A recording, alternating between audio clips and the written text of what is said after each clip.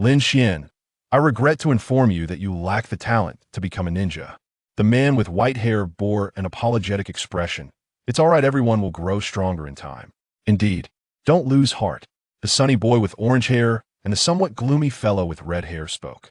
Strange memories began to awaken in Lin Xuan's mind.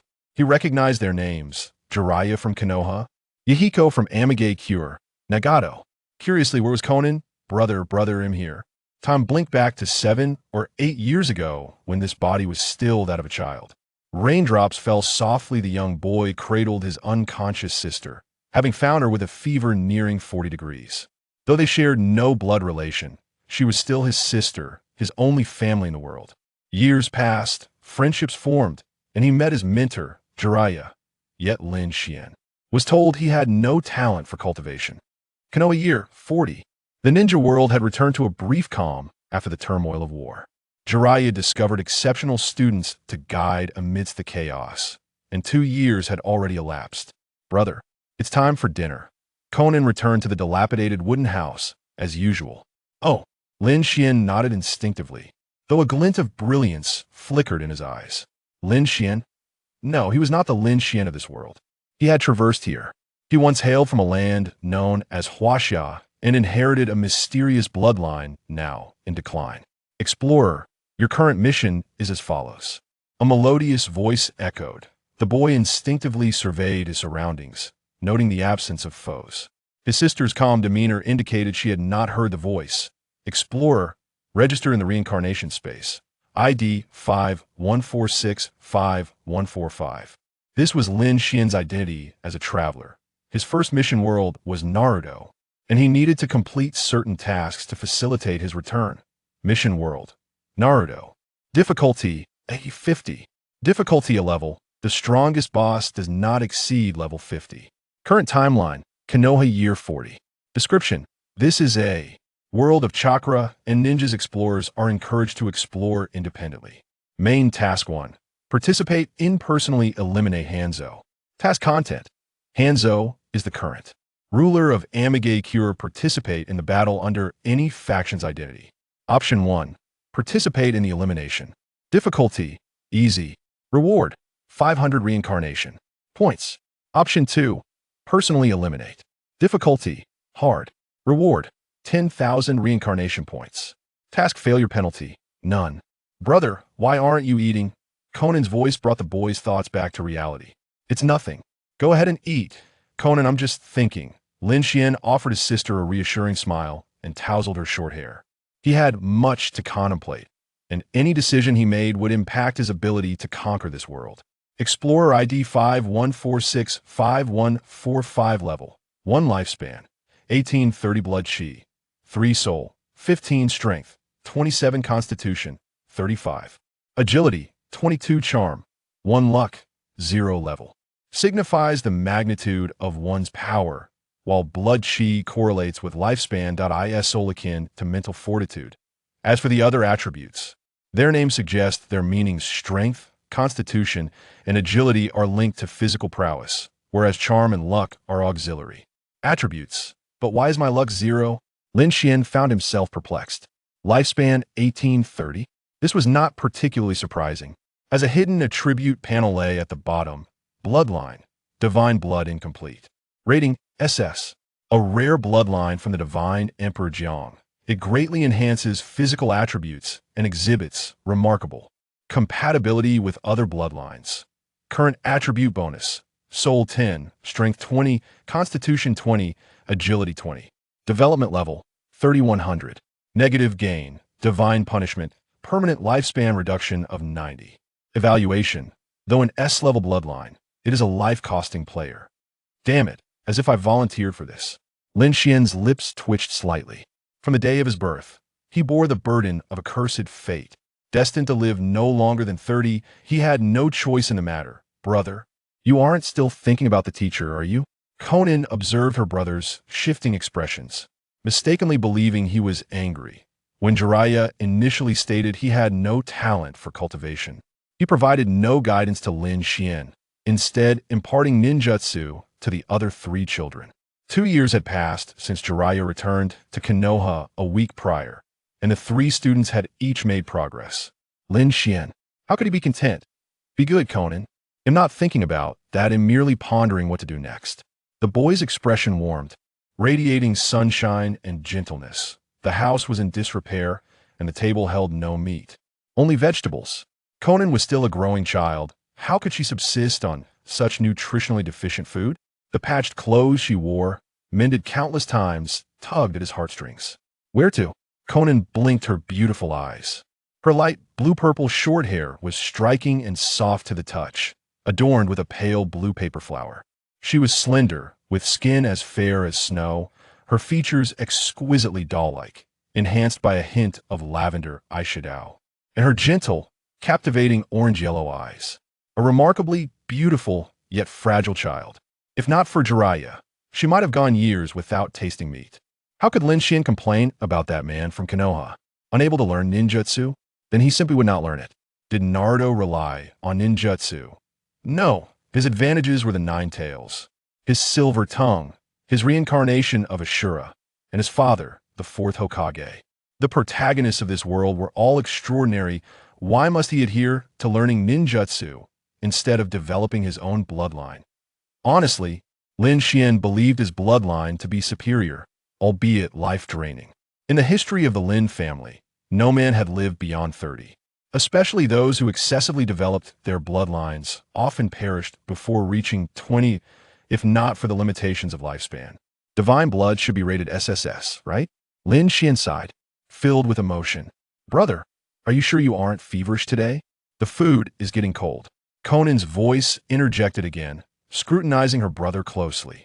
Today he seemed quite odd, lost in thought, muttering incomprehensible words. Muah. The boy offered no further explanation, suddenly embracing his sister and leaving a conspicuous kiss mark on her fair cheek. Don't volley, Conan and perfectly fine Lin Xuan chuckled. With a physique far more formidable than an adult grizzly bear, he was certainly not weak in the ninja world. So what if he couldn't use ninjutsu? He would prove himself to be the strongest in this world. And just because he could not now did not mean he would not in the future. Really fine? Conan's cheeks flushed slightly, looking at her brother with suspicion. Though he cherished her, he had never acted this way before. Had he taken something strange today? You're truly adorable. Lin Xuan gently caressed his sister's hair. In his eyes burned an imperceptible flame, a subtle glimmer of crimson flashing through his obsidian pupils. The 124th generation of the Lin family, the patriarch, an illegitimate child, divine blood, a third-tier awakener, reincarnation space, explore number 51465-145, starting from the world of Naruto to shatter the multiverse. Chapter 2.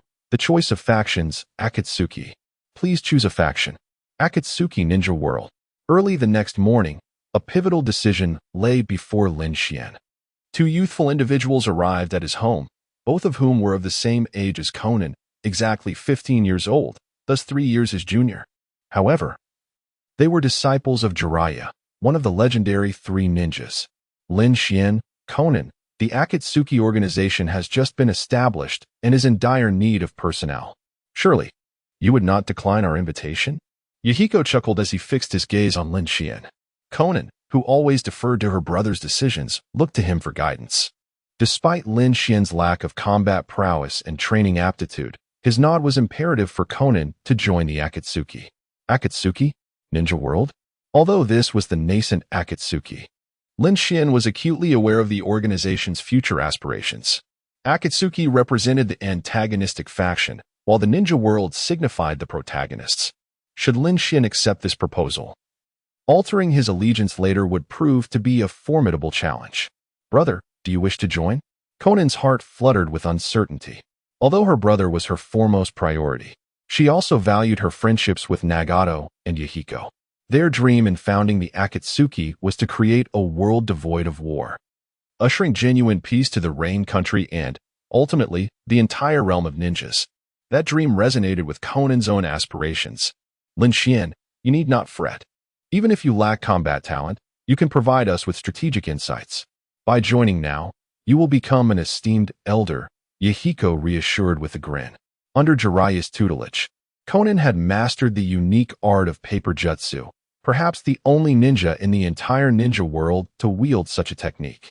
Such a prodigy, along with Lin Xuan's intellect, made them indispensable to the Akatsuki. Very well, henceforth, Conan and I shall be members of the Akatsuki, Lin Xuan concluded after careful deliberation, ultimately choosing the path of the antagonist. Current faction, Akatsuki. World reputation, attribute activated, current reputation, 0. Hidden task completion, Guardian of Akatsuki. Successfully joined the Akatsuki organization and became a formal member, Charm 1, Soul 1. Side quest activated, Quest 1, recruitment. Quest content. For each lower, middle, or upper ninja recruited into the organization, earn 500,000 reincarnation points. Quest 2, elimination. Quest content. For each enemy lower, middle, or upper ninja defeated, earn 500,000 reincarnation points. Quest 3, Blood Cloud Annihilator. Quest content. Personally defeat Hanzo to earn an additional 6,000 world reputation points. Note: rewards for tasks involving powerful beings exceeding upper ninja rank will be calculated separately. Wonderful. Brother, I will protect you within the organization. Conan beamed with delight, her eyes narrowing into crescent moons. The young girl leaped into her brother's embrace, exuding joy and affection, while the two boys beside them wore expressions of contentment. I, Yahiko, hereby declare the establishment of the Akatsuki organization today. The youths erupted in joyous cheers. I shall continue to support you, Yahiko. Nagato's voice remained as gentle and serene as a still lake.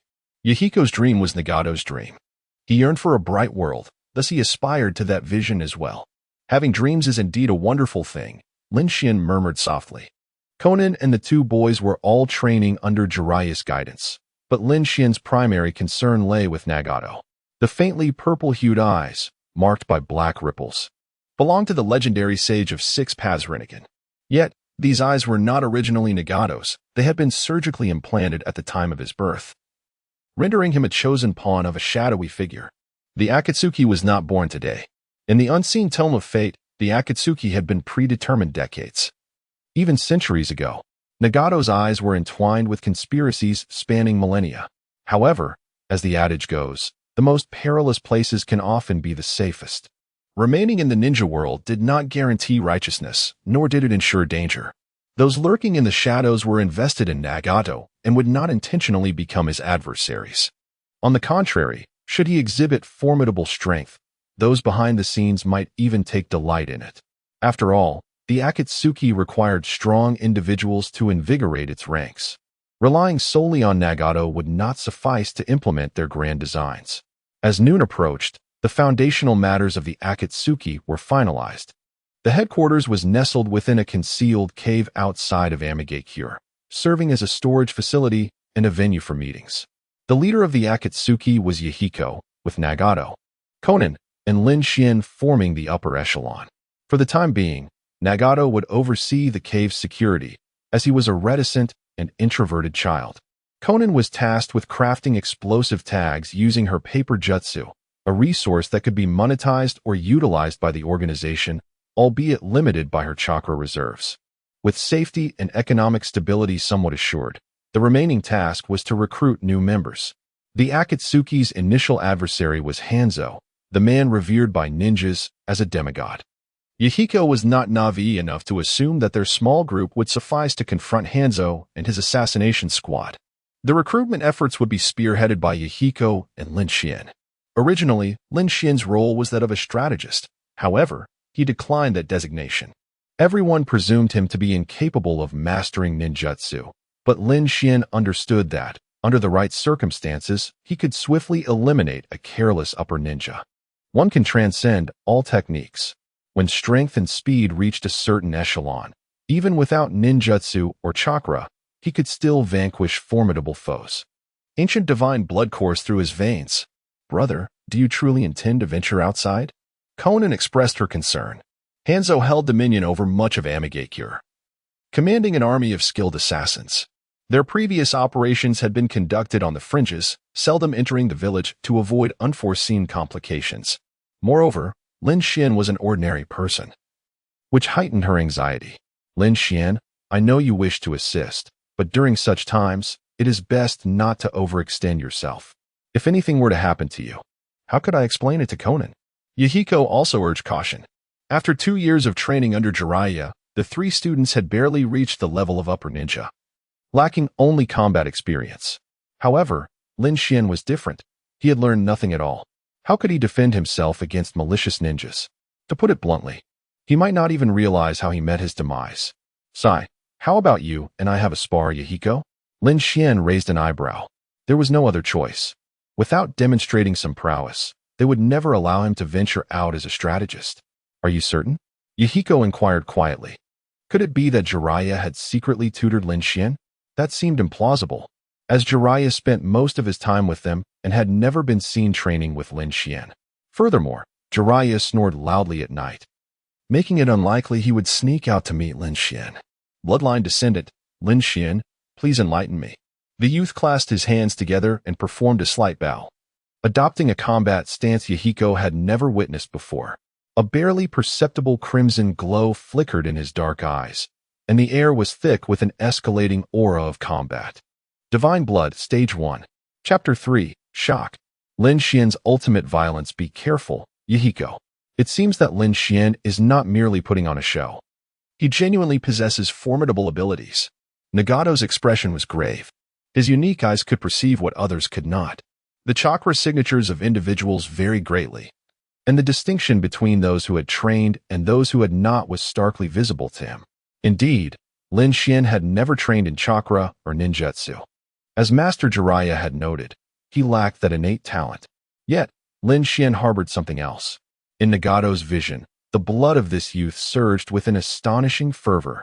38 degrees, 39 degrees, 40 degrees, 50 degrees. A tremendous energy was erupting within him, propelling his physical prowess to an unimaginable zenith. The temperature transcended human limits. Yet the youth showed no signs of discomfort. Rather, his expression radiated a combative intensity, reminiscent of a lion in the jungle fixating on its prey. He was eager to engage, resembling a tyrannical monarch. At that moment, Nagato even believed Yahiko was destined to fail. Before Lin Xuan, he appeared as a harmless little rabbit. Taijutsu? Taught by Master Jiraiya? Yahiko squinted, his demeanor growing increasingly solemn. Jiraiya had fought alongside his students numerous times, and Yahiko was well acquainted with the aura he now sensed. This was the aura of a taijutsu master. No, Yahiko and Master Jiraiya had hardly met, privately, even less so. Conan refuted this notion. Aside from her training visits, Lin Xuan had never troubled Jiraiya with other matters. Such potent taijutsu. Could it be the 8 gates as mentioned by Master Jiraiya? No. Lin Xuan still lacked any chakra signature. That power was distinctly peculiar. Nagato continued his rational analysis. Lin Xuan's physical attributes were skyrocketing. Yet that power was undoubtedly not chakra but rather something derived from his very bloodline. Let us begin, Yahiko. I can hardly wait to witness your ninjutsu. Do not disappoint me. Lin Xuan still had time for jest. His complexion, due to the internal heat, had taken on an eerie crimson hue, tinged with hints of pink, presenting a bizarre appearance. His dark eyes occasionally flickered with a trace of bloodlust. For a fleeting moment, Yahiko thought he was confronting an ancient sovereign. Has it begun? Lin Xuan sensed the shifts in the surrounding energies. In the first stage of his divine blood state, not only was his physical quality enhanced, but his perception had grown so acute that even the slightest whisper could not escape him. Yahiko's heartbeat faltered, and his aura subtly diminished. This was not due to fear, but rather because he had silently employed the shadow clone technique. Whoosh, an afterimage sliced through the air, closing the gap of several meters in less than 0.3 seconds. How swift! Nagato instinctively gasped, while Conan displayed her astonishment. Had her gentle older brother concealed such a side of himself? He struck fiercely, akin to a lion extending its claws, instantly shattering the shadow clone Yahiko had left behind, which dissolved into puddles on the ground. Indeed, a clone, Lin Xuan murmured, seemingly unfazed. The change in energy upon the use of the shadow clone technique was something he had keenly detected. Water release, water chaos wave. Yahiko and Appo's voice resonated from behind. A torrent of water, as wide as a waterfall, erupted from his mouth, resembling a silver curtain unfurling. He had anticipated Lin Xuan's taijutsu to be formidable, yet he had not expected it to be so outrageous. Nevertheless, being a disciple of Jiraiya, Yahiko quickly assessed both their strengths and weaknesses in that brief moment. The shadow clone had been dispelled. Thus, he seized the opportunity to unleash a powerful water ninjutsu from his current position. This technique not only boasted an extensive range, but also delivered razor-sharp strikes. As Lin Xuan evaded the onslaught, Yahiko would hurl the kunai on his person to further suppress his opponent, constricting his retreating space, and once he neared the explosive tags he had laid in wait, the battle would conclude. Of course, he would not detonate the tags. Instead, he would declare the contest over. Wait. Yahiko's eyes widened in realization. He had miscalculated. He had underestimated Lin Xuan's taijutsu. The youth chose to force his way through Yahiko's water ninjutsu, which could easily cleave through rock. Brother, Conan's heart raced, her voice laced with concern. Was this confidence or mere arrogance? The usually gentle and cautious youth had opted for the most reckless approach? In the blink of an eye. As Yahiko selected his ninjutsu and Lin Xuan charged toward the waterfall, the events unfolded rapidly. Boom. The collision produced a sound akin to an explosion. Lin Xuan and Appo's physique was astonishingly resilient. Even the water wave capable of slicing rock merely tore through his coarse garment. His skin bore no abrasions, glistening with droplets of water. And under the sunlight, it shimmered with a faint bronze hue. It appears the victor is I. What say you, Yahiko? The devilish whisper echoed in his ear, like thunder crashing unexpectedly. Yahiko swallowed hard, cold sweat trickling down his face. He had only just begun to form hand seals. Yet the chakra within him had yet to mobilize when a searing hand landed upon his shoulder. In less than half a second since the explosion, that lion-like youth had materialized at his back. Were life and death at stake, that hand would have surely pierced his heart by now. What a splendid yet brutal form of taijutsu. Too powerful. Nagato was rendered speechless with astonishment. The epitome of speed, strength, and sheer violence. The art of ninja combat often hinges on timing and intellect, the cooperation of comrades, the interplay of ninjutsu, bloodline limits, and geographical advantages. Yet, in that youth, he saw only two words: brute force. Brother's power resembles what Master once spoke of regarding bloodline limits. Conan regained her composure and began to ponder. Nagato had mentioned that such explosive power was linked to blood, undoubtedly indicative of a bloodline limit. However, why would a bloodline limit activate in someone without chakra? Do not look at me. I am equally perplexed. If Master Jiraiya were here, he might possess the answers. Nagato sighed bitterly. Bloodline limits are, after all, rarer physiques. Ninjutsu and such abilities may be myriad, but ultimately, they require chakra to be activated. Yet, Lin Xuan clearly had no chakra. Was he a monster? Having not engaged in such activity for a long time, I feel as though I am rusting. Lin Xuan stretched languidly, appearing languorous. The divine blood state receded, and his internal temperature gradually normalized. In the blink of an eye, he transformed back into the ordinary youth. Yahiko trudged over, head hanging low, still unable to accept reality. He had calculated numerous scenarios and considered how to counter taijutsu users. Yet, Lin Xuan was undeniably a freak, shattering his illusions of victory with unparalleled violence. Chapter 4. The assassin reveals his Fang's hidden rain village, located in the land of rain, is a small nation positioned at the crossroads of the fire, earth, and wind countries. Consequently, it often becomes a battleground for the great powers. With a surge in population and limited resources, the ambitions of stronger nations lead to inevitable conflicts. After the wars, these powers sign new agreements and return to a semblance of peace, leaving the small nations in ruins and laden with sorrow. During the Second Great Ninja War, Conan, Nagato, and Yahiko lost their parents, becoming orphans of war, while the village received no aid whatsoever. Damn Hanzo. In a certain restaurant, a young boy gazes absent-mindedly out the window. The village's architecture primarily consists of steel, interspersed with stone, rising upwards through pipes of varying sizes, creating a unique skyline. The city experiences perpetual rain throughout the year, contributing to its distinct architectural style. Customer, your ramen. a middle-aged man cheerfully announces as he presents a steaming bowl of noodles. The restaurant is sparsely populated, with only 5 patrons, including the boy. Outside, the rain pours relentlessly, yet the atmosphere inside the restaurant remains unusually calm. Hanzo, the demon of the salamander, is known as a demigod among ninjas, imparting assassination techniques to the village's ninjas while accepting various missions. However, despite his formidable strength, he is not a competent leader. In the land of rain, tragedies unfold daily, yet this demigod shows no sign of compassion. As long as his interests are not threatened, the suffering of the starving is of no concern to him. This indifference drives Yahiko to aspire to transform the village. In a world devoid of light, flowers can only wither. A village like this harbors no future. A soft thud interrupts the silence as a customer sets down his chopsticks, seemingly entranced by the view outside. Lin Xuan furrows his brow, his hand poised mid-air, hesitating to pick up his chopsticks. The man is not simply daydreaming. An invisible blade has sliced through his neck, and his eyes, glazed and vacant, show no sign of struggle before death. Warm blood seeps through his clothing, yet he remains seated, gazing out the window. Drip. More warm blood falls. This time, Lin Xuan's slightly reddened eyes seem to have noticed something. The assassin is not entirely invisible at the moment of the man's death. He glimpsed a faint ripple in the misty air. Mist? Why would there be a hint of fog here? It must be a ninja technique.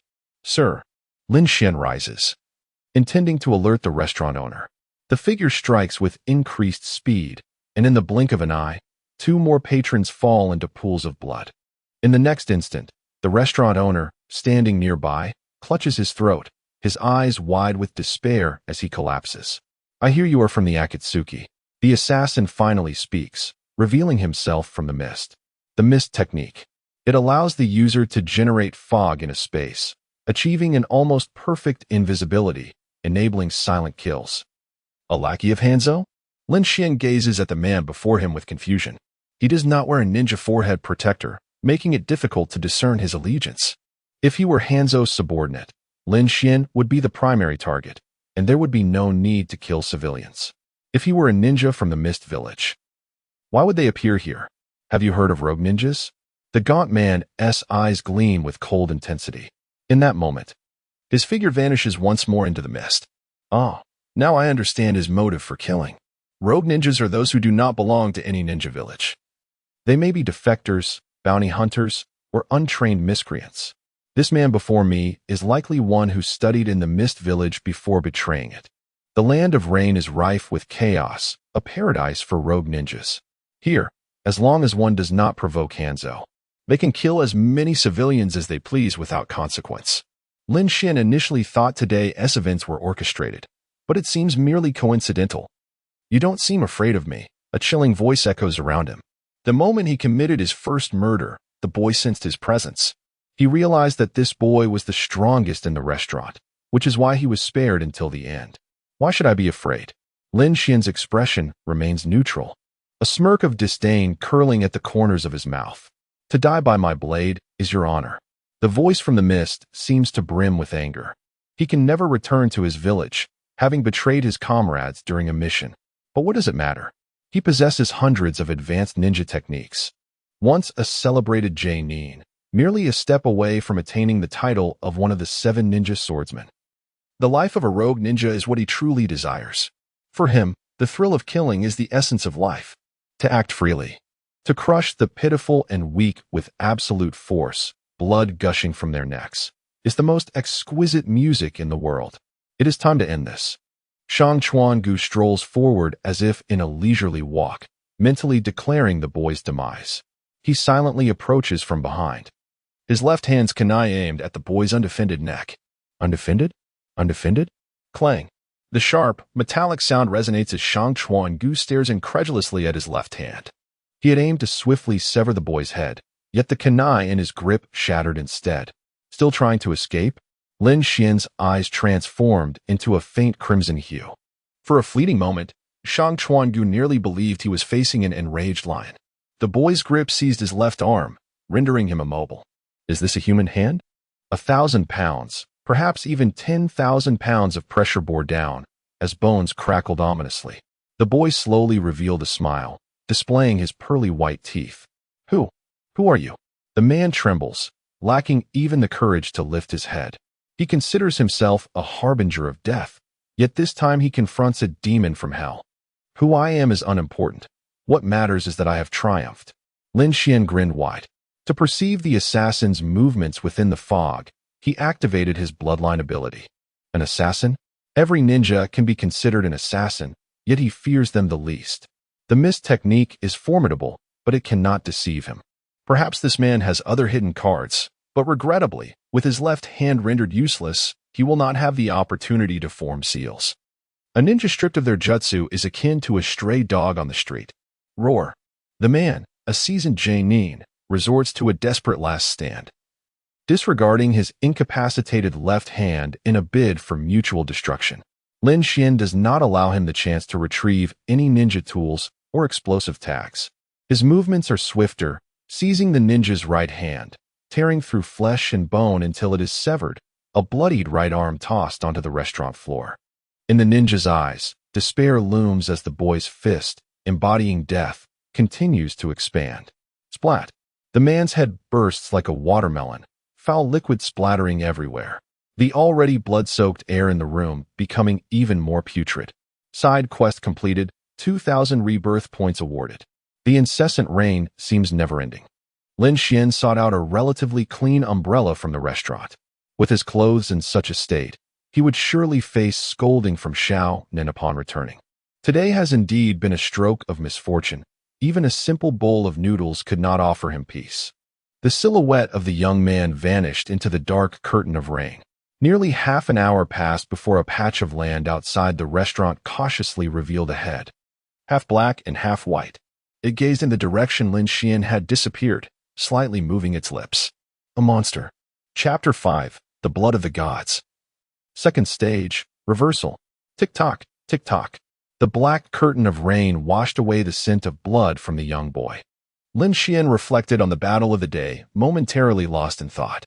With his short black hair and slightly disheveled bangs, he donned a simple yet pristine robe, stained with dark red blood, resembling vibrant plum blossoms. The puddles by the roadside mirrored his face, his eyes as calm as a still pond. Pat, pat, pat. The sound of hurried footsteps approached. 7 figures clad in black moved with precise coordination, resembling a shadowy battalion. "You go," commanded the middle-aged man at the forefront, gesturing to one of his subordinates, who nodded slightly and walked toward the umbrella-clad boy. Sensing this, Lin Xuan frowned slightly. To his knowledge, Hanzo's forces would not concern themselves with such skirmishes. They were merely wandering ninjas, with no vested interest in Rain-Hidden Village's rulers. "Are you from Hanzo?" Lin Xuan asked uncertainly. The appearance of such a well-trained ninja squad in Rain-Hidden Village led him to associate them with Hanzo, although they bore no headbands of the village. "Did you kill him?"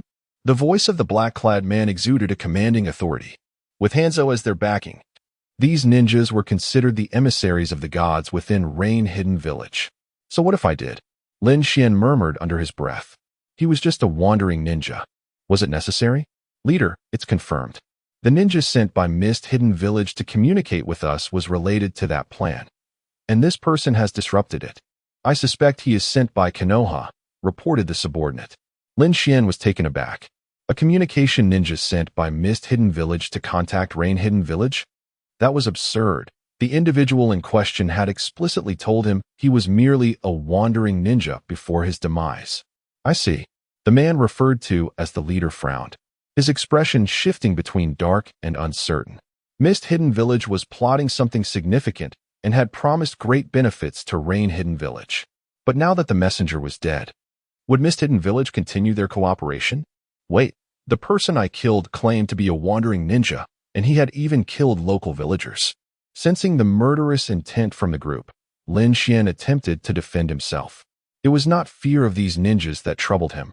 Rather, he wished to avoid drawing Hanzo's attention so soon. "If it wasn't you, then who killed him?" The man sneered, his face twisted with mockery. In that moment, Lin Xuan fell silent. The identity of the fool who had been slain no longer mattered. In the eyes of these individuals, he was already dead. Perhaps they sought a hapless scapegoat to show they had captured the culprit, Or perhaps they merely wished to vent their frustrations.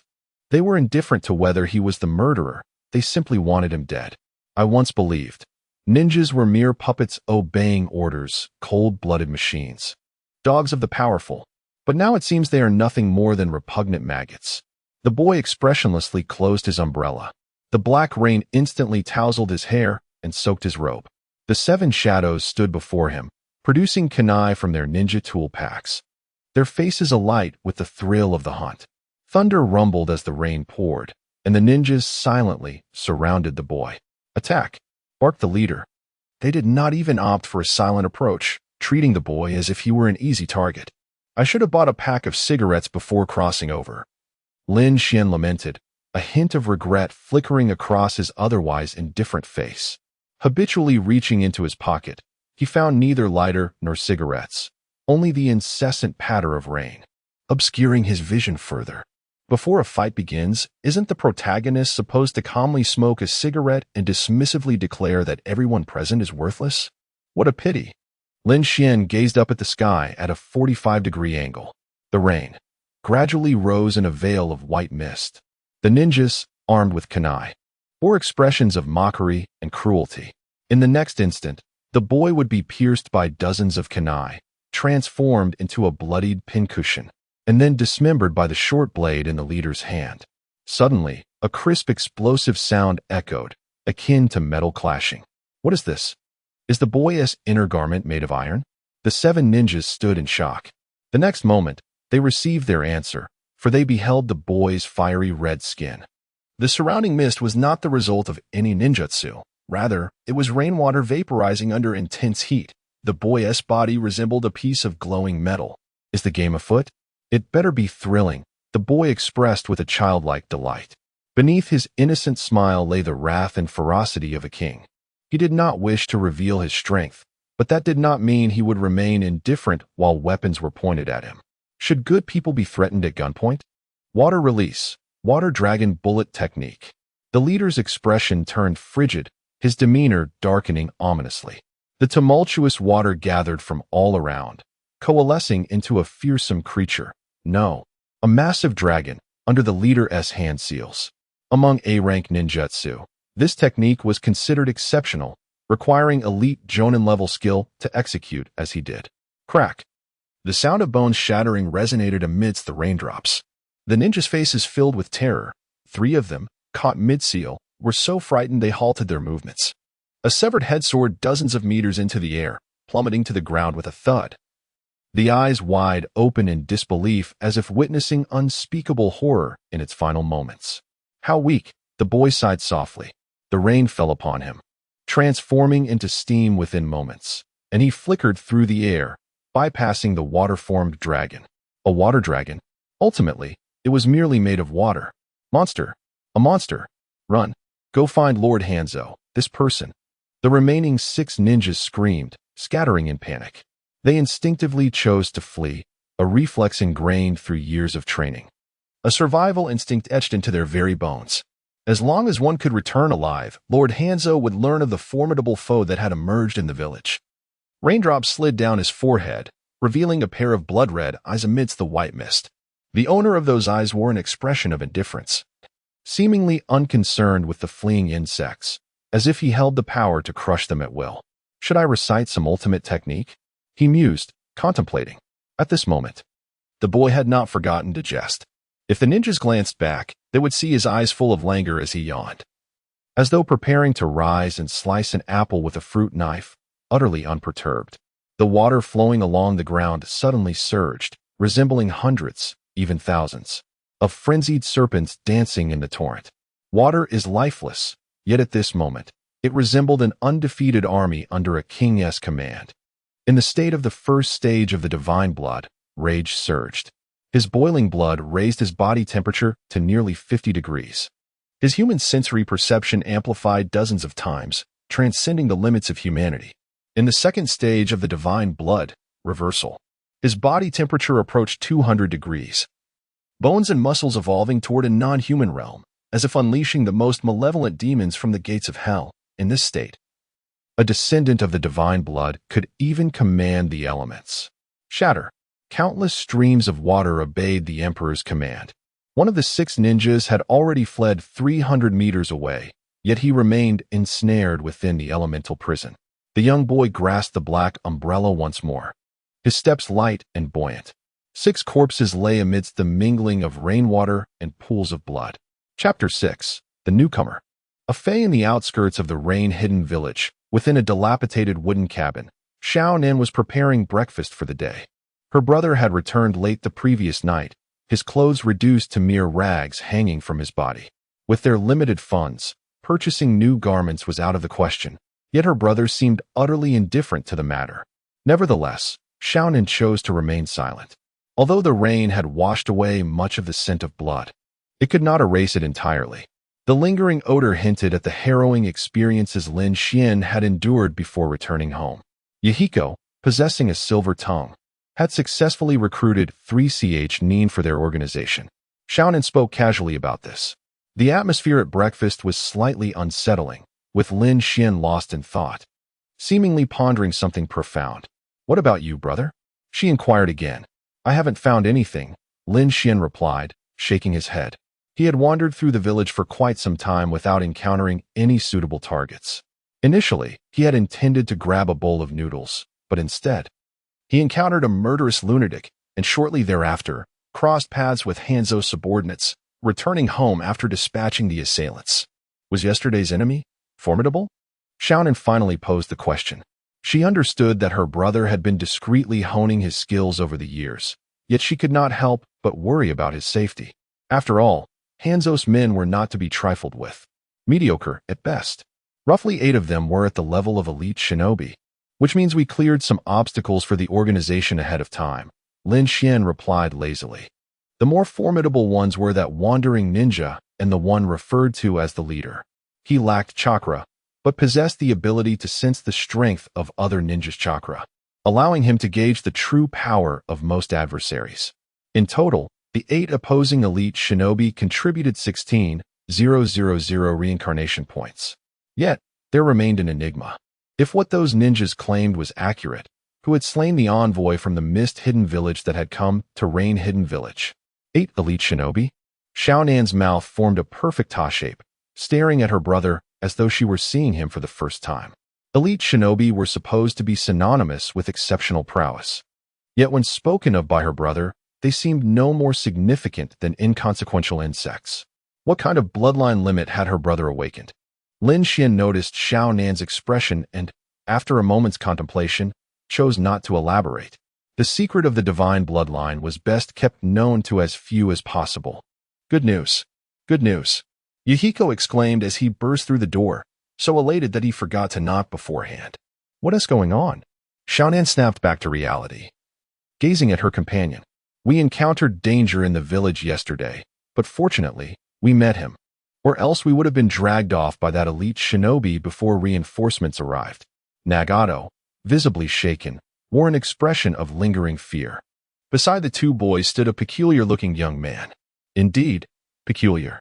Dressed in a long black robe, he was slender, his head wrapped in layers of white bandages, revealing only his left eye, resembling a living mummy. Such an appearance was undeniably bizarre.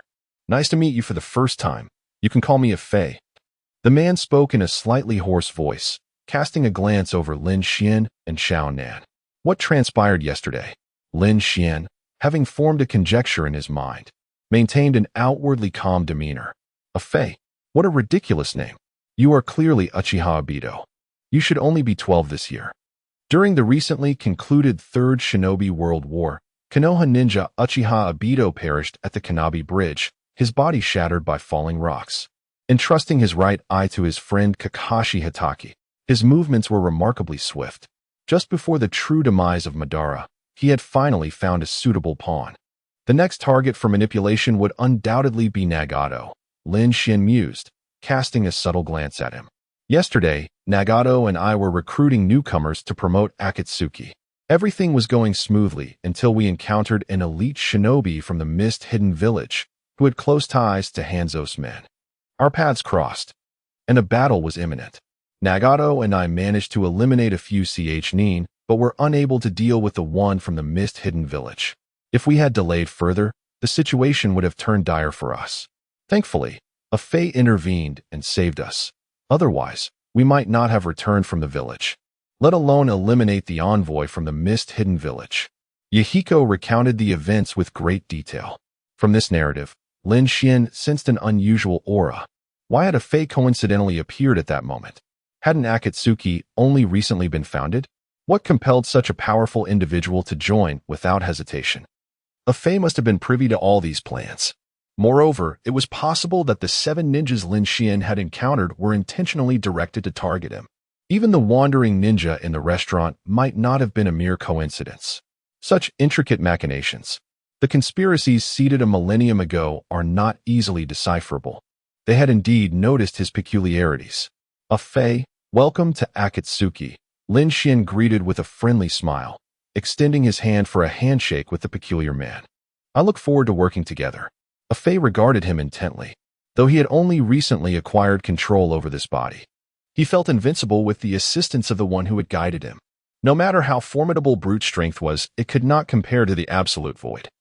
A state of invincibility. Congratulations. Our organization has gained another formidable member. Nagato beamed with genuine joy, his smile radiating warmth. Yahiko was the leader and the hope of Akatsuki. The dream of Akatsuki was the dream of all, destined to one day construct a bridge of peace leading to every corner of the world. A Fae from now on. We shall be comrades, Yahiko added, shaking hands with the enigmatic man, excitement evident in his demeanor. A Fae was the first elite shinobi recruited by the organization and was among the strongest of their kind. His immense chakra, powerful fire techniques, and meticulous combat skills made him an invaluable asset. Brother, you must also do your best. Merely killing enemies will not suffice to strengthen Akatsuki, Xiaonan chimed in cheerfully. Like Nagato and Yahiko, she was enveloped in joy, oblivious to the peculiarities surrounding a Fae's identity. Next time, I will be more vigilant. But do not place too much hope in me.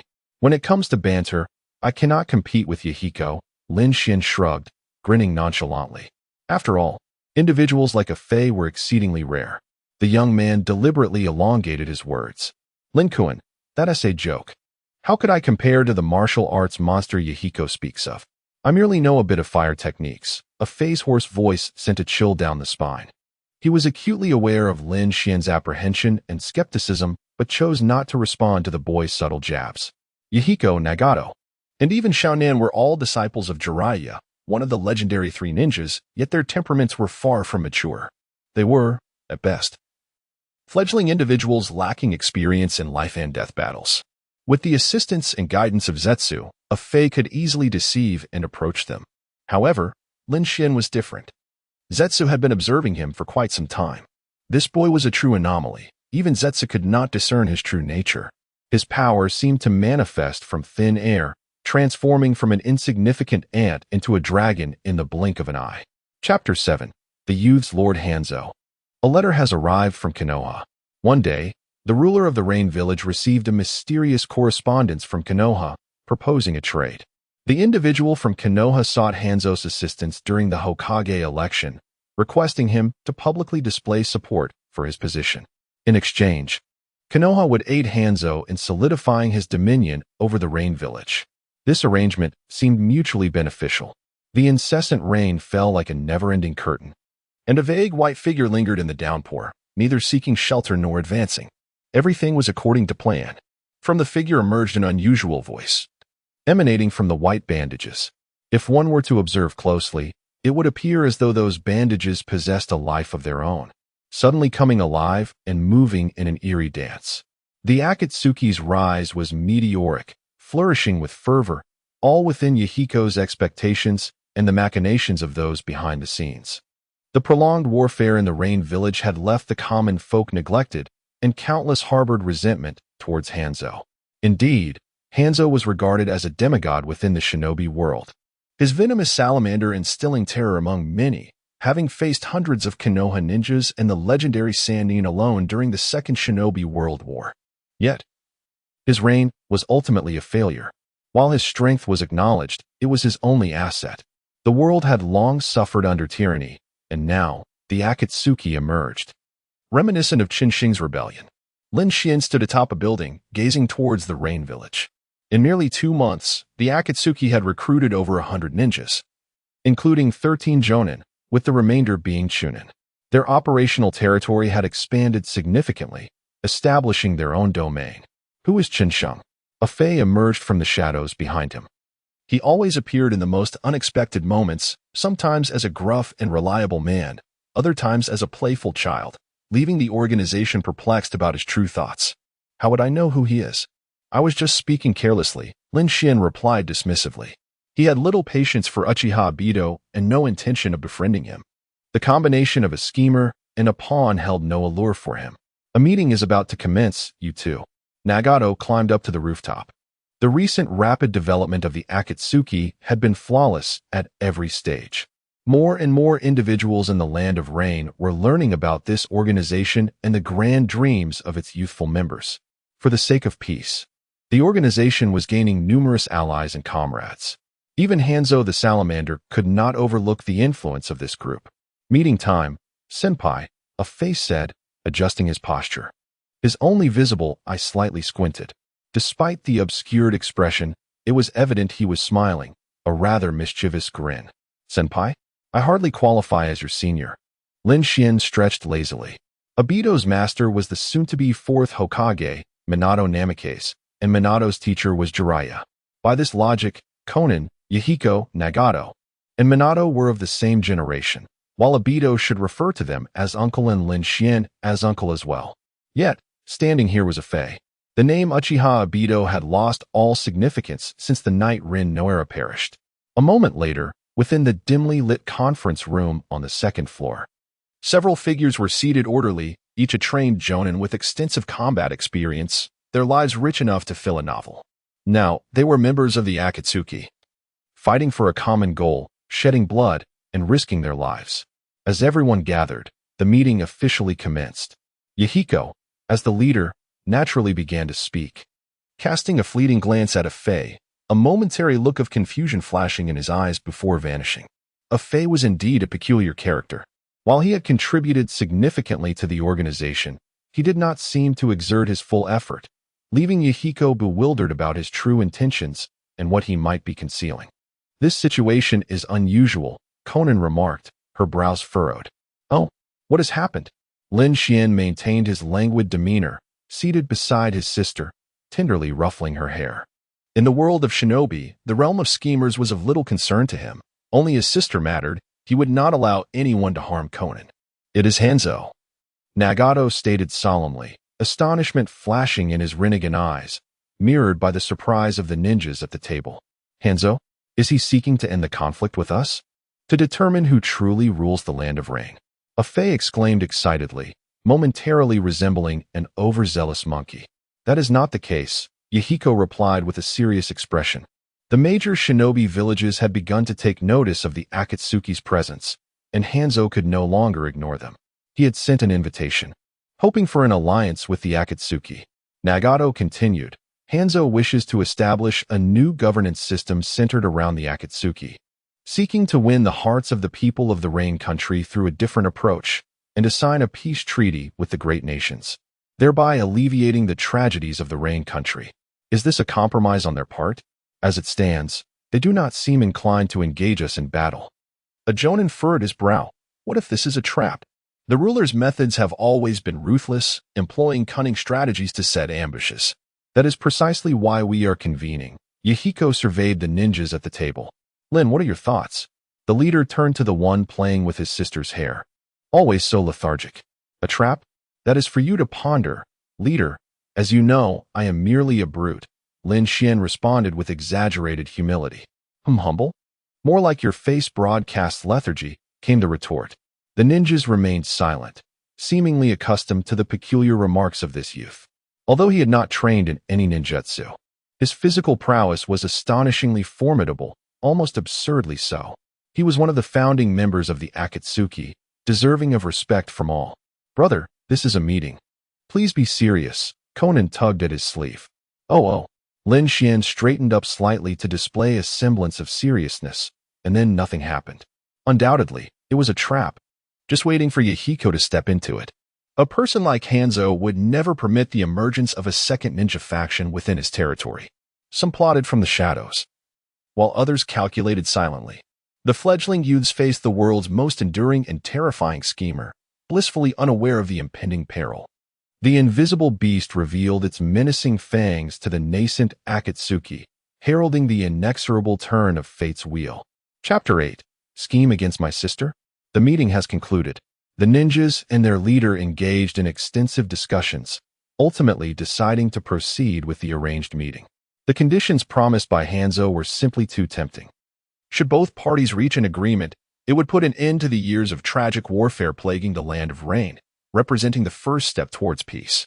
Nagato deviated from the path set by Lord Obito. We must guide him back to the right track. Obito, are you prepared? On the rain-soaked ground, a head of black and white suddenly emerged. It was Zetsu, a special being created by Lord Obito, a loyal subordinate he left in the world. Peace? Such naive individuals could never achieve peace. Rest assured, I will ensure Nagato does what he must, Obito replied coldly. The death of Rin unveiled the brutal reality of the ninja world to him. As long as the ninja system exists, tragedies will continuously unfold. Obito's ideology was indeed correct. Only through infinite Tsukuyomi could everything be truly transformed.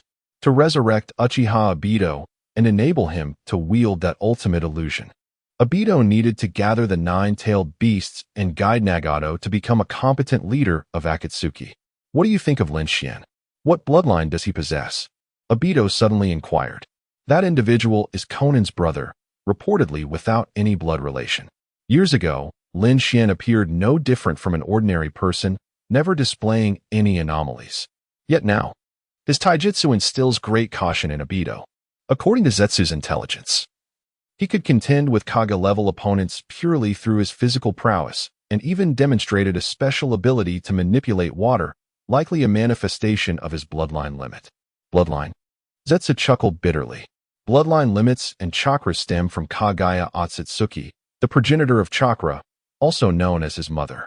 However, even Kagaya lacked such abilities. Lin Xuan's bloodline limit cannot originate from her. The energy within that boy is not chakra. Indeed, he is an enigmatic individual.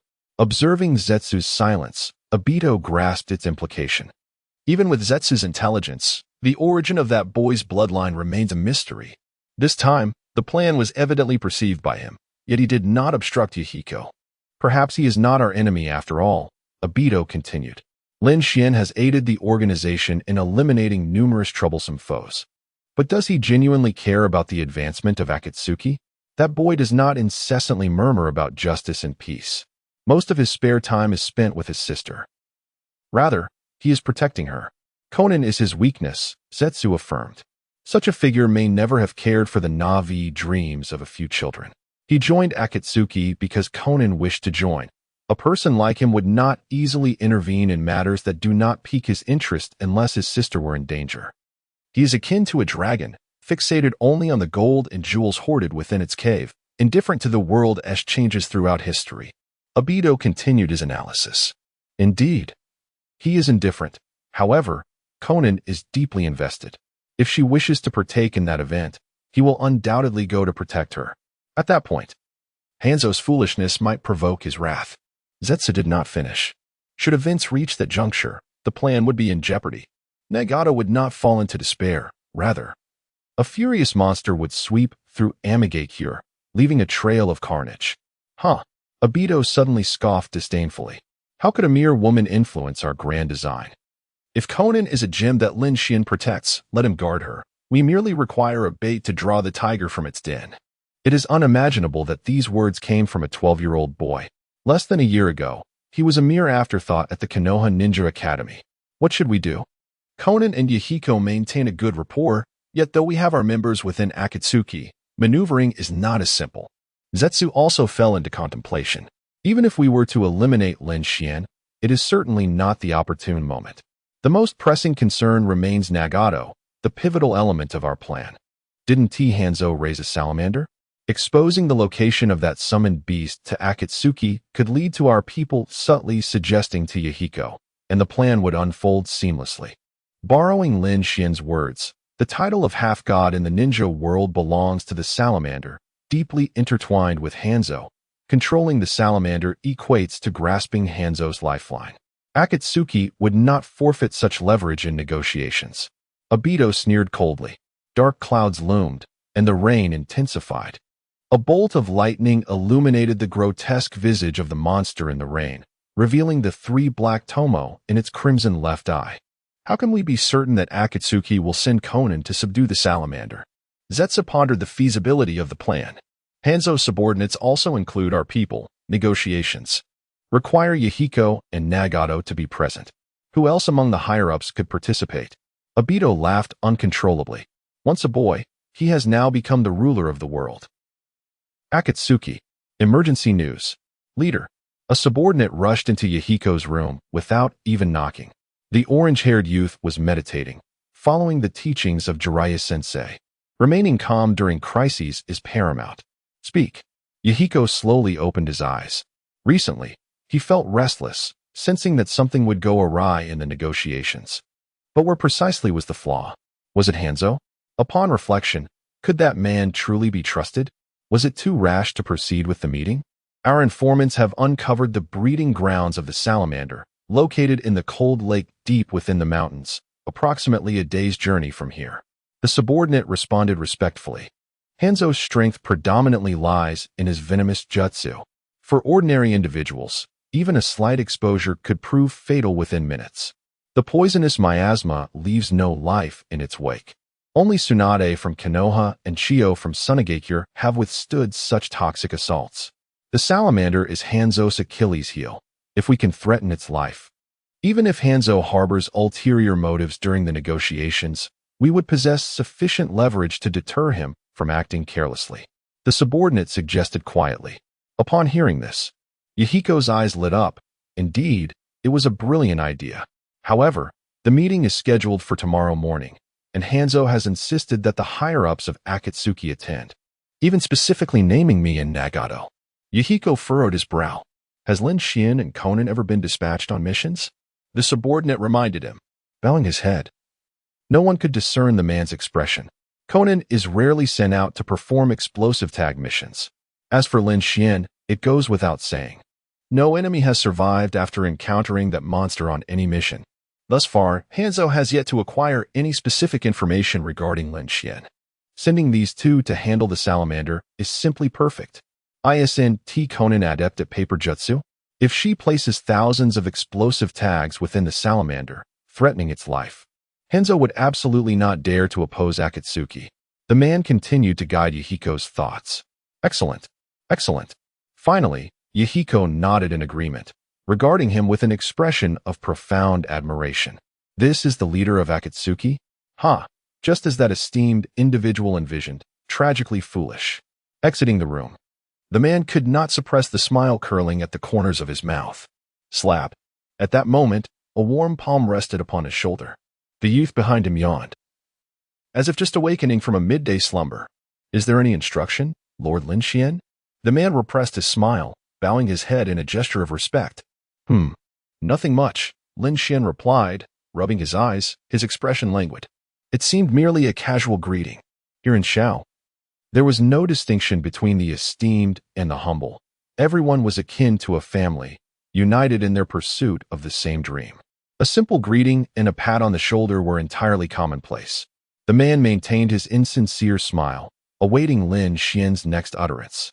Should Lin Xuan inquire about his midday meal, he would respond with tales of delectable bread, expressing gratitude for the bounties of the esteemed organization. If Lin Xuan expressed a desire for an apple, he would bend at a 90-degree angle and hasten to the first-floor storage room. Mountain pepper fish? Plotting against my sister? The youth's whisper echoed in his ears. In that instant, the man's very soul trembled in terror. He opened his mouth, yet words eluded him. That gentle hand on his shoulder held the power to rend him asunder in the blink of an eye, should the youth so desire. Speak. I must say something. But if I err, I am doomed. Adjust. The man stammered, the word escaping his lips as if grasped by countless unseen hands around his throat. Adjust what? Lin Xuan inquired with a bemused expression. Adjust. The tiger leaves the mountain. Chapter 9. capturing the salamander the following day. In the early morning, Mihiko and Nagato, accompanied by a significant force led by Akira, attended Hanzo's meeting. Lin Xuan had received a different assignment. He was responsible for capturing Hanzo's spirit beast, the salamander, alongside Conan, and placing numerous explosive tags within its body. They had traveled all night and finally arrived at the edge of the cold lake by morning. "Brother, must we truly venture over there?" Conan expressed her apprehension as they reached midway. Her concern was not for the salamander, but rather for any unforeseen incidents that might arise on the other side. "This is Mihiko's command," Lin Xuan replied, shaking his head. He had overheard the conversation outside the door yesterday and had subsequently obtained the answer regarding the diversion. It appeared that the puppet master had no intention of targeting him, at least not in the immediate future. Otherwise, they would not have resorted to such tactics to mislead Conan. Since Conan was not participating in the frontline battle, Lin Xuan was unable to sabotage their plans. In truth, this was not entirely disadvantageous. The puppet master sought to manipulate Nagato, but what harm could that bring to Lin Xuan? They fancied themselves as the architects of the world. Yet in Lin Xuan's eyes, they were merely jesters. Hanzo was dubbed the demigod, largely due to that spirit beast. Capturing the salamander would facilitate negotiations with Mihiko, making them smoother and safer. Lin Xuan continued to elaborate. He cared little for Nagato and Mihiko's fates. Rather, having Nagato as a pawn was more beneficial for him. However, such sentiments could not be candidly conveyed to Conan. "Understood," Conan replied, her expression reflecting a newfound resolve. Alas, how far could her keen eyes truly see? The reality she perceived was merely what others wished for her to see. "Put on your masks. Ahead lies an area shrouded in toxic mist." Lin Xuan retrieved the prepared gas masks. In the distance, the air shimmered with a pale purple hue, as the mountainous region ahead was cloaked in withered vegetation and trees, devoid of life and sound. Unless one was Tsunade or Chiyo, succumbing to this potent toxin without an antidote meant certain death. "Once we locate the salamander, I will swiftly subdue it. Remember to prepare the explosive tags in advance, setting up the mechanisms and placing them within its abdomen," Lin Xuan instructed. "Understood." Conan's demeanor grew solemn, her beautiful visage exuding an icy elegance. Today, she resembled a true ninja. No, she was indeed a ninja, formally trained and systemically educated. "Has my little sister grown up?" Lin Xuan mused silently, smiling to himself. To him, Conan required protection, yet in the eyes of others, she shimmered as a brilliant prodigy. "Wake up, everyone. It's time to rise." Lin Xuan inhaled deeply and struck the ground with a powerful fist. The state of divine blood was quietly activated, causing the earth to tremble in response to his blow. Suddenly, a massive shadow emerged from the depths of the mountain lake, revealing a brown monstrosity over 100 meters long, covered in grotesque bumps and sporting clumsy, robust limbs. "Brother," Conan gasped. The creature, evidently disturbed from its slumber, opened its gaping maw and unleashed a torrent of purple mist. From a distance, it resembled an immense curtain of violet rain cascading towards them. "Enemy attack! Someone is assaulting Lord Hanzo's spirit beast." From the cave in the mountains, a dozen figures appeared in an instant, all donning gas masks and uniforms designed to withstand toxic fumes, their bodies adorned with conspicuous ninja tool pouches. They were the Rain Shinobi, evidently left here by Hanzo to guard the salamander. Even if they could not engage in battle, at the very least, they could send word of the intrusion. "That old fool is remarkably cautious," Lin Xuan commented. These individuals were not equipped to confront enemies. If they couldn't handle the salamander, what use were these mid-level ninjas? Their sole purpose was to relay information. "Conan, prepare the explosive tags." The youth cracked his knuckles, a hint of disdain flickering in his gaze. His blood surged anew, bones and muscles straining under mysterious forces, producing a sound that would make one's teeth ache. Water elements converged across the realm, forming a white curtain that shielded them from the airborne toxins. "Those intruders are formidable. We must communicate." The ninjas were taken aback by the youth's capabilities. Despite his youthful appearance, he wielded water-style ninjutsu with such casual ease, even without the need for hand seals. Merely insignificant insects. Lin Xuan focused on the colossal salamander surfacing in the lake. not granting even a peripheral glance toward the lesser foes. The water element was not confined to the lake. Elemental power existed everywhere there was matter, including the air which too bore moisture. With a resounding splash, like a row of dominoes toppling, the first of the 15 mid-level ninjas fell, lifeless, their breaths extinguished. Eliminated 15 enemy mid-level ninjas. Acquired 15,000 reincarnation points. The notification echoed. But the youth's expression remained unchanged. Brother, the salamander seems to be fleeing, Conan cautiously alerted him. Lin Xuan snapped back to reality, observing the creature dragging its massive form away from the lake, heading in the opposite direction. The salamander's venom was exceedingly potent, so much so that Lin Xuan also donned a gas mask. While his third-tier divine blood could negate such toxins, he deemed it imprudent to make a grandiose spectacle over slaying a mere fish. Why employ a sledgehammer to kill a chicken? He pondered. Nevertheless, the salamander's stamina was not its strong suit. Moving its hefty bulk was a laborious endeavor. To Lin Xuan, the creature resembled a toddler learning to walk, albeit one with an excessive weight problem. Does this spirit beast possess no dignity? Lin Xuan quipped, pursuing the creature with swift determination. The salamander felt a surge of indignation. How dare you? My greatest strength is my poison. If it proves ineffective against you, shall I simply await my demise? Though not human, it possessed a clever mind. Most ninjas would fall to its toxic prowess, relying on brute force, given its sheer weight. However, the one who sought it out could not be underestimated. The salamander sensed an aura of danger emanating from this human. How feeble! Lin Xuan lost interest in the fight altogether. The creature's cowardice disappointed him, and he sighed. Its only redeeming quality seemed to be its venom, for it was nothing more than a bully preying on the weak. Upon reflection, the creature suited Hanzo rather well. Stop! The youth's blood-red eyes blazed with intensity. This was a royal decree. The absolute pressure stemming from his bloodline overwhelmed the salamander, which suddenly felt as if an immense weight bore down upon it, halting its movement. The earth trembled. The earth element came alive in that moment, more adept and swift than any earth-style ninjutsu. A specially crafted cage ensnared the monstrous body, rendering it the most resilient metal in existence, capable of suppressing even-tailed beasts. The fish emitted a mournful wail. Chapter 10. The Erroneous Path. Is everything set? Lin Xuan yawned. He had maintained his second-tier blood state for nearly 10 minutes, during which the pepper fish remained utterly immobilized.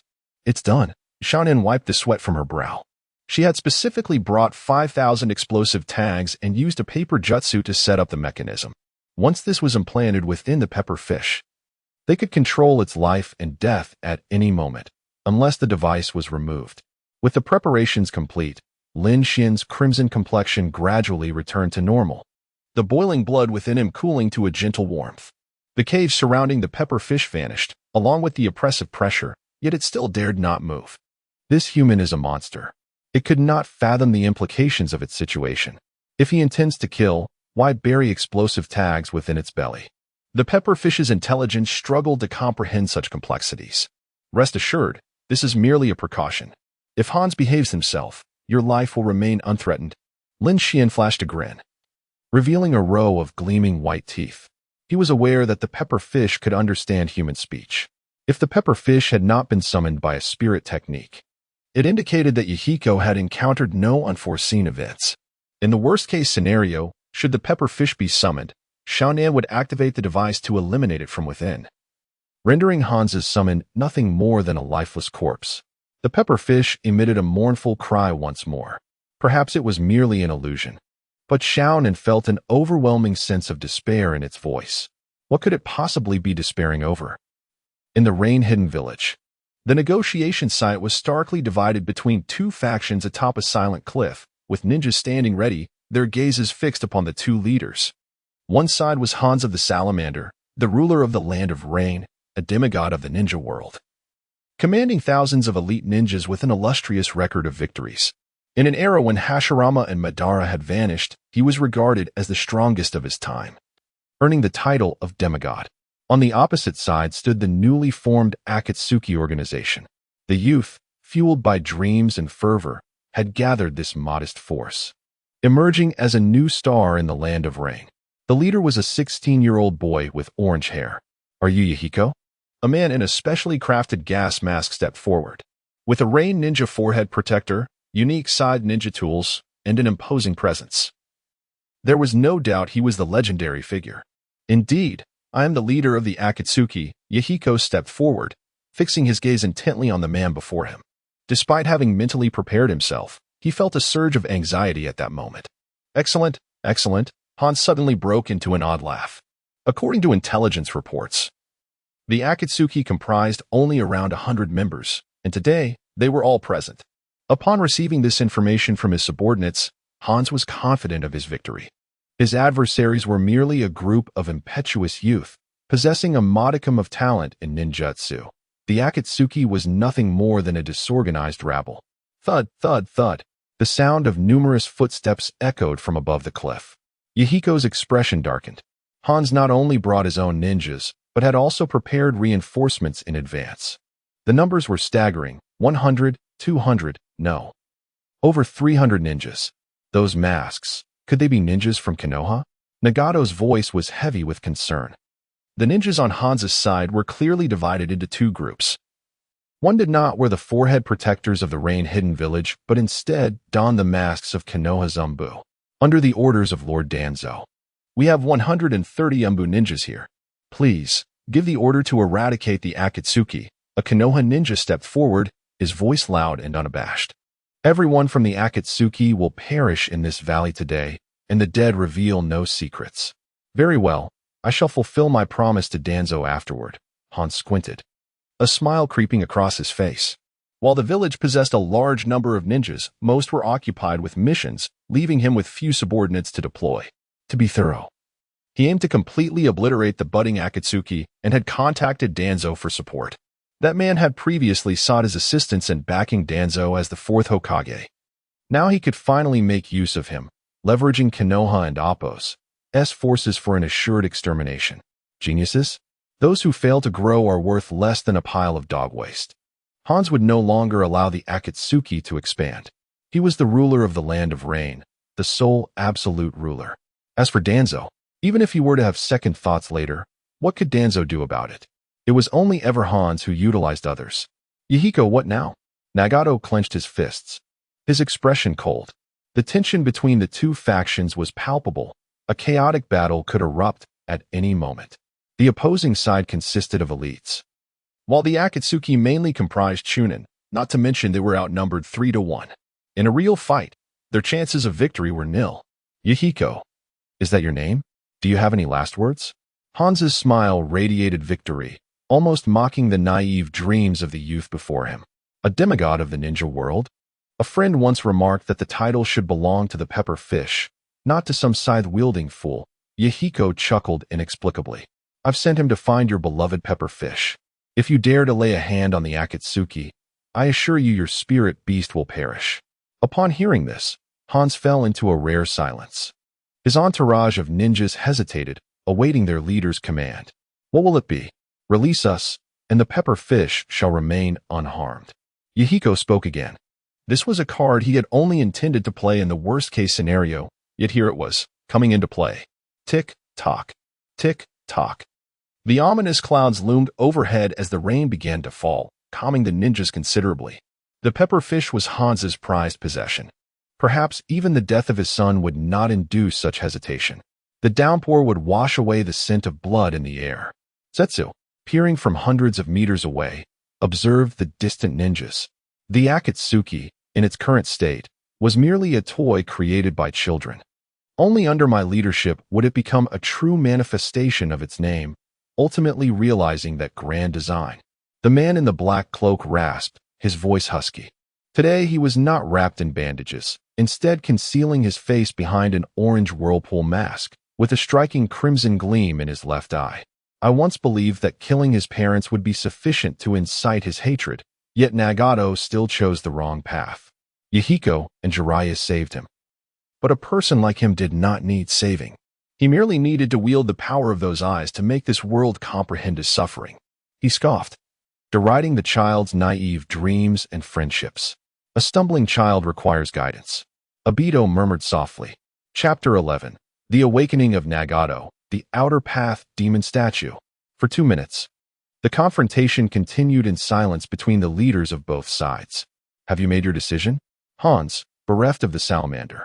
Surely the individuals you have offended will not let you off easily. Yahiko gradually found his resolve. If Hans were to sacrifice the salamander to annihilate Akatsuki, it would mark the end of his prosperous days.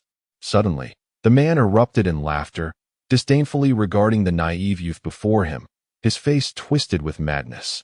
You don't truly believe that I possess only one salamander, do you? Hans coldly pronounced the death sentence for all members of Akatsuki. Indeed, years ago, he had only one salamander, which he summoned to the battlefield.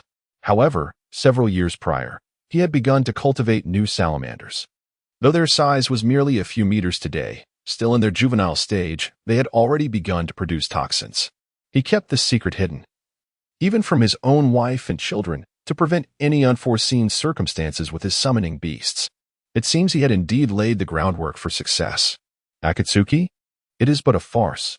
The pitiful glimmer of hope reflected in Yahiko's eyes was, to Hans, a delightful masterpiece.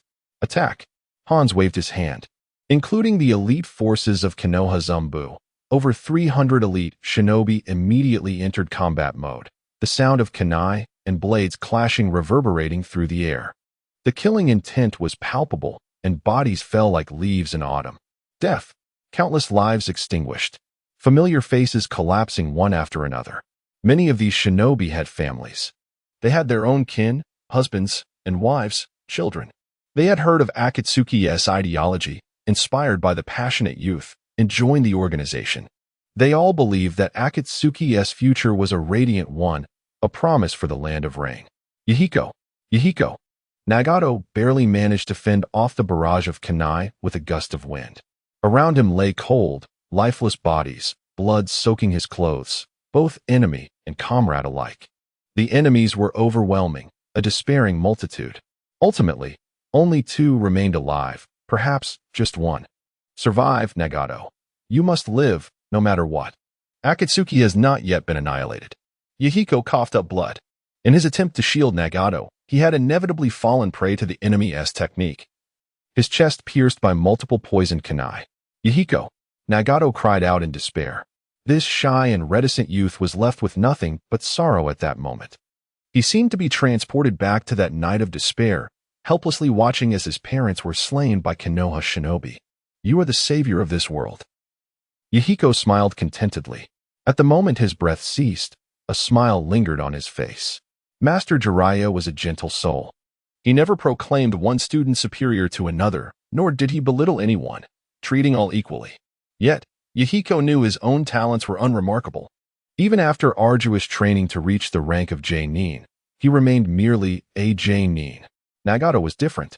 He possessed eyes that would astonish even Master Jiraiya, the eyes of the sage of the 6 paths. He spoke grandly of peace and ascended to the leadership of Akatsuki. But deep down, Yahiko understood that the true savior was Nagato. He had envisioned a day when Nagato would grow, revealing that he was the real hero, the hope of Akatsuki, the hope of the land of rain. Yet, he never anticipated that day would arrive so swiftly. Yahiko! Nagato's call could no longer reach him. His companion lay breathless in his arms, the rain stealing away the warmth of the corpse, warm blood gushing from the wounds. I have an enormous dream. A dream of world peace. The red-haired boy, was someone bullying you? It's all right. Eat up. It's on the house. Nice to meet you. I'm Yahiko. Haha. That fruit vendor always gets his apples stolen by us. Hey, did you see that girl? I think her name is Conan. She is said to have an impressive brother. Nagato, don't look so glum. Even Master Jiraiya says you want to find a girlfriend like that. Akatsuki is established. Remember to call me leader. You'll be my little brother, striding through the streets in your black robe and black umbrella, turning heads. Now, attack. Hans calmly commanded. The operation proceeded smoothly. Only one enemy remained. Even their leader had fallen. Meanwhile, he had suffered minimal casualties. Swish, swish, dozens of kunai flew from the hands of the shinobi. Even a body of rock would be pierced like a hedgehog. Moreover, the opponent was a defenseless, fragile youth. If this world remains embroiled in conflict, I will become a god of this world. Nagato recalled his companion's words. Almost instinctively, the boy rose to his feet, the kunai halted by an invisible barrier, clattering as they fell several meters away. It deflected? How did that happen? Hans frowned, his accompanying shinobi displaying expressions of astonishment. A flash of light. No. Even the struggles of a dying man would not yield such a bizarre ability. It was unheard of before. He is no ordinary child, those eyes. Hans seemed to make a connection but could not recall where he had seen or heard of such eyes before. Kill him. Go. The Umbu shinobi of Konoha could not wait. Just one person remained. They were eager to resolve the issue and return to the village. There was no need to waste more time. Summoning technique. Outer Path Demon Statue. In the face of death, Nagato's Rinnegan powers were fully unleashed. He summoned the Forbidden Entity, a colossal hand emerging from the ground, ruthlessly crushing Konoha's shinobi as if they were mere ants. The Outer Path Demon Statue. A true monstrosity, stood over 200 meters tall, its head adorned with 9 closed eyes, its skin resembling withered wood, 10 column-like protrusions jutting from its back. This was a being of divine might. Black rods shot from the Outer Path Demon Statue, piercing through the back of the red-haired youth, siphoning away his chakra. Every power bears a price, and the cost of employing the Outer Path Demon Statue was Nagato himself. The boy's body visibly shrank, his life force rapidly depleting. This is the power of the Rinnegan. Obito watched from a distance, fully aware of the scene unfolding. Zetsu, the finest intelligence operative, was adept in concealing his presence. So he had no worries about exposure. Those are chakra rods, remnants left by Lord Madara before his demise, and now, just as Madara anticipated, Nagato was wielding that power. Zetsu murmured. A purple dragon erupted from the mouth of the Outer Path Demon Statue, a formidable sealing technique at the level of souls. Hundreds of shinobi may seem numerous, but the instant they touched the dragon, their souls would be instantly devoured, becoming sustenance for the Outer Path Demon Statue. This was a massacre of one against hundreds. Chapter 12.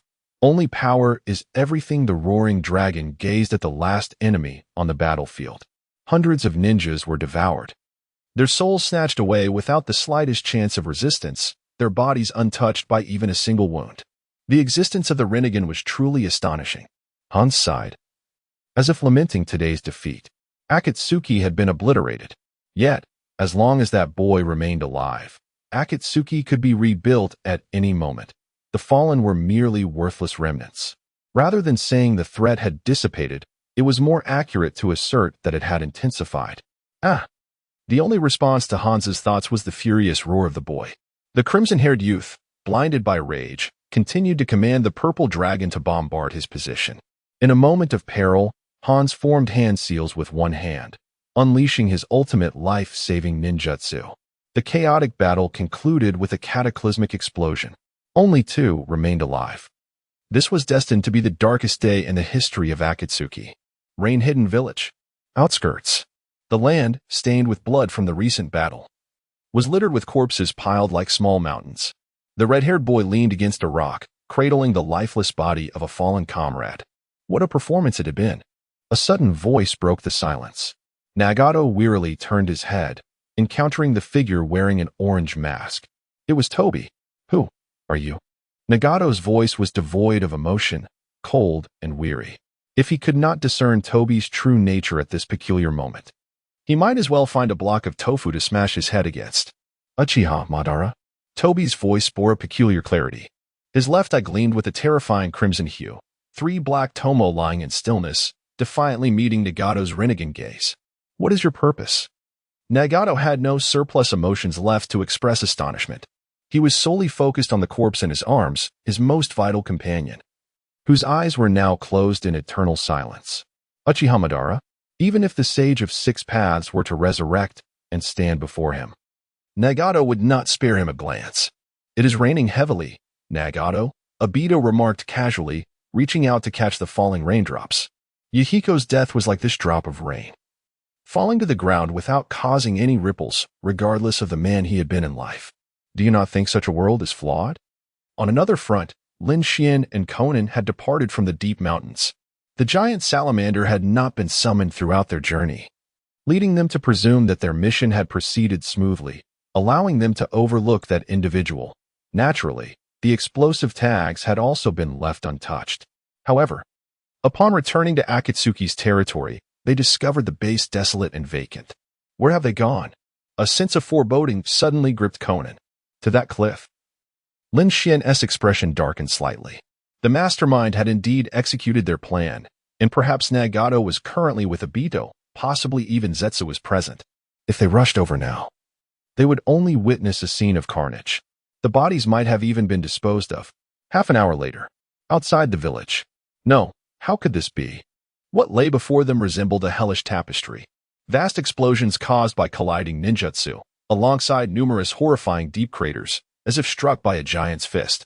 Corpses and blood soaked the earth, the aftermath of some advanced fire-style ninjutsu rendering the scene unrecognizable, the torrential rain failing to mask the stench of charred remains.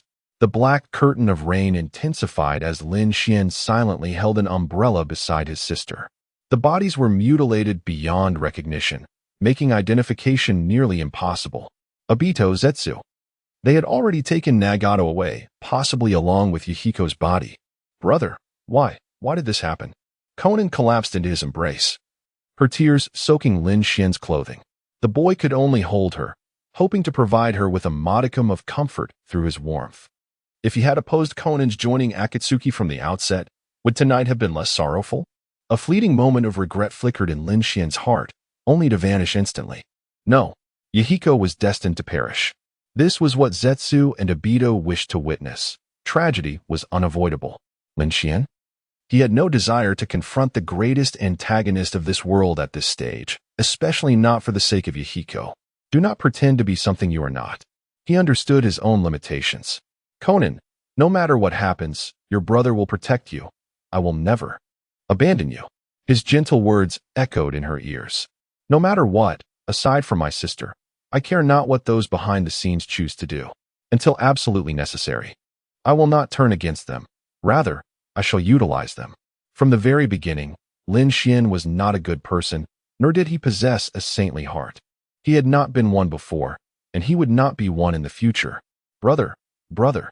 Conan cried until she fell into a deep sleep in her brother's embrace.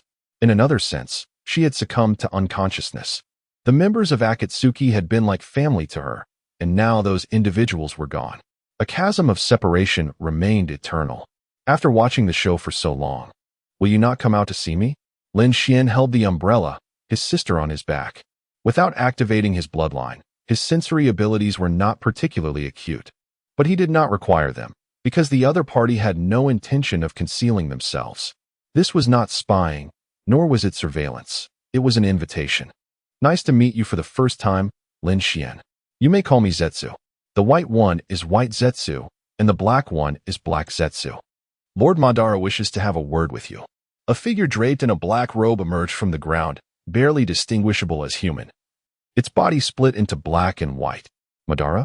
Lin Xuan raised an eyebrow. Uchiha Madara. Zetsu seemed to have anticipated Lin Xuan's thoughts, rasping a reply with a slight smirk. Any ninja would be aware of the name Uchiha Madara. He should have died, slain by the god of ninja, Senju Hashirama. Lin Xuan stated coldly. You are correct. Madara suffered a crushing defeat in that battle, yet he did not perish but has lived on into this era. By the way, he prefers to be called Toby, Zetsu continued, unabashedly divulging information. He was self-assured, seemingly able to predict the other's reactions. He was certain Lin Xuan would come to meet Toby. Uchiha Madara joining Akatsuki? This seems to be a plot of some sort. Lin Xuan observed Zetsu with indifference. After tonight, does Lin Xuan not see the reality? Only power is everything. Only those who are sufficiently strong can survive in this world, become rulers, and seize their destinies in their own hands. The new Akatsuki still requires your involvement, and of course, your sister as well. On behalf of Lord Madara and the new leader Nagato, I invite you to become a member of Akatsuki. Akatsuki will change this world. Zetsu displayed a radiant smile, though the last line was not his own. A figure appeared within the black rain curtain, gazing at Lin Xuan with a crimson left eye. Lin Xuan, you are a clever individual and understand what my invitation signifies.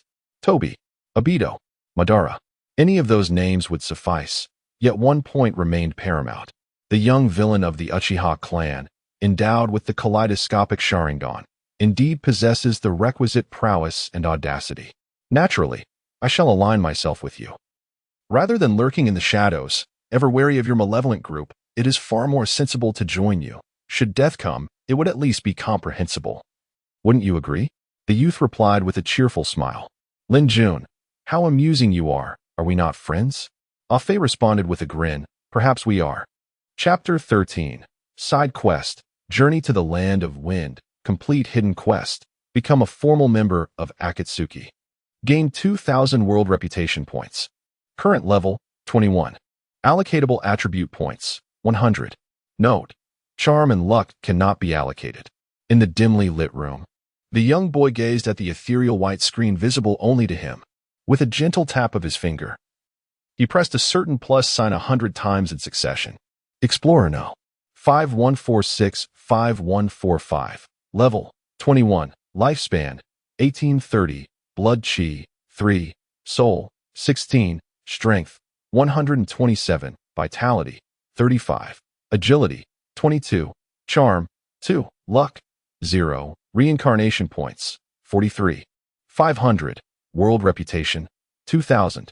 In his previous battles, Lin Xuan had vanquished numerous Ch Nin and J Nin, yet according to the voice and Apos' explanation, reincarnation points were meant for transactions within the reincarnation space. World reputation, on the other hand, only held significance in the current realm. Achieving a certain threshold would awaken enhancement attributes, but for now, it bore little utility. Senpai, the meeting is starting, a sudden voice announced within the room. A comical figure emerged from the void, clad in the newly designated Akatsuki uniform, a black robe adorned with red clouds. It was Afei, or rather, Uchiha Obito. As a provisional member of Akatsuki, he stood as a subordinate to Lin Xuan and his peers, his prowess unknown. Yet he displayed a phantasmal ability rendering any physical attack ineffective. What meeting? Wasn't one held just 2 days ago? Lin Xuan muttered, a hint of impatience in his tone. He preferred missions involving combat rather than spending interminable hours seated at a conference table with a cadre of men. Senpai, your memory is rather poor. Nagato went to recruit suitable fighters for the organization, and he brought back quite a capable rogue, albeit with a rather unpleasant demeanor. Afei chuckled. Kazuki? Lin Xuan speculated. The current year was 41 in the Konoha calendar, and the nascent Akatsuki had been established for 6 months. Orochimaru had yet to defect, and Itachi Uchiha was not even born. The formidable allies Akatsuki could recruit were indeed limited. One such ally was Kazuki, who had survived from the era of the first Hokage, prolonging his life through the use of the Earth Grudge Fear technique to swap hearts, making him considerably older than the third Hokage. The information regarding this individual was thanks to the intelligence operative Zetsu within Akatsuki. Another potential ally was Sasori, a genius puppet master hailing from the Sunagakure, who had only recently risen to notoriety in the shinobi world. Sasori's parents had been slain by Konoha's White Fang during the Second Shinobi World War. He sought vengeance, but the White Fang had inexplicably taken his own life. Subsequently, Sasori attributed the blame for his parents' demise to the third Kazekage, believing negligence on the latter's part had led to Sunagakure's defeat and their deaths. The subsequent events unfolded simply. The third Kazekage was assassinated by Sasori, and to this day, the ninjas of Sunagakure remain oblivious to the identity of his assassin. Rashi was appointed as the fourth Kazekage in a time of crisis, while Sasori defected from Sunagakure shortly thereafter. Thanks to Zetsu's network of information, Akatsuki was able to identify these exceptional talents. Everyone is here. In a concealed cavern, a man with orange hair opened his eyes.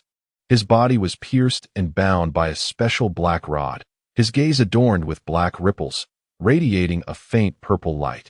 Pain, the Deva path, embodied Yahiko. After that fateful night, Nagato seemed to have transformed, obsessively excavating the potential of his eyes.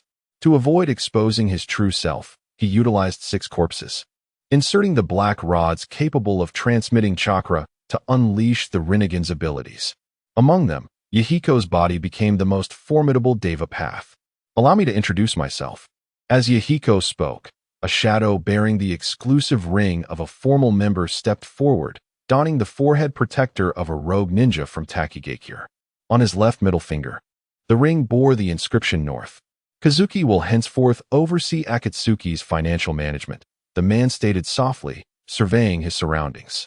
He had been invited to join Akatsuki by the Deva path, having been captivated by the latter's strength and intrigued by Akatsuki's ambition to dominate the world. The Deva path. Yahiko wore a ring inscribed with 0. A half-black, half-white figure, inscribed with mysterious. A blue purple-haired maiden with an alluring figure wore a ring inscribed with white. An ordinary boy with black hair and eyes, beaming with a radiant smile, bore a ring inscribed with Lin. Finally, a young man clad in an orange whirlpool mask. A mere provisional member of Akatsuki had no ring of his own but was issued the organization's uniform. This meeting is not only to welcome Kazuki, but also to assign a mission. Zetsu has discovered Sasori and Appo's hideout. Who amongst you will attempt to recruit him? Yahiko and Appo's gaze fixed intently on Lin Xuan. The newly formed Akatsuki had begun to regain its footing.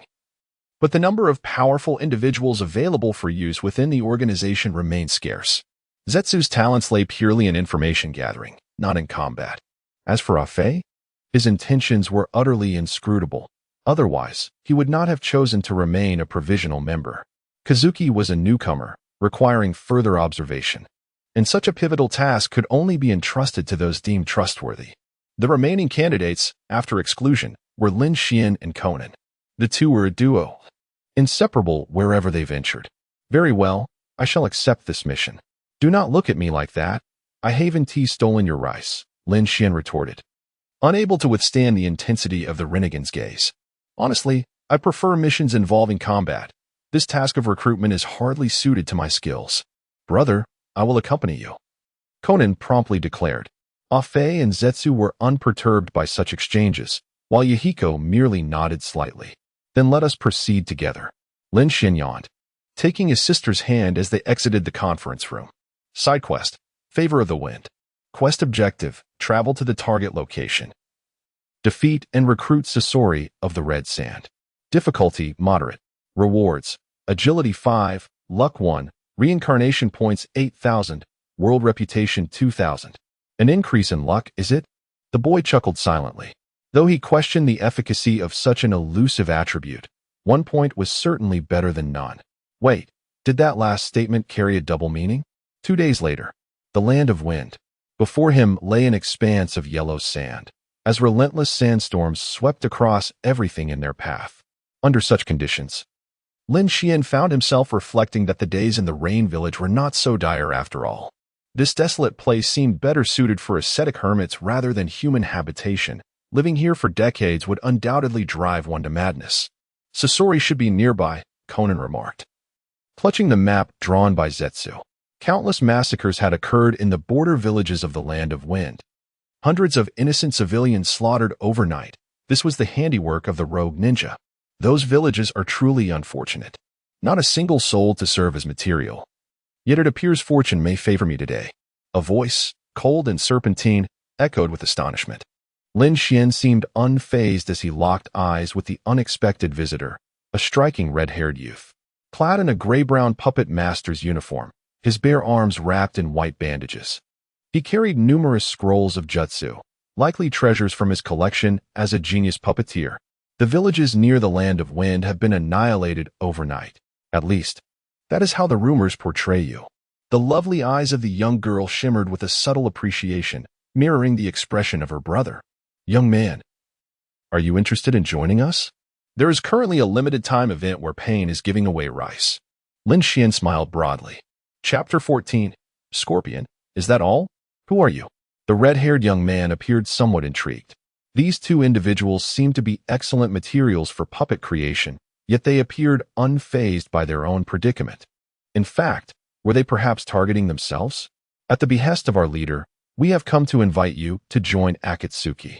Akatsuki can protect defectors like you, allowing you to fulfill your designated missions within the organization, with the rest left to your discretion.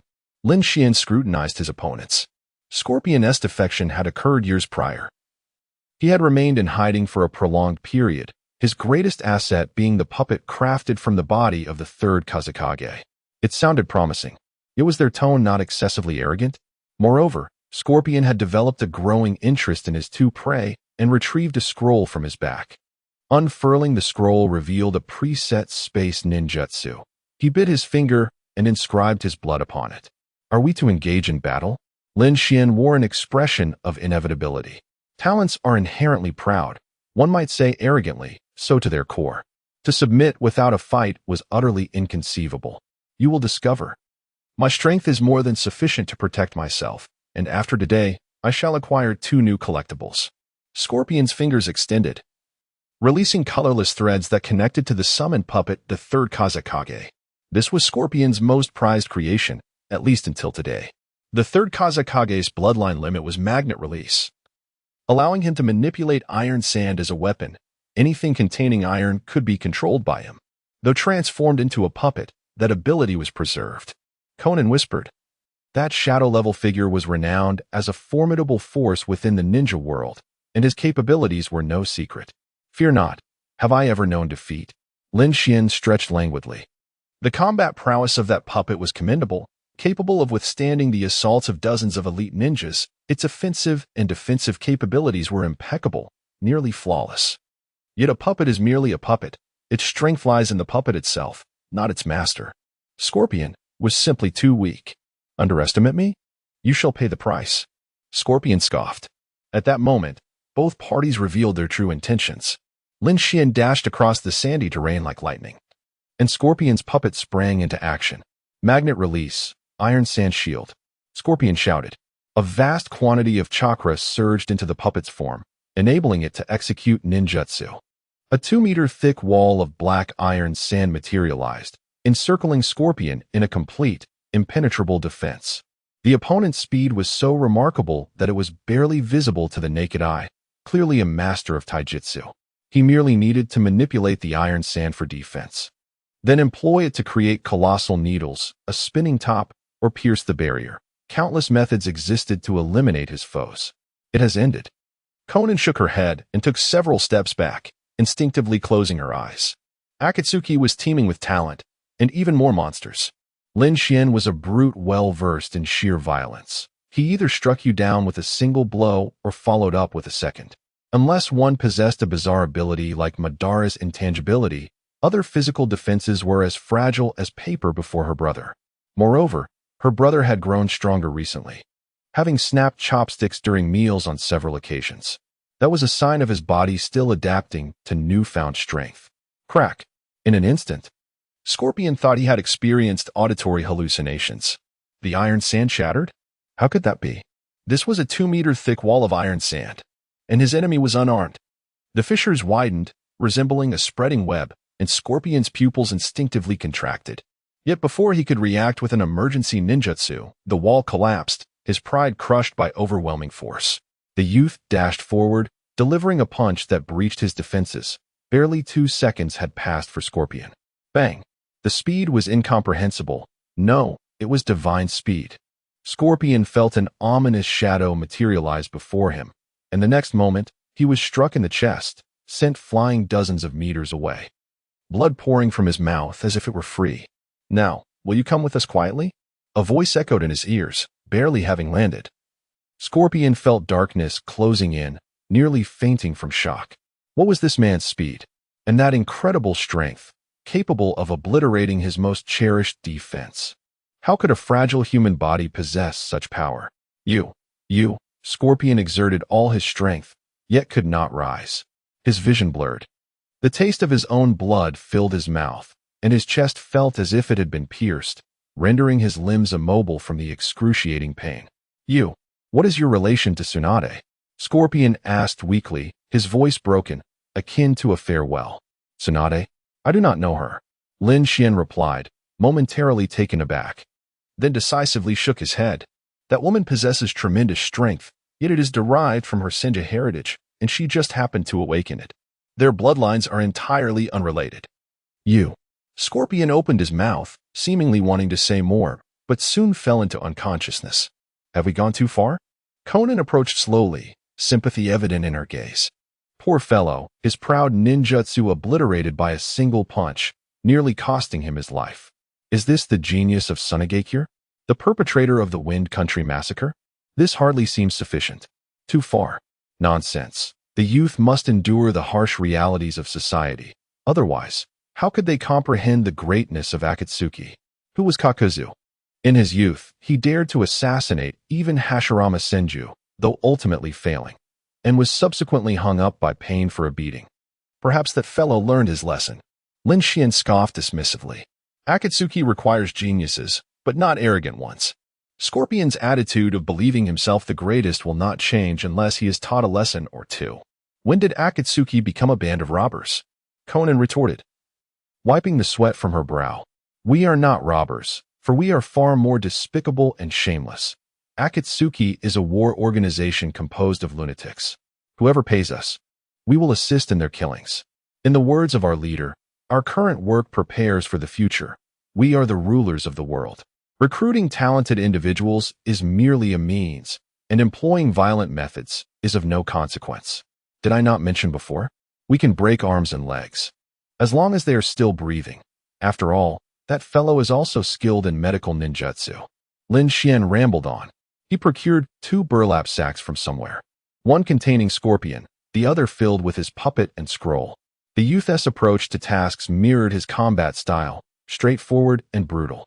Those who have witnessed it cannot help but respect him. Those who refuse to submit have been subdued, some even losing their lives.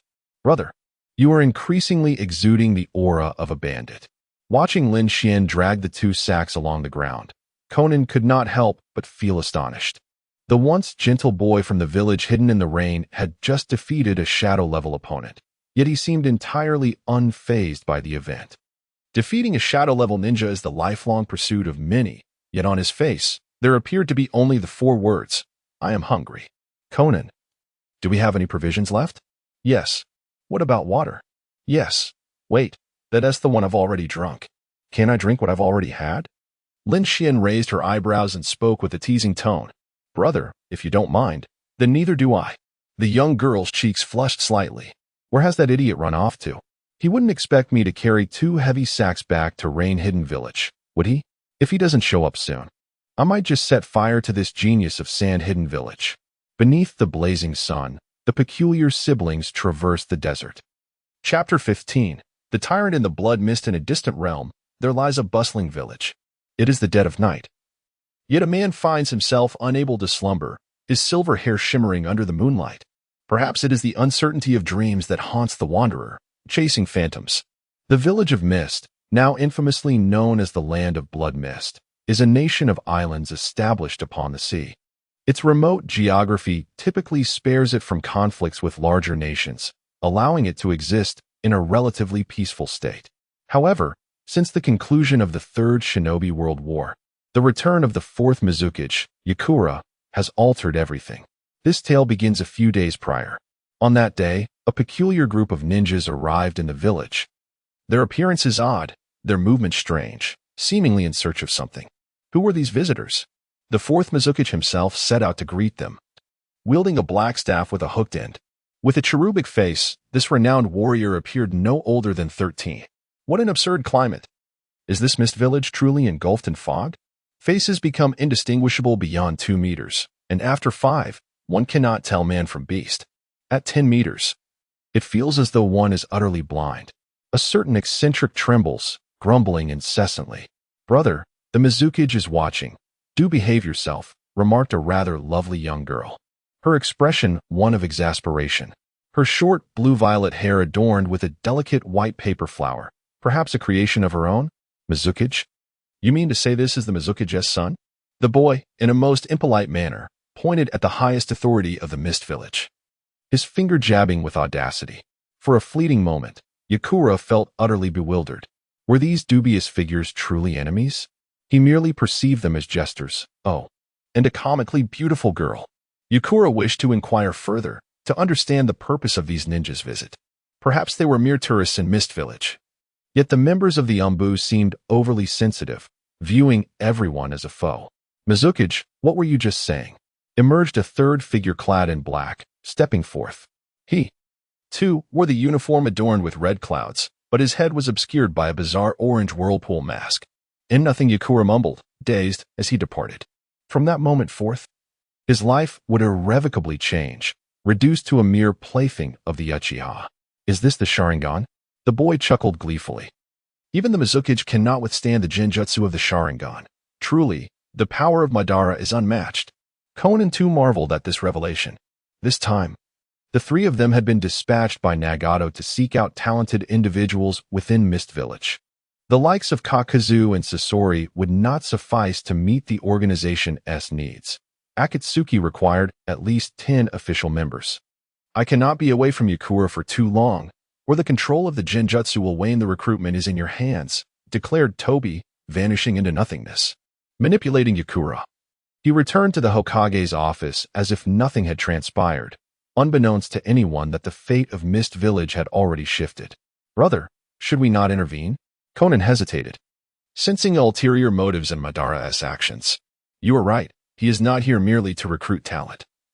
But what he does is of no concern to us. We shall focus on our own tasks, Lin replied nonchalantly.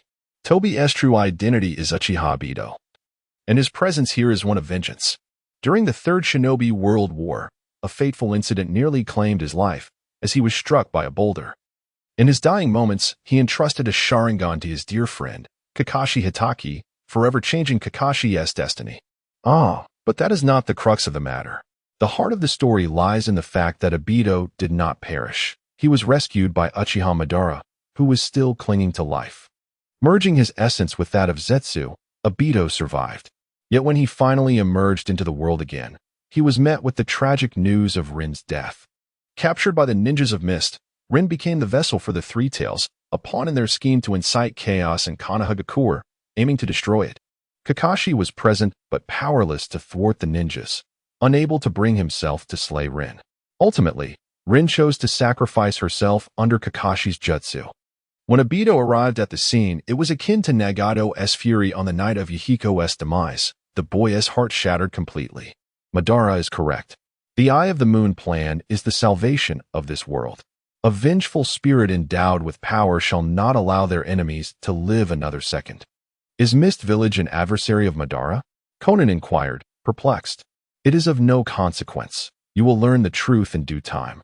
But now is not the moment for such revelations. Lin smiled, affectionately ruffling her sister's hair. Konan's strength has steadily improved, yet it remains insufficient. Her acting skills are woefully inadequate.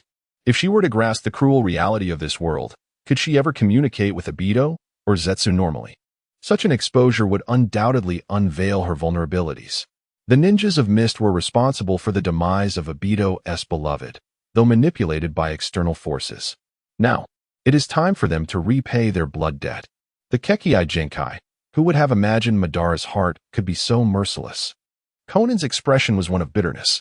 It was the third day since she and Lin arrived in Mist Village, yet the air was thick with the scent of blood, permeating the entire village. Under Madara's command, Yakura issued a decree for the extermination of the Kekii Jinkai clans.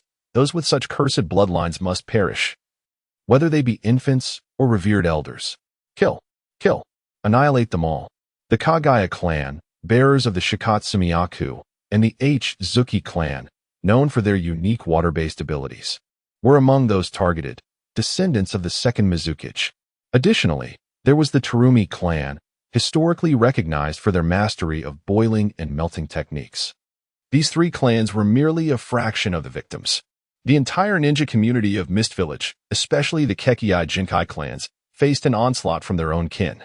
The once glorious families now found themselves reduced to mere remnants, struggling to survive in obscurity. Yakura's tyranny incited a rebellion. A multitude of ninjas fled, even risking their lives to escape this mad village. Nothing surprising about it, Lin remarked with her usual composure, even sipping tea at that moment. They are merely dead. This world witnesses death every day, and the vast majority, whether alive or dead, holds no significance to it. Such is the lament of the weak. Brother, I retract my words likening you to a bandit. In the era of warring states, you would be deemed a tyrant, Konan lamented, resting her head on the table. The tavern bustled with activity, yet the atmosphere was heavy. The common folk bore expressions of despair, clearly subdued by the iron-fisted rule of their sovereign. An invisible dread spread throughout the village, encompassing the entirety of the land of water. When a tyrant reigns, there is no shame. At least someone remembers your name, even if it is through gritted teeth. Behold, the tyrant has indeed arrived, Lin mused with a light-hearted smile as she gazed out the window. He is the instigator within the blood mist, a man who calls himself Uchiha Madara. Chapter 16. The beginning of revenge. Is Lin Xuan speaking of me? Ah-Fei seemed somewhat astonished, not expecting someone to secretly refer to him as a tyrant. It is not about who you are. The air quality has deteriorated these past few days. Lin Xuan shook her head, gesturing for Xiao Nan to pour a cup of tea for their guest. The number of individuals from the over a dozen families that were annihilated adds up to at least 10,000. 90% of them had not awakened their bloodline limits, many of whom were not even ninjas. Yet, not a single insect managed to escape from these families. This was all orchestrated by Ah-Fei. Lin Xuan jested, stating that those who aim for greatness should not be concerned with trifles. The air quality will soon improve. Ah-Fei scoffed, unabashedly revealing his murderous intent. He intended to disrupt this village, leading it to self-destruction without needing to wield the blade himself. The village was already in ruins. How's the investigation I requested coming along? Lin Xuan seemed to mention it casually. The Chao family? I ordered Yagura to dispatch undercover ninjas to investigate. But there were no leads. If what Lin Xuan says is true, and there is indeed a genius from the Chao family harboring a bloodline limit within the Hidden Mist village, it would surely not escape our watchful eyes. Ah-Fei replied calmly. He had been present at the scenes during the slaughter of those families. Aside from a few stragglers who were on missions outside the village, the residents within were completely exterminated. In that case, let this matter rest for now, Lin Xuan mused, stroking her chin. The Hidden Mist village, seemingly devastated by the tyranny of the Fourth Mizukage, was not as dire as one might imagine. The woman named Terumi Mei is undoubtedly a talented ninja from the Chao family, and will likely rise to become the Fifth Mizukage, relying on her unique bloodline limits of dissolution and boiling. This village holds many secrets. There are matters even Yagura does not comprehend, which is why Obito failed to uncover the truth about that woman. Brother, are we returning now? Xiao Nan propped her head on her hand, blinking her eyes. The current Hidden Mist village feels excessively oppressive, even worse than the Land of Rain. We shall return here again, Lin Xuan replied with a mysterious smile. Since we could not locate Terumi Mei this time, perhaps we shall find her next. Obito's dominion will not endure. Even a Kage cannot command all the ninjas in the village, as is the case in every great nation. Just as Danzo in Konoha, his root ninjas obey him completely, daring to even draw blades against the Hokage when necessary. The present chaos in the Hidden Mist village does not signify it will remain in disarray forever. A mere Yagura cannot alter the course of fate. After a lengthy journey of 3 days, Lin Xuan and Xiao Nan finally returned to the Land of Rain. To this perpetually rainy city, the cold buildings stood in clusters, yet at this moment, they felt oddly familiar. I was hoping for a quiet period of rest, Xiao Nan. Your culinary skills have improved. Lin Xuan affectionately patted her sister's head. A surge of chakra emanated from the ring, signaling that the leader, Pain, was summoning the members. Let us first meet Yahiko, Xiao Nan said with a hint of resignation. Nagato, for now, remains their ally, though it seems he is merely that. He is unwavering in his belief regarding Uchiha Obito, having cast aside everything to achieve that goal. After a while, Lin Xuan and Xiao Nan arrived at the concealed cave. Indeed, Pain awaited them there. I have received detailed reports regarding the Hidden Mist Village's mission from Ju. Now I present you with your second task. Akatsuki is no longer the fragile organization it once was. Some accounts are due for reckoning, Pain stated coldly. Akatsuki vanished from public view, and countless believed that the organization had been eradicated by Hanzo. In truth, Akatsuki is now infinitely more powerful than before. Eliminating Hanzo is merely a command away for Nagato. What shall we do? Lin Xuan asked with newfound interest. Killing, that is splendid. He was practically born for it. After all, he was a professional. In his previous life, he had been an assassin, nurtured by the Lin family, before inexplicably crossing over. Here is the mission scroll. You shall execute the orders accordingly, and I will handle the rest. Time passed swiftly. Lin Xuan and Xiaonan hastily dined before embarking on their journey of assassination. In the shroud of black rain, two silhouettes stealthily approached the Rain Ninja stronghold. Hanzo had not only aged, but had also become a coward. He knew that the boy with the Rinnegan would eventually return. Yet he was unwilling to relinquish his power. Thus, Hanzo fortified the outer layers of the hidden mist village, ensuring that not even a passing ant could easily enter. Have you sensed the smell of burning? In the room, a young ninja's expression shifted. He was the commanding officer of this stronghold, named Sato Taniya, an elite jonin. You guessed correctly. Unfortunately, there is no reward. A sinister voice echoed in the darkness. Damn, there are intruders. When did they enter? At the moment Sato realized this fact, flames erupted within the room. Indeed, something was ablaze, and at an astonishing speed. It was not mere children's fireworks, but hundreds of explosive tags. Boom. The thunderous explosion reverberated through the night sky of the hidden mist village. The specter of the past, that organization known as Akatsuki, had returned to collect its debts. It has truly ignited now. Hiss. Lin Xuan stood amidst the ruins. Beside the instigator of the explosive tags, Shannon's paper jutsu had progressed significantly, even evolving into a technique that allowed her to transform her body into countless paper forms, soon acquiring the ability to fly, moving with utmost stealth. No one would suspect a few pieces of paper fluttering in the sky. I believe I comprehend Nagato's intent. Countless sheets of white paper converged, ultimately reshaping into the form of a girl who sighed softly. What is it? Does our action carry a deeper significance? Lin Xuan scratched his head. Hanzo was never a figure he regarded highly. The strength of this demigod was exceedingly lacking.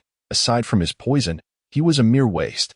In the ninja world, one could easily find individuals capable of defeating him with ease. Our presence serves to inform Hanzo that the avengers of your have come knocking. That man will live in perpetual fear, perceiving threats in every shadow. He knows his demise is imminent.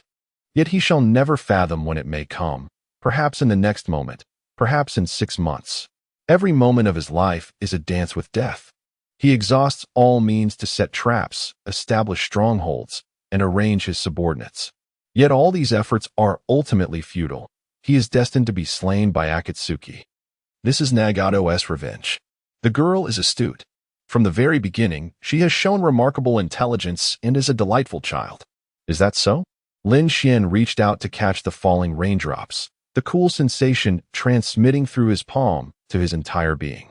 This rainwater remains unchanged, reminiscent of years past. Yet humanity is different. Humans are capricious beings. Uchiha Obito serves as an excellent example. That once glorious Uchiha Madara, who shone throughout an entire era, is also. The stage of the ninja world is, in truth, the chessboard of schemers. They revel in the notion of a fabricated destiny, guiding certain individuals along predetermined paths until they ultimately become mere instruments, while they themselves need only appear in the final act with smiles, reaping the rewards of victory. Yahiko is but a victim, and what of Nagato? Conan is an innocent child, blissfully unaware of the conspiracies at play. Yet she at least possesses the ability to ponder her brother's thoughts. Lin Xuan, however, has no intention of rescuing Nagato. Chapter 17. The First Battle of the 6 Paths of Pain in a Surprise Attack. Lin Xuan and Conan eliminated a Rain Ninja outpost, but did not venture deep into enemy territory before returning to the Akatsuki base. It has been a while, Nagato. Upon entering the cave at the mountain's peak, Lin Xuan scrutinized the red-haired man within the chamber. The Uzumaki clan possessed formidable vitality, which was a reason for Nagato's selection. Yet even so, the burden of the Rinnegan remained immense. Nagato's cheeks were sunken, his complexion pale, and his already lean frame had become emaciated. Several black rods protruded from his back, connecting him to the 6 panes, enabling the transfer of chakra and the release of ninjutsu. Lord Lin Xuan, Lord Conan. A white Zetsu clone in the room bowed respectfully. This clone was responsible for overseeing Nagato's sustenance and monitoring him. You have lost weight again, Conan remarked, her eyes betraying concern. It's nothing you need to worry about. The plan continues, Nagato interjected, waving his hand to silence Conan. This was the first battle of God, the initial step towards Akatsuki's dominion over the world, and there could be no room for error. Nagato's gaze bore into the two. resolute in his pursuit to collect the tailed beasts and achieve his ultimate goal of ushering in true peace for the world. For this, what did his own life matter? I understand, Lin Xuan sighed, a hint of helplessness tugging at the corners of his mouth. God. Those who self-proclaim as gods rarely meet a favorable end. No matter how formidable one might be, can they rival the protagonist? The latter can engage in verbal duels. And if they cannot win, they can still resort to subduing and enlightening their foes in a grand finale of revelation. The plan is as follows, Nagato continued, outlining that his first step mirrored Conan's thoughts, aiming to instill fear in Hanzo, compelling him to torment himself. The second objective was far simpler. All 6 pains would mobilize a week later to eradicate the Rain Ninjas and establish Akatsuki as the new rulers of Amigakure, especially targeting Hanzo the Salamander, who would face the annihilation of his entire clan. In a certain dark basement, Hanzo's expression was grim. Has there been any movement from the Akatsuki? Upon hearing the news, he had immediately relocated to this concealed structure's lower level. Aware that only one person knew of his true location, his son, a jonin of Amigakure. No, father, replied a man adorned with a Rain Ninja forehead protector. Kneeling several meters away, Hanzo was cautious even with his son, forbidding anyone from approaching within a 10-meter radius. Continue to gather intelligence. The elderly man on the wooden chair slowly closed his eyes. Yes, the young ninja departed. Hanzo remained seated, eyes shut in silence. He had grown old, having been aged for many years. In his youth, he had implanted the poison sac of the salamander within himself, which became his crutch. Not only did he conquer the salamander as his summoning beast, but he also claimed countless lives through poison, capable of altering the course of war single-handedly. Yet, the poison sac was still detrimental. The toxin coursed through Hanzo's body, not lethal enough to kill him, but increasingly impairing his bodily functions as he aged, leading to a decline in his capabilities. People are often greedy for power, even when their abilities do not match their position. The Lion King of a pride does not voluntarily abdicate but is instead slain by the next Lion King with sharper claws. The poison is not invincible, especially with an enemy possessing the Rinnegan. On that fateful night when the dawn of the Akatsuki fell, Hanzo knew he was being hunted. An invisible blade hovering at his throat, that red-haired man would undoubtedly kill him in vengeance for his comrades. Time passed swiftly. A week flew by in the blink of an eye. Several Akatsuki members gathered before the gates of Amigakure. Yahiko's dream was to become the god of this irredeemable world. And soon, I shall assist him in achieving that. Pain recounted the events calmly, flanked by the animal path, hell path, Azura path, human path, and Preta path, all clad in Akatsuki attire. This battle would be executed by Pain. The rest need only be vigilant for any potential stragglers, though the likelihood was slim. Pain's cold gaze swept over the group. Conan, Lin Xuan, and Zetsu. Zetsu, merely a spectator, intended to observe Nagato's mastery over the Rinnegan, treating it as a performance. Very well. Lin Xuan opened his mouth, several times attempting to speak, yet ultimately relented. His mission included elements related to Hanzo, and personally slaying him would be ideal. However, Nagato had made his decision, leaving Lin Xuan with no grounds to argue. The potential loss of several thousand Rinnegan points and worldly prestige would not significantly impact him. It was unnecessary to quarrel with Nagato over such trivial matters. The pain they endured would be repaid tenfold to Hanzo. Go. Pain hurled the animal path into the air, launching it like a projectile. His ability to manipulate gravitational forces made such feats effortless. Summoning technique. In the sky, the animal path executed a technique to summon the other pains, thereby brazenly infiltrating Amigakure. 6 figures descended upon Amigakure, immediately commencing a massacre. Hanzo had been reinforcing the village's defenses, rallying his subordinates and confidants, believing his fortress to be impregnable. Yet to the pains, it was merely a lifeless tomb. And those who dared oppose the will of God would become mere corpses, just like Hanzo's kin. Zetsu chuckled ominously. Conan remained expressionless, unusually quiet today. Someone's attempting to flee. Zetsu abruptly turned, fixating on a particular location. A group of seemingly ordinary individuals hastily exited, appearing to be nothing more than typical refugees. Amidst the chaos of explosions and flames, Fleeing was not inherently suspicious, but the synchronized and calculated nature of their movements raised concerns. Only a well-trained army or ninja would exhibit such behavior. "Hey, don't steal my kill," Lin Xuan eagerly volunteered. Hanzo's demise was inevitable. A consolation prize would suffice. "Do as you please." Zetsu cast a glance at the young man, showing no intention to intervene, regardless of who dealt the death blow. Lin Xuan thought if he felt the urge to act, it would be best left to him, especially since his role was primarily that of an information gatherer, rather than a combatant. Swiftly they arrived, and swiftly they departed. In less than a minute, Lin Xuan returned, his attire not marred by a single drop of blood. Just a few chunin. They were Hanzo's subordinates, having caught wind of certain rumors, and in this moment of crisis, they sold Hanzo out, planning to escape. It seemed the end was near. Zetsu gazed toward the heart of the village. Chapter 18. Overwhelming confrontation. Did you not perish? In a dim underground chamber, Hanzo gazed at the figure before him, his rage palpable.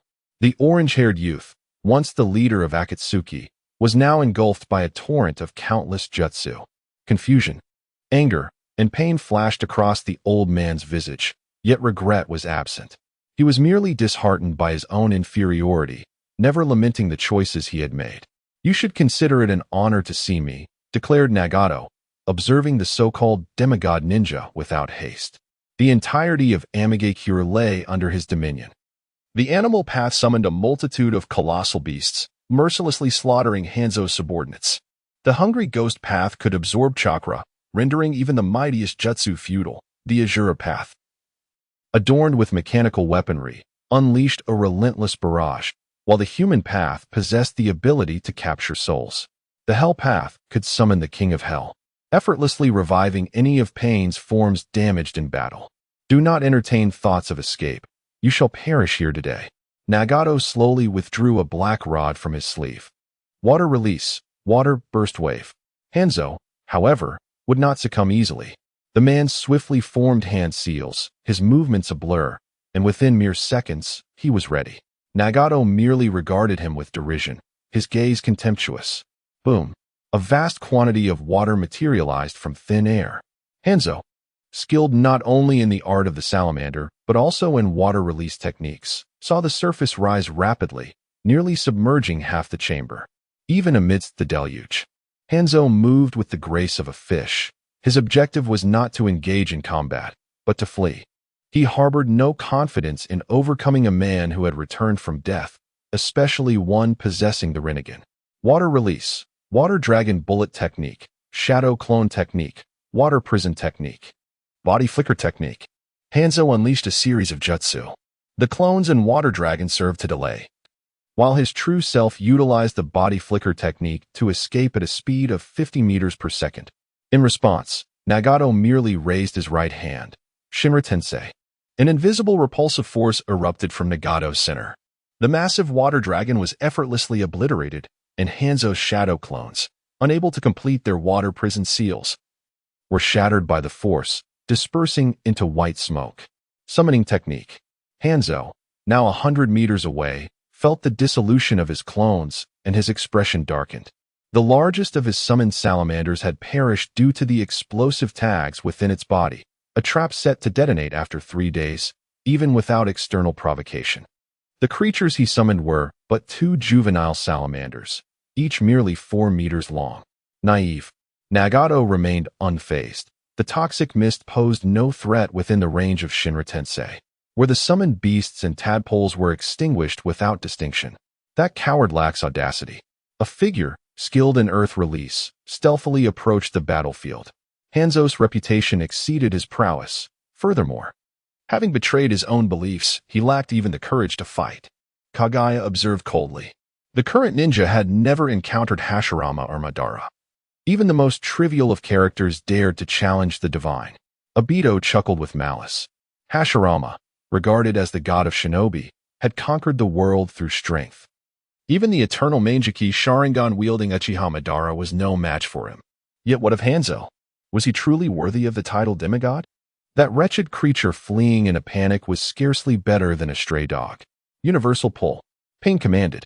Hanzo, hundreds of meters away, was abruptly halted as an unforeseen force yanked at his being, drawing him towards death's embrace. Damn it, is this another ability of the Rinnegan? Water release. Suddenly, a black rod pierced through Hanzo's left shoulder, disrupting his chakra flow, rendering him unable to form seals. Thud. Hanzo, his face contorted in agony, coughed blood, barely managing to remain afloat. Nagato stood amidst the ruins, the recent Shinra Tensei having obliterated the surroundings, transforming the area into an open crater. Unbeknownst to him, rain began to fall, the sound of water resonating around them. I shall become the god of the land of rain, and you, merely a pitiful, grotesque ant. Nagato scoffed.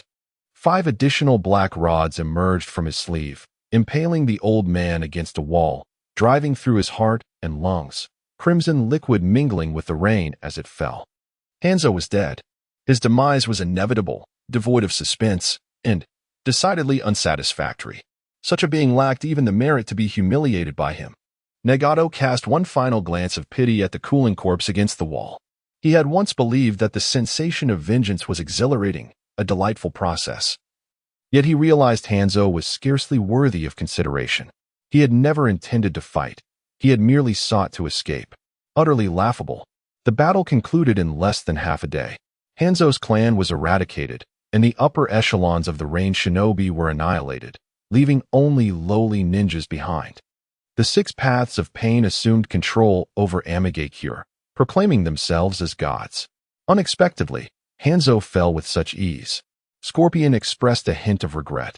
A demigod ninja was supposed to be a formidable force. Prior to his defection, the village's ninjas had revered Hanzo with great trepidation. His grandmother, Chiyo, had warned him never to provoke Hanzo, for his toxins were notoriously troublesome. Could he be sold for a fortune? Hanzo's corpse would yield a bounty of millions at a trading post. Kakuzu licked his lips, a glimmer of greed in his eyes. His voluntary role in managing finances for Akatsuki stemmed from a profound interest in wealth. No, Hanzo's death must not be publicized. It must not reach other nations. Though a failure, his reputation as a demigod instills fear in the 5 great nations, granting us ample time to lie low. Nagato unequivocally rejected Kakuzu's proposal. Allowing the 5 great countries to believe Hanzo still lives serves Akatsuki's interests best. Indeed, this plan is imperative, as that fellow is undeniably astute. Then my suggestion of utilizing a puppet is unlikely to pass as well. Scorpion sighed, shaking his head. He had initially hoped to procure excellent materials, only to find himself disappointed. This was the corpse of a Kaga-level ninja. Regardless of Hanzo's diminishing strength and reputation, he had once been a Kaga-level powerhouse. Such a figure's body was a rare find, especially in its entirety. Brother, I find myself weary. Konan expressed her disinterest in remaining in this tedious location. Hanzo's demise failed to bring her joy. She had heard the report from Zetsu regarding the battle, comprehending every jutsu used in the man's desperate flight. The once mighty demigod had long since lost his resolve, even the courage to face death. But what of Akatsuki now? How much of the current Akatsuki remained true to its original essence? Chapter 19. Suddenly, the path became clear. The ownership of Rain Hidden Village has changed hands. Yet no one has spoken of it. The figure who calls himself Pain has taken control of the city, rumored to possess the ability to perceive all that unfolds within it through the rain. Anyone daring to defy his commands is destined to become a corpse on the streets by dawn. Over time, fear has silenced any dissent against the will of the divine.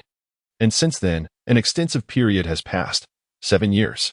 Obito returned to the Akatsuki 2 years ago, coming back from the Mist Village to where he belonged.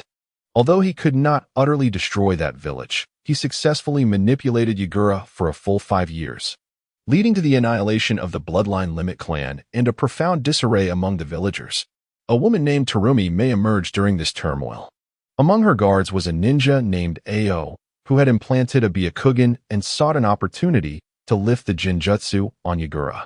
Upon regaining his senses, Yagura immediately began to rectify the village's losses. The higher-ranking ninjas in the village remained silent on the matter, unwilling to let this scandal reach the outside world.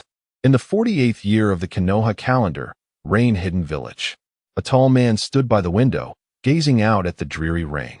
The ring inscribed with the character for forest trembled slightly. "Let us go, Konan," the leader has summoned us again. Yes, replied a woman with rare bluish-purple hair cascading down her waist. Her orange eyes glimmered under the faint sunlight, and as she stretched, her alluring, voluptuous figure was fully revealed until she donned the black robe adorned with red clouds, which concealed her charms. "Brother, what are you looking at?" Conan inquired with a smile that was both teasing and enigmatic. "I'm admiring my lovely sister," Lin Xuan replied with a calm smile. The atmosphere was warm yet slightly peculiar, as the siblings seemed to harbor their own secrets while sharing an unspoken understanding. A melodious female voice echoed faintly from the distant heavens. Side quest, Blessing of the Undead. Quest objective, defeat and recruit the S-rank rogue ninja Orochimaru from Konoha. Difficulty, difficult. Rewards, Charm 1, Soul 5, Reincarnation Points 8,000, World Reputation 2,000. Charm, a rarity akin to luck, cannot be augmented through attribute point allocation but is only obtainable through sporadically appearing quests.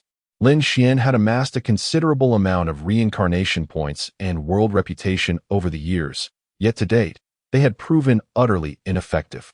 Watching his lifespan dwindle from 1830 to 2630 weighed heavily on Lin Xuan's heart. His level had just reached 23, since surpassing level 20. It felt as though he had hit a watershed moment, making further advancement exceedingly arduous. Explorer No. 5146-5145. Level 23. Lifespan 2630. Blood Chi 3. Soul 19. Strength 157. Constitution 41. Agility 35. Charm 4. Luck 1. Reincarnation points 86,740. World reputation 9,700. Bloodline, Divine Blood, incomplete. Rating, SS. Lin Xuan possessed a rare bloodline from the Divine Emperor Jiang, which significantly enhanced his physical attributes and exhibited remarkable compatibility with other bloodlines. Current attribute bonus, Soul 10, Strength 20, Constitution 20, Agility 20. Development level, 3,100. Negative effect, Divine Punishment. Lifespan limit permanently reduced by 90. Evaluation. Though possessing an SS-grade bloodline, he is a life-draining player. While all aspects of his attributes had increased, his luck remained at a mere 1. Furthermore, Lin Xuan's divine bloodline development remained stagnant at 3,100. This was not due to a lack of will, but rather a sense of trepidation.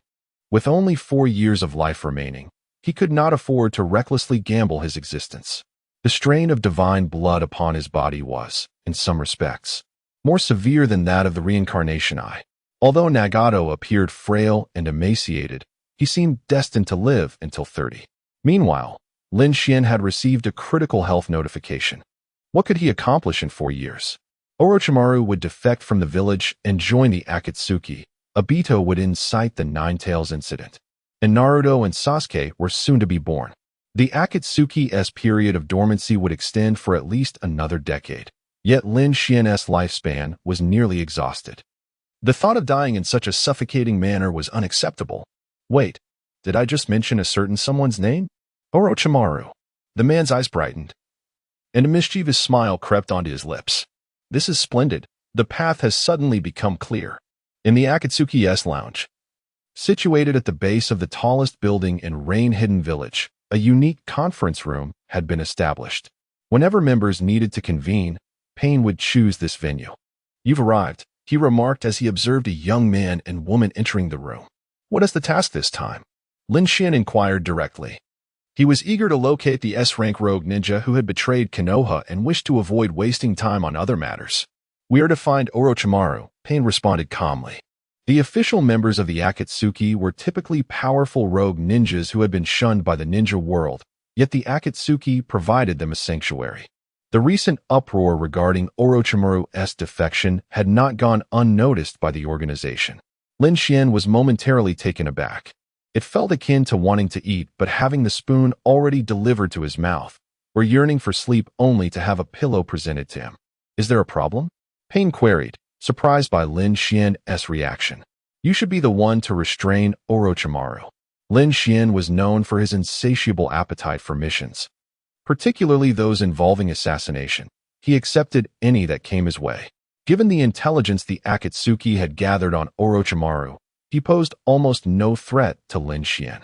The slippery snake merely had numerous survival tactics, but his lack of formidable ninjutsu meant he posed no danger to Lin Xuan. "Oh, it's nothing. I just suddenly recalled something delightful," Lin Xuan replied with a beaming smile. Initially, he had contemplated declining the mission, but he hadn't expected the leader's task would involve persuading Orochimaru. Then make haste and return swiftly, Pain instructed, not giving it further thought. Each member harbored their own secrets and ulterior motives, and as long as they did not hinder the Akatsuki, he would not pry into their affairs. For instance, Kakuzu enjoyed killing for bounties, Haiden was enigmatic and unpredictable, and Sasori frequently indulged in indiscriminate slaughter to procure materials for puppets. After a while, Lin Xuan and Conan returned to their quarters to pack their belongings. Their destination was the Land of Waves, where they would seek Orochimaru based on the information provided by Zetsu. "Brother, are you hiding something from me?" Conan suddenly asked, her beautiful eyes fixed intently on him. "Little girl, would you believe me if I said I only have 4 years left to live?" Lin Xuan's smile was tinged with bitterness. It was time to reveal the hidden dangers of his divine blood, for she would inevitably discover this truth. "Is it because of your bloodline limit?" Conan seemed to grasp the situation, realizing why her brother often wore a melancholic expression yet never spoke of his troubles. "In recent years, my elder brother has refrained from undertaking excessively challenging tasks, opting instead for adversaries of merely jonin caliber, steering clear of any related to the rank of Kage. This is not due to fear, but rather a reluctance to wield that formidable power once more. Each time he unleashes his bloodline, it comes at the cost of his lifespan. Having reached the age of 26, I am already considered long-lived within our family." Lin Xuan gazed vacantly into the distance. "Thus, my brother seeks out Orochimaru, the researcher of forbidden jutsu. Even if the leader remains silent, he will still pursue him." Shannon felt a mix of joy and sorrow. The joy stemmed from the prospect of my brother's ailment finding a remedy, while the sorrow arose from the knowledge that he would not relinquish the power of our bloodline. In a sense, this approach is merely a temporary fix rather than a true resolution. As the saying goes, calamity may linger for 1,000 years. Individuals like myself ought to exist for at least 100,000 years. Dying young does not align with my character. The man smiled faintly. Chapter 20. Has Orochimaru abandoned humanity? Feel my fist. In the Land of Waves, a rather sinister middle-aged man finds himself in a standoff with a young girl. The man possesses long black hair, skin as pale as parchment, striking golden vertical pupils, and purple eyeshadow extending to his nose, adorned with violet jade earrings. His slender frame exudes an unsettling fragility. "Red Bean, do you wish to leave with me?" Orochimaru's voice drips with a chilling coldness. His demeanor is as frigid as his words, betraying a heart devoid of warmth, a true cold-blooded creature. "No, please don't." The girl before him trembles in fear. She is a student of Orochimaru, an experiment endowed with the cursed seal. Once a street orphan in the Land of Waves, she was saved on a whim by Orochimaru, who taught her ninjutsu and welcomed her into the ranks of Konoha's shinobi. Yet, it is this very knowledge of Orochimaru that sends shivers of terror deep into her soul. Orochimaru has betrayed the village, but she refuses to follow suit. "What a pity," the treacherous man muses, a smirk creeping across his face. In an instant, he casts a genjutsu, causing the girl to fall unconscious, her memories partially erased. Red Bean possesses the value of survival, however. To prevent certain Konoha ninjas from extracting information regarding human experiments from her mind, he must regretfully seal her memories away. From the moment of his betrayal, Orochimaru has meticulously dealt with all matters at hand. The laboratory exposed to the third Hokage was merely a fade, designed for Konoha's eyes, containing no significant research. He has always been cautious, his actions executed with scrupulous precision. To think that, as one of the legendary Sannin, you could be so ruthless towards your own student. A voice echoes from outside the room. An uninvited guest has arrived. The ability to ascertain his whereabouts indicates that the visitor possesses a formidable background. Orochimaru squints, a sly smile gracing his lips as he steps outside, disregarding the unconscious Red Bean sprawled on the floor. The evening sky dims, revealing a vast lake in the distance. Before him stand two young individuals, their foreheads adorned with the forehead protectors of the Rain Village, cloaked in robes embellished with red clouds. The man appears to be in his mid-20s, as does the woman beside him. Our organization's intelligence network is unparalleled, Lin Xuan chuckles. That old fool has lived for over 1,000 years, yet even a ninja of Hashirama's caliber cannot detect his hidden presence. He is a veritable encyclopedia, with knowledge of nearly everything in existence. Organization? Orochimaru inquires, a hint of confusion evident. I am Lin Xuan, and this is my sister, Conan. We hope to negotiate a deal with you, Mr. Orochimaru. Might I inquire if you have any interest in the Rinnegan? Lin Xuan unflinchingly offers up his leader. The Akatsuki seeks to enlist Orochimaru, yet the method remains unspecified. The Rinnegan? Orochimaru's pupils constrict slightly.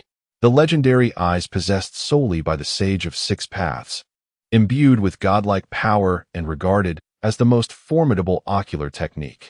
Why should I trust you? What could a mere child know of the Rinnegan? Regaining composure, Orochimaru questions. According to his historical knowledge, no one has awakened the Rinnegan from the Warring States period to the present ninja era, and none have ever laid eyes upon it.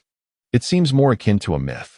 Even if we entertain the thought, why would you seek me out for a transaction if you truly possess such knowledge? You have nothing more valuable than the Rinnegan, he muses. Indeed, it seems a confrontation is inevitable. Lin Xuan gives Conan a sign to retreat to a safe distance. I am equally curious about the exceptional youth daring enough to challenge me. Orochimaru licks his lips, a glimmer of combativeness in his golden eyes. The ninja world is never short of prodigies, yet few possess the audacity to provoke a legendary Sannin. Having studied various forbidden techniques, Orochimaru's true form has transformed into the eight-headed serpent, a testament to his inhumanity, with those golden vertical pupils serving as proof. In terms of perception, strength, speed, chakra, vitality, in ninjutsu, Orochimaru considers himself invincible. God's blood, first stage, a soft whisper reverberates.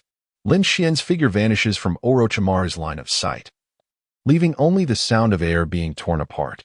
A fierce wind howls, and for the first time, shock appears in Orochimaru's eyes. Even he struggles to comprehend the young man's physique. His dynamic vision can only catch a fleeting shadow, as if his opponent were a specter traversing the rifts of time. Summoning technique, 10,000 snakes. Orochimaru, with a frigid expression, bites his finger, preparing to unleash his ninjutsu. A vast area of ninjutsu will envelop the surroundings, leaving his opponent with no escape once they draw near, eliminating the need to confirm their position. Boom! An explosion erupts, and a bitter smile tugs at Orochimaru's lips. He has underestimated his opponent's speed. Lin Xuan, with agile leaps, drives his unadorned fist into Orochimaru's chest, creating a gaping hole. Orochimaru had barely begun forming hand seals, let alone vocalizing his jutsu. Thud! Orochimaru collapses to the ground. A shower of vibrant blood splatters the earth, accompanied by a notification ringing in his ears. Defeated Orochimaru. Task progress 1-2. Surely he isn't dead? Conan approaches slowly, surveying the lifeless body on the ground. The heart has been obliterated by a single, devastating blow, and he had no time to react. He won't die. Lin Xuan's body temperature gradually returns to normal, the faint red hue in his eyes dissipating. Gag gag before their eyes. A slimy hand suddenly emerges from the corpse's mouth, its pale skin revealing the identity of its owner. The mouth of the corpse stretches and tears apart, reminiscent of a snake shedding its skin, as a glistening, mucus-covered man crawls forth. The Great Snake Substitution Technique. This unique ninjutsu of Orochimaru requires no hand seals, consuming only chakra. It serves as a perfect means of escape. As long as his chakra remains, he can never truly perish. Impressive. You are the strongest taijutsu user I have ever encountered, Orochimaru remarks, brushing aside the slime clinging to his hair. His interest peaked as he gazes intently at Lin Xuan. To be able to claim a life, and in such an instant, is a feat beyond the capabilities of ordinary shinobi. Disgusting, Conan rolls her eyes, turning away from the slimy figure. Orochimaru, Orochimaru, you are no different from a serpent. Shall we sit down and converse now? Lin Xuan smiles gently. Indeed. I am most intrigued by the Rinnegan you mentioned. Orochimaru extends his tongue, a grotesque display, as he meticulously licks the slime from his body, adopting an expression as if nothing had transpired. This fiend has truly forsaken his humanity. Chapter 21. Jokingly, I am extremely brave in the dimly lit room.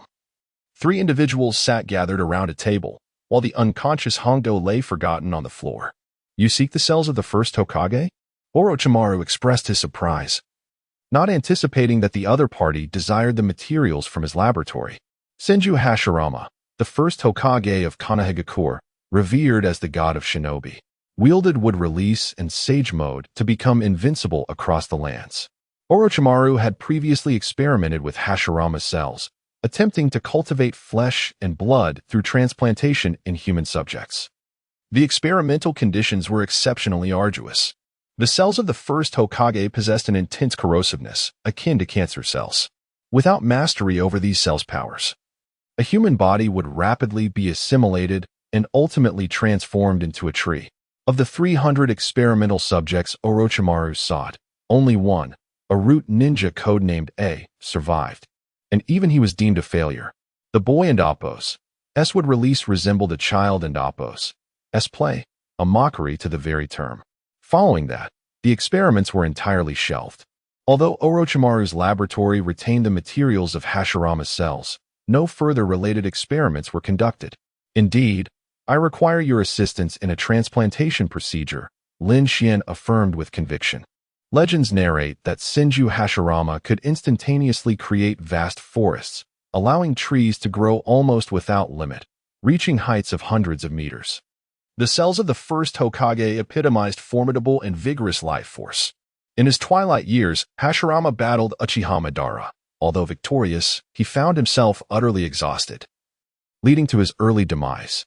Had it not been for that battle, Hashirama would have likely enjoyed an extraordinarily prolonged life as Hokage. Transplantation? Lin Xuan, do you truly comprehend what you are proposing? Orochimaru's expression turned peculiar. He had conducted such experiments himself, with a success rate of less than 0.5, even if successful.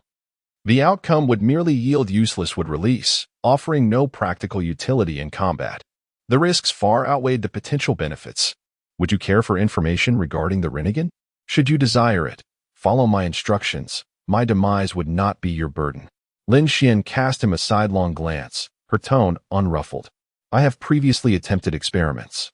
With dismal success rates, the sole survivor was a failure, rendering my months of effort futile. Orochimaru continued, scrutinizing the young man's countenance. And then? Lin Xuan remained resolute. Haha, how intriguing. It has been ages since I encountered such an engaging young individual. Orochimaru licked his lips, his eyes glimmering with excitement. What compels you to seek the first Hokage's cells? What do you stand to gain? With your prowess and physical techniques, there seems no necessity for such a perilous endeavor unless for a compelling reason. Very well, I accept.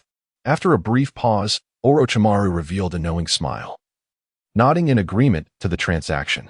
The cells of Hashirama were not particularly rare. Provided one had a portion of the materials, further cultivation was always possible. Assisting with the transplantation procedure would yield information about the Rinnegan. What could be a more advantageous bargain? The transaction was agreeable. The black-haired youth and the pale-skinned man exchanged glances, each harboring ulterior motives. Shunin remained silent throughout, occasionally casting worried glances at her brother. May all proceed smoothly. Should this experiment fail, my brother might resort to more extreme measures, such as cloning techniques, or perhaps even the impure world reincarnation or the reanimation jutsu. That night, Lin Xuan and Xiaonan traveled with Orochimaru until they reached a small island in the sea, 100 miles away. A cunning rabbit has 3 burrows. This rogue ninja from Konoha possessed numerous experimental bases. Even if one base were exposed and destroyed, it would not adversely affect Orochimaru. He had intended to abandon his stronghold in the land of waves, and now was the perfect opportunity to extract the last vestiges of value from this base. Are those all humans? Xiaonan gasped. As they entered the cave on the island, they beheld glass containers filled with green solutions, within which the corpses of human-like monsters floated, some with fishtails, others with octopus-like lower halves. Oh, it and Appo's, nothing. merely products of a whimsical endeavor to merge marine genetics with humans. Utter failures. Orochimaru seemed unperturbed as he recounted his past. In his relentless pursuit of science and longevity, he had conducted countless experiments. Yet, his current focus lay on the impure world reincarnation and finding suitable vessels. Ordinary bodies had fleeting lifespans. His own body was already over 40 years old. This atmosphere is rather pleasant, Lin Xuan remarked. The cave's corridors were a convoluted maze. Along the passageway, candles flickered, casting dim light onto hidden doors and numerous corpses suspended in solution. The eerie ambience resembled that of a haunted house. This is the flesh cultivated from Hashirama's cells. Upon entering a secret chamber, Orochimaru gestured toward a glass container. Within, a mass of white flesh pulsated occasionally, as if imbued with a unique vitality. Indeed, they are alive. Orochimaru smiled, noting the confusion in the eyes of the two. The vitality of Hashirama's cells is extraordinarily potent. In a sense, they resemble mutated disease cells, fundamentally different from those of ordinary humans, which renders it challenging for regular bodies to accommodate them. The unsuccessful subjects are consumed, subsequently assimilated by Hashirama's cells, triggering wood release, causing the human form to transform into a tree. Orochimaru elaborated. As his words faded, he fixed his gaze on the young man before him. I shall ask one last time, Lin Xuan, are you truly resolute in undergoing this transplantation? Even my ninjutsu cannot save those consumed by wood release. Observing Orochimaru's grave demeanor, Lin Xuan instinctively touched his nose, finding the situation somewhat amusing. No matter how formidable the first cells, can they truly surpass the blood of a deity? That is the blood of a genuine divine being. He did not harbor expectations of attaining eternal life, nor did he possess an interest in wood release. He merely hoped that the vibrant and life-affirming cells might restore at least a portion of his lost vitality. If his body was constrained by a unique power, perhaps introducing an opposing attribute would suffice. Much like the principle of nurturing Gil. Come now, I am mentally prepared. Do not dawdle like a coward. Lin Xuan lay down on the experimental table, shedding his outer robe and shirt, revealing his muscular, sun-kissed skin.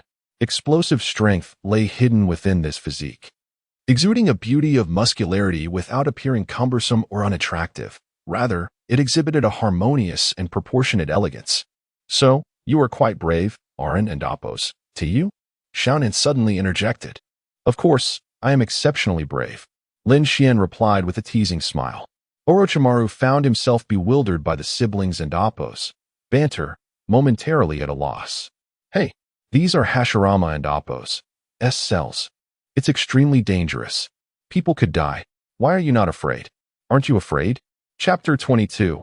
Absorption of interstitial cells. The surgical procedure transpired swiftly.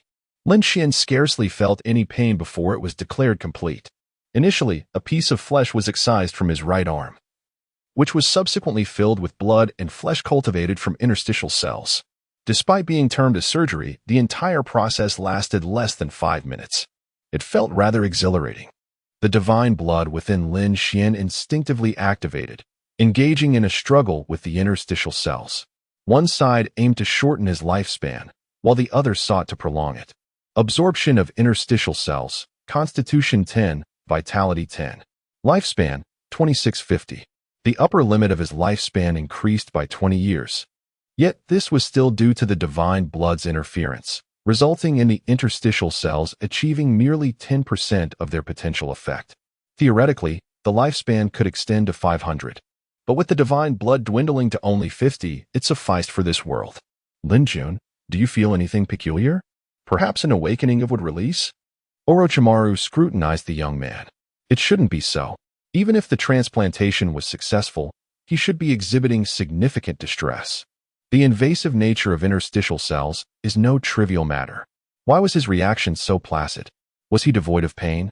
Would release? It seemed not. Lin Xuan shook his head. He glanced at his attribute panel, noting the increases in constitution and vitality by 10 points, but no other changes were apparent. Orochimaru gestured towards the flesh severed from Lin Xuan. His intuition suggested that there was something amiss with this individual's constitution, warranting further study of his physique. In your dreams, The terms of our transaction do not include using my body as research material. Lin Xuan conveyed with a glance. Xiaonan immediately understood, producing 2 explosive tags that she affixed to the severed flesh before discarding it outside the room. With a resounding explosion, nothing remained. Where is the information regarding the Rinnegan? Orochimaru queried, somewhat vexed. A flicker of anger crossed his eyes, yet he refrained from taking action against them. Lin Xuan's martial prowess was truly astonishing, leaving no opportunity for him to form hand seals. His remarkable strength surpassed even Tsunade's. Without any lethal or controlling ninjutsu at his disposal, Orochimaru found himself utterly at a loss.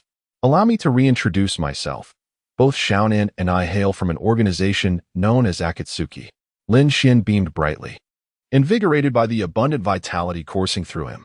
While Orochimaru was indeed unimpressive, the resources he possessed were undeniably valuable. Is there a connection between Akatsuki and the Rinnegan? Orochimaru inquired eagerly. The connection is profound, Xiaonan interjected with an unusual glint in her eyes.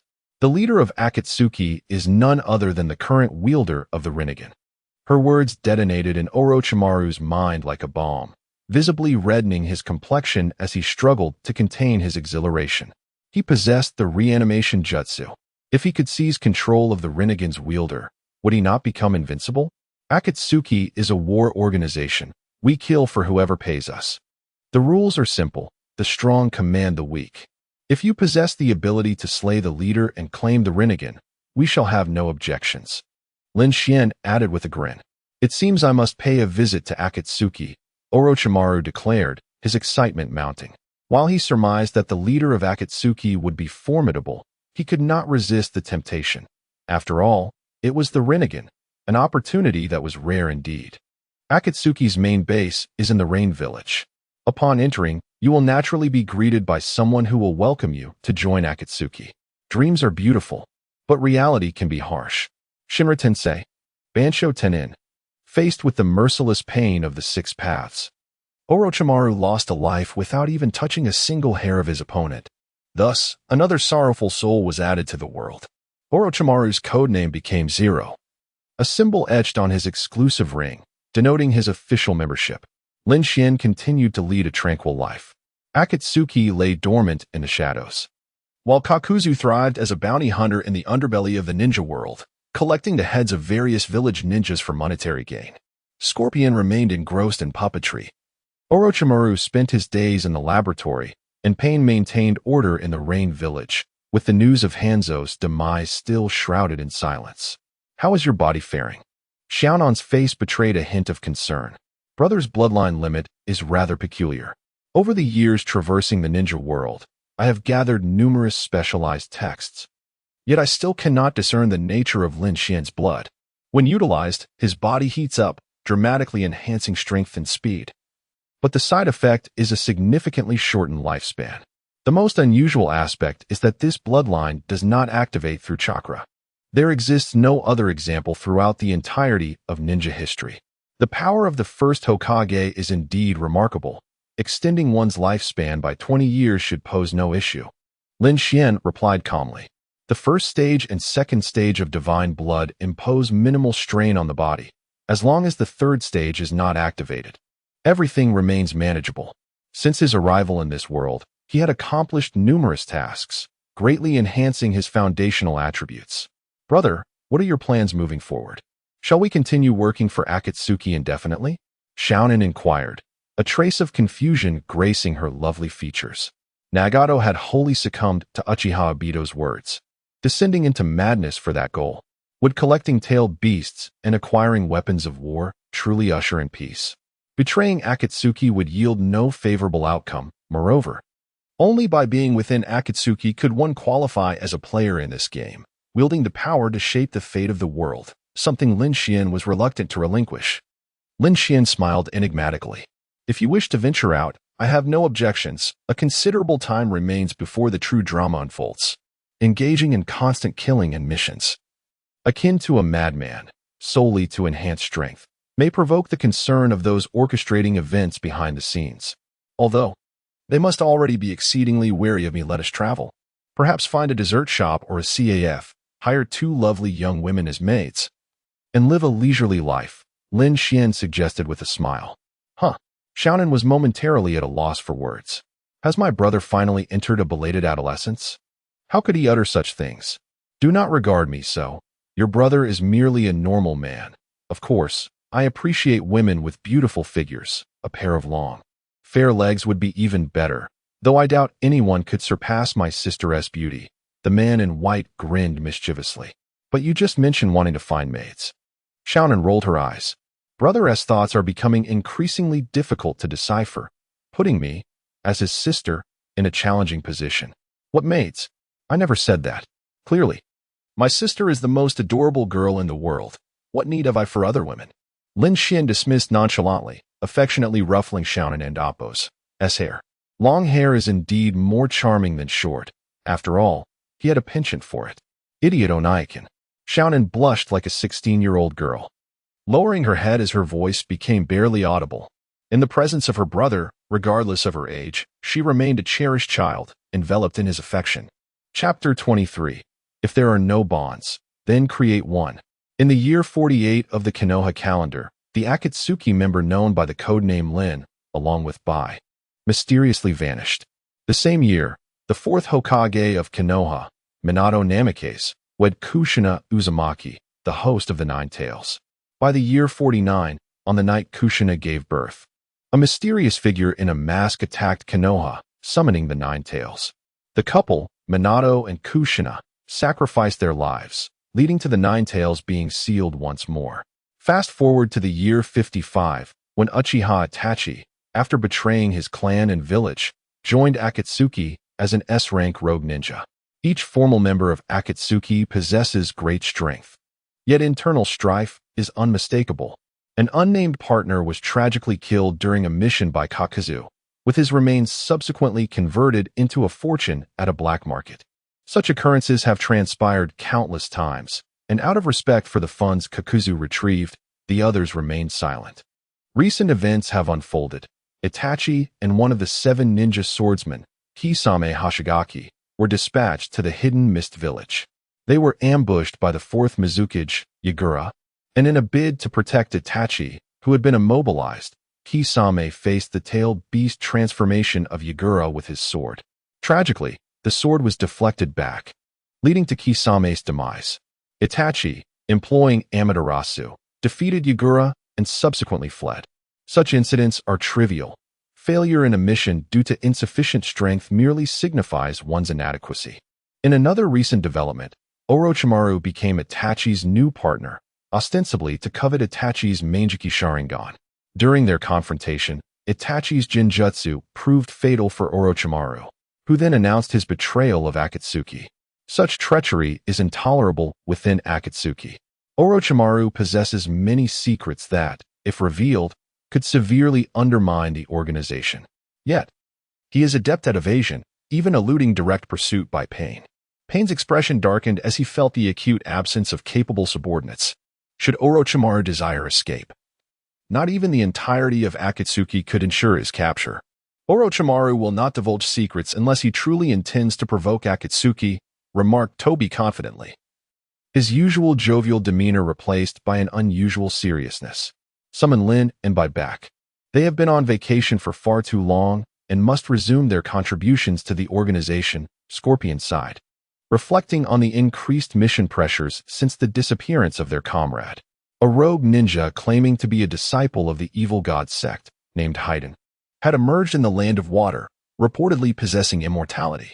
Local ninjas, unable to contend with him, issued an S-rank bounty, seeking aid from the 5 great nations. Haiden would be an ideal partner for Kakuzu, who should seek him out. Zetsu produced a wanted poster depicting a maniacally laughing white-haired youth. He better truly be immortal. Kakuzu sneered, departing the Akatsuki meeting cave. The second individual of interest is Kisame Hashigaki, a ninja from the Hashigaki clan, known as the Mist Monster, and also one of the 7 ninja swordsmen, wielding the legendary sword Samahata. Zetsu detailed this second target. Oh, Kisame is a talent I discovered in the Mist Village. Toby exclaimed, dancing with delight like a child anticipating praise. His childlike exuberance belied the deadly seriousness of his position. Itachi just happens to be in need of a partner. Let Kisame accompany him on missions. Unbeknownst to others, Kisame had already become Tobi's subordinate. He recognized Tobi as the masked man who had ensnared Yagura in Jinjutsu. Tobi, claiming to be Uchiha Obito, secretly orchestrated Akatsuki's operations and shared with Kisame the grand vision of the Eye of the Moon plan, inviting him to join. Accepting the proposition, Kisame became an underling of Obito and Black Zetsu. This mission serves merely as a pretext to bring Kisame back to Akatsuki, while also positioning him as Itachi's partner to monitor the potentially dangerous Uchiha. Who will recruit Kisame? He is not yet a rogue ninja, pondered Pain, surveying the room. Intelligence indicated that Kisame's recent mission involved eliminating his comrades, leading him to grow weary of such a life. With a single word from Akatsuki, would he dare not defect? Lin and Bai are conveniently out and about. Let them visit the Mist Village and bring Kisame back, Zetsu suggested, looking to Pain, who, as Akatsuki's nominal leader, would ultimately decide the course of action. Very well, this task is assigned to them, Pain conceded. The prowess of Lin and Bai is unquestionable. Even if they have not progressed in strength over the years, they could easily handle Kisame. Scorpion, seek out Orochimaru's whereabouts, Pain instructed. If I encounter him, may I eliminate him? Scorpion inquired, narrowing his eyes. Orochimaru had previously established a laboratory within Akatsuki, seizing substantial funding for his experiments while deriding Scorpion's puppet techniques as inferior to his forbidden jutsu. Although it was widely accepted that Orochimaru was difficult to eliminate, Scorpion craved retribution. To this end, he had manipulated a boy named Kabuto, implanting a loyalty jutsu to ensure Orochimaru was always monitored. If you can kill him, do as you wish, Pain replied, somewhat astonished by Scorpion's boldness. Orochimaru may not excel in combat, but few possess his prowess for escape. Scorpion, being a puppeteer, how would he pursue Orochimaru? Ha ha ha. With my mastery of the 100 puppets technique, I am now capable of single-handedly challenging nations, Scorpion declared, his metallic tail trailing behind him as he exited with a sinister chuckle. I shall go amuse myself, Tobi exclaimed, bouncing away with a cheerful laugh, his form gradually fading from view. Zetsu had seemingly vanished underground. Zetsu, let us check on that Lin Xuan kid, Tobi proposed, meeting Zetsu as they exited the rain village. Their voices filled with cold authority. What is so noteworthy about that kid? He has been slacking off for years, Black Zetsu remarked disdainfully. I once covertly investigated those two and found they were merely indulging in leisurely travels, he added. Such individuals pose no threat to them. If the opportunity arises, I hope to corrupt Lin Xuan, leading him into darkness, ultimately turning him into a loyal tool for our cause. We first recognized his talent over a decade ago when he could defeat Jainin and even challenge Kaga-level opponents. Being a friend of Nagato, he poses a potential risk to our control over him. Tobi meticulously analyzed the situation. Controlling Lin Xuan will not be an easy task. He often claims Jinjutsu is a weakness. What if he is not afraid of it at all? If you recklessly employ the Sharingan against him, it will only alert him to our intentions, resulting in either your departure from Akatsuki or his. Black Zetsu disagreed with Tobi's approach. The risks of such actions are exceedingly great. Should something go awry, Afe might even be expelled from the Akatsuki, leaving them unable to monitor Nagato. There are indeed alternative methods. Afe scoffed. Do you intend to use Konan as leverage against him? If you fail, it would not merely mean your withdrawal from the Akatsuki. That man would pursue you relentlessly until the ends of the earth, potentially even aligning with the 5 great nations to oppose the Akatsuki. Heiju sighed. Are all Uchiha members inherently foolish? Suddenly, he found himself reminiscing about that man. Uchiha Madara was arrogant, yet undeniably powerful. But what makes Uchiha Obito so confident? Does he truly believe his Kamui renders him invincible? The greater the peril, the greater the reward. However, I do not intend to capture Konan as a means of intimidation. At this juncture, the man's gaze grew increasingly sinister. The bonds between humans can be forged. We could find Lin Xuan a second sister or a woman he desires. Once these ties are established, subsequent matters will be easily managed. Afe laughed arrogantly. The power to command the world lies within his grasp. He can manipulate the fates of any individual. It is simple to destroy bonds, yet establishing them is far more challenging. Heiju sighed deeply. This fellow is truly obstinate. He believes he can simply find another woman to replace the sisterly bond that has existed between Lin Xuan and Conan since childhood. How can he presume to achieve a similar standing? And he intends to use this as a means to plot against others? Lin Xuan may be impulsive, but he is far from foolish. Fei has greatly underestimated his adversary. Chapter 24. The unexpected appearance of Uchiha Obito. A soft voice resonated through the forest. Brother, it seems we've encountered a ninja from Konoha. A mature woman with long, bluish-purple hair spoke, her charm evident even beneath her loose robe, her adorable eyes twinkling. It's Kakashi Hatake. Lin Xuan pondered thoughtfully. Having just received a mission from their leader, he and Conan were to recruit Kisame Hashigaki in the Land of Water before returning. Unexpectedly, they encountered Kakashi in the territory of the Land of Fire. The white-haired man was engrossed in reading Paradise of Affection, blissfully unaware that he was being followed. Conan's paper jutsu offered excellent concealment, allowing Lin Xuan to control his body without betraying a hint of presence. Brother? The woman regarded the figure with a hint of surprise. Lin Xuan had utilized a jutsu. He had initially appeared in his true form, only to transform into another visage thereafter. The one who had never practiced ninjutsu now executed an almost flawless transformation technique with ease. Kakashi abruptly halted. Instinctively, his ninja senses compelled him to turn around, where he spotted a cloaked figure adorned with an orange spiral mask. Such peculiar attire and a dangerously potent chakra. Undoubtedly, the newcomer harbored ill intentions. We meet again. Lin Xuan mimicked Obito's voice, fixating on Kakashi, who had just completed a mission. Many regarded him as a mere fool, a brainless waste devoid of talent beyond his lineage. Especially in recent years, he had traversed the world with Conan for leisure, oblivious to the fact that this individual had secretly monitored him for 3 months. As anticipated, upon learning the truth, the mastermind lowered his guard. They were entirely unaware that Lin Xuan had been studying ninjutsu. The energy within his body and bloodline differed from chakra, yet it too could be harnessed for jutsu. What do you want? Why are you following me? Kakashi Hatake unsheathed a kunai, regarding the enigmatic figure as a formidable foe. His intuition warned him that this individual was no ordinary lackey. The Land of Fire is my homeland. Might I not share the road with you? Kakashi Hatake of Konoha? Lin Xuan mused, observing both Kakashi and the surrounding forest. His acting prowess was Oscar-worthy, though few would ever glimpse this side of him. You know me? Kakashi took a few steps back in astonishment, assuming a combat stance that revealed the 3-tomo Sharingan beneath his mask. He donned a mask and the uniform of Konoha Esambu, yet this stranger seemed remarkably familiar with him. His mind raced through possibilities.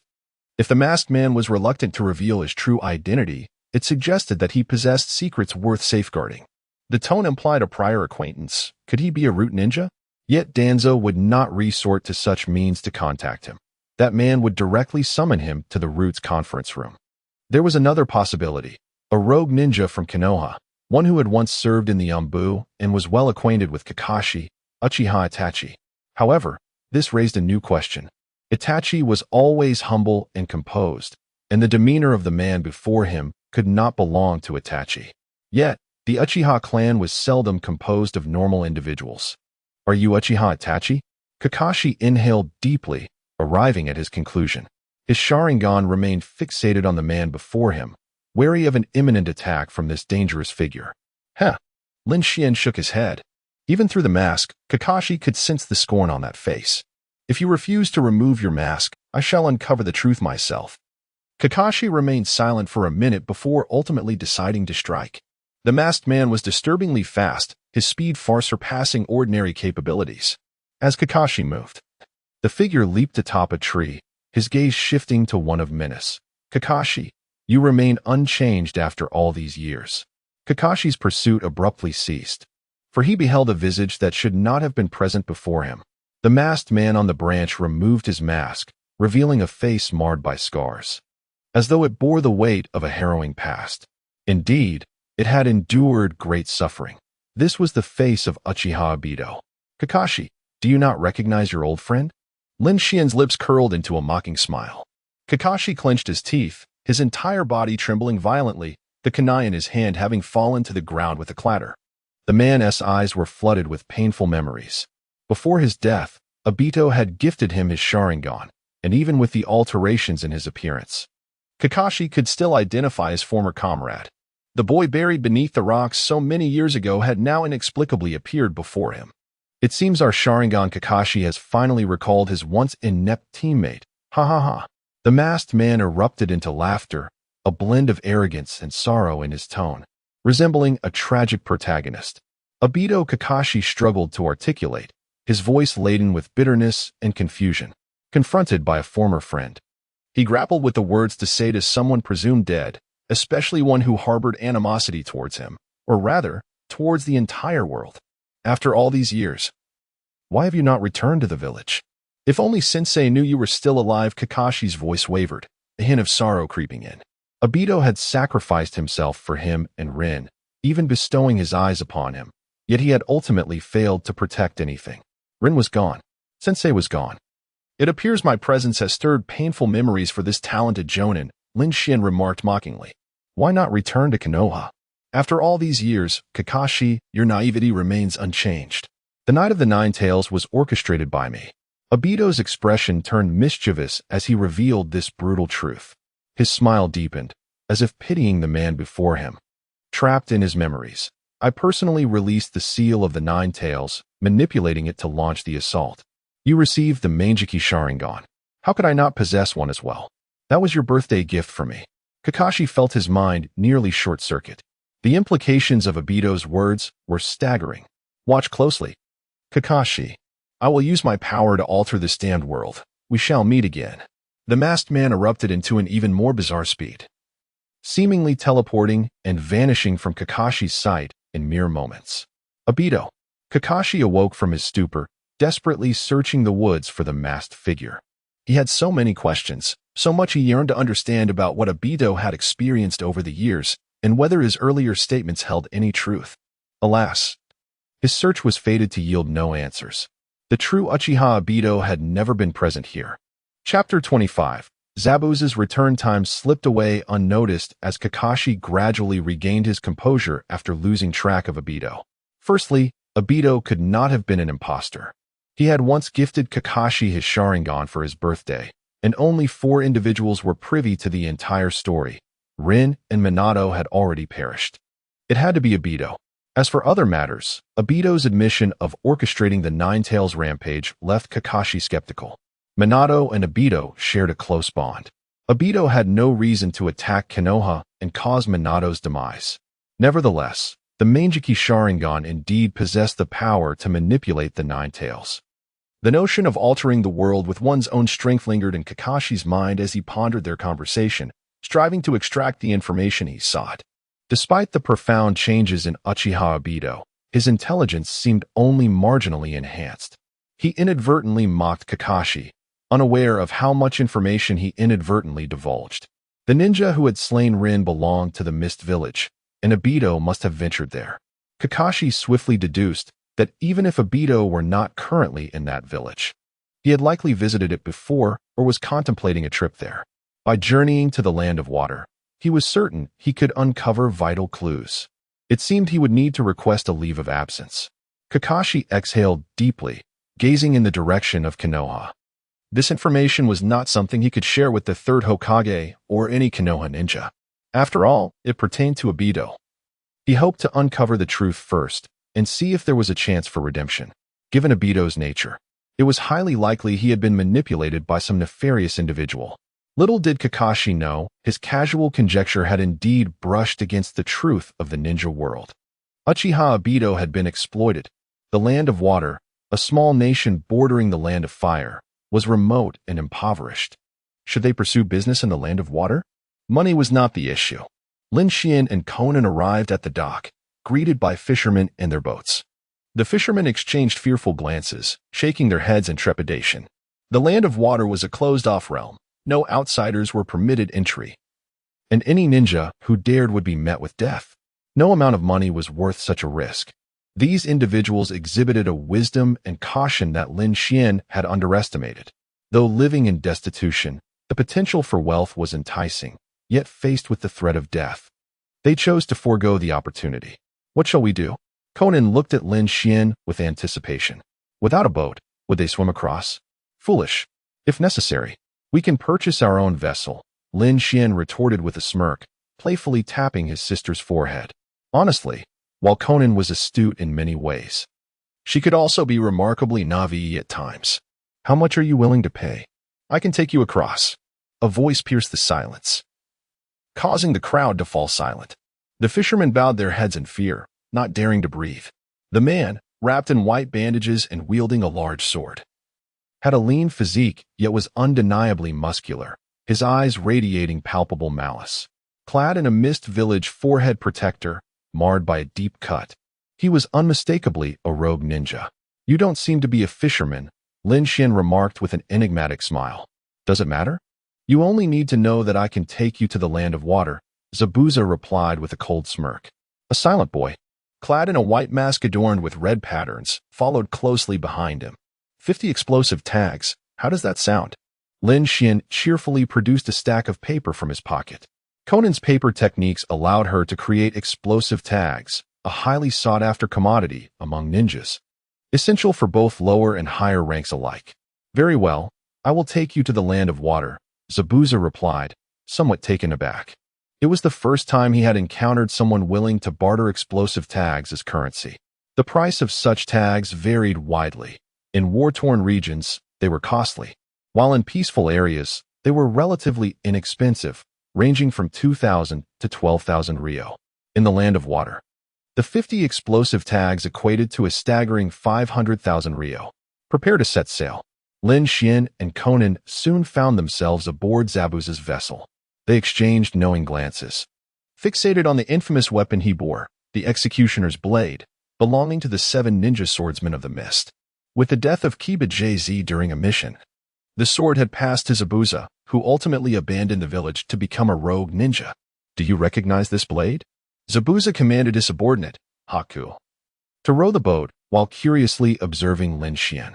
Though devoid of a forehead protector or the aura of a formidable ninja, Zabuza sensed something was amiss. The executioner's blade can restore itself, regardless of how severely it may be damaged in battle, by absorbing the blood of its enemies, as human blood contains iron. Lin Xuan explained earnestly. Zabuza was taken aback, his gaze gradually turning distant. You certainly possess a wealth of knowledge. Not at all. I don't know much.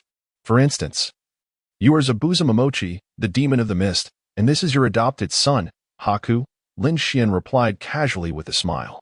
His seemingly nonchalant words cast a shadow over Zabuza's expression. Since you know who I am, why do you wish to travel to the land of water? What is your purpose in approaching me? Did the Mizukichi send you? Zabuza, being a rogue ninja, was acutely aware that the Umbu of the Mist Village could appear at any moment to hunt him down. Do not be angered, Lin Xuan replied, remaining relaxed and nonchalant. Zabuza swung his blade down, only to have his strike halted by a single finger from Lin Xuan, causing him to reel with shock. Do you truly believe you warrant a special trip for me? Lin Xuan scoffed. You wield a mere broken sword. Yet you presume yourself to be significant. You're just A.J. Ning. Haku, take action. Zabuza narrowed his eyes, his killing intent intensifying. Exceptional physical prowess did not guarantee victory, especially when one had a subordinate with ice-based Kekkei Genkai at their side. There is no need for violence, Conan sighed softly. As Haku rode, he was suddenly enveloped in explosive tags, his chakra sealed by a binding technique. He was but a 10-year-old child, easily rendered helpless under her jutsu. Do you still wish to fight? Haku possesses a Kekkei Genkai that you hold in high regard, Lin Xuan remarked, a subtle smirk gracing his lips, as if everything were under his control. Zabuza, being a shrewd individual, contemplated the identities and origins of his 2 adversaries. I will take you to the land of water. But next time we meet, I will not spare you. After a prolonged silence, Zabuza finally relinquished his grip on the blade. His opponent was a formidable martial artist, and the other woman's abilities were enigmatic. Even he was unaware of when she had ensnared Haku. Most importantly, Haku was his most valued subordinate, brimming with potential. He would not gamble with the child's life out of spite. Indeed, you are a clever man, Lin Xuan replied, reclining leisurely in the boat. The sea breeze whispered as a thick fog began to envelop them. Haku continued to row in silence, while Zabuza pondered the origins of his two opponents. Conan rested her head on someone's lap. Chapter 26, Zabuza Momochi, a question mark emerges in the land of water. A small vessel stealthily arrived, with Zabuza skillfully evading the watchful eyes of the ninjas. Do you have an intelligence network in the land of water? Take me to meet Kisame Hashigaki. Lin Xuan intercepted Zabuza, who was intent on leaving. Our collaboration has come to an end. The rogue ninja from the mist frowned. Is this how it is? Backtracking on our agreement? His only duty was to escort these two to the land of water, unless more money. Lead us to Kisame Hashigaki. And the 500 explosive tags are yours. Conan remained expressionless as she retrieved the corresponding number of explosive tags from her space scroll. As the wealthiest member of the Akatsuki organization, she carried millions of explosive tags, a significant portion of which she had crafted herself, while others were purchased. Only she knew the exact amount. Zabuza's expression fluctuated. These two had threatened him once on the road, and he could not forget that debt. Yet, the thick stack of explosive tags in Conan's hand caused him to hesitate. His dissatisfaction with the village had led him to attempt the assassination of the fourth Mizukage, resulting in his downfall as a rogue ninja. To make a comeback, he needed to amass more money. Only with wealth could he recruit ninjas. I will locate Kisame's whereabouts. You must find him on your own, Zabuza stated solemnly. Kisame Hashigaki, the current wielder of the legendary sword Samahata, possessed unfathomable strength. Even he dared not appear before that man lightly, as Kisame remained loyal to the Mizukage. Very well, Lin Xuan replied with a smile, nodding in agreement. This serves as a deposit. You will receive the remainder upon obtaining the information. Conan divided the explosive tags into two portions, temporarily handing over half. We shall meet here on this coast 3 days from now, at which time I will provide you with news about Kisame. Zabuza accepted the explosive tags, cursing the two under his breath. Were it not for the money, he would never have assisted them. The next time they met, he would surely take their heads. Offending a rogue ninja from the mist had dire consequences. The land of water is vast, yet the hidden mist village is relatively small. The blood mist era had ended long ago, and the fourth Mizukage had regained his sanity, though he still maintained the lockdown orders. This was necessary to restore the village's vitality, as far too many ninjas had perished during the chaos. Side quest, Bonds of Water. Quest content: ensure the survival of Mangetsu H. Zuki and Suigetsu H. Zuki. Difficulty: average. Reward: Soul 5, Reincarnation Points 3000. Main quest: the Land of Water Arc. Quest content: defeat the 5th Mizukage, Mayterum. Difficulty: difficult. Reward: 30 attribute points to allocate, Charm 1. Reincarnation points 15,000, World Reputation 5,000. In an instant, Lin Xuan realized something. While Zabuza sought information, he and Conan remained active, not idly waiting. Mayterum had not yet assumed the role of 5th Mizukage, rendering the main quest unachievable. However, the side quest, Bonds of Water, was worth pursuing. Suigetsu was unlikely to perish, merely at risk of being captured by Orochimaru, which did not overly concern Lin Xuan. As for Suigetsu's brother, Mangetsu, he seemed to have died from illness. Lin Xuan felt uncertain. Mangetsu H. Zuki was one of the current 7 ninja swordsmen, loyal to Mayterum.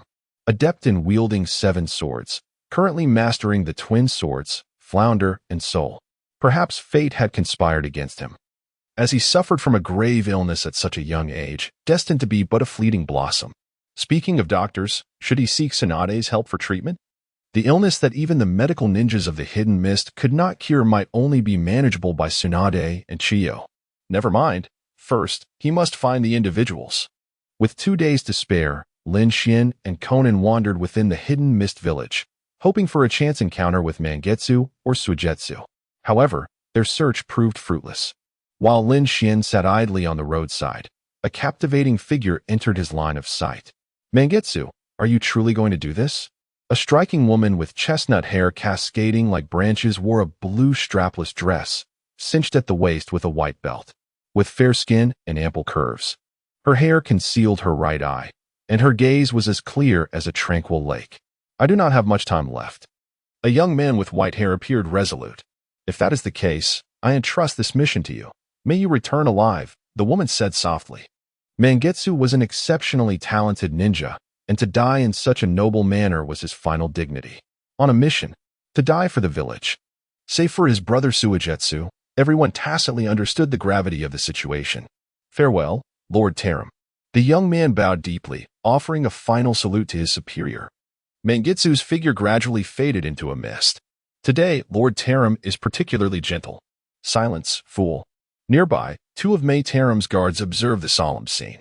Ao, a wielder of Byakugan, had been the one to dispel the illusions surrounding the fourth Mizukichi. Jur, a promising young talent, murmured.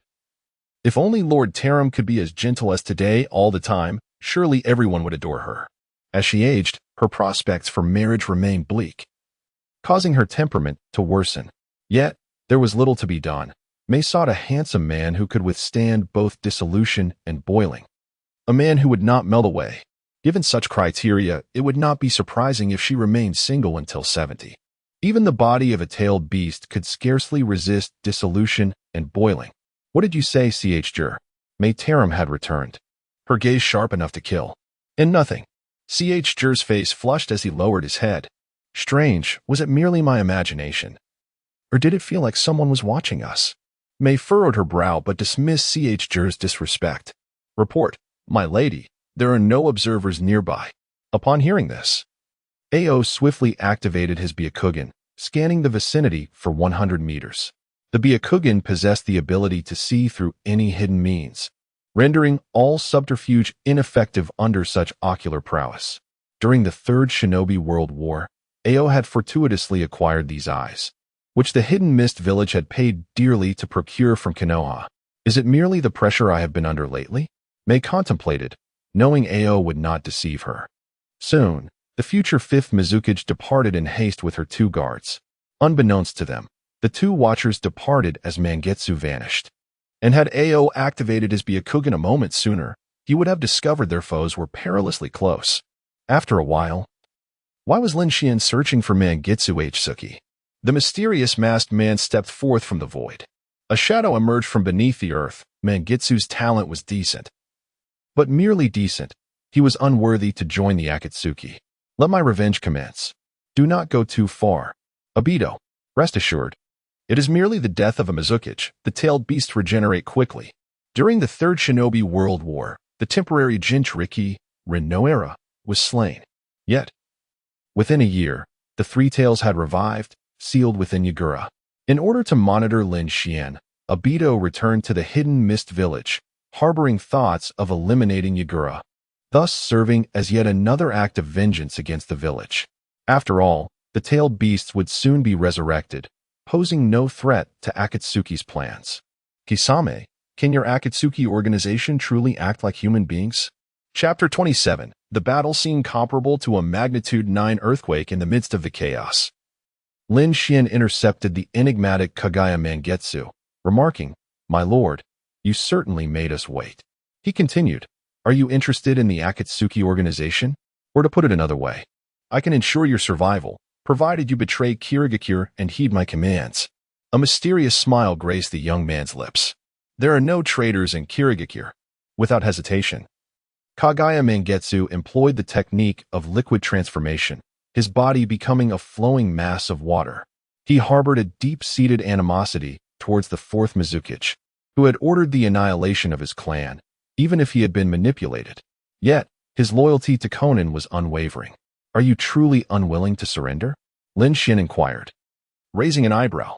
Mangetsu ceased his idle chatter, swiftly forming hand seals to unleash a ninjutsu. Water release. Water iron cannon. A barrage of water projectiles surged forth, descending upon Lin Xuan like a torrential downpour.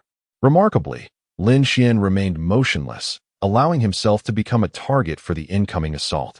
Kagaya Mangetsu's lips twitched in disbelief. Is the figure before me a monster? How can he withstand my ninjutsu with mere flesh and blood? The water iron cannon can pierce through rock. Lin Xuan sighed regretfully and gestured to Konan.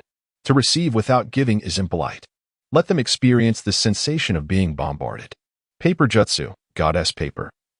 Konan activated the trap. They had followed Kagaya Mangitsu's trail and set an ambush in this narrow path. Explosive tags? The gravity of the situation dawned upon Kagaya Mangitsu. The surrounding forest, the water pools at the roadside, and even the ground beneath him were all disguised explosive tags. He found himself encircled by hundreds of thousands of explosive tags. Is that woman insane? With such an explosion, our survival is improbable. If the liquid water evaporates, will you still endure? Lin Xuan observed the Kirigakure ninja with a casual demeanor, retreating as if taking a leisurely stroll, each step spanning several meters until he reached a safe distance. Meanwhile, Conan, positioned at the center of the explosion, transformed into a flurry of white paper. 300,000 explosive tags, Conan declared. With a thunderous roar, an earth-shattering explosion resonated throughout the forest, a blinding light shooting skyward. After a long pause, as the dust settled, a massive pit nearly 30 meters deep was created, where the liquefied Kagaya Mangitsu lay in disarray. In his final moment, he had channeled all his chakra into the water release technique. As long as water remained, he would not be obliterated by the explosion. His choice had proven wise. A significant amount of water had evaporated, yet a portion remained, allowing him to survive the cataclysm. Impressive, indeed, the genius of the Kagaya clan, surviving such a blast. Lin Xuan appeared at the edge of the crater, maintaining an air of nonchalance. Little one, I offer you one last chance. You have a younger brother, nearly 12 years old. Do consider your choices wisely. Upon hearing this, Mangitsu instinctively raised his gaze. His sole concern was for his brother. Should Mizuki's forces eliminate Suigetsu, the Kagaya clan would face extinction. If he defected, would Suigetsu fare any better in the village? The thought seemed unlikely. Under the protection of Conan, the villagers would dare not harm you. At most, they would utter a few curses, Lin Xuan countered. Conan has grown strong, backed by the elders of Kirigakure, her status and power rivaling that of a Mizuki. As long as Suigetsu is a subordinate of Conan, he cannot be harmed by his own kin. I am willing to join the Akatsuki. Ultimately, Mangitsu chose to capitulate. There is no shame in joining the Akatsuki. At the very least, you shall survive. Conan shot him a sidelong glance. Loyalty? Can loyalty fill one's stomach? Lin Xuan, however, was not devoid of humanity. He would not force Mangitsu to turn against Kirigakure unless absolutely necessary, allowing him to address other challenges instead. Though she found it perplexing why her brother would invite such a weak individual. The following day, after recruiting Mangitsu, Lin Xuan met with Sabuza as promised, presenting the other half of the payment to exchange for the location of Kisame Hashigaki. Just as they had ambushed Mangitsu, Lin Xuan and Conan arrived early at the designated site. Kisame had undertaken a mission from the 4th Mizuki and was bound to pass through this island. It served as a stronghold for the Kirigakure ninja, to capture the Konoha ninja Kakashi Hitaki, who had appeared in the Land of Water. Kirigakure had dispatched 5 teams of ninja to encircle him, comprising 5 elite jonin and 15 shunin. What luck, Lin Xuan mused, surprised. Previously, he had masqueraded as a Beto and divulged considerable information, yet he had not anticipated that Kakashi, the fool, would charge solo into the Land of Water. Kakashi Hitaki. Does he view us Kirigakure as insignificant? How dare he infiltrate alone? Eliminate him. His hiding spot has little room left. We shall kill him. 5 ninja squads scoured the island. It appeared that Kakashi had been trapped in this location for some time. Is everyone enjoying the game so heartily that they would deny me entry? Lin Xuan boldly stepped ashore from his small boat. Conan remained expressionless, as though observing a gathering of corpses, while Mangitsu, donning a mask to conceal his identity, felt a tumult of emotions. In the shadows of Kirigakure's Ambu, a chunin approached, brandishing a kunai as a threat. This was the territory of the Land of Water. No one could act with impunity here. Spare no words. Intruders shall be treated as enemies, commanded an unknown jonin. Upon hearing this, the subordinate ninjas wasted no time, launching a barrage of kunai and a freshly conjured water dragon jutsu towards Lin Xuan and his companions. The essence of a ninja is to kill, to execute any command with lethal precision. Lin Xuan narrowed his eyes, feeling like an ant before the water dragon. The quality of ninjas leaves much to be desired. He was here for Kisame, yet some were foolishly courting death. Bang! The water dragon and kunai shattered, and the youth who had obliterated these attacks charged forward. Unarmed, the force of his fists alone commanded respect. A master of taijutsu. The Kirigakure ninjas nodded in unison, preparing to swarm their adversary. The strengths and weaknesses of a taijutsu ninja were evident. Once entangled in combat, their stamina would wane rapidly. Is that individual seeking death? Kakashi, concealed beneath the earth, was bewildered. Even he had to tread carefully against these elite Kirigakure ninjas, yet this person boldly rushed into the fray. But Kakashi's confusion swiftly dissipated as he witnessed an unforgettable scene. The black-haired youth descended like a divine being, each punch wielding unimaginable might, creating fissures in the earth extending hundreds of meters. The battle scene was akin to a magnitude 9 earthquake. Is this truly a human? The legendary Tsunade is not even close to this. Puff, puff. One by one, the Kirigakure ninjas were obliterated into clouds of blood, a rain of crimson cascading from the sky. In just 20 seconds, the Kirigakure squad was utterly annihilated. Chapter 28. Is that guy human? Brother, this island won't sink. Will it? Shonen furrowed her brows. With such a humanoid dragon, a mere island could hardly withstand the pressure. Rest assured. I have only exerted 30% of my strength, Lin Xuan confidently replied, patting Xiaonan's head. Man Yu was left speechless, gazing incredulously at the scene drenched in blood. Regardless of whether they were elite or intermediate ninjas, none had survived a single blow. They were utterly obliterated. Even more horrifying were the fissures in the ground. Sprawling like a web, with the longest crack exceeding a kilometer in length and plunging 50 meters deep. Words failed to capture the emotions of the moment. Man Yu felt a surge of relief at his choice. Had he declined to join Akatsuki, his brother would likely have met a similar fate. The young man gazed contemplatively at the mist rising from the sea. Mr. Kisame, please do not keep me waiting too long. Kisame Hashigaki, currently allied with Obito, would later be tasked with surveilling Itachi Uchiha. In Lin Xuan's plan, he needed Kisame as a subordinate to gather intelligence on Obito and Zetsu. The thought of having a spy trained by him surveil him in return was amusing. Moreover, Lin Xuan indeed required someone like him to provide information on those two. Finally, Kisame made his appearance, bearing the large sword Samahata wrapped in white cloth, clad in the uniform of a Miss Jonin. Suddenly, several explosive tags floated up from the ground. Just as Kisame dodged to the side, the explosion resounded. Nice to meet you, Mr. Kisame, Lin Xuan said as he stepped forward, a casual smile gracing his lips. I invite you to join Akatsuki, or perish here. Oh, what a unique welcoming ceremony, Kisame grinned, revealing teeth reminiscent of a shark, his smile somewhat unsettling. Where is Mr. Madara Uchiha? He was the one who invited me to join Akatsuki.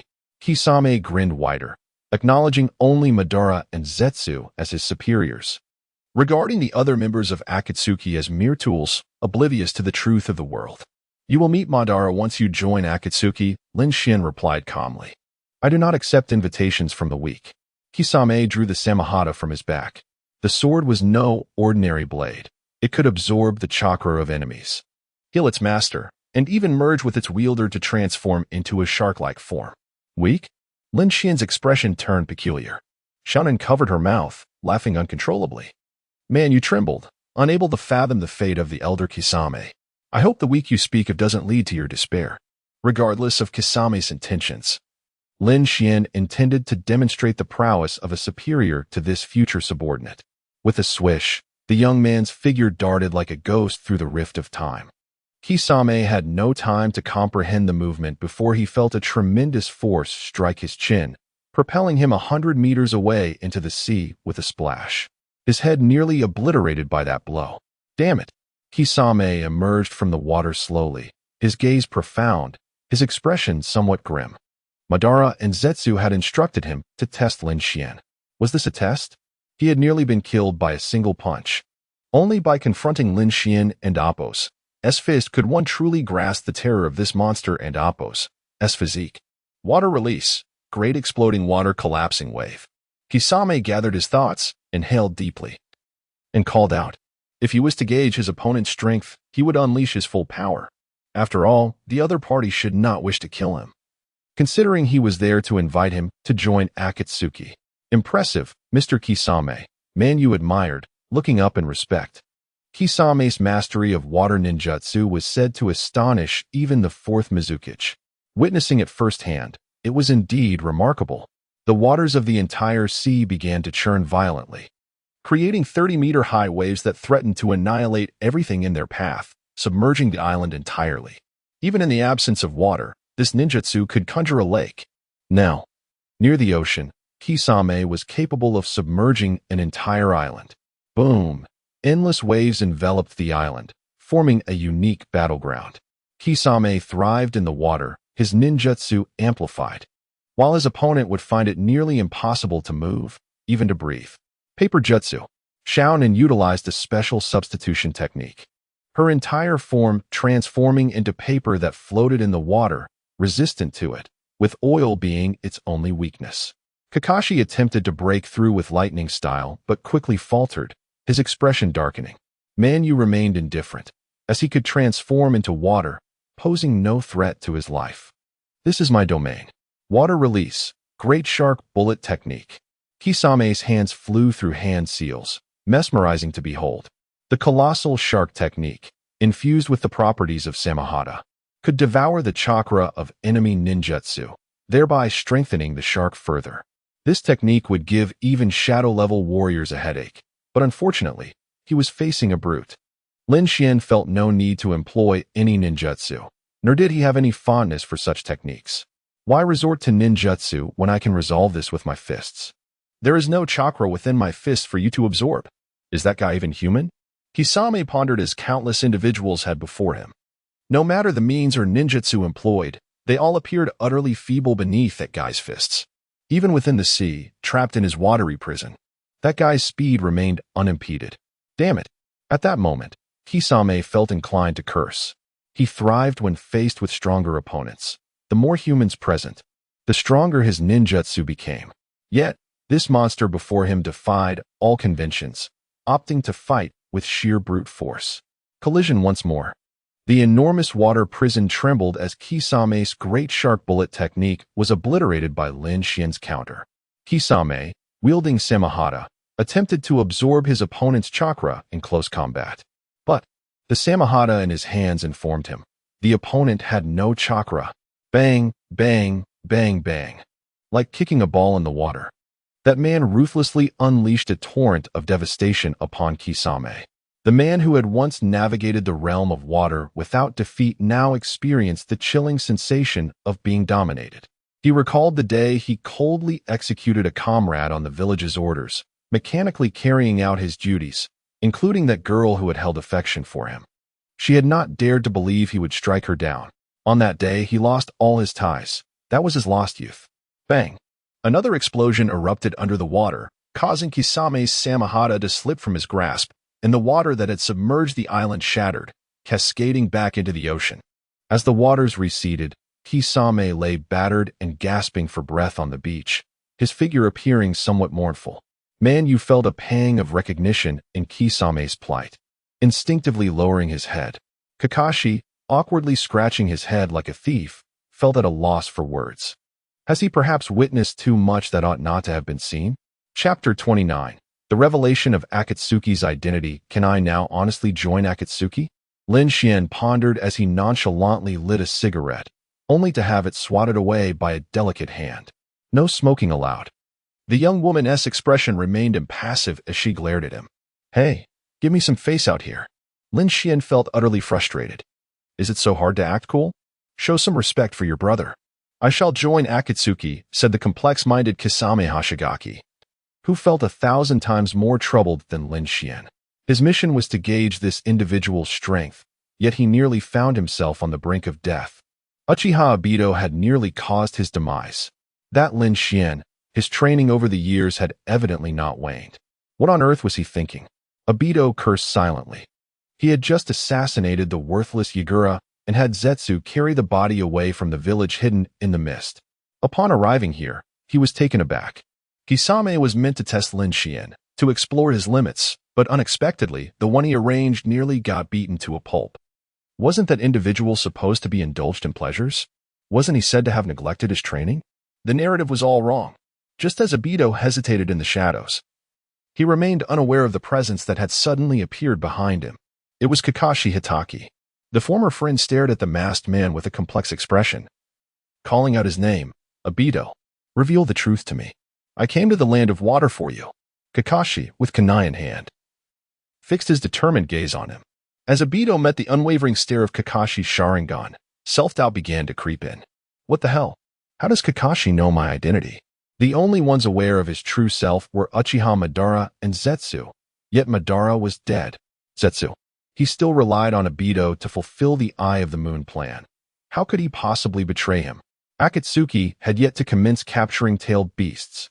The mere thought that someone else knew his identity sent shivers down Obito's spine. Had his every action over the years been observed by someone? Was that person also a member of Akatsuki? Man, you murmured quietly. Lin Xuan and Konan wore the signature black cloaks adorned with red clouds. And the man referred to by Kakashi as Obito donned the same attire. Obito? Kisame muttered, confusion evident in his shark-like eyes. Isn't he Uchiha Madara? How did he become Obito? Akatsuki, your real name is Obito? Lin Xuan seemed equally astonished, turning to regard the two peculiar men. Kakashi's excitement and anxiety were palpable, while Obito stood rigid and silent. Kakashi, perhaps you forgot to take your medication today. Obito attempted to maintain a calm demeanor. He had operated under the guise of Uchiha Madara for years without revealing his identity, even deceiving Nagato, who possessed the Rinnegan. And now, all of it was jeopardized by Kakashi? He could not accept it. Obito? Let me recall. He was a leaf ninja who perished in the Third Great Ninja War. If I remember correctly, he was once on a team with Kakashi. Man, you reflected. He was indeed a legitimate genius ninja, excelling not just in ninjutsu but also acing his history lessons. Moreover, Kakashi Hitaki, the copy ninja, was a renowned figure whose exploits resonated throughout the 5 great nations. Obito's mindset underwent a peculiar transformation. Lin Xuan truly had a knack for picking the right people. He instantly discerned his true identity through Kakashi's words. The more one knew, the quicker they met their demise. Did man you not understand this? Oh, he suffers from a terminal illness and likely doesn't have long to live. Now, can you assure me that my real identity will remain confidential? Obito inhaled deeply, his crimson Sharingan morphing into the Meijiki. He fixed his gaze on Lin Xuan, Konan, and the shark-like Kisame, who was naturally excluded from suspicion. Why? Are you afraid Nagato will learn that you are Uchiha Obito? Lin Xuan contemplated Obito's words. Observing his irritating expression, Obito felt an intense loathing for Kakashi, wishing to curse his ancestors for generations. Nagato firmly believed in his plans because he was Uchiha Madara. If he suddenly became Uchiha Obito, who knew if Nagato would continue to be his puppet? Must you be my adversary? Obito questioned through gritted teeth, without certainty of victory. He dared not act against Lin Xuan. After all, he had his own cards to play. Did his opponent not possess any? Now was far from the time to eliminate Lin Xuan. Should he strike, it would be through manipulation of bonds. Do you think you are worthy? Lin Xuan shot him a cold glance, a mere jester masquerading under another's name. Do you think you can stand as my enemy? You will come to regret this. Obito warned, casting a deep gaze at Lin Xuan. As circumstances shifted, he needed to consult Zetsu immediately regarding the next steps. Then hunt down the scoundrel who disclosed his identity to Kakashi and eliminate him. The mysterious masked man faded into the Kamui dimension, leaving the onlookers to watch helplessly as he slipped away. As for Kakashi, after uttering that one line, he was ignored by Obito henceforth. Are you not going to kill him? Kisame utilized the chakra stored within his Samahata to heal his injuries. After all, Kakashi was a leaf ninja, and today he had witnessed far too much that he should not have. No need, Lin Xuan silently observed as Kakashi also departed the small island. That white-haired anomaly could serve as an excellent pawn. His survival was crucial for future usefulness. Suddenly, the young man and Apos' expression darkened. Now, can you divulge to me Akatsuki and Apos' report? What exchanges did you have with him during his time claiming to be Uchiha Madara? Oh, you suspect me? Kisame appeared incredulous. At that moment, he felt as though all his facades had been stripped away. No secret could escape the gaze of that man. Mr. Kisame, do you believe the Eye of the Moon plan represents the truth of this world? Uchiha Madara is merely a puppet masquerading as a fool. Even now, do you still intend to trust him and Zetsu? They're merely exploiting you. Lin Xuan's face bore a veneer of indifference, seemingly unwilling to engage in further dialogue. You know quite a bit. Kisame maintained a calm facade while turbulent emotions roiled within him. The Eye of the Moon plan had been revealed to him by Zetsu and Obito, who claimed that only the three of them were privy to it. Yet now, Lin Xuan had casually exposed their conspiracy. Was it not said that Akatsuki comprised nothing but pawns? Could it be that those rascals had deceived him? Did Lin Xuan not exhibit even a sliver of a pawn's demeanor? Even the identity of that scoundrel Obito had been inexplicably revealed. Kisame had initially believed he was on the brink of understanding the world's true essence. However, it was evident that Lin Xuan possessed knowledge far beyond even what Obito was aware of. Chapter 30. The truth of the ninja world is a nested game. For a moment, can you reveal the truth to me? About the Moon Eye plan, as well as Kagaya and Obito. Kisame chose to ally with Lin Xuan's faction. He was indifferent to whom he had to obey. Whoever could unveil the obscured truths of this world to him, he would heed their command. Yet now, Obito had clearly deceived him. He was not Uchiha Madara, and the plan they had previously discussed was fraught with issues. Do you truly wish to know? I will have Konan place a sealing technique in your mind. Should you ever entertain thoughts of betrayal, you will hear the exquisite sound of your own brain exploding. Lin Xuan smiled faintly, narrowing his eyes and signaling to Konan. Not only had he learned numerous ninjutsu, but Konan had also made progress. He was the main offensive force, while Konan served in a supportive role. Controlling subordinates necessitated certain specialized ninjutsu, even if those methods were not particularly honorable. This involved a unique sealing technique infused with explosive tags. Konan explained slowly, retrieving a scroll from her ninja tool pouch, her slender, delicate fingers lightly touching it. After infusing it with chakra, she produced 2 special red talismans. To prevent subordinates from betraying and to stop enemies from extracting intelligence from captives, the world is not lacking in techniques for controlling individuals, such as the sealing technique of the Hyuga clan in Konoha, where a thought from a member of the main family could lead to the death of a branch family member. Do not harbor any illusions. Once this ninjutsu is implanted, there is no escape. I can eliminate you at any moment. Konan reiterated. Kisame's expression remained unchanged. Life and death held little significance for him. Full Moon approached with an acute awareness. His life was already short, and learning some secrets before his demise, along with a faint chance of survival, was a form of opportunity in its own right. After a moment, the 2 talismans successfully integrated into Kisame's and Full Moon's minds.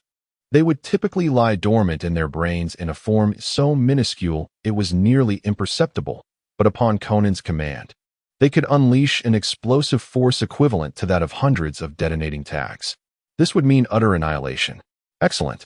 I declare you both among the first to learn the truth of this world.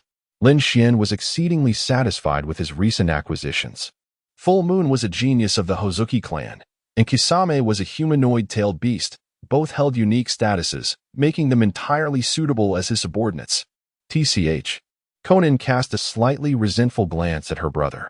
Over the years, Lin Xuan had remained tight-lipped about certain matters, and only today did she learn some truths, such as the fact that Uchiha Madara was an impersonation.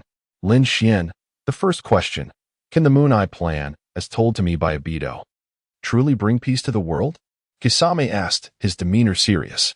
Obito had once spun an elaborate tale that had thoroughly captivated him. No, the Moon Eye plan is merely a conspiracy. Lin Xuan decisively shook his head. What exactly is the Moon Eye plan? Konan couldn't help but inquire. Lin Xuan chuckled, ruffling his sister's hair, his voice gradually turning somber. It involves manipulating Nagato as a pawn, utilizing the Akatsuki's strength to gather tailed beasts. Nagato believes he has resurrected a fearsome weapon of war, but in reality, he has revived the Ten Tails, which will subsequently give rise to the Ten Tails Jinchuriki. Through the power of the Ten Tails, the infinite Tsukuyomi will be unleashed, plunging the entire world of ninjas into a false dream. This is the essence of the Moon Eye plan. Indeed, this is what Obito and Kagaya conveyed to me. Kisame nodded thoughtfully. Is there another conspiracy behind this plan? Full Moon swallowed hard. To plunge all of humanity into an illusion? Only a madman would conceive such a notion. Yet, is there something even more sinister lurking behind this conspiracy?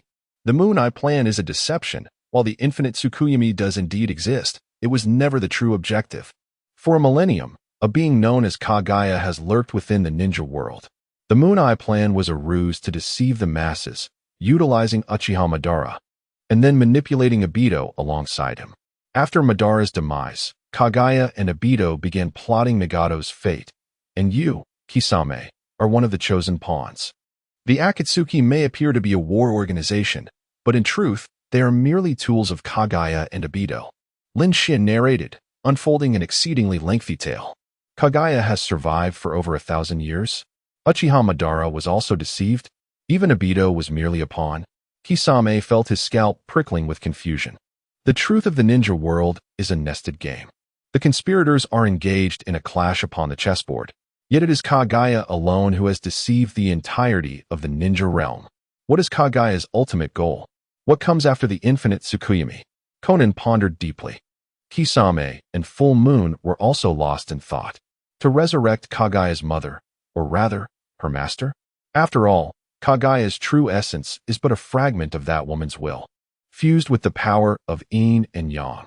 Speaking of which, that woman is the mother of the sage of 6 paths. Lin Xuan stroked his chin, his tone remarkably calm. Kisame's mind spiraled into chaos, utterly unable to comprehend the revelations he had just absorbed. Not only him, but Conan and Full Moon also wore expressions of bewilderment. In just a few brief exchanges, the terrifying conspiracy of Kagaya was unveiled, yet many details remained elusive. What about us? Kagaya seeks to resurrect a certain woman. Is our goal to prevent her resurrection? Kisame struggled for some time before finally posing this question. That woman must possess some exceptionally unique characteristics. Otherwise, Kagaya would not have orchestrated a plot spanning over a millennium, laboring so diligently as the mastermind behind the scenes. You're mistaken. Upon seeing the meaningful smiles exchanged among the nations, Conan immediately grasped the answer. Lin Xuan's thought processes were entirely unlike those of ordinary people. If he were solely intent on thwarting Kagaya, why would he have joined the Akatsuki in the first place? Wouldn't it have been easier to infiltrate the ninja villages of the 5 great nations? Perhaps he could even play the role of a shadow. Indeed, becoming the shadow of a village through sheer taijutsu prowess would be quite attainable. After all, there were precedents. The youth's response was indeed unexpected. What do we do? Nothing at all. As long as Kagaya remains unaware of our presence, we have achieved success. Therefore, Kisame, you must continue your duties, surveilling Uchiha Itachi, and obeying the commands of Kagaya and Obito. At this point, Kisame and Full Moon finally began to understand their superior's words. Primarily, Kisame must continue to serve as a pawn for Kagaya and Obito. Simultaneously, he needed to provide Lin Xuan with intelligence. A double agent. The Akatsuki would become increasingly lively. Conan sighed softly. She was the person who understood Lin Xuan best in the world, yet she did not possess complete knowledge. Her deeply concealed brother was, in a sense, even more terrifying than Kagaya, more suited to be the mastermind behind the scenes. To this day, we remain unaware of who initially divulged that secret to Lin Xuan on that fateful day. Chapter 31. Obito is a spy sent by Konoha. The technique of the lantern body. One of the abilities of the Rinnegan, the Deva Path Pain receives thought waves emitted by Akatsuki members, transformed from chakra, amplifying these thought waves into a dazzling, multicolored illusion. Is there something you need? The Deva Path slowly opened his eyes, gazing at Lin Xuan's ethereal form. Many years ago, Lin Xuan had roamed the world with Conan. This was the first time Lin Xuan had taken the initiative to contact him. An unexpected event occurred during the mission. Conan and I encountered Konoha ninja Kakashi, and when Akatsuki appeared, Kakashi referred to him as Uchiha Obito. Lin Xuan recounted the recent events. Obito did not wish for me to learn his identity, and even threatened you? The Deva Path fell into deep contemplation. Suddenly, Nagato felt as though he had become ensnared in a vast conspiracy. During his darkest times, it was Obito and Zetsu who had appeared before him, revealing the plan and guiding him on how to harness the true power of the Rinnegan. Yet, Akatsuki was not Uchiha Madara, but rather Uchiha Obito. Calculating the timeline. Nagato recalled that when he first met Akatsuki, the other party was merely 12 years old. Had he been deceived by a child? Uchiha. Konoha. Could that rascal Obito truly be a spy sent by Konoha? Nagato's voice turned icy. He suddenly remembered the recently recruited Uchiha Itachi. That individual also hailed from Konoha and belonged to the Uchiha clan. His parents had been killed by Konoha ninja, and the death of his dear friend Yahiko was also related to Danzo Shimura of Konoha. When it came to Konoha, Nagato was consumed by hatred. Bring back Haiden and Kakuzu. I will personally inquire with Uchiha Itachi regarding Obito. They are of the same clan. Nagato gradually regained his composure. Regardless, he would not alter his objective.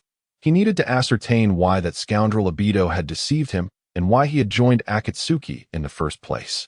Furthermore, there was Zetsu, whose relationship with Obito had always been peculiar. Perhaps Zetsu was also a spy for Obito. Uchiha Itachi? Lin Xuan narrowed his eyes. Speaking of which, this year, Uchiha Itachi was only 13 years old. Borrowing the words of the second Hokage, the Uchiha clan were all born with a propensity for evil. How remarkable it was. Unlike Uchiha Obito, who was merely a pawn, Uchiha Itachi was indeed a genuine spy sent by Konoha. The man who once claimed to be Madara had unexpectedly transformed into the fallen hero Uchiha Obito. One could only wonder how Itachi would react upon hearing this news. During the night of the massacre, Obito had played a crucial role, while Itachi was merely an auxiliary, having killed very few. In the land of rain, Amigakure, the stronghold of Akatsuki, Haiden had been brought back by Kakuzu. After passing the trial, he became an official member of Akatsuki and formed a partnership with Kakuzu. Kakuzu had a penchant for using the corpses of teammates for monetary gain. However, it was unfortunate that Haiden was immortal. These two were a match made in heaven. Scorpion, having failed to track down Orochimaru, returned to Amigakure. Uchiha Itachi had no recent missions. His new partner, Kisame Hoshigaki, had yet to arrive, so he could only reside and rest in Amigakure. Leader, sensing a powerful chakra presence, Itachi slightly nodded. Only someone with the Rinnegan, like the Deva Path, could exert such overwhelming pressure. You hail from the Uchiha clan. Are you familiar with the name Obito? The Deva Path asked directly, his expression unusually cold. Obito? Itachi's countenance reflected surprise. He vaguely recalled an elder he had seen in the clan, who had been on the same team as Kakashi. He had perished in the Third Shinobi World War, gifting one of his Sharingan to Kakashi Hatake before his death. Konoha regarded him as a hero, but to the Uchiha, he was merely a failure, a liability. Could one truly give a Sharingan to an outsider? The Deva Path furrowed his brow slightly. Itachi's reaction was entirely unremarkable. He was unaware that Obito was indeed the same individual who called himself Uchiha Madara. In the Third Shinobi World War, Uchiha Obito had perished in the battle at Kanabi Bridge, and his name was inscribed on Konoha's memorial stone. Itachi pondered carefully, relaying the information he possessed. Continue. I wish to learn more about that individual's life. The Deva Path gestured and casually took a seat in Itachi's secluded dwelling. Based on Itachi's demeanor, it was highly likely that he too had been deceived by Obito. Uchiha Itachi's eyes flickered with confusion. What is there to say about the deceased? Moreover, he was merely an ordinary member of the Uchiha clan. Yet, a command was a command. Itachi could not defy such an order. Once, Uchiha Obito had been labeled as the tail of the crane, while Kakashi, his teammate, was a genius, having become a Nin at the age of 12. Uchiha Obito, Kakashi, and Rin Noara were all students of the fourth Hokage. As Itachi contemplated, he recounted the story of a seemingly tragic tale of the crane youth. Despite possessing mediocre talent, he embodied the spirit of camaraderie, never abandoning his friends in critical moments, ultimately sacrificing himself for the village and his companions, dying as a hero. In all respects, Itachi's talents were commendable, which included storytelling. In his narrative, Uchiha Obito was transformed into the protagonist of a tragic tale, embodying the will of fire. Uchiha Obito. The Deva Path gazed out the window, lost in thought, rendered speechless for quite some time. Was he not merely a foolish, hot-blooded simpleton? Yet, how could such a person have deceived him? Leader, Why do you suddenly inquire about that individual? Itachi's expression was filled with perplexity. The Akatsuki organization was rife with various dangerous individuals. What need was there for gossip? Itachi, you were initially introduced to Akatsuki by Obito. The Devapath turned to face Uchiha Itachi, revealing a meaningful smile. Itachi's pupils constricted slightly. Although his exterior showed little emotional fluctuation, an overwhelming storm surged within him. Piecing together the prior conversation between the two individuals, he surmised what Pain was about to disclose, that Obito's true identity was Uchiha Obito. He had claimed to be Uchiha Madara. From the first time I met him 15 years ago, he had referred to himself as Uchiha Madara. That was 2 years before your birth, during the darkest days of Akatsuki. At that time, Danzo Shimura had intervened in the civil war within Amigakure. And it was that scheme which led to Yahiko's demise. Coincidentally, during that period, Obito had claimed to be Uchiha Madara and joined us. The Devapath's expression darkened, his voice growing colder. Upon reflection, it became clear that Obito had been subtly guiding him over the years, and his underlying motives were evidently complex. He was exploiting him, and exploiting all of Akatsuki. Now I have reason to suspect that Obito is a spy sent by Konoha, and furthermore, a subordinate of Danzo Shimura. Chapter 32. Undercurrents. Uchiha Itachi found himself lost in contemplation. The first time he encountered the man who called himself Uchiha Obito was on the night of the massacre. That man, in collusion with Shimura Danzo, executed the operation with the tacit approval of the third Hokage. Obito was fully aware that Itachi was a spy for Konoha, yet still invited him to join the Akatsuki organization. In retrospect, this behavior raised suspicions. If Obito were truly loyal to the Akatsuki, how could he possibly consent to the inclusion of a Konoha spy? Unless he, too, was a spy for Konoha. Moreover, Obito was a loyal tool of Danzo. He hadn't perished in battle. Rather, Danzo had secretly rescued him and subsequently brainwashed him into becoming his pawn. This would perfectly explain the current situation. Regardless of Obito's ulterior motives, Itachi was certain he would not be loyal to him and was likely exploiting him. Pain spoke coldly, his aura emanating danger, as if he could strike at any moment. And what of you, Uchiha Itachi? You who slaughtered your entire clan and betrayed the village. You are not a spy for Konoha, are you? Obito deceived me. I was unaware of his ties to Konoha. Should we meet again, I can eliminate him to prove my innocence, Itachi replied calmly, shaking his head. Obito was likely a subordinate of Danzo, and Danzo was certainly no virtuous man. Finding a justification to eliminate Obito might not be such a bad idea after all. For now, I shall place my trust in you. Pain narrowed his eyes slightly. The Akatsuki was in need of capable individuals, and Itachi's evident talent was appealing. His willingness to kill Obito to prove his innocence was precisely what Pain wished to see. Thus, the next step was Zetsu. Zetsu had always been an intelligence operative for the Akatsuki. If it weren't for his intricate relationship with Obito, Pain would have been reluctant to eliminate him. After all, his intelligence-gathering abilities were exceptional. Meanwhile, Zetsu met with Obito. Obito remained silent, his expression dark. While Zetsu harbored doubts about the judgment of Uchiha Obito, did Kakashi know Obito's true identity? What on earth was happening? More importantly, now that Nagato was aware of the situation, he could no longer trust Obito. You should not have gone to the Hidden Mist Village. Killing that worthless Mizukage was one thing, but sending Kisame to probe Rin's intentions? Do you not realize Kisame is vulnerable to taijutsu specialists? Black Zetsu struggled to conceal the anger lacing his voice. Were all Uchihas so obstinate and arrogant? Where had their intellect vanished to? I had no idea I would encounter Kakashi, and he saw through my disguise. Obito retorted, his face contorted in frustration. Now we are implicated in this. Nagato is beginning to doubt us. White Zetsu shared his discontent. After years of scheming with Black Zetsu, they could not allow Obito to ruin everything. Is there no way for me to return to the Akatsuki? Obito slowly closed his eyes, contemplating all his actions. He had done nothing wrong. Yet here he stood at this impasse. Impossible. Although Nagato is uncertain of your motives, and whether you are from Konoha, he only needs to know that you deceived him. He is beginning to realize how he has been manipulated over the years, Black Zetsu stated gravely. The realization of being a mere tool was not a good sign. Black Zetsu's eyes flickered. We must swiftly position new agents to monitor Nagato, and we cannot afford to lose control over Uchiha Itachi. That can be arranged. Obito finally found a semblance of solace. Kisame remains willing to obey our commands, believing in the Moon SI plan. He will assist us in surveilling Uchiha Itachi. The troubling matter is, how did Kakashi uncover my identity? He could not fathom it. Why had his disguise been so easily penetrated? Why didn't you capture Kakashi at that moment? Black Zetsu spoke coldly. Surely, you didn't hesitate out of some sentimental weakness? Obito, exasperated, replied, when Kakashi appeared.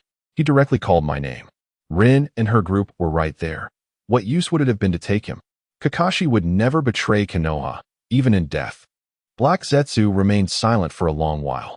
I will inform Nagato that you deceived him to temporarily placate him. You should not return to the Akatsuki. Instead, conceal yourself and await my next directive. Understood. Meanwhile, in Konoha, in a dimly lit basement, the higher-ups of Konoha were gathered around a table. Shimura Danzo, Sarutobi Hiruzen, Tsunade, and Mito Gate. A raven, nurtured by Uchiha Itachi, delivered a message. Uchiha Obito was alive. The plan against the Uchiha had been executed with him representing the Akatsuki in collaboration with Root, yet the Akatsuki had been entirely unaware of his true identity. Danzo furrowed his brow tightly. Uchiha Obito was a character of little significance in the existing records. Yet such a person had infiltrated the Akatsuki and possessed the Manjiki Sharingan. The third Hokage and the two elders were left speechless. What was the meaning of this? Uchiha Obito had appeared in the Akatsuki and was presumed to be a spy sent by Konoha? Konoha would not bear such blame. They had clearly dispatched Uchiha Itachi. How could they be defamed in such a manner? If I recall correctly, this Obito was a student of Minato, right? Danzo tossed the intelligence scroll into the fire pit. Watching it burn, Minato's mentor was Jiraiya, and Jiraiya's teacher was the third Hokage. By this logic, Obito belonged to the Hokage's faction. Yet now he seemed to have betrayed Konoha. What is Obito's hidden agenda within the Akatsuki? The members there suspect Obito is a spy for Konoha. Yet we had no idea he was still alive. The third Hokage paid no heed to Danzo's provocation, slowly exhaling a puff of smoke. Why has Obito survived? With the Manjiki, what schemes has he devised over the years? It was mentioned in the intelligence that Itachi indicated Obito had seemingly been manipulating the Akatsuki. Not long ago, Kakashi had acted independently in the Land of Water. It appeared that he had also received news about Uchiha Obito, yet he hadn't reported back to Konoha, opting instead to go alone. Hiruzen, Danzo continued with a mocking tone. He had long harbored disdain for Hiruzen, seeking to undermine the third Hokage's authority. Kakashi would never betray Konoha. He merely seeks to uncover the truth of the past, Hiruzen's side. However, he could never have anticipated that Kakashi was too fearful to report. Uchiha Obito had claimed responsibility for the Ninetales incident, and without verifying the truth, he could not dare to inform the third Hokage. Ninja, too, possessed selfish motives. Kakashi was unwilling to forsake a former comrade. Obito is merely a misguided idealist. How could he possibly commit such acts? Surely, someone must be controlling him. At the very least, this was Kakashi's belief. Chapter 33. A slightly sister-obsessed madman 2 days later, in the village of Rain. Lin Xuan and Xiao Nen had met the new members and returned to their tranquil lives. However, they were not entirely idle. Man Yu was gravely ill, and only Tsunade and Chiyo among the entire ninja world could provide assistance. Thus, Lin Xuan resolved to journey to the Sand Village. Tsunade was not someone to be trifled with. She even had a phobia of blood. Moreover, compared to Konoha, the Sand Village was far more susceptible to manipulation. "What are you planning to do, Lin Xuan?" questioned the beastly figure overseeing the governance of the Rain Village, displaying a hint of confusion. The orange-haired man seemed slightly bewildered. Behind him, Nagato pondered why Lin Xuan had suddenly appeared in such an office. "Provide me with some subordinates from the Rain Village. I intend to orchestrate something significant," Lin Xuan demanded without a hint of politeness. The beastly figure, temporarily acting as a spokesperson for the divine, was also the leader of the ninjas in the Rain Village. "What are your intentions?" Nagato inquired through the beastly figure. Lin Xuan's thought processes might not align with those of an average individual. One could never predict his next move.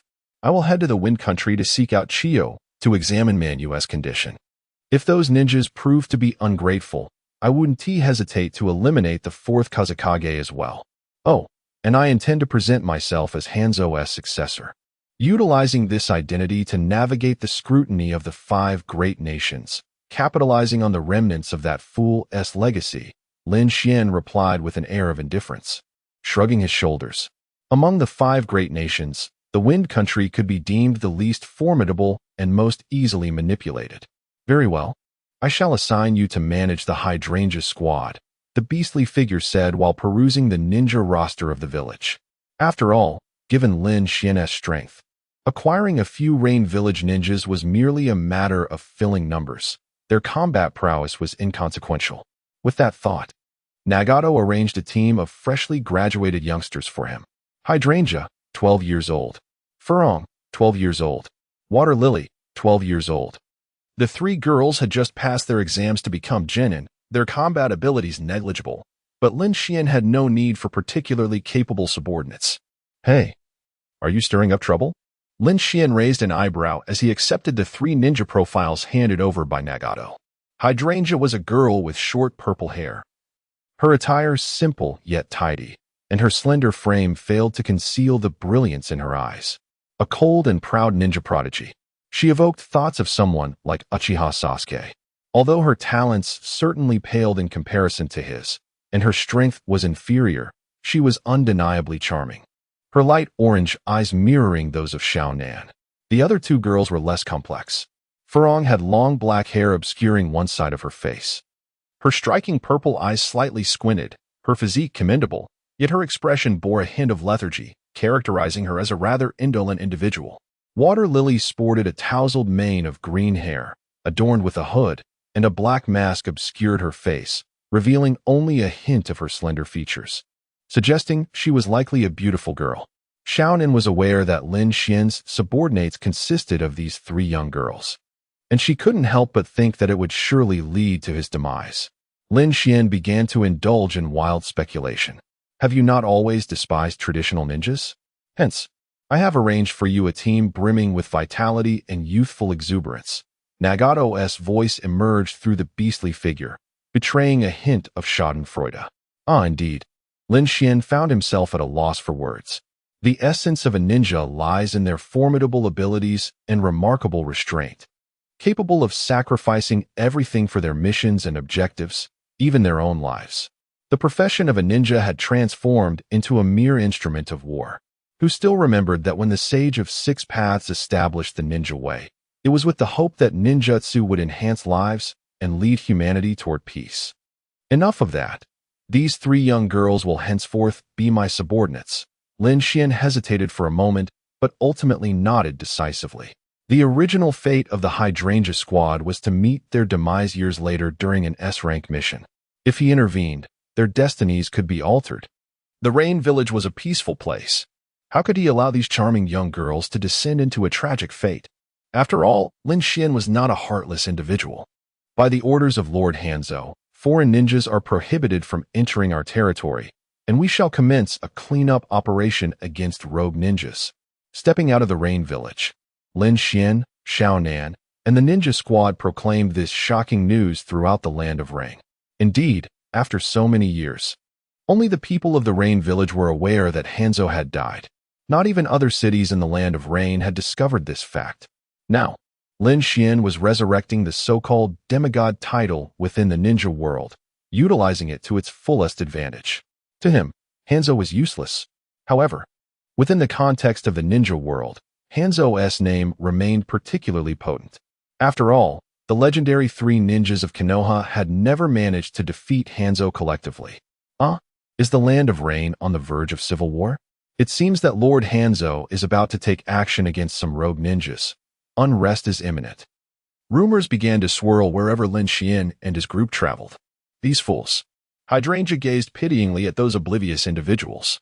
Hanzo had long since perished. He had been slain by Lord Pain from within the village. Now, under the protection of the Divine Lord, the Rain Village boasted not only a beautiful and gentle angel lord, and the angel lord's brother. In summary, The true strength of the Rain Village was absolutely on par with any ninja village. The tasks in the Land of Rain were nearly complete. Xiaonan released a sigh of relief. The news would swiftly spread throughout the Land of Rain and eventually reach the further 5 great nations. Angel Lord, what is our next course of action? Hydrangea gazed at Xiaonan with admiration and reverence. This gentle elder occasionally appeared in the village to distribute aid funds to the impoverished and orphaned.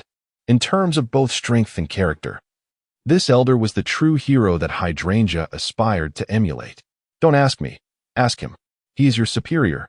Xiaonan rolled her eyes and affectionately ruffled Hydrangea's hair. This proud junior exhibited such a docile side only in her presence, though Xiaonan also had a fondness for adorable young girls. However, the thought of Hydrangea being adopted by Lin Xuan stirred a hint of jealousy within her. Xiaonan herself found the emotion rather perplexing. Why would she feel jealousy over a 12-year-old girl? The ensuing events will be perilous. It would be best for the little one to return to the village. We are heading to the Sand Village. Lin Xuan glanced back at the slow-moving man Yu at the end of the line, explaining deliberately, engaging with sand ninjas, seeking an opportunity to venture into the Wind Country, would likely lead to battles of a significant caliber. Such matters were not suited for Jinan. Indeed, Furong and Water Lily displayed a keen understanding, fully complying with orders. Lin Xuan seldom made appearances, and information about him was scarce, but by merely observing the Angel Lord's demeanor towards her brother, it was easy to discern that this man possessed extraordinary strength. Understood. Hydrangea felt a twinge of reluctance, but recognized that this was not the moment to display bravado. A genius should not only embody pride, but also possess the clarity to acknowledge their own limitations. What gift would you like? Flower sauce. It's rare for me to venture far from home. Lin Xuan imitated Xiaonan, gently stroking the girl's hair. Sauce? Hydrangea cast a puzzled glance. If memory served correctly, she and this eccentric superior were not particularly close. Only the water lilies and hibiscuses would call her that. The young girl couldn't help but blush slightly, her demeanor a mixture of shyness and trepidation. Brother, at 30 years of age, you should refrain from bullying children. Xiaonan remarked with a hint of exasperation, adjusting her forehead.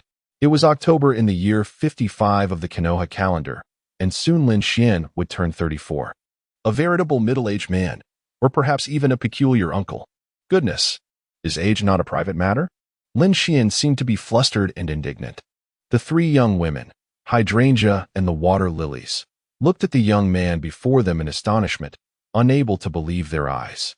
With such an appearance, one could easily mistake him for merely 20, and if one were to exaggerate, even 18 would raise no suspicions.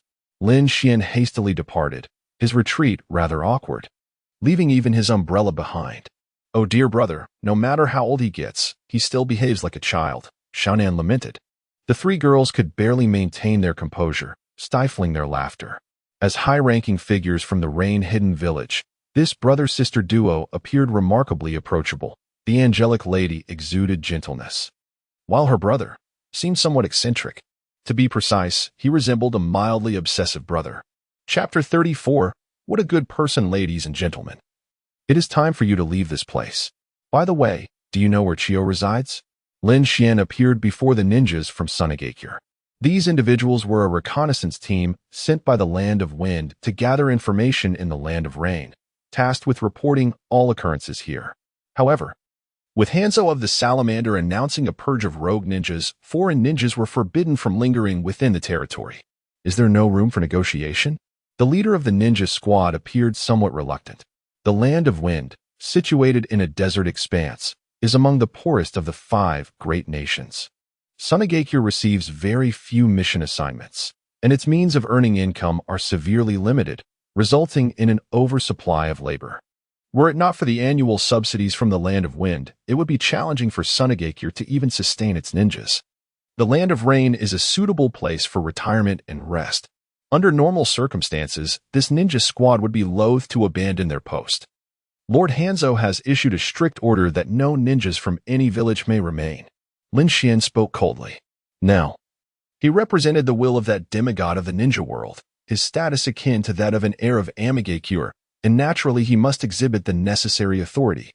To instill fear in these individuals, he swiftly subdued two of the Jounin upon his sudden appearance, which rendered the Sunagakure ninjas unusually compliant. Understood. The Sunagakure ninjas frowned, appearing quite discontent. Despite the weakness of the Land of Wind, it is still one of the 5 great nations. If this were not within the territory of the Land of Rain, they would not easily relent. Do you people from Sunagakure enjoy manipulating puppets? Pathetically weak, one and all. Lin Xuan casually released the 2 Jounin from the ninja squad. This team consisted of 10 members, 3 of whom were puppet masters. In the recent skirmish, he had swiftly incapacitated 2 Jounin puppet masters, their puppets undoubtedly crushed by sheer force. You scoundrel! Do not underestimate puppet masters. The Sunagakure ninjas glared with fiery eyes, yet dared not make a move. Lin Xuan feigned disinterest, letting his head droop, too apathetic to engage in further banter. Years ago, he had already dealt with Scorpion, who was once regarded as a genius puppet master by Sunagakure before ultimately betraying the village.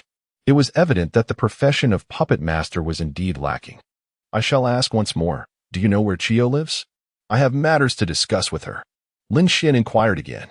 Chiyo is the grandmother of Scorpion, and Chiyo's brother, Chiyo, is also a living relic of Sunagakure. After Scorpion's defection, Chiyo chose to live in seclusion, no longer involving herself in the affairs of Sunagakure, and her brother followed suit.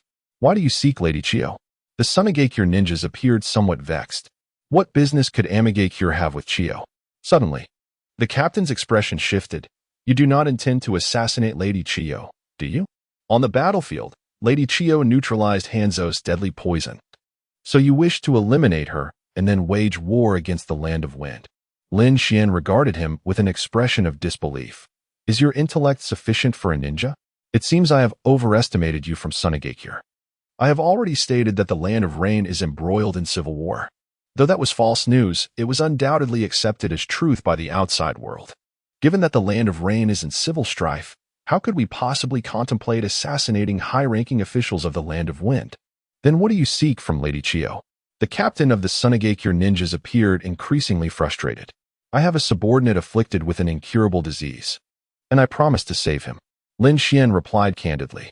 Adorned in a stylish black coat complemented by an Amigakure forehead protector, he resembled a minor figure of some authority. Upon hearing this, the Sunagakure ninjas exchanged glances.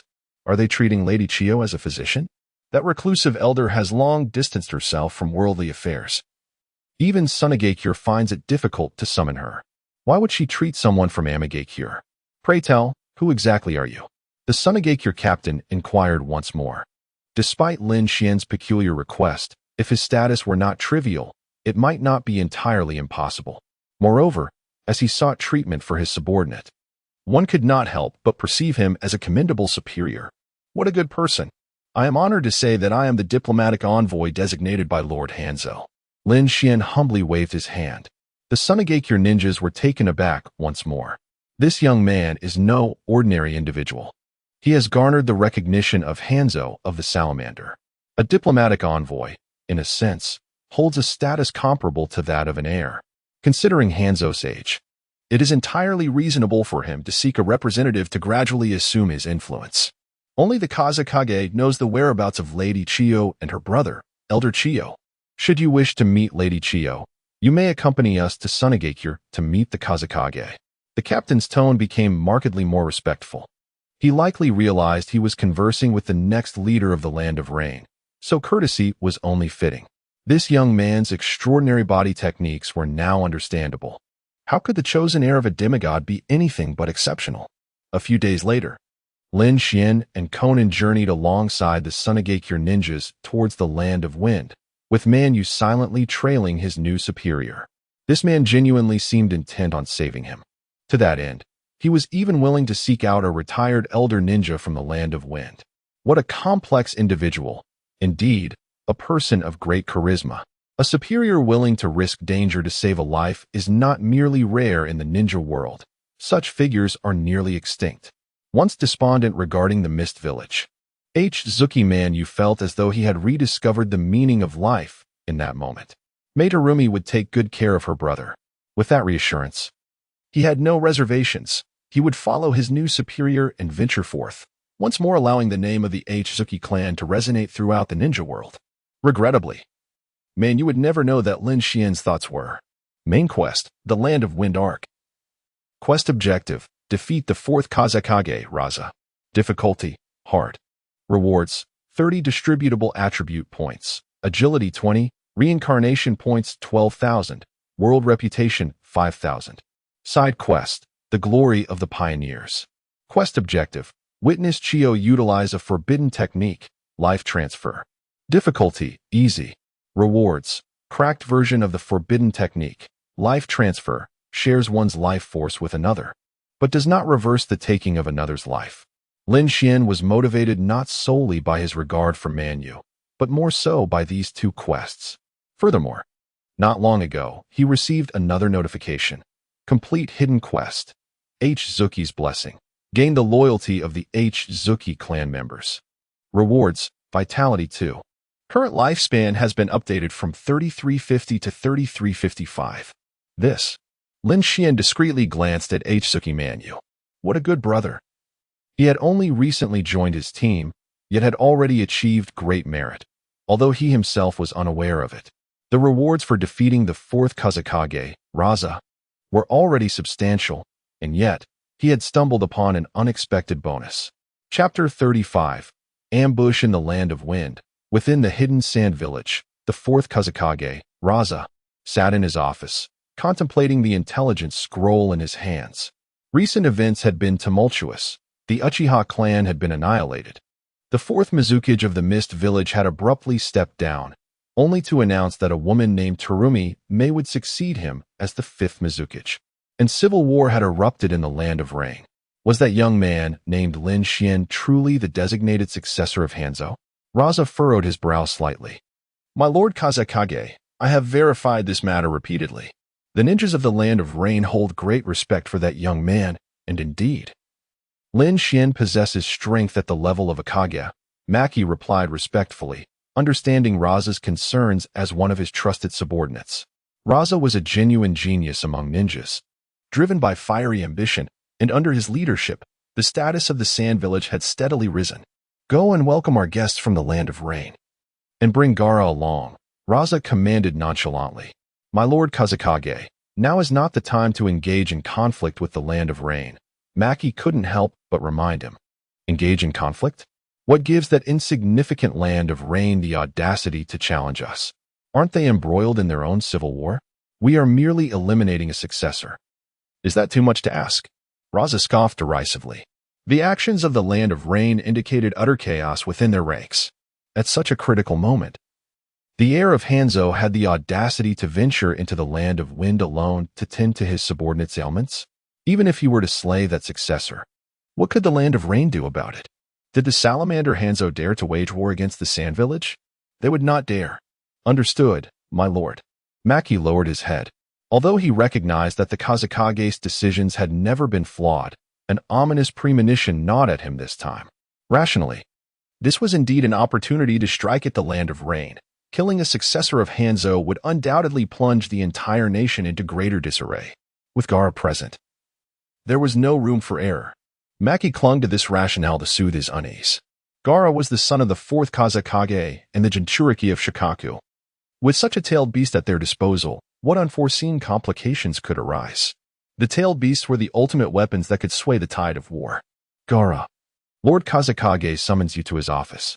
After a while, Maki found the red-haired boy in a corner of the streets of the Sand Village.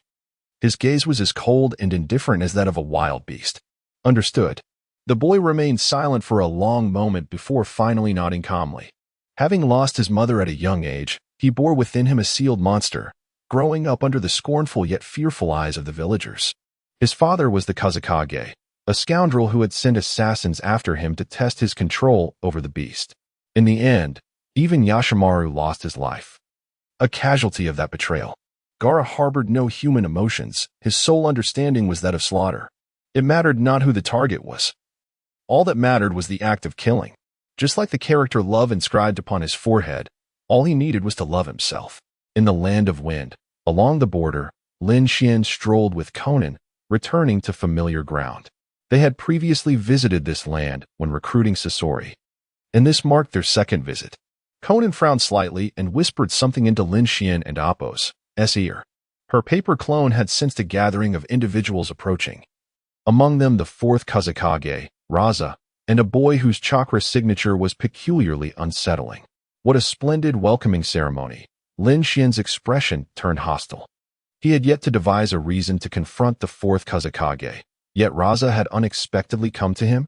What was the meaning of this? Just as he felt the urge to act, the Kazekage had voluntarily presented himself. That was rather excessive courtesy, wasn't it? Oh, and they even threw in a jinchuriki for free, a buy one, get one special. Are you Lord Lin Xuan? Not long after, Raza appeared in the desert ahead, accompanied by a squad of Umbu ninjas. Their hostility was palpable, regarding Lin Xuan and his companions as mere corpses. In the midst of turmoil in the land of rain, you dare to appear in the land of wind. Should I commend your courage or deem it foolishness? Raza mocked. The salamander Hanzo had long coveted the title of Rain Shadow, hoping the land of rain would ascend to greatness. Yet, that ambition was destined for disappointment, as the successor he had chosen was about to meet his demise at the hands of the fourth Kazekage. The fool was utterly unaware of the danger. Conan smirked slightly. Raza, faced with two formal members of the Akatsuki, remained remarkably unfazed. Thud. An Umbu ninja beside Lin Xuan collapsed. A shadow flickered past him, swiftly breaking the ninja's neck. Lin Xuan slaughtered the sand ninjas with the ease of harvesting straw, fluid and unhesitant, just as the intelligence had indicated. This individual was indeed a master of taijutsu. Yet, how unfortunate. My techniques are specifically designed to counter taijutsu users. Raza's expression shifted to one of seriousness. As the fourth Kazekage, he inherited the magnet release from the third Kazekage, yet with a unique twist. The third Kazekage wielded magnet release, sand iron, while Raza's ninjutsu was magnet release, sand gold, the weight of which surpassed ordinary sand, allowing for an array of dynamic applications. Shikaku had erupted in the village multiple times, each instance suppressed solely by Raza. Magnet release, sand gold funeral. Raza began to weave hand seals, unleashing his ninjutsu toward Lin Xuan and his comrades. The desert shifted, and brilliant golden sand formed a sinking mire. Anyone above ground would be engulfed beneath 200 meters of shifting sands, perhaps even deeper. Faced with such high density, high-pressure sand gold, even the mightiest taijutsu user would find themselves powerless. This ninjutsu's full range extended for 1,000 meters. My lord, Manue gazed around with trepidation. As the fourth Kazekage, Raza was at an advantage in this desert battleground, and the conditions were exceedingly unfavorable for them. The ground beneath them was sinking rapidly. In no more than 5 seconds, they would be submerged by the waves of sand gold. Before the towering waves of sand gold, Lin Xuan and his comrades appeared as insignificant as ants. Such were the methods of the fourth Kazekage. If only Kisame were here, you would witness just how terrifying an artificial ocean could be. It would surely be a magnificent battle. As the sand waves approached, Lin Xuan remained motionless. At that moment, even Manue felt a pang of urgency. Regardless of Lin Xuan's strength, being buried hundreds of meters underground posed a threat. Raza had the upper hand in both timing and environment, and considering his position as Kazekage, was it truly wise to underestimate his adversary? Never doubt your brother. His caution surpasses that of anyone else. When he appears reckless, it merely indicates that he perceives his enemies as lacking challenge. Why should a lion concern itself with the provocations of a mere insect? It suffices to swat it aside. Conan maintained her composure as the waves of sand gold swept toward them, transforming into countless sheets of paper that fluttered in the wind. Manue immediately activated her bloodline limit, turning her body into liquid droplets to evade the impending doom. Chapter 36. The man who destroyed Shikaku comes to an end. Gaara gazed regretfully at the still golden desert. He was acutely aware of his father's methods. The three individuals appeared formidable, yet he lamented the opportunity to eliminate them himself had slipped away. Buried beneath hundreds of meters of sand, even divine intervention would be futile. The might of nature is not something humanity can resist. Are you truly all right, my lord? He inquired, droplets coalescing to form a full moon above the desert. His concern for his superior's safety lingered. He cannot perish, Conan replied nonchalantly. Lin Xian's constitution was beyond the comprehension of ordinary men. Raza found it absurd that this young man could effortlessly crush a jonin. However, Raza could never have fathomed that Lin Xian could swiftly obliterate Orochimaru or easily overpower Kasame in the sea. To be frank, could the legendary sage of six paths truly eliminate a powerful shinobi without employing any jutsu, merely with his bare hands? Perhaps it is possible. Raza might be facing a being of six-path caliber, having achieved physical sanctity. Yet, he foolishly believed he could drown such an entity with mere grains of sand? Who, pray tell, is the truly naive one here? This matter must remain confidential, Raza commanded, still unaware of the gravity of the situation. Understood. The ninja squad led by Maki nodded in unison. Gaara felt discontent. Though he had not taken a life today, he ultimately acquiesced. Both the full moon and Conan were still alive, and he hoped to be able to claim these two quarry for himself. A resounding boom echoed from the depths of the earth. Raza's calm expression swiftly transformed into one of disbelief as he gazed at the golden desert he had crafted. How could anyone emerge from such depths? Bang! Lin Xian's muscles tensed as he carved a path with his body. One could not expect a mere human to perform such a feat, yet he was a descendant of the divine. Without the activation of his divine blood state, he surged forth purely due to his foundational prowess. Magnet release, sand gold spear. Raza inhaled deeply. Regardless of the creature lurking underground, he would not relent. The golden desert morphed, and under the infusion of the fourth Kazakage's chakra, transformed into countless golden spears, each poised like a gleaming sword. Yet, Lin Xian's speed surpassed them all.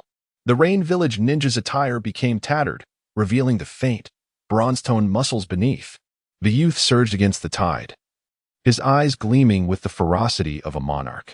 The golden spears descended like raindrops, attempting to intercept him mid-flight, but he charged forth, unflinching and brutally straightforward. Raza's jutsu not even grazed a single hair on him. In the face of absolute might, all tactics were but pitiful struggles.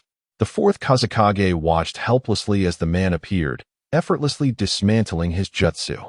Gaara, use Shikaku, Raza bellowed, no longer hesitating. His jutsu could only delay Lin Xian's approach, but could not prevent it. Only the infinitely endowed tailed beast stood a chance against this man. In the desert, Shikaku possessed sealing techniques. Only the complete form of the One Tail might overcome such a terrifying foe. Even if it could not win, it could create an opportunity for them to escape. Understood. Gaara's expression was complex as he regarded the figure 100 meters away, though he loathed to admit it. He now had no choice but to rely on that raccoon to survive, lest he perish at the enemy's hands. Hypnotic technique. Without a moment's hesitation, Gaara employed this high-level hypnosis on himself. When the host's consciousness fell into a deep slumber, Shikaku would seize control of the body, briefly unleashing its full power. In Lin Xian's view, countless grains of sand coalesced around Gaara, and suddenly, a creature as massive as a mountain emerged from the earth. Shikaku, prepare to retreat. Raza waved his hand, issuing the command without hesitation. Shikaku would not regard the Sand Village as allies. It would attack everyone present. Wind release, vacuum sphere. Indeed, Shikaku mindlessly unleashed a broad wind jutsu. While not as powerful as a tailed beast ball, the vacuum sphere was formidable and could be fired in rapid succession. Oh, isn't that the little raccoon? Why so feeble? Just as Shikaku was poised to wreak havoc, a voice resonated from above its head. The colossal beast collapsed, sending up a cloud of sand. Kazakage, your village's pet is quite impressive. It must be a sight to behold guarding your home, Lin Xian remarked with a playful smile. Entirely dismissing Shikaku, this yellow raccoon couldn't withstand even a single punch from him. Truly pathetic. Human, you provoke my wrath. Shikaku's sharp, hoarse voice echoed like thunder. The tailed beast's form was composed of chakra. Even if slain, it would resurrect after several years, allowing Shikaku to fight without restraint. Silence. Now is not the time to deal with you. Lin Xian's expression hardened. The Akatsuki was still in the phase of gathering resources and did not intend to act against the hosts of the tailed beasts to avoid alerting them. Capturing Shikaku was not an option.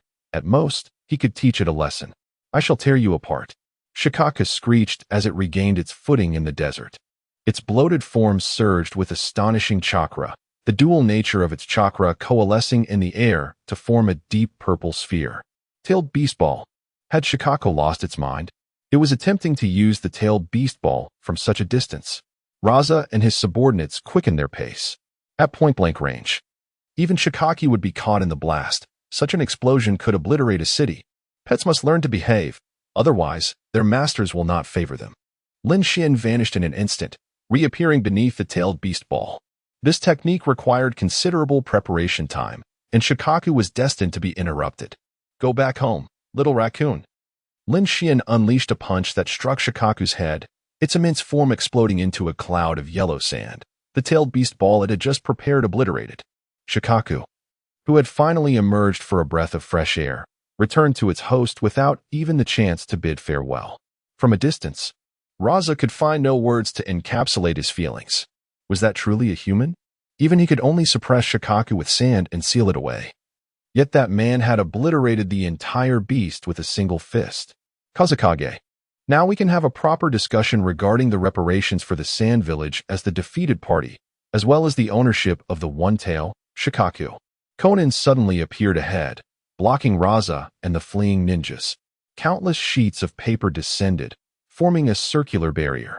The Kazekage, wearied and bitter, halted, estimating at least 1 million explosive tags, and this was merely what he could see. This path is blocked. Kazekage, I am quite pleased with your welcoming ceremony.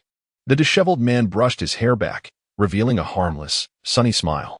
The full moon, ever considerate, brought forth a set of clothing, which Lin Xuan casually accepted, donning it with a smile that revealed 2 rows of gleaming white teeth. Chapter 37. Slaying the Wind Shadow. Activation of the equipment system indeed. He is the chosen heir of the demigods. Luo Sha's countenance darkened.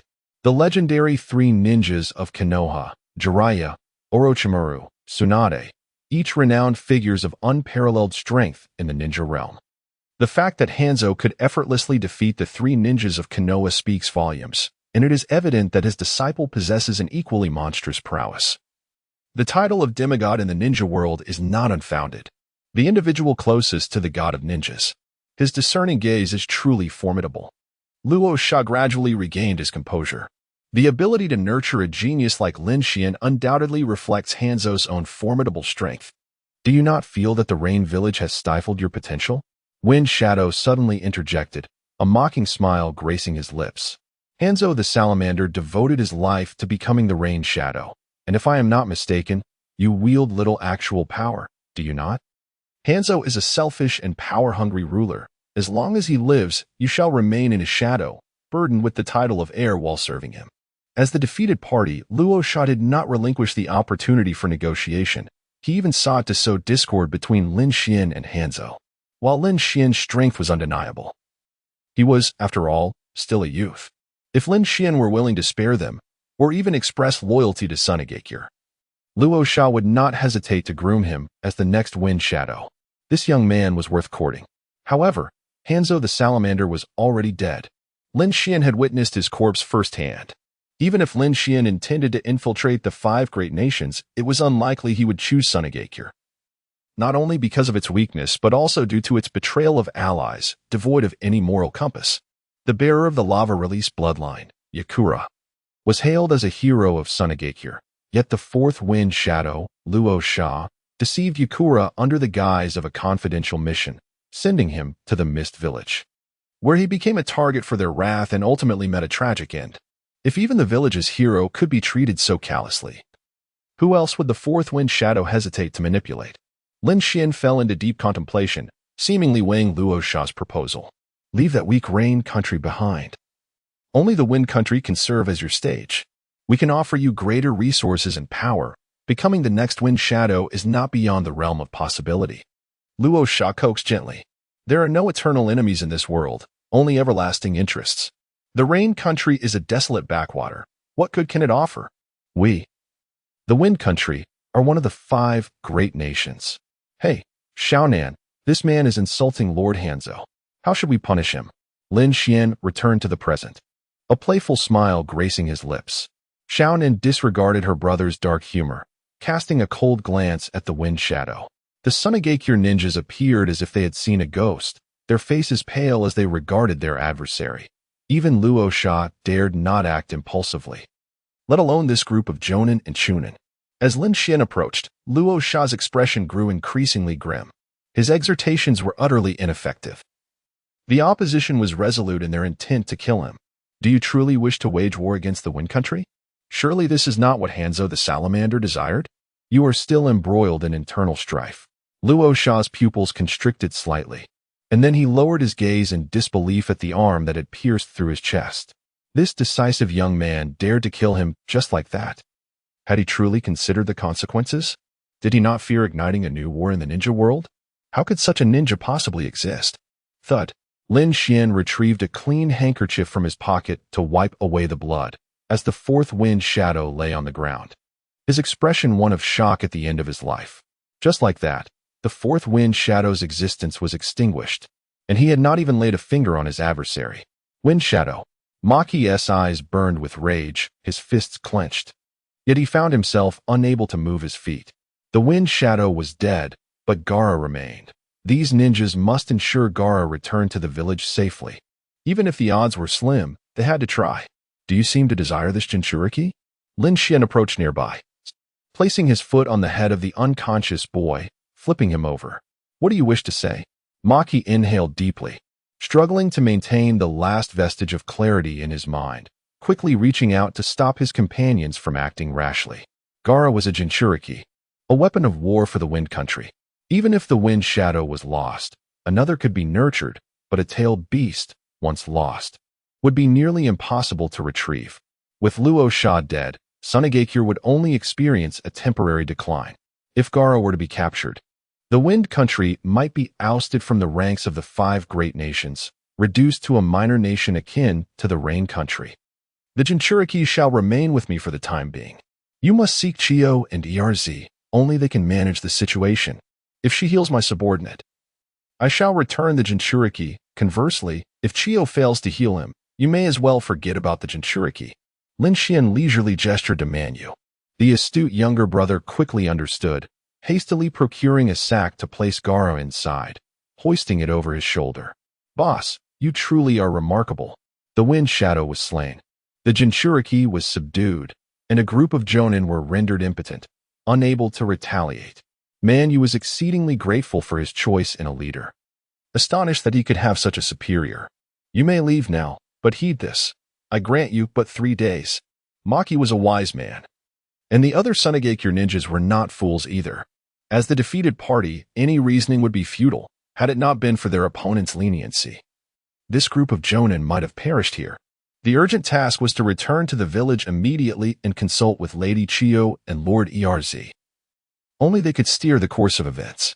Main quest, Wind Country arc completed, rewards distributed. Current attribute points available, 30. Observing the panel that appeared before him, Lin Xuan silently pressed a certain plus sign 30 times. What more was there to deliberate? Explorer no.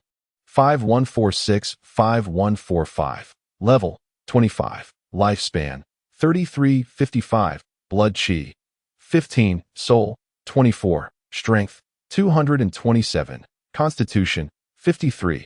Agility, 62. Charm, 5. Luck, 1. Reincarnation points, 157,600. World reputation, 20,900. Bloodline, divine blood. Incomplete. Rating, SS.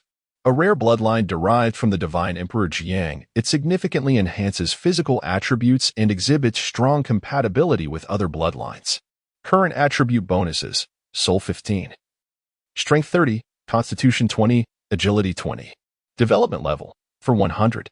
Negative effect, divine punishment. Lifespan cap permanently reduced by 90. Evaluation, though classified as SS level bloodline, it is indeed a life-draining player. Notice, world reputation surpassing 20,000 points unlocks the equipment system. Completed hidden quest The Sorrow of the Wind, slay a wind shadow. Acquired equipment and Oppos, magnet release gold ring, and Oppos equipment.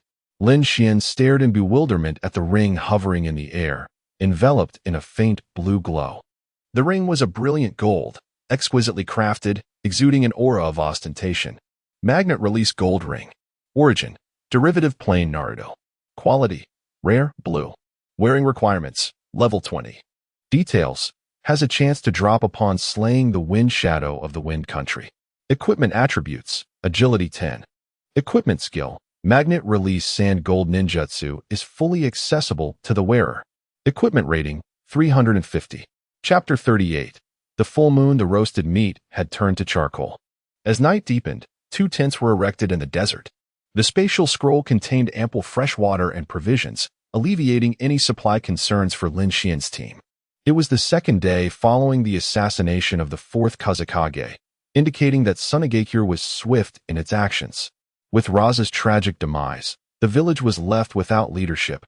No, perhaps it was more accurate to say it was leaderless like a swarm of insects. Chiyo had no choice but to emerge from her seclusion to save the village, taking on the mantle of acting Kazekage.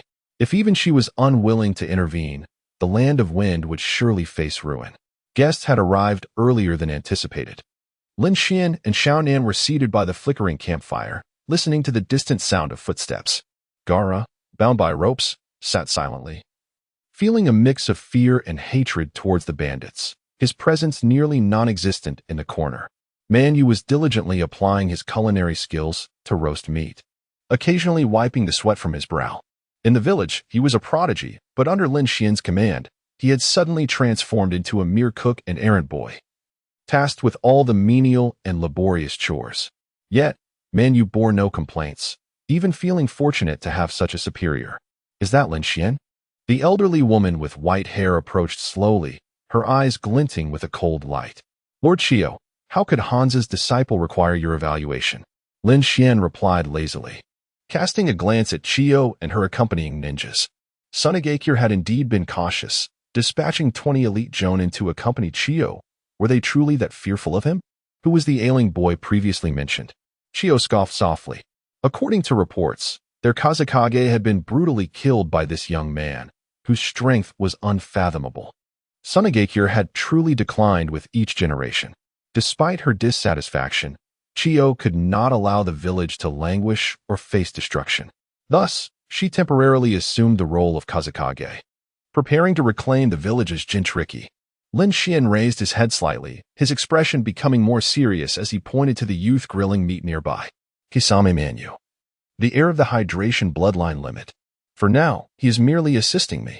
Heal his ailment, and you may take the Jinchuriki. If you cannot cure him, then you shall remain here. Do not doubt my strength.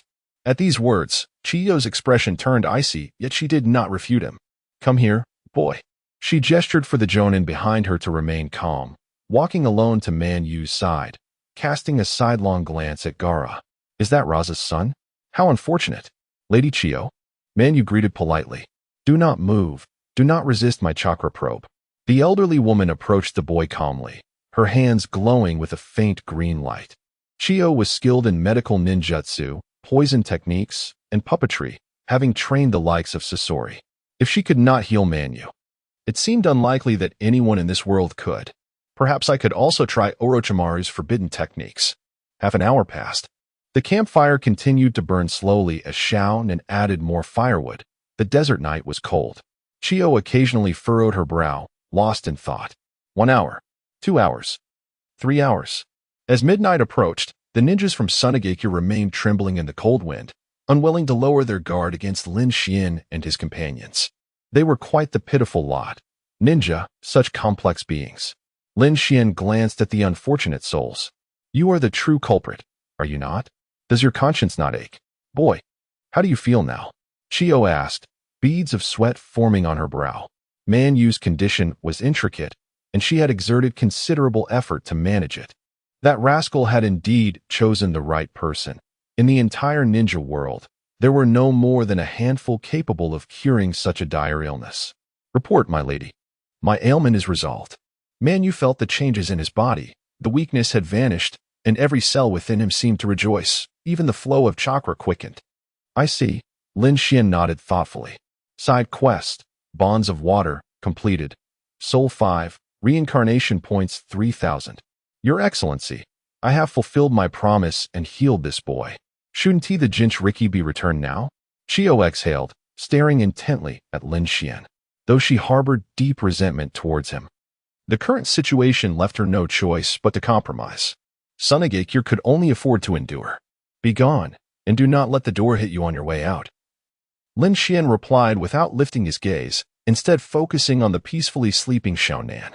The campfire cast a warm glow on her enchanting face. Her lips slightly pursed as she rested on his lap, smiling faintly, a truly adorable girl. With Manyu's issue resolved, there was no need for further delay in the land of wind. He held no interest in these insects. Why are you dawdling? Come and take the jinchuriki. Chiyo ignored Lin Xuan's dismissive remarks. The most fundamental quality of a ninja was to endure. In situations where action could not be taken, one must absolutely refrain from it. A gentleman takes his revenge. 10 years is not too long, and for a ninja, even 30 years is not too late. Yes. Two Jonin stepped forward cautiously, untying Gaara's ropes. The boy's expression remained indifferent, showing no signs of joy at his rescue. His purpose was to sow destruction, yet only moments ago. His greatest ally had been shattered, and even his formidable father had been slain, leaving Gaara profoundly affected.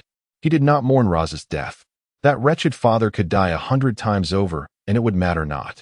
Gaara was subdued by Lin Xuan's prowess, struggling to comprehend that such a powerful ninja truly existed. Was there really a chance to vanquish that monster? Let us go, Chiyo urged, hastening her departure with the Jonin. They cared little for Gaara and Appo's thoughts. Their only desire was to swiftly take the village and Appo's jinchuriki away before that man changed his mind. My lady, I would willingly brave fire and water for you. I would face 1,000 deaths without hesitation. Manyu knelt respectfully, his gaze filled with fervent zeal akin to that of a cultist. The 18-year-old boy was kneeling before a young man who appeared to be in his 20s, cradling a sleeping woman in his arms. The scene was undeniably surreal. In the silence, Lin Xuan gently carried Xiaonan into the tent before returning leisurely. He lit a cigarette, and white smoke began to waft around the campfire. Smoking was a habit, though Xiaonan disapproved of it, forcing him to indulge in secrecy. Manyu, Lin Xuan began earnestly, his gaze flickering as if about to impart something significant. Speak, my lord. Manyu maintained his kneeling posture. The meat has burned to a crisp. The young man sighed deeply. Manyu's expression shifted to one of complexity, regret, shame, confusion, and a hint of suppressed laughter all mingled together. His infatuated superior seemed to have lost his mind. Were they truly discussing burnt meat now? Shouldn't he be saying something more conspiratorial like, follow me closely, and the ninja world will be ours? Even if it were a false promise, he would gladly listen. Do you know? The population of the land of rain is 7 million, yet there are only 80,000 pigs raised, on average. Nearly 90 people must share a single pig, barely enough to eat. You are unaware, indifferent, and only care about yourself. Manyu. Chapter 39. I cannot disappoint Senior Jew. In the village of Rain, a familiar black curtain of rain enveloped the sky, rendering the streets nearly deserted. With passers-by displaying serene expressions devoid of any visible joy or sorrow. The self-proclaimed deity, Lord Pain, had slain Hanzo of the Salamander and had since sealed the news, forbidding any private discussions regarding Hanzo. The village now basked in tranquility, arguably more peaceful than during Hanzo's reign. The villagers did not resent Lord Pain's rule. Azalea, I never anticipated you possessed both the talent for summoning and space ninjutsu, praised Conan, lauding her newly accepted disciple. The violet-haired girl humbly lowered her gaze, a subtle smile gracing her lips, although she was nominally under Lin Xuan's command. She had recently grown close to the angelic figure and had taken Conan as her teacher to learn ninjutsu. You haven't encountered any difficulties lately, have you? Following their lesson, Conan casually inquired about her disciple's life. Azalea's circumstances were less than favorable. Her parents had departed early in her life, leaving her with only 2 friends from her ninja team, Water Lily and Hibiscus. No, the tasks in the village are few, and we genin are rather idle. Azalea responded with a shake of her head. Even when tasks arose, they were often assigned to Jonin and Chunin, rather than the freshly graduated children from the Ninja Academy. In certain circumstances, genin were not even deemed worthy enough to serve as cannon fodder. Do you like the gifts I brought? Lin Xuan suddenly entered the room, a cheerful smile adorning his face as he appraised Azalea. As Conan's disciple, she was also somewhat his own, and he felt compelled to take care of her. The girl's eyes bore a striking resemblance to Conan's, making the duo appear quite harmonious. Yes, Azalea replied, seemingly reluctant, as she nodded stiffly. Lin Xuan had returned from the land of wind, bringing back local delicacies, including specially cured meat sealed in unique clay, some rather expensive fruit wine, and 3 stone bracelets, one for each of the 3 young girls. Cured meat? Does this gentleman also possess a penchant for food and wine? Does he not know that minors are prohibited from drinking? The bracelets appeared to be mere trinkets, clearly of the street vendor variety. It seemed that the angelic figure's brother was not particularly adept at winning the favor of young girls. As long as you like it, Lin Xuan remarked, seemingly oblivious to the discontent reflected in Azalea's eyes as he reached out to tousle her hair. The atmosphere returned to a state of calm. Until one fateful day, as Conan instructed Azalea in ninjutsu, Lin Xuan wandered about aimlessly until a head suddenly emerged from the ground. Ju, the organization has decided to send me to recruit new members? Lin Xuan scratched his head in confusion. Recently, Akatsuki had identified a target, a rebellious genius ninja from Awagakure, Deidara. It's not Deidara. Itachi and Kisame have already approached him. I sought you out to discuss something else. Black Zetsu interjected with a sinister smile. Discuss what? Lin Xuan's astonishment deepened. The future of Akatsuki, the purpose of our existence, and the truth of this world. Are you aware of the Moon Eye Plan? Black Zetsu spoke in a grave tone. The creature before him, neither human nor ghost, pointed towards the moon, its enigmatic smile concealing a chilling laughter that resonated to the bone. The ambience turned decidedly peculiar. What plan? Lin Xuan's expression grew more serious, seemingly intrigued. He presented himself as a brash individual, for in both life and battle, the average person's perception of a brash person is often one of foolishness. Hee. Black Zetsu seemed pleased with Lin Xuan's reaction, letting out a ghastly laugh. What is the Moon Eye? It is the grandest of lies. A fabrication woven over a millennium. Even Uchiha Madara was deceived. What waves can a mere Lin Xuan stir? Delving into the Moon Eye Plan required recounting the stone tablet left by the Sage of 6 Paths, which detailed, for a full 3 hours. Black Zetsu expounded upon the so-called Moon Eye Plan, mirroring the manner in which he had once divulged it to Obito. In his discourse, he embodied Uchiha Madara's will, recounting how Madara awakened the Rinnegan and discovered the tablet left behind by the sage, leading to the conception of the Moon Eye Plan. This timeline eventually birthed the current Akatsuki organization, Nagato, and Obito. Naturally, Black Zetsu omitted the sinister machinations entwined within, failing to mention his own misdeeds, such as manipulating Yahiko, the deaths of Nagato's parents, or the incident involving Rin Noera. I never imagined it to be this way. The Moon Eye can indeed forge true peace. Lin Xuan's eyes blazed with fervor, his entire being trembling with excitement. Observing this reaction, Black Zetsu felt even more satisfied. Though Madara has departed, we shall inherit his will and guide this world towards the Sage of 6 Paths vision, ultimately achieving peace, Black Zetsu proclaimed, his face adorned with a self-satisfied grin as he nodded approvingly. Indeed, brashness begets foolishness. His mind is likely filled with muscle. Lin Xuan proved to be easier to deceive than he had anticipated. Since Senior Ju has shared so much with me, I cannot allow him to be disappointed. I support the Moon Eye Plan, Lin Xuan declared with unwavering determination, his tone reminiscent of an oath. His acting skills had always been commendable, though few were aware of this, as most had met their demise at the end of his fist, never given the chance to know. I just spoke of Obito. That little brat, though dim-witted, is still our comrade, and will aid us in executing the Moon Eye Plan. Black Zetsu grinned widely. If we can effectively utilize Lin Xuan, collecting tailed beasts in the future will be foolproof, Black Zetsu mused, clearing his throat before continuing with gravity. That scoundrel Obito has been too reckless, exposing his identity, which led to his expulsion from Akatsuki by Nagato. However, he remains a companion of the Moon Eye Plan, and his continued efforts within Akatsuki would be most beneficial. Lin Xuan raised an eyebrow, sinking into contemplation. Obito's prowess was indeed commendable, and as Senior Ju had indicated, he would greatly contribute to their scheme. However, Nagato had already begun to harbor suspicions, and it would be difficult to regain the trust of someone he had once deceived. Lin Xuan felt somewhat troubled. It matters not. Even if Obito does not return, he can still serve a purpose. We simply cannot act openly with him, lest we arouse Nagato's suspicions. Black Zetsu offered reassurance. Though Nagato was viewed as a mere tool, he was no fool, and Black Zetsu understood that rekindling Nagato's trust in Obito would prove challenging. Ideally, Obito would return to Akatsuki, but if not, it would not pose a significant issue. In the dead of night, Black Zetsu had long departed, and after finishing her guidance with Azalea, Conan was now resting post-bath.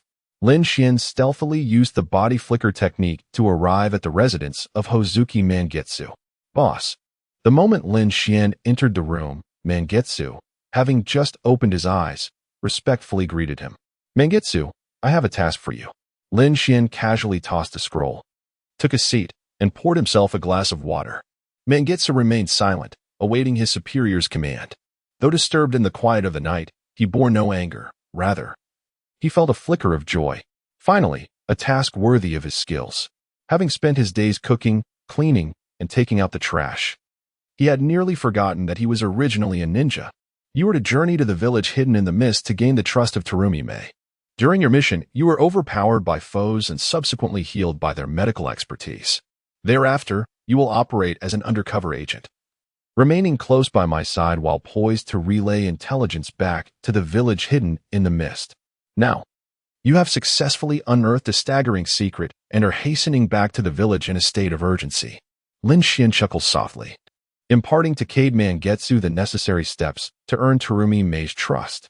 Though Mangetsu is his subordinate, he must now masquerade as a spy dispatched by them, tasked with surveilling Lin Xuan within the Akatsuki organization. Chapter 40. The public enemy of the ninja world, Uchiha Obito understood, boss. But what is this intelligence?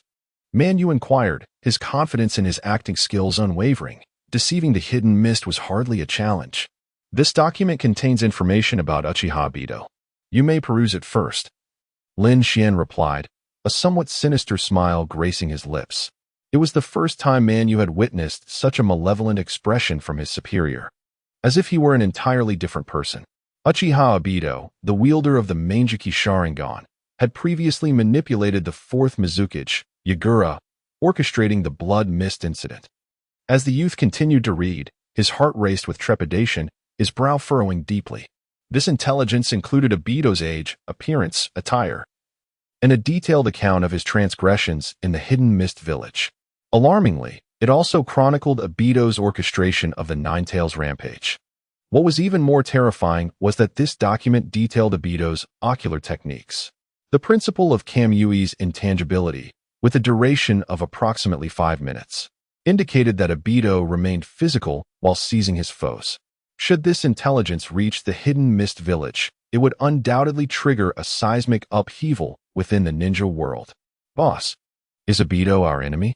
Upon finishing the document, Manu's first thought was that Obito had offended Lin Xuan.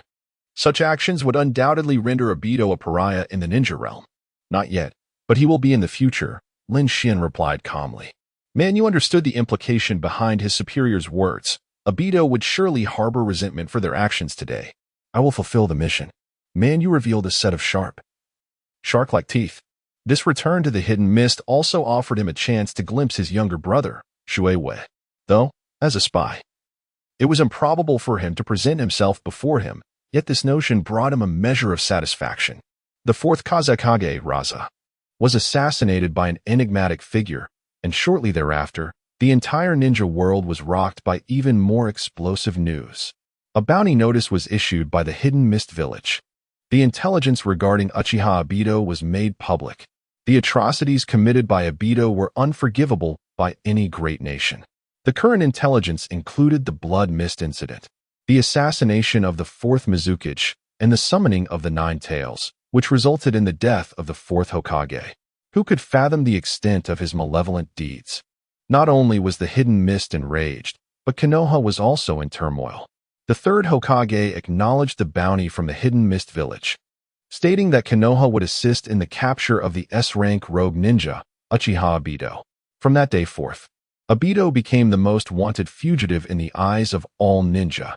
In the secret lair of White Zetsu, Uchiha Obito gazed at the bounty notice, his expression darkening, nearly grinding his teeth in frustration. He had envisioned initiating the Fourth Great Ninja War himself, yet he never anticipated being exposed beforehand, becoming a global enemy. Where had the hidden mist obtained this information? Obito could not fathom it. He had not revealed any vulnerabilities. What had gone awry in the chain of events? Lin Xuan? Even if that bastard knew his name and identity, it was impossible for him to comprehend his abilities, let alone be aware of his intangibility duration. More importantly, Lin Xuan had no reason to provoke an enemy without cause, especially one who had recently been brainwashed by Kagaya's influence. Who had leaked this intelligence? Kisame? Had that bastard betrayed him? Obito felt a surge of madness. In the years following Lin's death, this was the first time he felt such agitation. He could sense that someone was plotting against him, yet he had no clues, could not discern who it was, nor understand their motives. Zetsu, have you betrayed me? Obito suddenly turned, his scrutinizing gaze fixed upon the half-black, half-white figure. If anyone could monitor his every move and know all his trump cards, it would certainly be Zetsu and Uchiha Madara, but Madara was already dead. Zetsu's already grim expression darkened further, especially when Obito directed his accusatory gaze at him. His unpleasant mood was exacerbated. Is Obito's mind made of tofu? How could such a fool be chosen by Madara? He dares to suspect his own benefactor. Utterly outrageous. This tool was not only inept, but also foolish, and now he even dared to question his benefactor. Had he raised an ungrateful white-eyed wolf?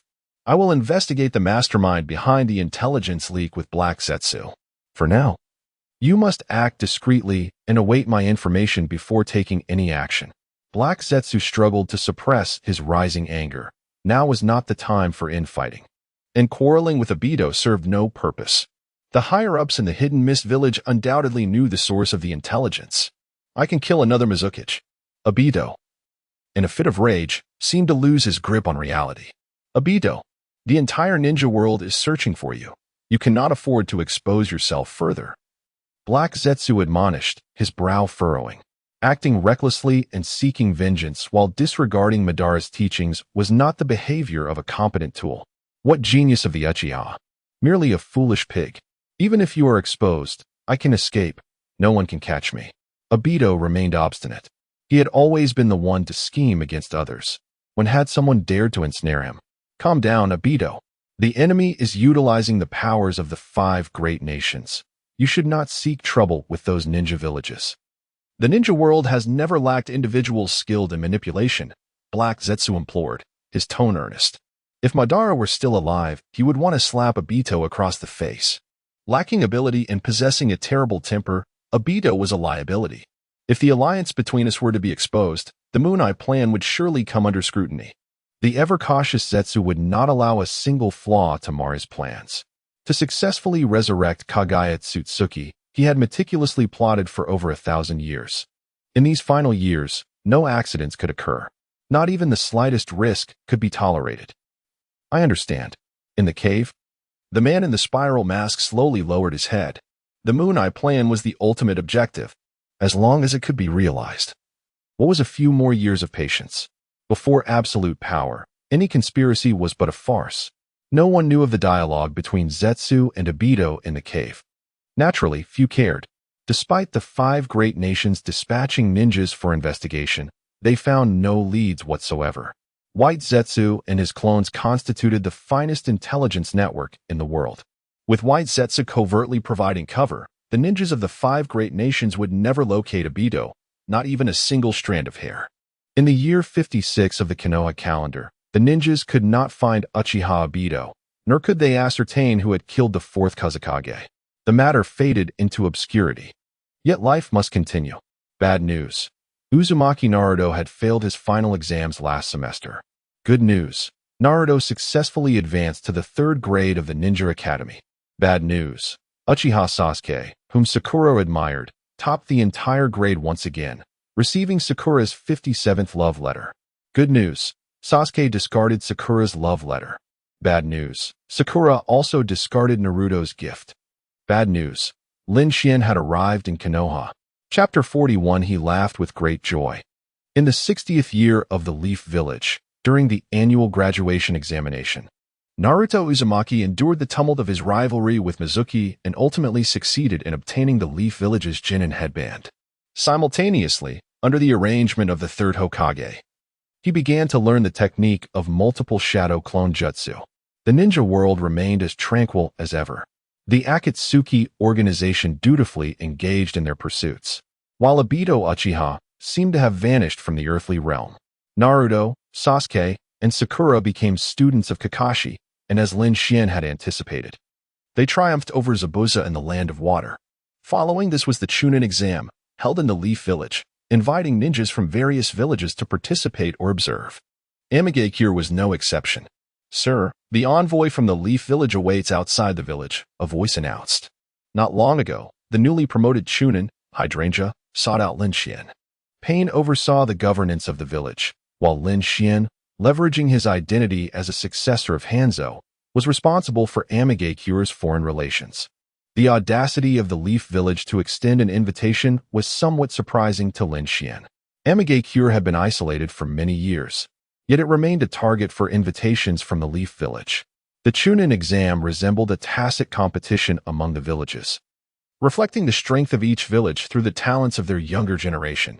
The great nations always enjoy showcasing their emerging talents. Xiaonan sighed, shaking her head.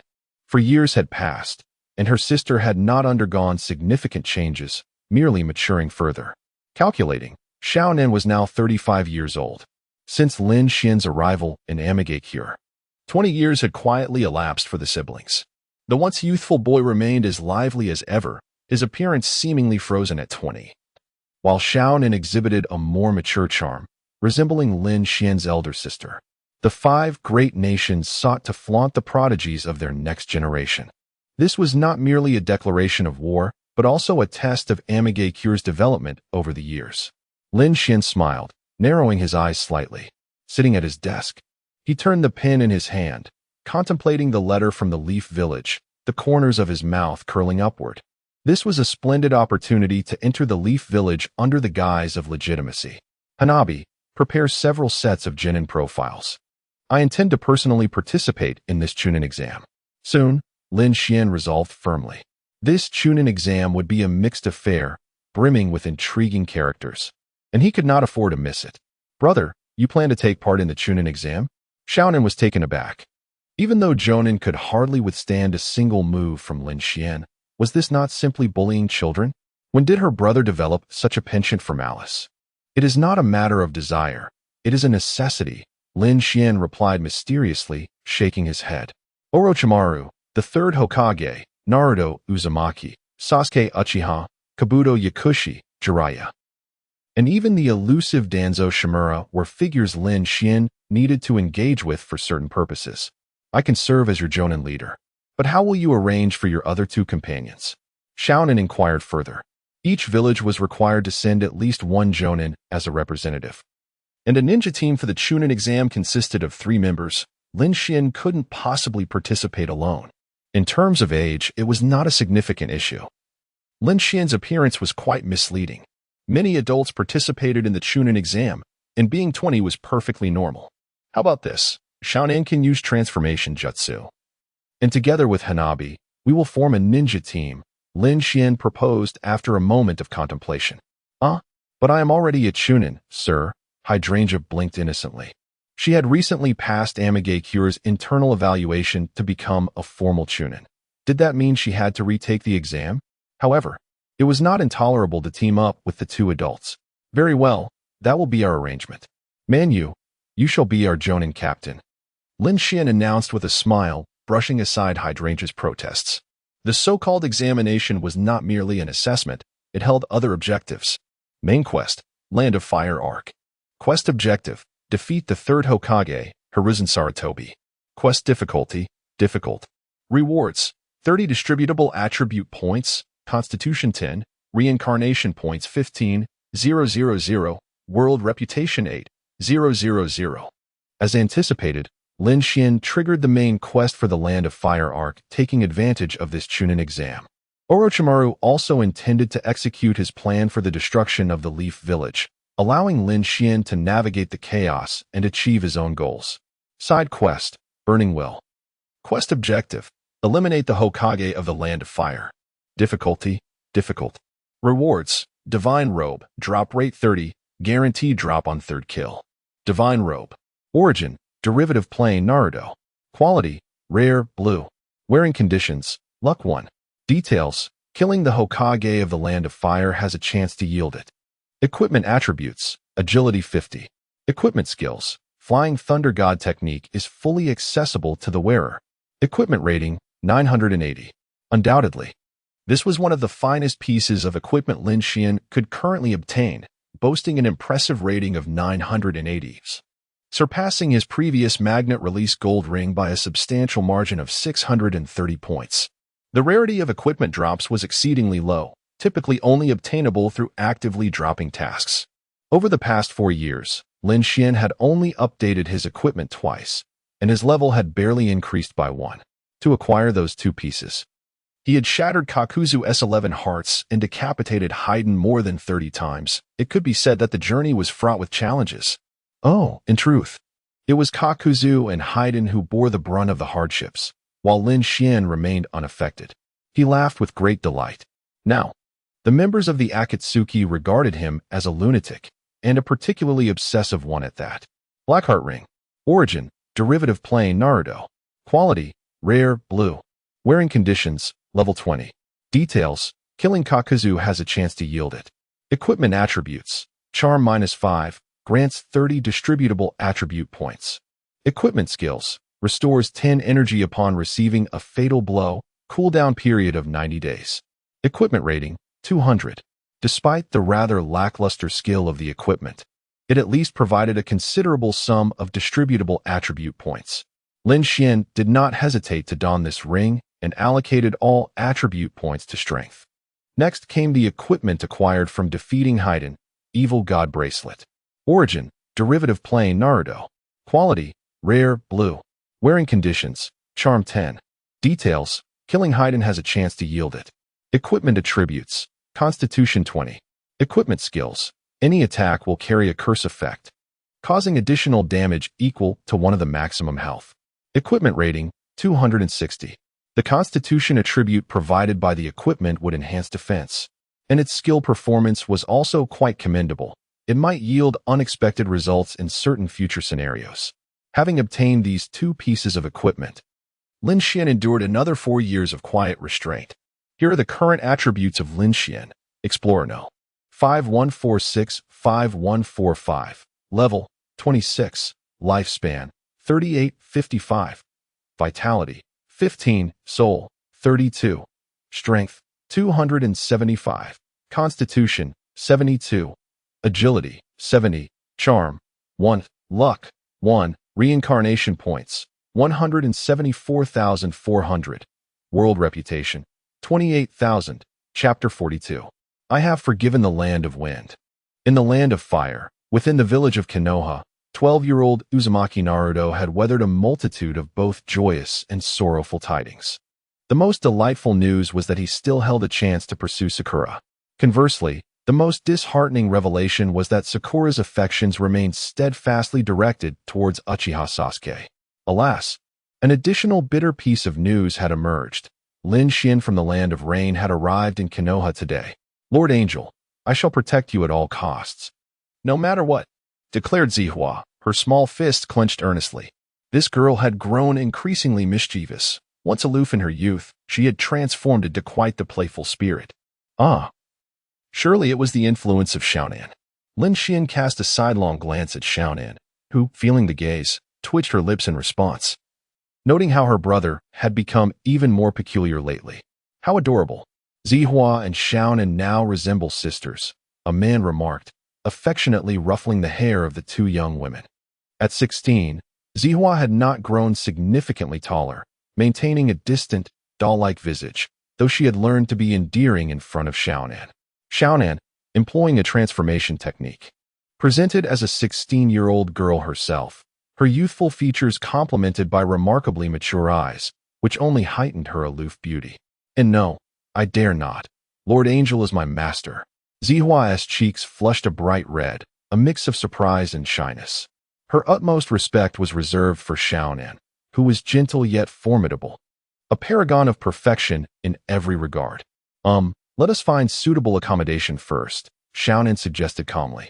With the upcoming Chunin exams in Konoha, the influx of visitors would be considerable. Without securing proper lodging, they might find themselves sleeping on park benches come nightfall. To Xiaonan, this was merely a trivial observation. Hey, boss, it seems there are ninja from Sunagakure ahead, and I recognize some faces, exclaimed Manyu, who walked at the forefront. Following his gaze, Lin Xuan spotted a team of sand ninjas led by the Jonin Maki, among whom was Gaara, the one-tailed Jinchuriki he had encountered in the land of Wind years prior. Fate indeed had a curious way of intertwining paths. Boss, what should we do? Manyu patiently awaited Lin Xuan's command. Although he bore the title of leading Jonin, he was wary of making any hasty decisions. What else can we do? Naturally, we should greet our old friends. As the saying goes, a smile can dissolve past grievances. Let bygones be bygones. I have forgiven the land of wind, Lin Xuan proclaimed with a cheerful grin, leaving the three who knew the truth in a state of bewilderment. Truly a remarkable individual. You killed the fourth Kazekage, captured the Jinchuriki, and threatened Chio, yet you carry yourself as if you are the victim. Does the land of wind even require your forgiveness? Hey, nephew, it's been a while. Lin Xuan waved enthusiastically as he stepped forward to the Sunagakure team, his countenance radiating warmth. The residents of Konoha exchanged puzzled glances. Had the land of rain secretly forged a peace treaty with the land of wind? This young rain ninja referred to the sand ninjas as nephew? Quickly, informed the Hokage. The hidden members of Konoha's Umbu exchanged urgent gestures. The Sunagakure team came to a halt. Maki rubbed his eyes in disbelief, staring at the nightmarish young man before him, whose visage haunted his dreams. This was the very individual who had slain the fourth Kazekage, plunging the already beleaguered land of wind into further despair. Gaara's eyes brimmed with humiliation and resentment, bloodshot with fury. However, being a clever individual, Gaara chose restraint, signaling Maki to remain calm. May I ask, what is your purpose in Konoha? Gaara inquired through gritted teeth. He held no hatred for the man responsible for his father's death, but he found the term nephew to be an affront. On another front, this adversary was the very one Gaara yearned to challenge and ultimately surpass, even if it took him a lifetime to bridge the gap. The confidentiality of the land of wind is exceptionally commendable. I trust you will continue to uphold it and refrain from speaking of matters that ought to remain unsaid. Lin Xuan shrugged nonchalantly. The truth regarding the fourth Kazekage's demise remained largely obscured, a testament to the land of wind's adept secrecy. Nephew, you've grown indeed. I'm certain that Raza would be proud to see you like this. Lin Xuan spoke in a tone reminiscent of an elder, his gaze betraying a hint of satisfaction as he regarded the young man before him. At 13, Gaara had matured considerably. Yes, a promising youth. Temari and Kankuro were momentarily taken aback. As Gaara's kin, they understood his notoriously short temper. Anyone daring to act so brazenly before him would typically find themselves 6 feet under. Yet, in the presence of this rain ninja, Gaara displayed remarkable restraint. Who exactly was this individual? We shall meet again during the Chunin exams. I look forward to witnessing how much you have grown, Lin Xuan remarked, seemingly oblivious to Gaara's glowering demeanor as he cheerfully departed. The Chunin exams permitted lethal actions, yet there was no one capable of vanquishing that man, even if he unleashed Shikako once more. What manner of being was this rain ninja? Gaara, do you know him? Temari inquired, furrowing her brow as she scrutinized the retreating figures of the rain ninja. What an arrogant fellow! How dare he speak to Gaara in such a manner? Kankuro fumed, visibly irritated. Do not provoke him. I cannot promise to protect you if you do. Your survival means little to me, Gaara warned. His gaze distant as memories of a dark, despairing day resurfaced. In a vast desert, the man had obliterated a colossal beast with a single punch, marking the first time Gaara felt his existence was utterly insignificant. He needed to report Lin Xuan's presence in Konoha to Chio. Maki's expression darkened further than Gaara's. Lin Xuan is participating in the Chunin exams? This is no mere wolf infiltrating a sheepfold. It is akin to releasing a Tyrannosaurus Rex into a kindergarten. A man capable of annihilating the fourth Kazekage and Shikaku participating in such an examination? Is there any absurdity greater than this? In truth, Sunagakure was not the only village apprehensive of Lin Xuan. Within Konoha, old acquaintances of Lin Xuan had also taken note of the inexplicable rain genin, their expressions betraying disbelief at this supposed genin's audacity. Yes, that individual was Hatake Kakashi, who had recently assumed the role of instructor for Team 7. Chapter 43 Farewell to Hatake Kakashi at the tea house. Lin Xuan's team chose a seat by the window. The lead jonin, Mei Moon, sat at the edge. While the three Chunin gathered together, their expressions calm and casual. Is Konoha beautiful? Lin Xuan asked nonchalantly. The rain village was rather monotonous, especially in comparison to the vibrant and bustling Konoha, which felt almost uninhabitable. The streets were filled with sweethearts embracing, a myriad of passers-by, local delicacies, affordable natural hot springs, high-end ninja tool shops, florists specializing in flowers, and tea houses and inns were ubiquitous. The rain village resembled an aging, lonely elder, while Konoha was a spirited youth. Youths often lacked decorum. There are too many people. Zihua hesitated for a moment before providing a vague response. It wasn't a matter of liking or disliking. It was simply that there were too many people. There is nothing wrong with many people, right, Mr. 50-50 of Konoha? The young man tapped the table and casually tossed a teacup at the neighboring table. Clang. The teacup landed steadily, caught by a ninja's hand. So you are a ninja from the rain village. You've not changed a bit over the years. Hatake Kakashi's expression was complex as he slowly placed the teacup down, scrutinizing the young man enjoying the street view by the window. Lin Xuan had once visited the Mist Village to recruit the Akatsuki member, Kisame Hashigaki. During that occasion, Kakashi, who was attempting to trace Uchiha Obito's whereabouts in the Land of Water, witnessed the fierce battle between Lin Xuan and Kisame, and also encountered Uchiha Obito. The situation then was quite intricate, as Obito seemed to have some conflicts with Lin Xuan and others. Obito was once part of the Akatsuki, representing that you were once associated with them, right? Kakashi analyzed. In the years before his identity was exposed, Obito likely spent time in the Rain Village. Indeed, Uchiha Obito once served Lord Hanzo, but later he betrayed the Rain Village, and even I am unaware of his current whereabouts. Lin Xuan replied slowly, looking calmly at Kakashi.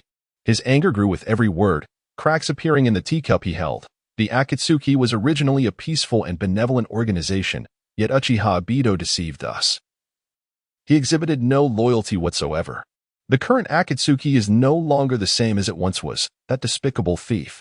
These statements were a blend of truth and embellishment.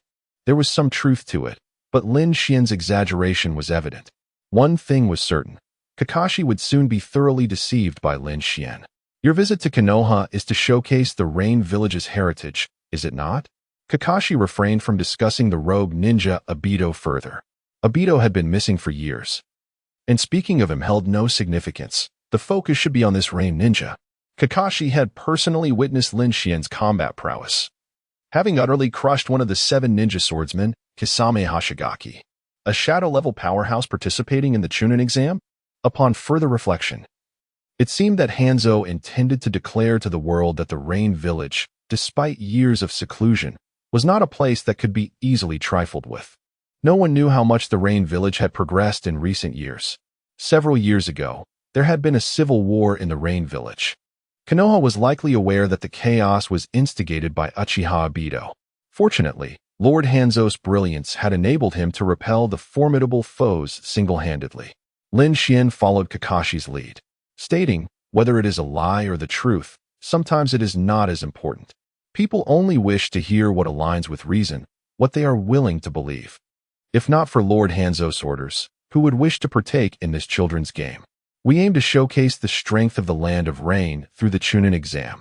Lin Xuan candidly articulated his team's intentions.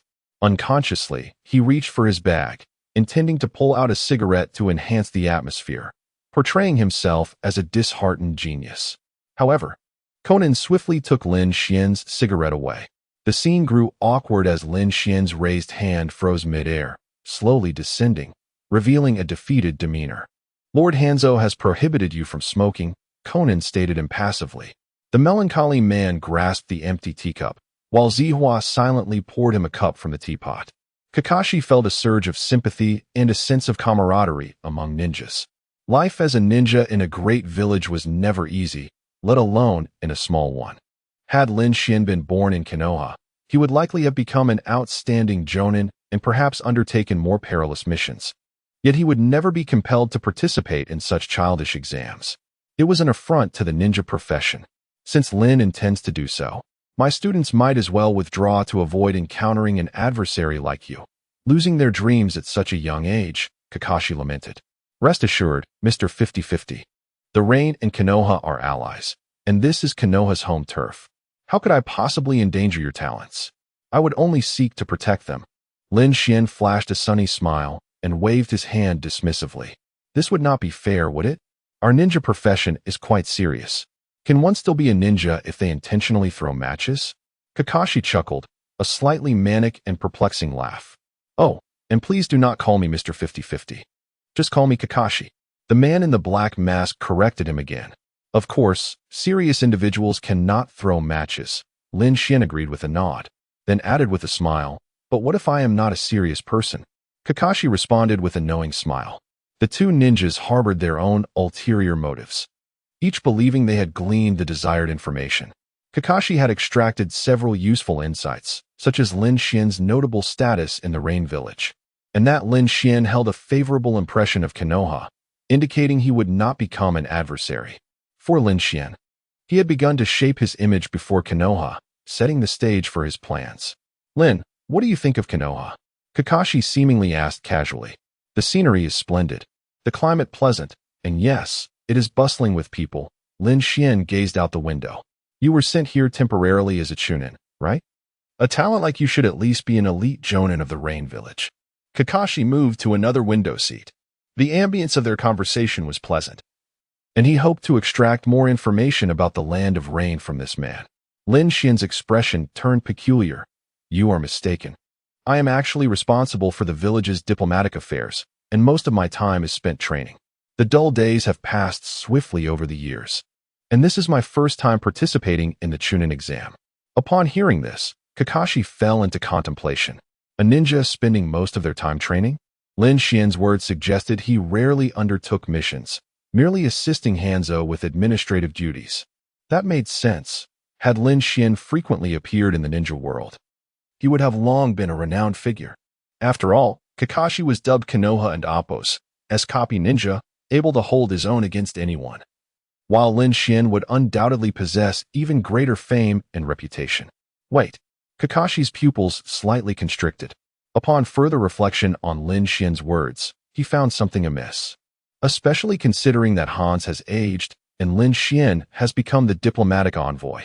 It is no wonder that Lin Xuan was chosen to showcase the strength of the Land of Rain, nor is it surprising that he has remained so discreet within the ninja world. Furthermore, it is understandable why he claims that most of his time is devoted to training. As a sudden epiphany struck Kakashi, everything fell into place in his mind, revealing Lin Xuan's other identity. This man is the future leader of the Land of Rain. Chapter 44. What about quality? Hey, that fellow known as 50-50, why are you lost in thought? Manuel gazed at Kakashi with a hint of mischief. I'm not called 50-50, Kakashi replied, slightly furrowing his brow as he regained his composure. He was perplexed by the peculiar look Manuel cast his way. Had he done something? No. Kakashi soon realized that Manuel was not looking at him, but rather at Lin Xuan, specifically at the book titled Paradise of Affection in Lin Xuan's hands. To his surprise, Mr. 50-50 seemed to have a penchant for such material.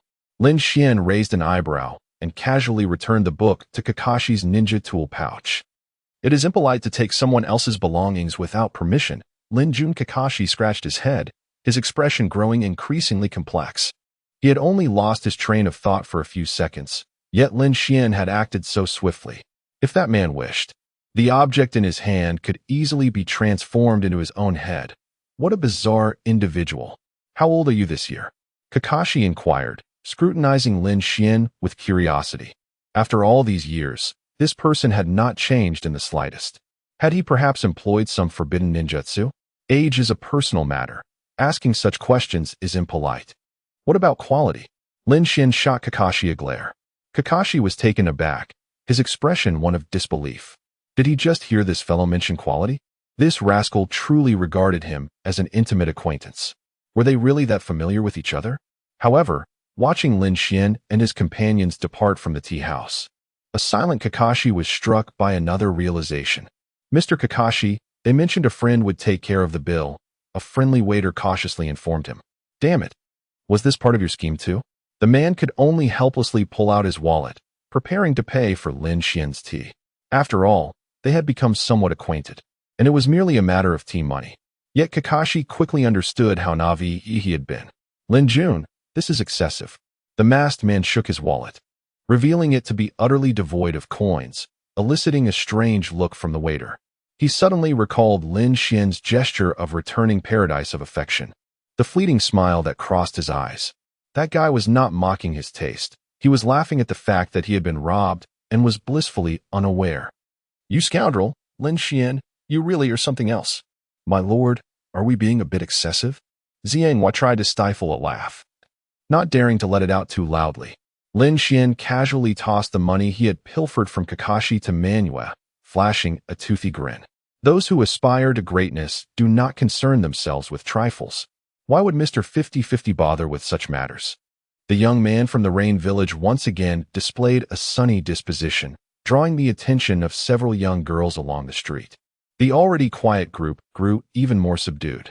Brother, Xiaonan murmured, pulling her collar closer, her indifferent eyes betraying a hint of disdain. Could you not be a bit more mature?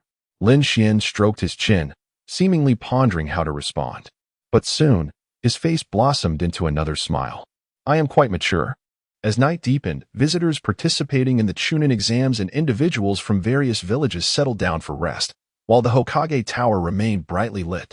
In a not particularly spacious office cluttered with scrolls, a weary figure donned in the Hokage hat puffed on a pipe, white smoke swirling around him.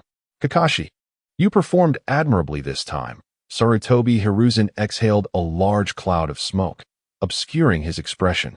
The elder's voice remained steady, providing comfort to the ninjas present. That individual is far too young. I merely fulfilled my duties, Kakashi humbly replied, perhaps inadvertently praising his own capabilities. The internal strife in the Rain Village was no trivial matter. Had Uchiha Obito been the one to incite discord within the village, even Hanzo would have struggled to contain it. That young man spoke lightly, yet only he understood the heavy toll the Rain Village had endured. If the village were not so weakened, why would they be in such a hurry to assert their power, even allowing Lin Xuan to participate in such a trivial examination? Sarutobi's voice was calm, revealing little emotion. Lin Xuan is formidable. He consciously demonstrated to me today that if he wished, he could take my life in mere seconds. Having witnessed Lin Xuan's prowess firsthand, Kakashi understood the terrifying nature of that man's taijutsu. His friend Mike Guy was also a master of taijutsu, but in Kakashi's eyes, Guy would need to open at least the 7th gate to have a chance against Lin Xuan, perhaps even the 8th gate. What do you think of that individual? The third Hokage's tone suddenly lightened. The Land of Rain may be a small nation, but it was not a force to be disregarded. Supporting a new Rain leader favorable to Konoha would undoubtedly be advantageous, especially since the Land of Rain bordered the Land of Wind, the Land of Fire, and the Land of Earth. Hanzo of the Salamander had already half buried himself in the ground. How many more years could he possibly live? Lord Hokage, I must speak candidly. Lin Xuan is an exceedingly complex and unpredictable individual. He cannot possibly be as reckless as he appears. If we discuss his attitude towards Konoha, I believe he is friendly towards us, Kakashi stated earnestly. How could a simpleton survive in such a world? Very well, let the Umbu not disturb him. The third Hokage set down his pipe and commanded. Understood. Kakashi's figure vanished into the shadows. The following day, the first official round of the Chunin exams commenced. Konoha had quite a few noteworthy young talents. Kakashi's team, Naruto Uzumaki, Sasuke Uchiha, Sakura Haruno. Yuhi Kurenai's team, Hiba Inuzuka, Shino Aburame, Hinata Hyuga. Asuma's team, Shikamaru Nara. Choji Akimichi, Ino Yamanaka. Guy's team, Tintin, Rock Lee, Niji Hyuga. All 12 of Konoha's young elite were present, though their current capabilities seemed somewhat pitiful in Lin Xuan's eyes. Senior Do, is that Gaara truly that terrifying? Sakura inquired, surrounded by Sasuke, Naruto, and a crowd of curious ninjas. Do, having participated in numerous Chunin exams, was well acquainted with the information of the ninjas from various villages, down to the number of missions they had completed. Yao Do, Lin Xuan smiled, sizing up the white-haired youth. As a spy sent by Orochimaru to infiltrate Konoha, and also one of Orochimaru's most capable subordinates, Yao Do was undoubtedly a talent, whether for his medical prowess or his cunning. I have another person to inquire about, Sasuke Uchiha stated coldly. The king of pressure lived up to his title. Even a casual flip of his hair was enough to make Sakura's eyes fill with hearts. Who? Do adjusted his glasses, surprised as he regarded Sasuke. Among this year's candidates, it seemed only Naruto and Gaara, two Jinchuriki, were truly extraordinary. Of course, Sasuke Uchiha could also be included, as he was a vessel favored by Lord Orochimaru. Ever since Orochimaru had been swiftly defeated by Uchiha Itachi's Jinjutsu, he had become utterly obsessed with the Uchiha bloodline. Chapter 45. What if Sasuke were to be killed? The genin of the Rain Village, Lin Xuan, stood expressionless as Sasuke replied. Prior to the start of the Chunin exams, Kakashi had expressly warned them not to offend anyone, especially that particular individual, and to avoid any conflict at all costs. Naturally, Sasuke was curious about an enemy who could elicit such concern from Kakashi. Lin Xuan? The name caused Do to pause for a full second, a flicker of barely perceptible fear flashing in his eyes, his body involuntarily trembling twice. Lin Xuan? Which Lin Xuan are you referring to? Is it merely a coincidence, a namesake, or could it be the man who once obliterated Orochimaru with a single punch now appearing here as a genin of the Rain Village? This name, even he had only heard once, mentioned by Orochimaru just once in all those years.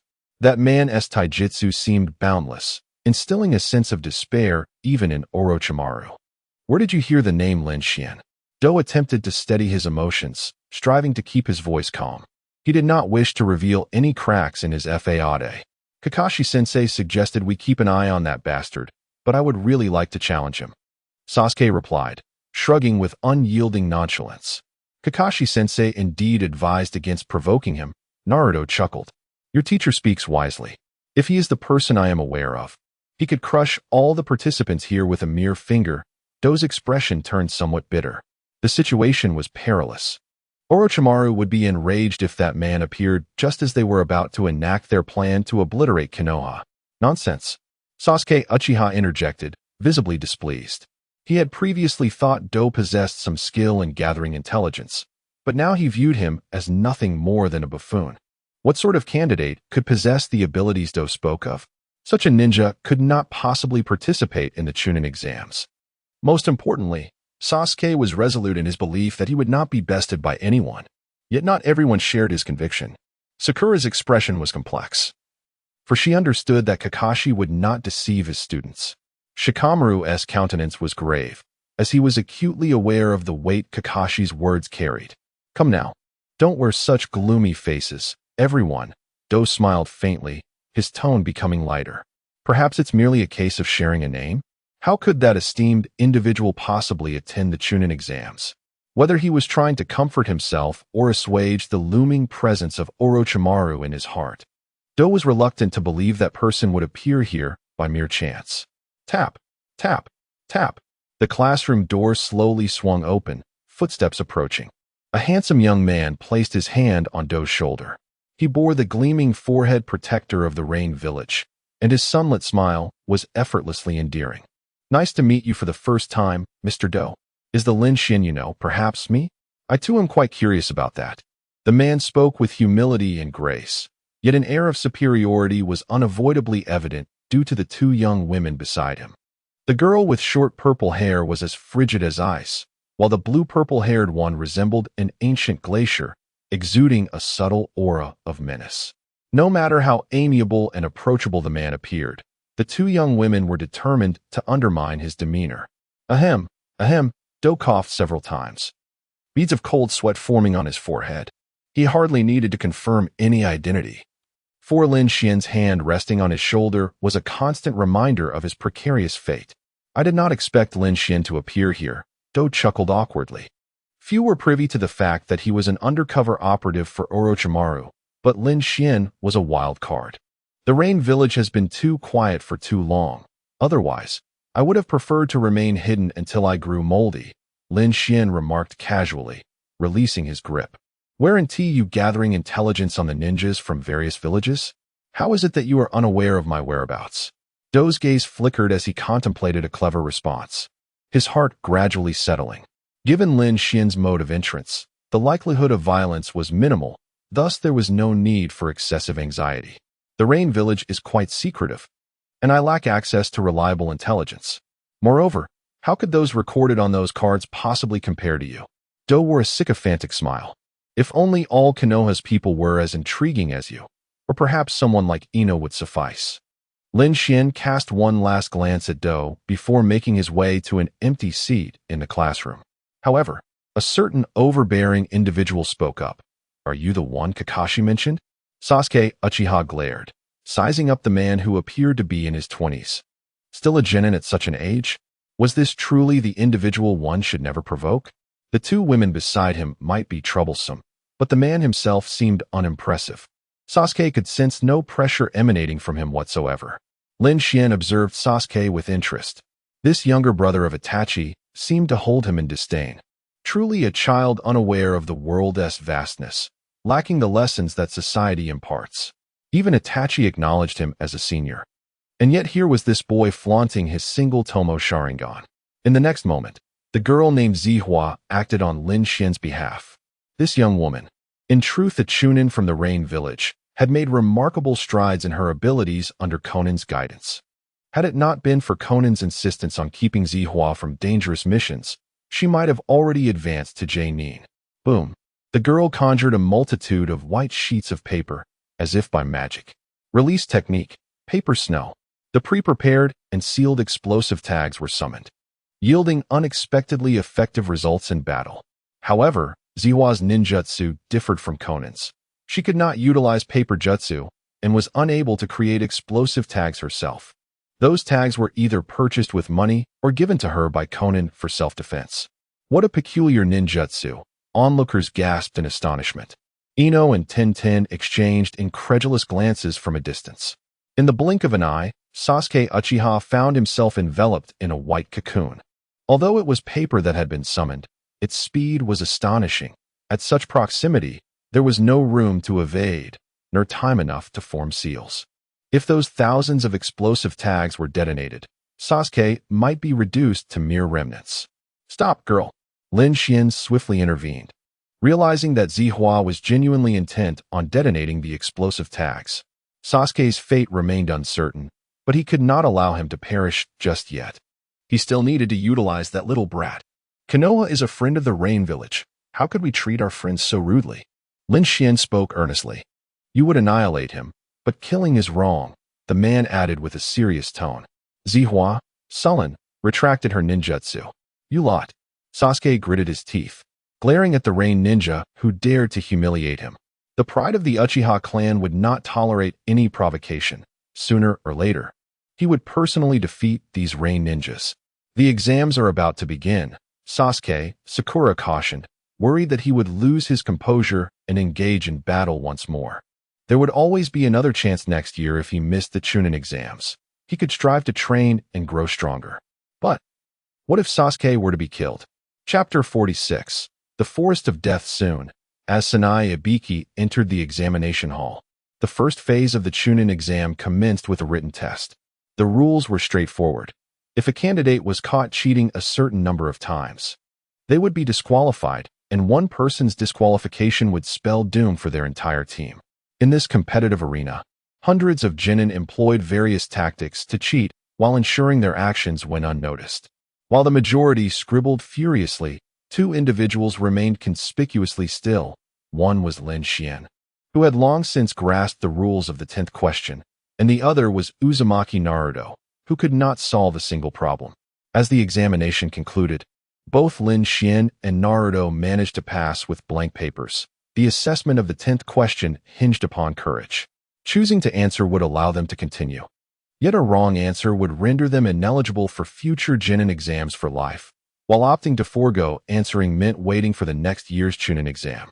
With the first written test behind them, only 78 Chunin remained in the hall, equating to 26 ninja teams. The second test would soon begin, a contest for the Heaven and Earth Scrolls within the Forest of Death. A total of 26 teams would be allocated 13 Heaven Scrolls and 13 Earth Scrolls. To pass this second phase, they needed to collect a complete set of scrolls within 5 days and reach the central tower of the Forest of Death. The chief examiner for this round was Mitarashi Anko. As each team leader collected their scrolls, Lin Xuan received an Earth Scroll. Lord Lin Xuan, what type of scroll do you require? Our team has the Heaven Scroll, Kabuto cautiously inquired. Orochimaru was concealed among the grass ninja team, intending to seek out Uchiha Sasuke in the forest. It would be prudent for Lin Xuan, a figure of danger, to clear the exam as swiftly as possible. Are you instructing me on my duties? Lin Xuan replied, casting a cold glance at Kabuto. He was acutely aware of Kabuto's schemes. While Orochimaru wished to avoid disrupting his plans, Lin Xuan was determined to proceed. Uchiha Sasuke was also among his targets. What a pity. I hope those children do not falter upon encountering the strength of adults, Kabuto mused, shaking his head slightly, refraining from pressing further. This individual was neither an ally nor a foe. It was best to avoid unnecessary entanglements, as per Orochimaru's direct orders. There are things about Orochimaru that pique my interest. Inform him that we shall meet again, Lin Xuan said with a mysterious smile, lightly patting Kabuto's shoulder. Understood, Kabuto replied, beads of cold sweat trickling down his forehead.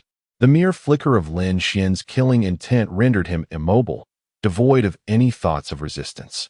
Hey, no fighting before the exam. The chief examiner, Anko, swiftly approached. Her brow furrowed as she observed the two young men. Once inside the Forest of Death, how you choose to kill is inconsequential. But any disturbances before the exam will lead to immediate disqualification. Do you understand? Her smile bore a hint of cruelty, tinged with coldness. Isn't this just adolescent theatrics? Lin Xuan squinted. Understood. We will not cause trouble, he replied, adopting an expression of earnestness that bordered on innocence. Kabuto merely adjusted his glasses, lowering his head in acquiescence. He knew Anko was a discarded pawn of Orochimaru, yet she remained a hidden piece in his game. Good, just behave yourselves. I would hate for you to perish in this exam. After all, I have a fondness for handsome young men, Anko said with an amiable demeanor, casting several lingering glances at Lin Xuan. Ah! Lin Xuan instinctively rubbed his chin, while Huaji snickered with glee. Conan's gaze grew subtly colder. In the ensuing silence, Anko slowly departed, muttering about the humorless men. Kabuto felt a sense of helplessness. How did someone like Anko become Orochimaru's student? Did she not perceive Lin Xuan as a dangerous individual? Orochimaru, hidden among the grass ninja, observed with a flickering gaze. Truly, ignorance breeds fearlessness. Anko dared to speak to Lin Xuan in such a manner, believing him to be merely an unfunny man, while, in reality, he was an undeniable monster. After a while, all teams gathered at the entrance of the Forest of Death, collecting their scrolls and signing a life and death agreement. The second phase of the Chunin exam commenced. With a time limit of 5 days. With Anko's announcement, the ninja teams entered the forest through various entrances. Lin Xuan, don't die too easily. I will challenge you later. As Lin Xuan's team was about to enter, Uchiha Itachi's voice rang out. Kakashi had instructed Sasuke and the others not to provoke Lin Xuan. Yet he never mentioned they could not challenge him. Sasuke's goal was to kill that man. If he could not even secure the top spot in the Chunin exam, how could he ever hope to defeat Uchiha Itachi in the future? Challenge me. Lin Xuan could not help but smirk. If you manage to win, I may share information about Uchiha Itachi. The skies cleared, the rain ceased, and Itachi felt invigorated. He had no qualms about toying with this young lad. You know Uchiha Itachi. Sasuke's voice grew icy, brimming with rage and murderous intent, his expression dark as water. Sakura and Naruto were taken aback by his reaction. Indeed, Lin Xuan and Appos, smile widened. Not only do I know him, but Itachi and I have been colleagues for years. Hoshigaki Kisame has been responsible for monitoring Itachi. Once I defeat you, I will force you to divulge that information, Sasuke exclaimed, his resolve ignited, his words echoing the fervor of Naruto. Yet, this was not entirely accurate. Sasuke's statement reflected excessive confidence, whereas Naruto's would stem from sheer reckless enthusiasm. Is this truly Itachi's brother? Do they share the same mother? Upon entering the forest, Manyu could not restrain herself from speaking. Itachi excelled in every regard, and within the ranks of the eccentric and mad Akatsuki. He had earned everyone's respect from the tender age of 13. At 13, Itachi could instill a measure of trepidation and pain. Meanwhile, 12-year-old Sasuke was still engaged in childish games with Gaara and Naruto. The chasm between the brothers was undeniably vast. Itachi is a humble individual. His brother, at present, does not seem qualified to join us, Konan remarked. Uchiha Itachi paved the way for his brother with his life, hoping Sasuke would possess at least the strength to survive in the future. This was no secret to Lin Xuan, nor was it to Konan. Hey boss, can I hit Sasuke? Manyu suddenly expressed interest. Given Sasuke's previous performance, he appeared merely as a hot-tempered child with little strength. Surely, he could be bullied, especially by a bothersome brat. In response, Lin Xuan smiled playfully. Youthful exuberance is the hallmark of the young. Sasuke's burden of fate compels him to maintain pride, even if he lacks the requisite strength. Uchiha Sasuke yearns to kill his brother, the enemy, as a means of restoring the honor of the Uchiha clan, willing to sever all ties and commit any atrocity for that purpose. How could someone like Sasuke endure in silence? He must remain proud, destined for downfall, and he will heed the commands of whoever holds power. Chapter 47. Hinata's Memories, the Forest of Death. As Hinata's team entered the arena, they promptly adhered to their plan. Kiba and Akamaru possessed keen senses, while Hinata's Byakugan provided exceptional vision, and Shino's insects were adept at surveying the surroundings. This team's reconnaissance abilities were unparalleled in Konoha, and their execution was remarkably decisive. The trio first discovered a rival ninja team and set an ambush along their path. Within just an hour of the exam, they swiftly eliminated one team, conveniently acquiring both the Heaven and Earth Scrolls. A splendid start. Let us continue to vanquish other teams. Kiba beamed with pride. This was merely the second round. Eliminating enough opponents here would ensure a smoother progression in the subsequent exams. Shino nodded slightly, tacitly approving Kiba's approach. Though their team's combat strength may not have been formidable, their extensive sensory range allowed them to swiftly evade powerful foes and lay traps for weaker ones. Throughout the encounter, Hinata remained silent. This young girl, having faced her father's harsh reprimands since childhood, bore a sense of inferiority in her character. Woof, woof. As the three conversed, Akamaru, Kiba's small white dog, suddenly barked, shivering as it burrowed into Kiba's clothing. Coincidentally, Shino's insects also delivered a warning. Someone was approaching rapidly. This was the first time Kiba had seen Akamaru so frightened. Frowning deeply, Kiba anxiously scanned their surroundings. Byakugan, activate. Realizing the gravity of the situation, Hinata promptly activated her Byakugan. In that instant, her expression shifted subtly. The young rain ninja who had appeared in the classroom was now perched on a tree branch merely 10 meters away. Beneath him stood two young girls, their expressions cold and indifferent. Do not be alarmed. I am a friend from Konoha. I merely intend to give you a thorough beating. The young man smiled as he approached. Friend? Kiba regarded him with confusion, contemplating whether to communicate with Akamaru about employing their unique ninjutsu. Suddenly, darkness enveloped him. A fist loomed larger before him, and Kiba was rendered unconscious before he could comprehend how his opponent had closed the distance or thrown the punch. It was as if he were traversing a rift in time, the specter of his assailant resembling a ghost. Kiba, along with Akamaru nestled within his garments, was sent flying, crashing against a tree with a thud. Secret technique, pestilence. Bang! The man struck Shino with a knife-hand blow, rendering him unconscious as he attempted to utilize ninjutsu. In less than 2 seconds of combat, both Kiba and Shino had knelt in defeat, leaving a stunned Hinata unable to mount any effective resistance. As Lin Xuan unleashed another punch following a swift teleportation, Hinata coughed up a trickle of blood and collapsed to the ground. The sight elicited a frown from the nearby Konoha members. Wasn't the script supposed to dictate leniency towards a beautiful girl? Why was the strike even more severe? Such internal injuries rendered Hinata nearly incapable of continuing in the subsequent exams. Conan displayed little emotion, accustomed to her brother's ruthless demeanor. After all, if someone was destined to be grievously injured, why not let him do the beating? Lin Xuan muttered softly. Even if Hinata were not struck today, she would inevitably be beaten half to death by Niji later, so it was preferable for him to do it. Woof, woof. Just as Lin Xuan prepared to seize the heaven and earth scroll from Kiba, Akamaru barked protectively. Another little dog to deal with? Take this. The man expressionlessly struck down. Akamaru howled as he was knocked unconscious. You scoundrel. If you wish to steal the scroll, just take it. Why must you strike Akamaru? You do not spare even a girl. Kiba rose, his expression grave, one hand clutching his abdomen, pain evident in his features. I will strike, and I shall strike again. If you dare to protest, feel free to bite me. Lin Xuan raised a middle finger defiantly. You. Kiba was at a loss for words, his anger boiling. How could this individual, who claimed to be a friendly ninja from Konoha, repeatedly humiliate them? It would be more merciful to simply kill them. Who does he think he is? Thud. A kunai pierced Kiba's abdomen, sending him crumpling to the ground once more. Do you think you can speak to anyone like that? Zihua replied coldly, casting a threatening glance at Shino.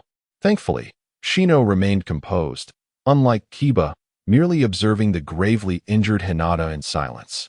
Unless they intended to kill, Shino would reserve his final trump card for a life-or-death situation. The current predicament was not as dire as it seemed. Amidst her pain, Hinata appeared to recall something. She seemed to have encountered this individual before, long ago. You, a lady of such standing, are ill-suited to be a ninja. You would be better off as a mere ornament. Lin Xuan's face betrayed little emotion as he shook his head and departed, with Conan and Zihua following closely behind. As Hinata gazed at the retreating figure of the Rain Ninja, fragments of memory surfaced in her mind, overlapping with the silhouette of another person. It was a day 7 years prior. Back then, Hinata had not yet entered the ninja academy, merely a sheltered young lady of a prominent family. Ah, this fellow. Is he not a child of the Hyuga clan? Indeed, those eyes must belong to Niji's cousin. Humph, are they not usually so arrogant? Surely, this person possesses a vile disposition as well, flaunting their talents due to their noble lineage. After being scolded harshly by her father, the weeping girl dashed through the streets, colliding with a child's ice cream, which led to her being encircled and bullied. Typically, people would avoid offending members of the Hyuga clan. However, the isolated child was a different story, especially one who appeared weak and timid, practically inviting bullying. Moreover, she would not report the incident. I am not like that. The rosy-cheeked little girl lowered her gaze, unsure of how to navigate the situation. The older children grinned wickedly, and she felt an overwhelming sense of unease. To think she would attempt to flee without apologizing. Unforgivable. Hey, apologize. 3 boys, undeterred by the chaos, seized the girl's hair, forcing her to kneel. The little girl could only cry incessantly, repeating apologies. Although her Byakugan and gentle fist could easily subdue these children, she remained oblivious to her own strength. Too frightened to lift her head. The education of the Hyuga clan is truly a failure. A voice interjected, somewhat languid. Summoning technique. The shark of Elder Kisame is quite impressive. TSK, tisk TSK. Another voice, younger yet equally menacing, chimed in. Ah! A brief and urgent scream echoed, as frigid energy surged in, only to vanish in an instant. It was those 3 boys who had caused it. As Hinata opened her eyes, she found only a few drops of blood on the ground, and the boys who had previously bullied her had vanished. The 5-year-old girl, still oblivious to the concept of slaughter, assumed that the boys had fled after being injured, never considering the possibility that they might have been devoured by the shark summoned by the full moon. Thank you, thank you. Stunned, Hinata was helped to her feet, her gaze fixed on the young man before her. Clad in a black robe adorned with red clouds, his youthful visage bore a hint of languor, accompanied by a man and woman in similar attire. The boy seemed to hold him in high regard, while the woman's gaze was notably softer. Why not resist?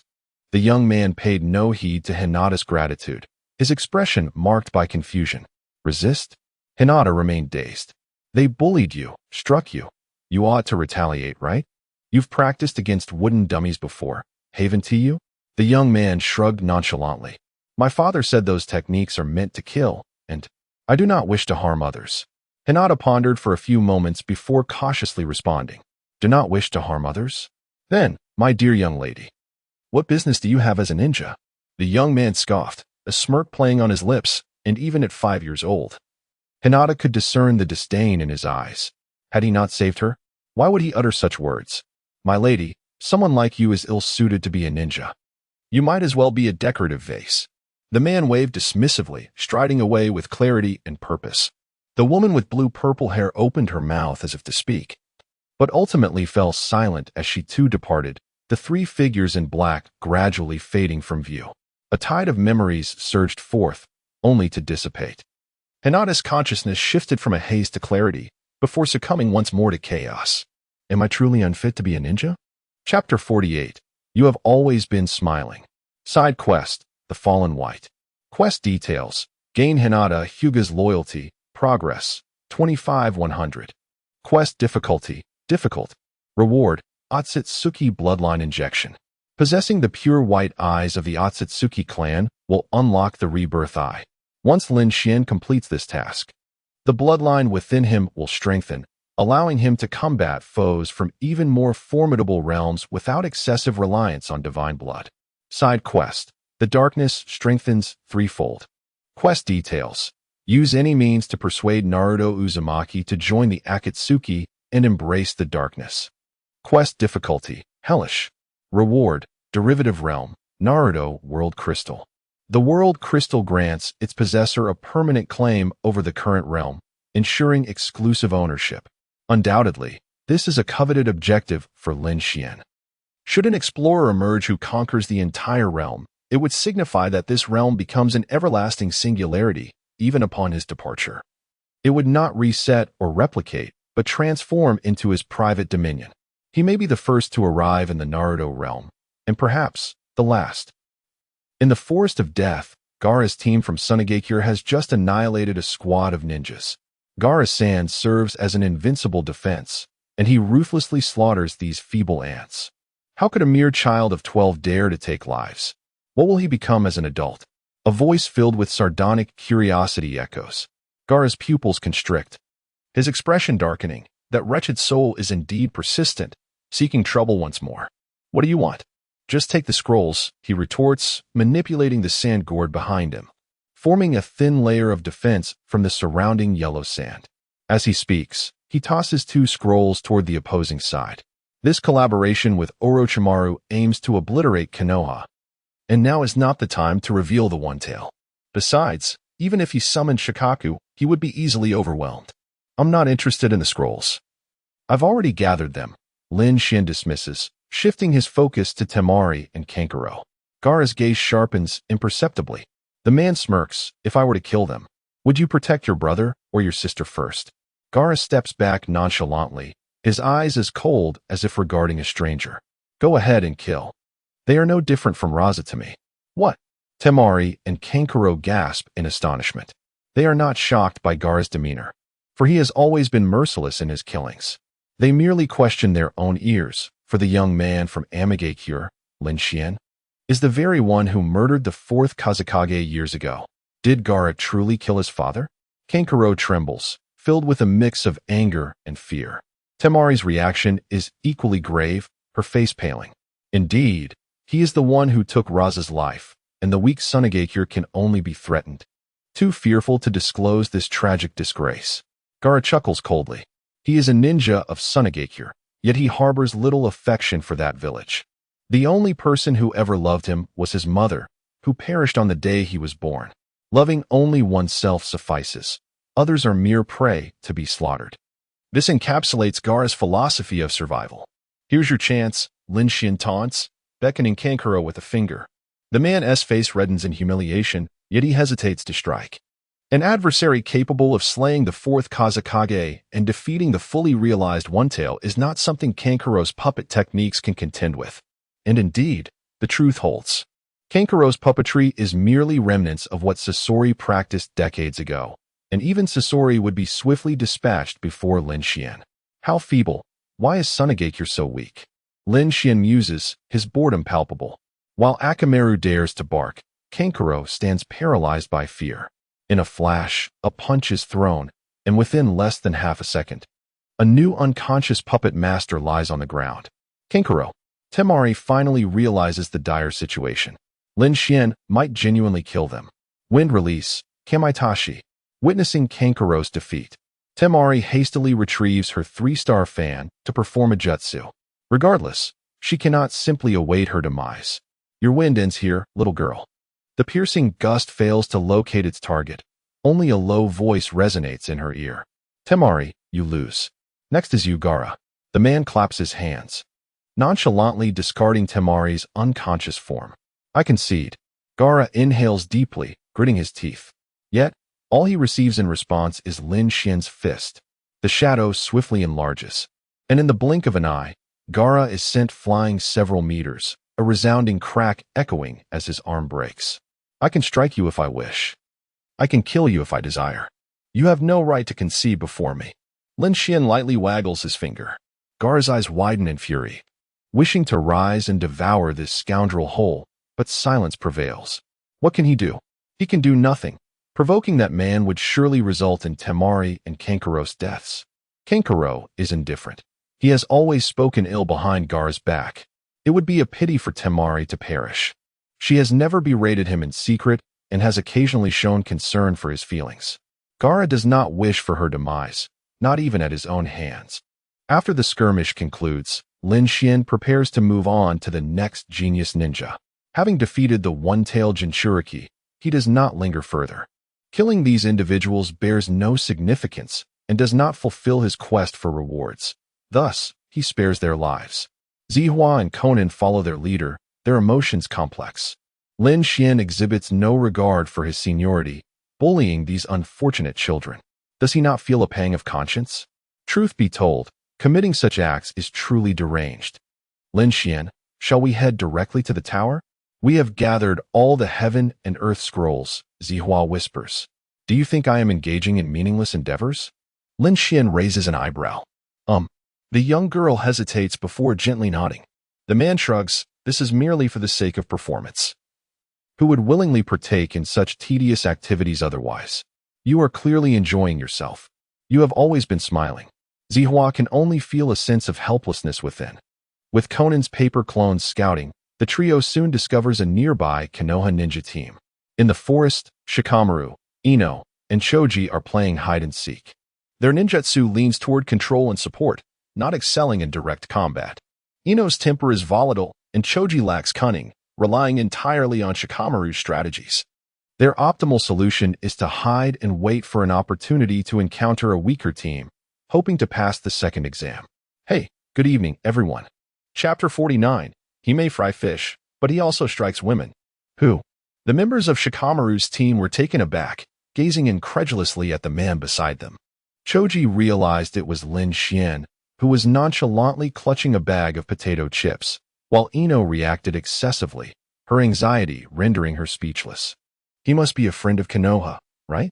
Shikamaru exhaled slightly, relieved. Truly, the Nara clan's youth is remarkably composed. Lin Xuan cast him an appreciative glance. The Inuzuka, Nara, and Akimichi clans have thrived since the founding of Konoha, with each generation's heirs exhibiting exceptional talent, particularly the astute Nara clan. I believe in equitable treatment. So you must receive the same treatment as others. Lin Xuan smirked, causing a sense of foreboding to stir within Shikamaru. This man posed no hostility toward them. Yet that did not preclude him from engaging in other forms of mischief, such as bullying them. The scroll can be yours, Shikamaru pleaded, his gaze filled with desperation. Lin Xuan offered no verbal response, instead expressing everything through his actions. Thud, thud. Shikamaru and Choji collapsed, having taken a fierce blow. Heart turn technique.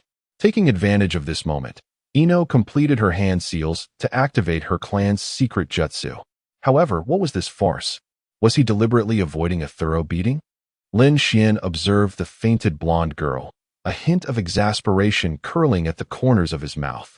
The heart-turn technique allows the user's spirit to invade the enemy's body, temporarily controlling their form. Yet the prerequisite for this technique is that the caster's spiritual strength must surpass that of the adversary. How could a 12-year-old girl possibly possess greater spiritual power than Lin Xuan? The jutsu backfired. Lin Xuan emerged unscathed, while Ino fell unconscious on the spot. Very well. May the next challenger step forward. The man hummed a tune as he sauntered away. Conan and Hydrangea silently followed behind, their expressions tinged with helplessness. Had they known, they would not have accompanied Lin Xuan, as bullying children was hardly entertaining. The Konoha team, Niji, Tenten, and Li. Niji was the strongest rookie from the previous graduating class of the Ninja Academy. Tenten was a wealthy girl carrying countless ninja tools, and Li, inheritor of Might Guy's martial arts, shared a similar hot-blooded disposition with Naruto. Hey, branch family waste, what are you staring at? Hinata and Niji paused by the riverbank while fishing. Their team had effortlessly defeated a competing ninja squad and, by sheer fortune, had gathered both heaven and earth scrolls. As evening approached, the trio found a spot to rest and prepare for the night's mission, only to encounter an uninvited guest during Niji's fishing. Who are you insulting? Niji's hands tensed, veins bulging. Nothing irked him more than others using his status against him. The head of the Hinata clan may be worthless, but the branch family seems just as pitiful, all scum, huh? Lin Xuan's arrogance was palpable. In the next instant, his figure vanished from Niji's sight. Instinctively, Niji activated his Byakugan, assuming the stance for the 8 trigrams gentle fist. Byakugan, activate. As he opened his eyes, he was immediately confronted with a disheartening reality. He did not even have time to form a defensive seal. At the moment his vision expanded, the shadow of a fist had already appeared before his face. The Rain Ninja ruthlessly knocked the Byakugan youth to the ground, revealing a smirk of contempt. Impossible. How can the gap be so vast? This is clearly the Chunin exams. The Hinata branch's genius seethed with embarrassment. Was it that his opponent concealed their strength, or was he simply too weak? He was determined to claim first place in this exam. How could he afford to fall now? My fists are specially crafted to challenge all geniuses, Lin Xuan remarked nonchalantly, tossing the Byakugan youth aside onto the grassy riverbank before leisurely striding towards the nearby campfire. 2 minutes later, the newly appeared Rain Ninja swiftly incapacitated Tenten, who was tending to the fire, with a swift chop to her neck. If I recall correctly, you are Lin Xuan? The green-clad Li stood ready for battle. Faced with this unexpected foe, he displayed no signs of retreat. Instead, his fighting spirit surged. Little one, are you not afraid? Niji was just taken down by one punch. Lin Xuan couldn't resist teasing him. This was the disciple of Might Guy, a diligent commoner ninja, lacking bloodline limits, innate ninjutsu talent, and family background. Li had achieved great strides, garnering Lin Xuan's respect. Niji? Li visibly flinched, uncertainty flashing in his eyes before he regained his resolve. Teacher Guy taught us that youth will forever burn bright. No matter how formidable the enemy, we must not falter. It is our duty as ninjas to protect our comrades. The green-clad youth inhaled deeply, striking a serious fighting stance. He executed a 360-degree leap, landing with a straight posture, his eyes ignited with fervor. Rock Lee, please guide me. A radiant smile illuminated his face, revealing a set of gleaming teeth. Rain, Lin Xuan. Meanwhile, the man on the opposite side remained somewhat languid. It was not that he lacked seriousness, rather, there was no need for it. A Might Guy coming at him with the 8 gates would be a different story. But what was there to take seriously about a child? Canoa Great Whirlwind. Without hesitation, Li unleashed a wide-ranging spinning kick. His fists and feet propelled forward as if aided by divine intervention. Yet such power was trivial in Lin Xuan's eyes. Violence. No one understood it better than I. Lin Xuan, straightforward and unembellished, charged at Li, delivering a kick that sent him flying, promptly following up with a punch to his abdomen. Confronting a being likely to achieve physical sanctity, Lee appeared no more formidable than a novice monster at the village gate. Words may have been grand, but alas, youth has its limits. Youth is not merely burning. It is like knocking on your grandmother's door. Lin Xuan casually lifted the unconscious Li and Tenten, depositing them beside Niji on the riverbank. You bully girls? Hinata Niji gazed incredulously at the unconscious Tenten. How can such a person exist in this world? He may fry fish, but he also strikes women. Does he not feel a pang of conscience? What is the problem with bullying girls? Do you know that Hinata nearly faced dire consequences at my hands? Speaking of which, you should be thanking me, as I helped you deal with a member of the main family.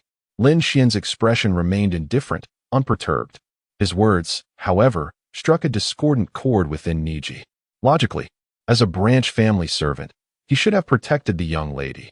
Her being struck was his dereliction of duty. Yet emotionally, he loathed the hypocritical members of the main family, whose actions led to his father's demise. The thought of Hinata being beaten brought him a sense of satisfaction, and he even harbored a desire to teach that main family girl a lesson himself. Lin Xuan chuckled. What's wrong? Our genius Niji has fallen silent? Hinata Niji remained mute. It was only when Lin Xuan clapped his hands, preparing to leave, that he could not help but speak again. Are you not going to seize our scroll? Then why did you strike us? The young Rei ninja halted, turning to reveal a harmless smile. I mean no offense to anyone. I simply believe that the younger generation of Konoha is rather subpar. Chapter 50. The confusion of the second pillar. As night deepened, the death forest lay enveloped in an eerie silence. The first day's trials had already eliminated a significant portion of the teams, and those who remained experienced a taste of the terror of being dominated. After a night's rest, they resolved to press onward.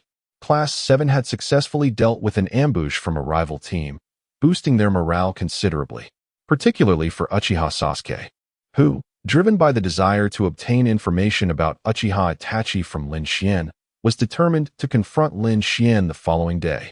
Sasuke, Kakashi-sensei advised us not to provoke him. Sakura expressed her disapproval of Sasuke and Appo's decision. I must find him. You need not accompany me. This is a personal challenge. Sasuke replied calmly. I believe Sasuke is right.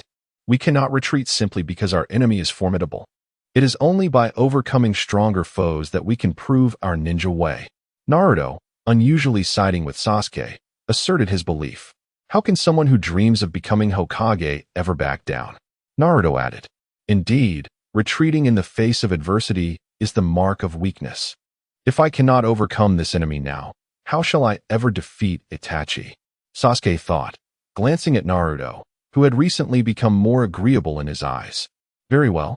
Tomorrow we shall seek out Lin Xian's team. Both Sasuke and Naruto were resolute, and Sakura, unable to change their minds, nodded in acceptance. Uchiha brat, do you truly wish to defeat that man? A sinister voice echoed. The trio turned to see a pale-skinned, slender man, a grass ninja, observing them with a predatory gaze. Orochimaru was assessing his prey. Uchiha Sasuke, you dare to challenge Lin Xuan, a ninja even I would hesitate to offend? Even Itachi might not be able to defeat him. Yet Orochimaru sought the bloodline of the Sharingan, and Sasuke was the only viable candidate. Is this all you have, Sasuke-kun? Orochimaru quietly unleashed a deadly aura, intensifying the atmosphere around them. Sasuke and Naruto faltered, while Sakura stood in stunned silence. Was this truly the presence of a mere Chunin? Even Kakashi seemed inferior compared to this man. As the figure approached, Sasuke's heart screamed for action. His hand trembled around his kunai. Move. Move. Move. Is this all you have? Orochimaru slowly formed hand seals, a flicker of disappointment crossing his eyes. He began to regret his decision. Even if Sasuke was the last of the Uchiha bloodline, he seemed unworthy of becoming his vessel. The boy's talent and temperament were decidedly lacking. In other words, he was unworthy to be Itachi's brother. Suddenly, the sound of blood spraying filled the night, sharp and clear. In a moment of desperation, Sasuke stabbed his thigh with a kunai, forcing the pain to conquer his fear, and hoisted the immobilized Sakura aside while pushing Naruto out of the way. Wind release. Great breakthrough. Orochimaru unleashed a torrent of wind, which Sasuke narrowly dodged. Do not underestimate the Uchiha. Sasuke's eyes reddened as a single Tomo Sharingan transformed into a double Tomo. Orochimaru smirked, suddenly intrigued by the boy. If Sasuke could accept his cursed seal, he might cultivate him into a suitable vessel. It was time to test his limits. Sharingan Windmill, 3 blades. Fire Release, Dragon Fire Technique. Sasuke unleashed a flurry of techniques, exploiting a gap to engulf his opponent in flames. Yet, as the trees burned and a hole was seared through, the man remained standing. Sasuke-kun, you are beginning to impress me. Orochimaru discarded his melting disguise, revealing a ghastly pale face, his smile plunging the trio into despair. With Sakura unable to contribute and Naruto ensnared in a 5-element seal, only Sasuke remained, silently awaiting an uncertain fate. Orochimaru moved again, elongating his neck, aiming to mark Sasuke. Only through the trial of the cursed seal could one qualify as a potential vessel. If you survive, we shall meet again, Sasuke-kun. Only I can grant you the power you seek for vengeance. Orochimaru sneered. At that moment, someone interposed themselves before Sasuke, striking Orochimaru back with a casual slap. In the fray, Orochimaru bit the stranger's arm. Lin Xuan, must you oppose me? Orochimaru's expression darkened ominously. Sasuke and Sakura, concerned, were greeted by Lin Xuan, who seemed indifferent to Orochimaru's presence, cheerfully addressing the 2 young ninjas. The bite was inconsequential. The divine blood was the most potent poison. Orochimaru's cursed seal would be assimilated before it could take effect. Thank you for saving us. Sakura, still shaken, glanced at Orochimaru before bowing slightly to Lin Xuan. This rain ninja turned out to be a good person. Reflecting on Kakashi's advice, she realized he had never indicated that this individual was an enemy of Konoha. Thank you, Sasuke said, looking at Lin Xuan with a mix of confusion and curiosity, then glancing at Orochimaru. Orochimaru claimed to be the only one who could grant him power? What did that mean? For reasons unknown, Sasuke felt an inexplicable affinity towards Orochimaru, almost tempted to ally with him. After all, he was undeniably powerful. Following Kakashi seemed less appealing compared to aligning with Orochimaru. His sole goal was to eliminate Uchiha Itachi. The means were inconsequential, whether as a Konoha ninja or a rogue. What mattered was the end result. Yet now, Lin Xuan appeared even mightier than Orochimaru. Particularly, Sasuke sensed the underlying caution in Orochimaru's tone when addressing Lin Xuan. Orochimaru, who instills despair in Uchiha Sasuke, dares not act against Lin Xuan? Sasuke, you must strive harder. If you cannot defeat Orochimaru, how will you vanquish Itachi? Who can eliminate Orochimaru with but a glance? Lin Xuan deliberately recalled an old tale of Orochimaru's betrayal, where he sought another's body as a vessel, only to be backstabbed and defeated by a mere ninjutsu, a well-known event among the Akatsuki. What? Sasuke recoiled, his pupils constricting once more. Lin Xuan maintained a congenial demeanor, subtly mocking. Both Orochimaru and Itachi are S-rank rogue ninjas of Konoha, yet perhaps the strength of certain individuals is overstated. Orochimaru remained unfazed, unconcerned with Lin Xuan's deliberate disparagement. Itachi's genjutsu was inherently counter to most ninjas, unless one possessed greater mastery of illusions. Losing to Itachi was not disgraceful. It merely highlighted Orochimaru's limitations. Chapter 51. You have quite a few enemies in the Rain Village, Lin Xuan. Have I ever offended you? And why do you protect Uchiha Sasuke? Orochimaru inquired, puzzled. If you desire Uchiha Sasuke, it's not impossible, but you must offer me certain things in return. Lin Xuan casually tossed a scroll. Sasuke and Sakura widened their eyes, seemingly taken aback by how quickly this individual revealed his true nature, treating Uchiha Sasuke as a mere bargaining chip. What happened to being friends from Konoha? Damn it. Orochimaru and Appo's expression shifted between shades of green and purple as he incinerated the scroll with a fire technique. The techniques he sought: reanimation jutsu, 8-headed serpent technique, impure world reincarnation. For symbol seal, mutual explosive tag technique, flying thunder god technique. As a former disciple of the third Hokage, Orochimaru had studied all of Konoha's forbidden techniques. Even those he could not master, like the flying thunder god technique, were meticulously documented. To demand so many jutsu at once was not mere robbery. It was a threat to Orochimaru and Appo's, very existence. The reanimation jutsu, initially conceived by the second Hokage and perfected by Orochimaru over decades, could not simply be gifted to another. Lin Xuan was already a considerable danger. Bestowing upon him the reanimation jutsu was utterly unacceptable. The impure world reincarnation and the eight-headed serpent were foundational to Orochimaru's being. He would rather perish than relinquish them. I must decline the transaction.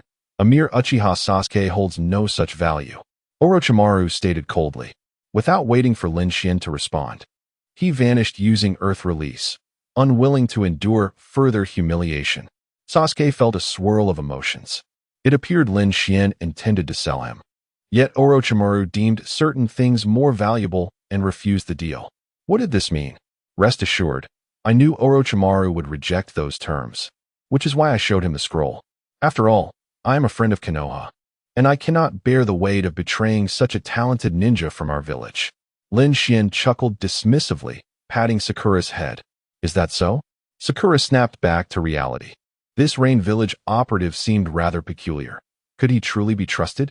It seems you have a strained relationship with Orochimaru. What about Uchiha Itachi? Sasuke, disregarding the trivial matters, inquired about the information he was most concerned about, intel on Uchiha Itachi. Itachi is also considered my enemy, Lin Xuan replied after a moment of contemplation. Essentially, Itachi remains loyal to Konoha and embodies the will of fire. Such a person cannot be his ally and would not assist him like Kisame. You Rain Village certainly have an abundance of enemies. Sasuke glanced at the man with slight surprise. Not only Itachi, but Uchiha Obito is also our foe, Lin Xuan stated calmly. Uchiha Obito? Sasuke frowned, recalling the intelligence he had gathered. The individual known as Uchiha Obito seemed to be behind the Ninetales incident and was implicated in the Blood Mist incident in the Mist Village. Having been on the run for many years without a trace, have you encountered Uchiha Obito? Sasuke felt a flicker of interest regarding that Uchiha clan member. This was the first time he realized there were other Uchiha aside from himself and Itachi. Hadn't Itachi eradicated their entire clan? Lin Xuan appeared to detect the youth's confusion and, with a hint of malicious amusement, spoke. Itachi collaborated with Obito to slaughter the Uchiha clan.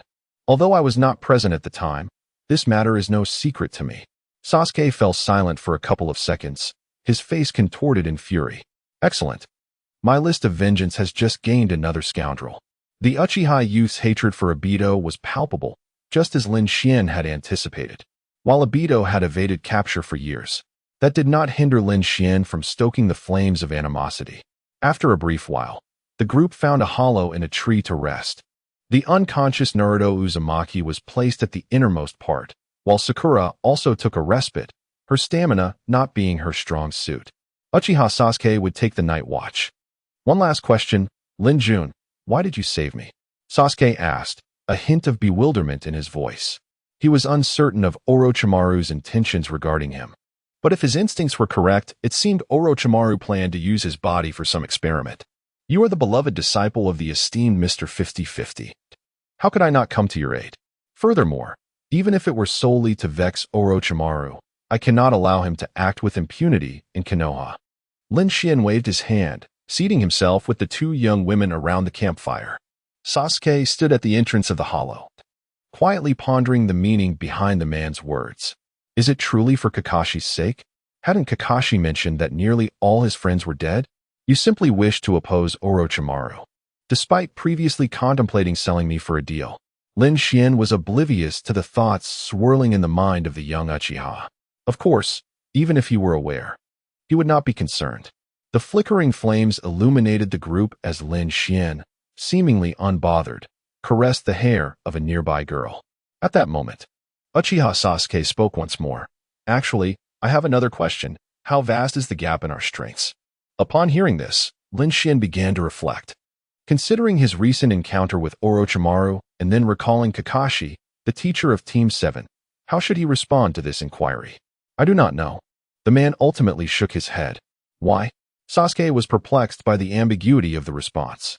The ranks of Kage and Jonin are distinct. If you claim to be a legendary figure like Shinja Hashirama, it would not be unfathomable to suggest you surpass other Kage in prowess. given that even Orochimaru holds him in great esteem. Is ignorance truly what it implies? Since Lin Xuan became the leader and diplomatic envoy of the Rain Village, he has known no defeat. A soft sigh escaped the lips of the girl nearby. Upon hearing her reminder, Uchiha Sasuke finally grasped the implication of that statement. This man was dismissive of the ninja hierarchy. The very notion of power classification seemed trivial to him. The leader of the Rain Village is reputed to be a formidable figure known as Hanzo of the Salamander, renowned throughout the ninja world. If Lin Xuan has never faced defeat, does that not imply his strength surpasses even that of Hanzo? Sasuke felt a rush of confusion. With Orochimaru's emergence during this Chunin exam and now Lin Xuan from the Rain Village, it seemed that events were unfolding behind the scenes that he could not fully comprehend. Meanwhile, in the Forest of Death, having failed in his mission, Orochimaru sought an audience with Kabuto to relay certain matters. However, an unexpected occurrence arose. Serpent's hidden shadow. A swarm of serpentine shadows surged from the darkness, and Orochimaru narrowly evaded the assault. It was a young female ninja with a bun hairstyle, adorned with the forehead protector of Konoha, the proctor of the second Chunin exam, Mitarashi Anko. Using the jutsu I taught you against me? How navi? Orochimaru scrutinized his former disciple, his eyes narrowing slightly. Anko bore the cursed seal of heaven on her neck, once a promising subject for his experiments, but regrettably, she had forsaken him when she defected from the village. Chapter 52. I believe in Lin Jun's character Orochimaru. What brings you back here? Hong Do pressed Orochimaru against a tree, rendering him immobile, preparing to execute the deadly technique of double serpent slaughter. Are you seeking to end your own life? A second voice belonging to Orochimaru echoed from behind her. The person Hong Do had captured suddenly transformed into a mound of earth. Merely a diversion crafted from a clay clone, extinguishing her intent to unleash the deadly technique. Are you angry? Still blaming me for abandoning you back then? Orochimaru advanced toward Hong Do, gently patting her on the head. Hong Do fell silent. Her former teacher was one of the legendary Sannin of Konoha, and all her ninjutsu came from him. How could she possibly bring herself to kill him? Orochimaru was a maniac obsessed with forbidden techniques, and no one truly knew how much stronger he had become over the years. Have I arrived at an inconvenient moment, disrupting the delightful reunion between teacher and student? A young man from the Rain Village stood on a branch, a slight smirk on his lips. Orochimaru's expression darkened. Was that fellow a specter? Why did he always encounter that scoundrel wherever he went? Little brat from the Rain Village, what are you doing here? Hong Do seemed to awaken from a dream, hastily distancing herself from Orochimaru. The cursed seal on her neck throbbed slightly, recalling unpleasant memories. Her past had been influenced by some ninjutsu, leaving her unaware of the true circumstances. All she knew was that she had been left behind in Konoha, while the defector Orochimaru chose not to take her along. In reality, she had rejected her teacher's invitation back then. I am a candidate for the Chunin exam. Why shouldn't I be here? By the way, I don't believe the proctor has the strength to deal with Orochimaru, so you should hurry and inform the higher-ups of Konoha. Lin Xuan remained unfazed by Hong Do and Appo's tone. Can you handle Orochimaru? Hong Do subtly edged closer to Lin Xuan and Appo's direction. He was right. The immediate priority was to alert the Hokage that Orochimaru had returned after so many years, undoubtedly plotting something sinister. My teacher is Hanzo of the Salamander. He is quite pleased with my talent, or else I wouldn't be representing the Rain Village in Konoha. The man maintained a somewhat lazy demeanor. However, Hong Do's heart surged with tumultuous waves. A student of a demigod of the ninja world? No wonder this man could exude such confidence in the face of Orochimaru.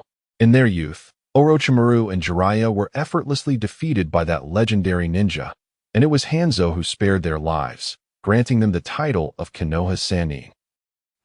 That bastard student? Orochimaru's expression fluctuated between disbelief and suspicion. The first time he encountered Lin Xuan, that scoundrel was a member of the Akatsuki. Hanzo of the Salamander? How can an outsider understand the situation better than someone who has been part of the Akatsuki? The so-called student of a demigod of the ninja world. Hanzo has been dead for countless years.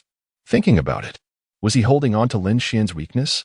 If he exposed Lin Xuan's identity, that fellow would never be able to continue participating in the Chunin exam, perhaps ending up like Uchiha Obito, a hunted dog. Hey, Lin Xuan, how about we join forces to eliminate Orochimaru? At that delicate moment, Hongdo suddenly spoke with fervor. Lin Xuan, is this woman mentally challenged? Not to mention that Orochimaru possesses countless means of survival. Even if he were to be killed, now was not the time. Orochimaru was a tool he had his eyes on. How could he casually dispose of him? If I could kill him, I would have acted long ago. As his former student, do you not realize how troublesome this man is? Quickly inform Konoha of the situation. I will handle the confrontation. Lin Xuan's demeanor turned icy as he earnestly persuaded her. Hongdo still felt a tinge of reluctance, but after some contemplation, she acquiesced to Lin Xuan's judgment. Little brat from the Rain Village, I will seek reinforcements. Do not perish here. Yuhi Hongdo vanished into the night with a graceful movement. Lin Jun, you have severely disrupted my plans. As Hongdo retreated, Orochimaru once again spoke. He and Lin Xuan had once been colleagues. This fellow possessed an abnormal physical prowess. Yet he was not an ambitious person. Orochimaru could not comprehend Lin Xuan's reasons for protecting Uchiha Sasuke and opposing him. You mean Uchiha Sasuke? It's simple. Hand over those ninjutsu, and I will personally capture Sasuke and deliver him to you. Lin Xuan innocently blinked his eyes. Impossible. Orochimaru resolutely declined. If forbidden techniques became commonplace, could they still be regarded as forbidden? Ambitious individuals have their own boundaries. And his boundary lay in the ninjutsu he had diligently studied over the years. Those forbidden techniques were the foundation for his survival in the ninja world. I will not impede your assault on Konoha, but likewise, do not interfere with my affairs. As a traitor of the Akatsuki, you know what you should and should not do. The man continued, ignoring whether Orochimaru would acquiesce. The night seemed to grow even colder. The stars were sparse tonight. Outside the Forest of Death, Yui Hongdo sprinted towards the third Hokage, Sarutobi Hiruzen. The emergence of Orochimaru during the Chunin exam was a report that must be made. That man was far too dangerous. The friends from the Rain Village have truly aided us significantly. The third Hokage exhaled a puff of white smoke, his countenance growing serious at the mention of Orochimaru's name. As Orochimaru's former teacher, he was most aware of the man's formidable talent and cruel nature. This return to Konoha was likely not for trivial matters. Hokage-sama, how should we handle that Lin Xuan? Since even Orochimaru fears his strength, should we allow him to continue participating in the Chunin exam? Marino Abiki furrowed his brow. Although the Rain Ninja had assisted Konoha during this incident, he had deliberately concealed his strength to participate in the exam, which was not a commendable act. Orochimaru is not a good person. Does that mean the Rain Village is necessarily good? In truth, I had speculated about this matter with Kakashi long ago. Hiruzen gestured for Abiki to remain calm, taking another drag of his cigarette and exhaling slowly. Lin Xuan did not seem to harbor any ulterior motives.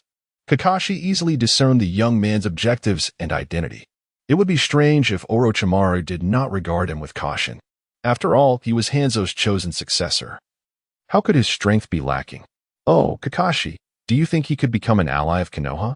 Ibiki still felt somewhat uneasy. Lin Xuan gave off an impression of being carefree and enigmatic, as if he was indifferent to everything on the surface. He appeared to be an ordinary individual with a weak chakra presence. I have faith in Lin Jun's character. Kakashi, after a moment of silence, nodded slightly. He had only met that individual a few times, but he trusted his instincts. Lin Xuan might be harboring certain secrets, but as ninjas, who among them did not possess their own secrets? As long as Lin Xuan remained friendly toward Konoha, that was already sufficient. Lin Xuan is a good person. If it weren't for him, I might have truly met with misfortune. Hongdo also spoke in Lin Xuan's defense. That man not only had an impressive appearance, but was also exceptional in other aspects, and indeed, he had shown great friendliness towards Konoha. Chapter 53. The gift received by Orochimaru the following day. In the early morning, Conan and Hydrangea awakened from their slumber within the confines of their tent. While Lin Xuan also opened his eyes, his shadow clone had been tasked with the night watch. Although the fatigue would return to the original body upon the dissolution of the clone, it posed little harm to Lin Xuan, serving instead as a form of training. Are we having grilled fish for breakfast? Hydrangea inquired, gazing at the fish caught by Naruto from the river. This is all we could find, Naruto admitted sheepishly. Scratching his head, Lin Xuan was lost in thought, while Conan silently retrieved a space scroll, which contained an abundance of provisions and fresh water, alongside an ample supply of dried meats. What an impressive ninjutsu! Naruto exclaimed, his eyes fixed on the fragrant jerky. The ability to store so much within a small scroll was enviable, even to Sasuke. Mastery of space ninjutsu was not solely reliant on technique. Innate talent played a crucial role, and those who could wield such abilities were exceedingly rare. Sasuke seemed to harbor a hint of regret. Coming from a distinguished background, his perspective was naturally broader than that of Naruto and Sakura, and he held an understanding of such techniques. Indeed, the second Hokage of Konohagakure developed the Flying Thunder God technique, renowned as the fastest in the ninja world and the most potent space ninjutsu. Subsequently, the fourth Hokage, Minato Namikaze, furthered its legacy, earning the title of the Yellow Flash. Alas, after the fourth's demise, no ninja in Konoha has been capable of mastering the Flying Thunder God technique. Lin Xuan elaborated, his voice steady. As time passed, the two ninja squads finished their breakfast. Sasuke and Naruto still needed to gather the Heaven and Earth scrolls, and out of pride, they refrained from seeking Lin Xuan's assistance, choosing instead to rely on their own strength. After agreeing to meet that evening, the two squads parted ways. With the aid of Conan's paper clones, Lin Xuan swiftly located his target. Kabuto's mood was less than pleasant that day. He had conversed with Lord Orochimaru the previous night, discussing Lin Xuan at length, much to Orochimaru's displeasure over what he perceived as favoritism towards Uchiha Sasuke. Consequently, Kabuto shared in his master's discontent, yet felt powerless to alter the situation. Hiding in the shade beneath a tree, Kabuto contemplated the Chunin exams and their plan to obliterate Konoha. He had been undercover in Konoha for many years and had participated in numerous Chunin exams. Once Lord Orochimaru's plan succeeded, he could return to serve him. However, an unsettling feeling plagued him, as if something significant loomed on the horizon. Is it true that one can sense impending doom? Kabuto mused, adjusting his glasses as he observed the Rain Ninja team approaching, a young man among them wearing a mocking expression and idly twirling a kunai. Their encounter during the Chunin exams rendered the possibility of his death entirely plausible, for the Rain Village and the Sound Village held no ties, and Orochimaru would not intervene for a mere corpse. Hey, Kabuto, are you interested in joining me to change this world?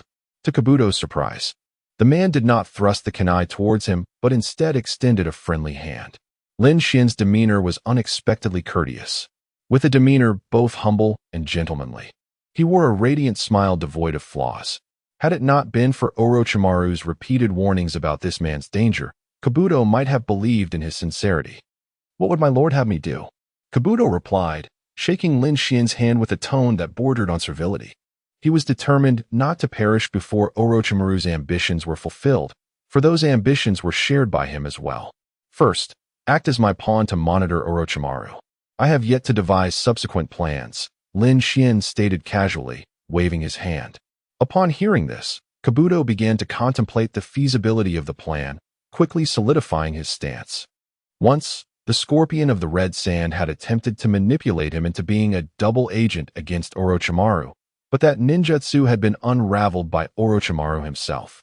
To this day, Scorpion believed Kabuto remained loyal to him, while in truth, his true respect was reserved solely for Orochimaru. Perhaps he could once again wield such manipulation. While outwardly agreeing with Lin Xuan, he would remain loyal to Orochimaru. It is an honor to serve you, my lord, Kabuto expressed, kneeling reverently. Lin Xuan glanced at him, perceiving his thoughts without voicing them. Currently, he lacked the means to control Kabuto, but that would soon change. Take this, Lin Xuan said, presenting a golden ring, which Kabuto accepted with trepidation. This is a product of magnetic release, sand gold, containing my chakra. As long as you wear this ring, I will be able to pinpoint your location within 10 miles. Yes, thank you, my lord. Kabuto replied, his expression betraying a hint of gratitude. Lin Xuan remained unfazed by his theatrical display, content to watch the performance unfold. Next, I require you to do something for me, if memory serves. Orochimaru's technique of impure resurrection is nearing its limit, and he will soon need a new vessel following this exam. Lin Xuan continued. Kabuto was taken aback. How did this man know so many secrets about Lord Orochimaru? Had he planted spies among Orochimaru's ranks? It seemed our conversation was being monitored. Lin Xuan suddenly glanced at the ground beneath him. Conan understood immediately and dispatched one of her paper clones. Kabuto watched in confusion until, 2 minutes later, Conan's clone returned with a white figure that appeared to be deceased. What is this? Kabuto inquired, studying the peculiar being. It was white and humanoid. Yet its internal structure was entirely different from that of a human. This is a white Zetsu. Zetsu serves as an intelligence operative for the Akatsuki organization. Orochimaru should be aware of them, but there are two types, black Zetsu and white Zetsu. The former is quite mysterious, while the latter can create countless clones of itself. The extensive intelligence network of the Akatsuki relies on these white Zetsu clones scattered worldwide, Conan explained, her expression stoic. Zetsu also monitors the various members of the Akatsuki, and Lin Xuan has discreetly eliminated those clones each time. Such a creature exists? Kabuto exclaimed, as if he had stumbled upon a new world. His gaze fixated on the corpse of the white Zetsu. The potential value of this specimen as experimental material was immense, and even Orochimaru would surely find it intriguing. Isn't my lord a member of the Akatsuki? Why eliminate a white Zetsu? Kabuto suddenly pondered aloud. I despise being watched. Lin Xuan replied with a shake of his head, then seemingly offhandedly added, if you like it, consider it a gift for your research. But do not let Orochimaru discover it.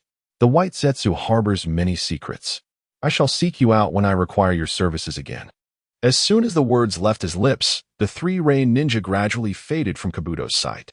Gazing at the golden ring upon his finger, he lowered his gaze to examine the lifeless body of white Zetsu. Ultimately, Kabuto contacted Orochimaru and recounted the events of the day. Kabuto, you have been deceived.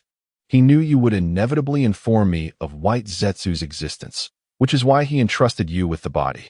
Upon hearing this, Orochimaru erupted into laughter. As one of the clandestine masterminds of the ninja world, he discerned the truth at a glance. Kabuto was indeed a skilled actor, yet he could never deceive Lin Xuan. However, publicly, he had already pledged his loyalty to Orochimaru. Why then did he presume that Kabuto would betray him? If Orochimaru truly harbored doubts about Kabuto, what was the purpose of enlisting him as an undercover agent? Kabuto's expression bore a hint of complexity. The esteemed Orochimaru had contemplated these thoughts as well, but regardless, he could not fathom the intentions of that man.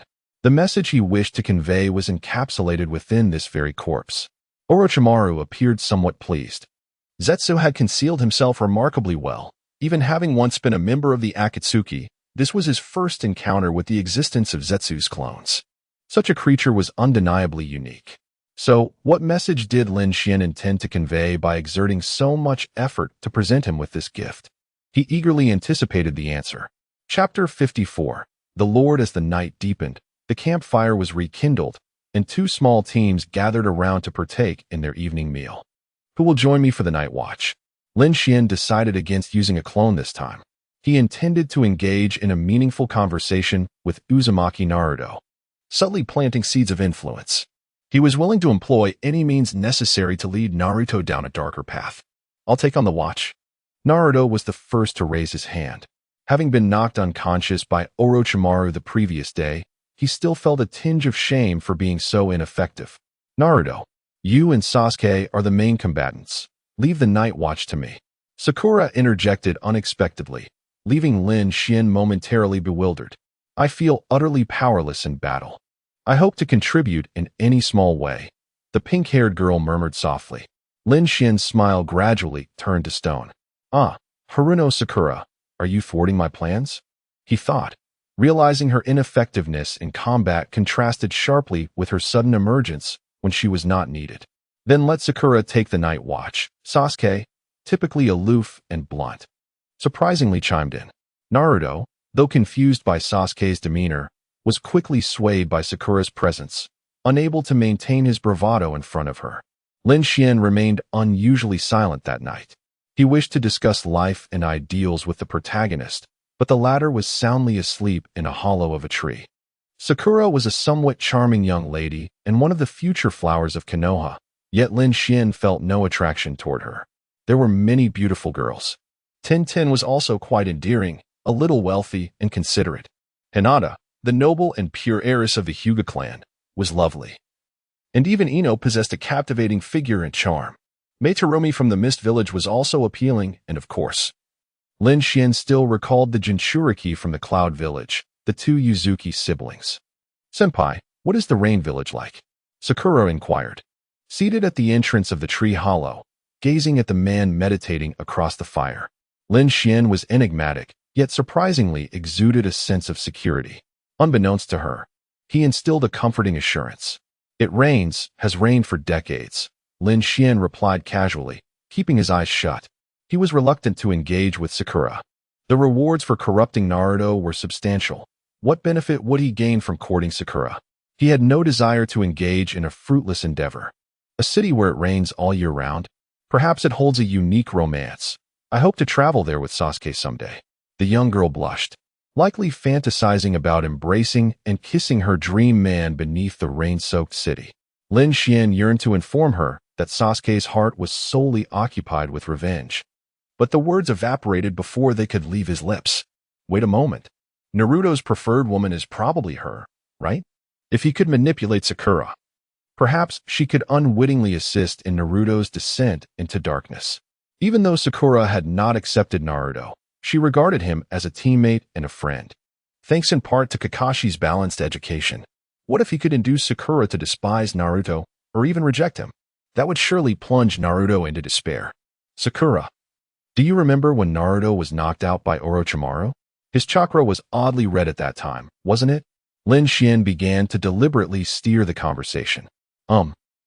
I think so, but I'm not entirely sure what was going on with Naruto. Sakura responded, her face a mixture of concern and confusion. Naruto's identity was peculiar. The village's elders forbade their children from associating with him, treating matters concerning him as taboo. Do you know about Jinchuriki? Lin Xuan fell silent for a few seconds before speaking again. I don't know, Sakura replied honestly, shaking her head. Lin Xuan felt a peculiar discomfort, akin to punching a pillow. This naive girl, who idolized Uchiha Sasuke, seemed far from easy to manipulate. The self-assured Sasuke could be swayed with a few clever words. But Naruto and Sakura were a different challenge altogether. If Lin Xuan were to share some dark secrets about Naruto in front of Sakura, her naive mind might compel her to confront Naruto directly or even seek the third Hokage for answers. How could he proceed? Convincing Sakura was already a formidable task. Persuading Naruto to betray Konoha would be an insurmountable challenge. Uzumaki Naruto was an impassioned fool. The following day, Lin Xuan remained deep in thought as dawn broke. On the third day, he sought opportunities to converse with Naruto alone. By the fourth day, they discussed the role of Hokage and the will of fire. By the fifth day, Lin Xuan surrendered. The boy was more stubborn than he had imagined, fixated solely on becoming Hokage and earning the villagers' recognition. Such a thick-headed determination made Lin Xuan's task exceedingly difficult. Fortunately, there was still ample time. The third round of the Chunin exams was a month away. Lin Xuan could explore other avenues to lead Naruto down a darker path. Damn it, even Sasuke isn't this hard to deceive. He had come to understand the truth behind the saying, smart people often fall victim to their own cleverness. If he wanted to sway Uchiha Sasuke, all it would take was a promise of strength, as Sasuke was blinded by vengeance and had never been indoctrinated with the will of fire. However, Naruto was a different story. This fool had been raised on tales of the will of fire and Hokage. To become Hokage meant being recognized by everyone, bringing peace, and protecting comrades. What if I alter the meaning of Hokage? Watching the cheerful blonde youth in the group, Lin Xuan's gaze became somewhat dangerous. Uchiha Obito would hardly mind should he take on more blame. After all, he had already suffered greatly, and a little more suffering would be inconsequential. It wasn't Lin Xuan who would bear the pain. Meanwhile, Kabuto received Lin Xuan's second order. He hurried to locate a red-haired girl fleeing in the forest of death, pursued by a pack of bears. The girl, from the village hidden in grass, was named Karen, having lost her companions. She was desperately escaping as a fragile medical and sensory ninja, facing life-threatening dangers from the local venomous creatures and beasts. Suddenly, An explosive tag fell among the bears, scattering the beasts. Leaning against a tree, Karen revealed a relieved smile. Nearby stood a bespectacled, refined young man, a survivor of the Uzumaki clan. No wonder the Lord took notice of you. Kabuto adjusted his glasses, revealing a mysterious smile. Being personally summoned by the Lord indicated a special significance. What else could it be but from the Uzumaki clan? Thank you. May I ask who you are? Karen cautiously assessed Kabuto. Come with me. The Lord has specifically instructed me to retrieve you. This is not an invitation.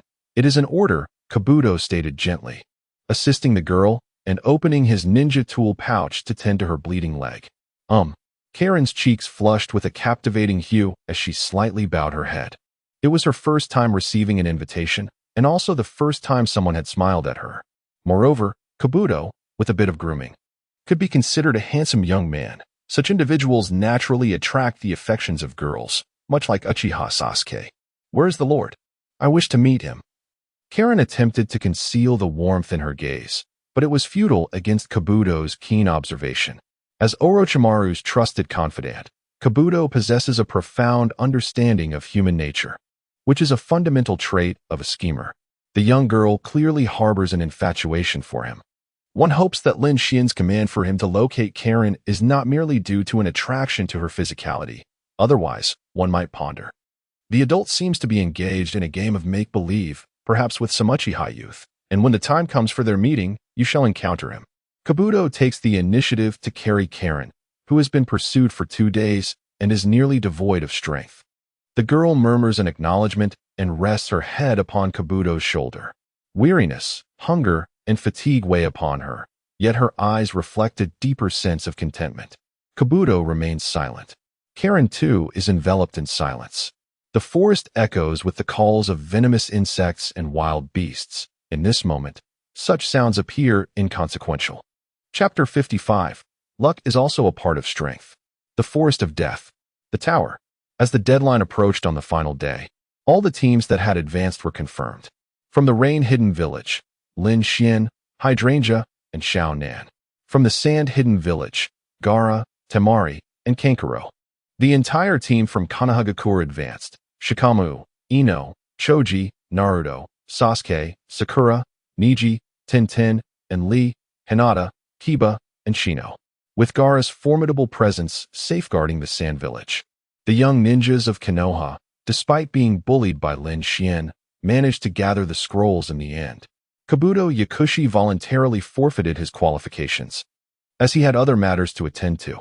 Similarly, Orochimaru's Sound Village team also withdrew. After all, with Lin Xuan protecting Uchiha Sasuke, what could a few sound ninjas accomplish? Cough cough. First, congratulations to all who passed the second round of the examination. Next, a Konohagakure ninja stepped onto the main stage to announce the rules of the preliminary matches. In previous years, the number of qualifiers was typically in the single digits. Yet this year it had nearly reached 20. In preparation for the third round of the Chunin exams, the third Hokage swiftly decided to initiate the preliminaries. At the final exam, scheduled for a month later, the daimyo of the Land of Fire and nobles from various countries would be present to witness the event, with Chiyo, the acting fifth Kazekage, also in attendance. Due to various reasons, the number of participants was limited to 10. As a side note, Hinata Hyuga sustained severe injuries during the exam and, even if she passed, would have to forfeit the subsequent Chunin exam. The format of the preliminaries consisted of one-on-one battles, allowing the use of any means. When one party fell, surrendered, or perished, the battle was deemed concluded. However, cough cough cough, if I determine that the outcome of a battle is glaringly obvious, I will immediately halt the engagement to prevent unnecessary casualties. Moonlight Breeze explained the rules. This seemingly frail man, exuding an aura of impending illness, was the examiner. The first match, Xiao Nan versus Hydrangea. As Lin Xuan pondered who Konoha might assign as his opponent, Moonlight Breeze's announcement left him momentarily stunned. What a coincidence! A ninja civil war from the rain-hidden village? Such trickery! All eyes in the arena turned toward the unfolding drama. Hydrangea had previously launched a surprise attack, swiftly eliminating the talented Uchiha Sasuke, who had ranked first in the previous exam. Xiaonan appeared to exude an even stronger aura than hydrangea. The two girls were clearly Lin Xuan's subordinates. Yet their strength was not to be underestimated. It was evident to all that Konoha was testing the waters with rain hidden. No need to fight, Chief Examiner. I concede. Hydrangea signaled to Moonlight Breeze. Xiaonan was her mentor, and under no circumstance would she agree to this battle. Moonlight Breeze nodded expressionlessly and declared Xiaonan the victor of the preliminaries, followed by the next match, Ino versus Sakura. After Moonlight Breeze's announcement, the two girls quickly entered the arena. This battle was charged with an air of suspense, as both had a fair chance of victory, with only a slight disparity in strength.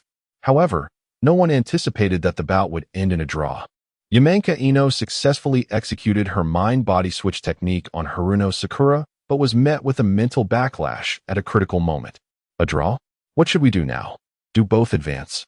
Uzumaki Naruto scratched his head, naive as ever. Sasuke glanced at the scene below with a hint of regret. Sakura had almost secured the win. Yet a draw meant neither girl could advance, as there was no clear victor. As expected, Moonlight Breeze swiftly announced the elimination of both Ino and Sakura, promptly initiating the third match, Temari versus Ten. This match was overwhelmingly one-sided. Temari, proficient in wind release techniques, effectively countered Ten's weaponry. No matter how many tools she unleashed, they were merely blown back by the fierce winds, leading to Temari's decisive victory. The fourth match, Uchiha Sasuke versus Nara Shikamaru. Just as Moonlight Breeze finished speaking, Shikamaru immediately raised his hand to forfeit.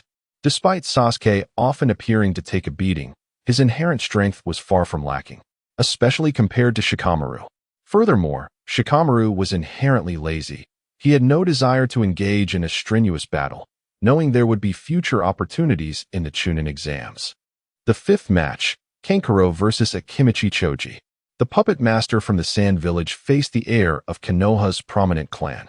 The outcome confirmed that Choji was indeed ill-suited for solo combat. Confronted by Kankuro's puppets, adorned with blades and poison, Choji was swiftly incapacitated by a sedative, securing Kankuro's advancement. The sixth match, Uzumaki Naruto versus Inuzuka Kiba. In the preceding battles, Naruto had suffered greatly. Even with his shadow clones, he struggled against Kiba.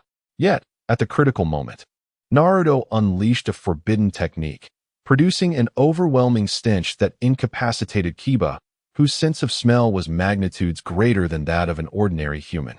Thus, Naruto advanced to the preliminaries. The seventh match, Lin Xuan versus Hyuga Neji. Moonlight Breeze announced the end of the preparation period, and the participants were ready. One was a young man from the rain-hidden village with a genial smile, while the other was a genius from the Hyuga clan's branch family. Oh, this genius was humiliated by Lin Xuan just days prior. "Kid, are you ready to fight?" Lin Xuan carelessly gestured to Neji, inviting him to engage. "I'm not fighting. I forfeit." Neji, filled with anger, begrudgingly declined the challenge. He had personally experienced Lin Xuan and Appo's inhuman strength and speed, and what would a fight accomplish? Merely another round of humiliation. With that, the remaining genin were Lee, Shino, and Gaara. The final match was about to commence, and the remaining genin would automatically advance to the preliminaries. How wondrous the world is. Sakura and Ino had exerted all their energy to achieve a draw, resulting in neither advancing, while others merely needed a stroke of luck to succeed. "That's unfair, Kakashi-sensei," Naruto lamented for Sakura. Hearing this, Sasuke's gaze towards Naruto became somewhat complicated. "How can you complain when you knocked out Kiba with a foul odor?" "Luck is indeed a part of a ninja's strength," Kakashi remarked, casting a sidelong glance at Naruto. At that moment, the final match was announced, Rock Lee versus Gaara. The disciple of the esteemed Might Guy, renowned for his taijutsu, would face the Jinchuriki of the One-Tail from the Sand Village.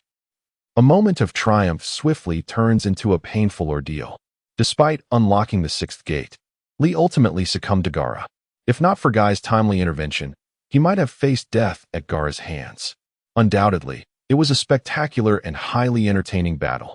Even Lin Xuan savored the moment, munching on 2 bags of chips. However, the cost was steep. According to preliminary assessments from medical ninjas, That young man's future as a ninja might be irrevocably altered. I've said it before, youth is like a knock on the door, not a raging fire. Lin Xuan silently observed as Li was carried away. With the conclusion of the final battle, the list of those who advanced was confirmed, along with random assignments for opponents. Xiaonin would face Naruto, Lin Xuan would battle Temari, Sasuke would confront Gaara, and Shino would take on Kankuro. In a month's time, during the third round of the Chunin exams, the Genin would have ample opportunity to recuperate and even tailor their training towards their respective opponents, enhancing the competition's appeal. Behind the Chunin exams lay a vast gambling enterprise, with countless wealthy individuals and nobles placing their bets, all under the tacit approval of the Hokage. Chapter 56. Burning Youth. Vest Limited. In the hospital, many ninjas came to visit Rock Lee. Upon hearing the situation, they fell into silence. Even the most skilled medical ninjas in Konoha found themselves at a loss. It seemed that only Lady Tsunade held a glimmer of hope to treat Lee's injuries. The prospect of not being able to become a ninja in the future would be a devastating blow to him. Niji Hyuga, usually eloquent, found himself unusually quiet. As a teammate who had fought alongside Lee numerous times, a bond of camaraderie had inexplicably formed between them. The thought of that earnest fool, who dedicated himself to relentless training, facing such misfortune left Niji feeling ill at ease. He was acutely aware of Lee's tragic fate, perhaps even more so than his own. While Niji was at least a natural genius, Lee had nothing. He had started from scratch.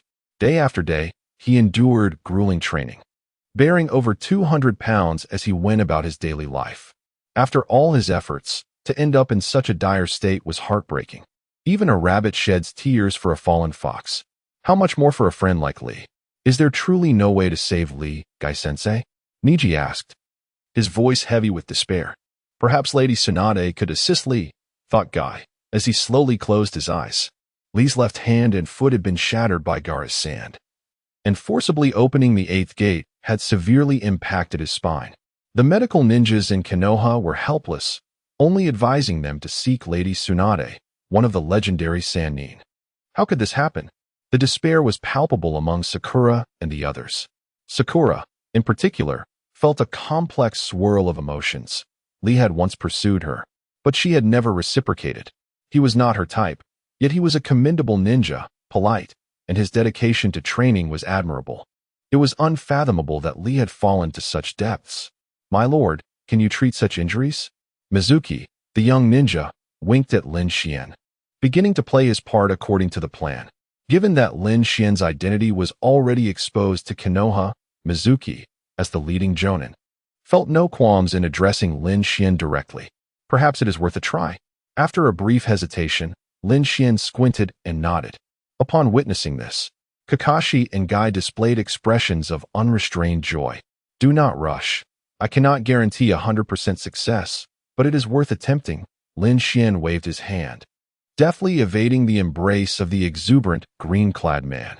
Guy, realizing his own overexcitement, scratched his head and chuckled. Then I entrust it to you. Regardless of the outcome, Lin Xuan would forever be a friend to Guy. Kakashi felt a twinge of skepticism. This guy is also proficient in medical ninjutsu? Yet, seeing everyone so eager and hopeful, he suppressed his doubts and watched as Lin Xuan entered Lee's hospital room. In the hushed vigil of the ninjas, Lin Xuan began to assess Lee's condition.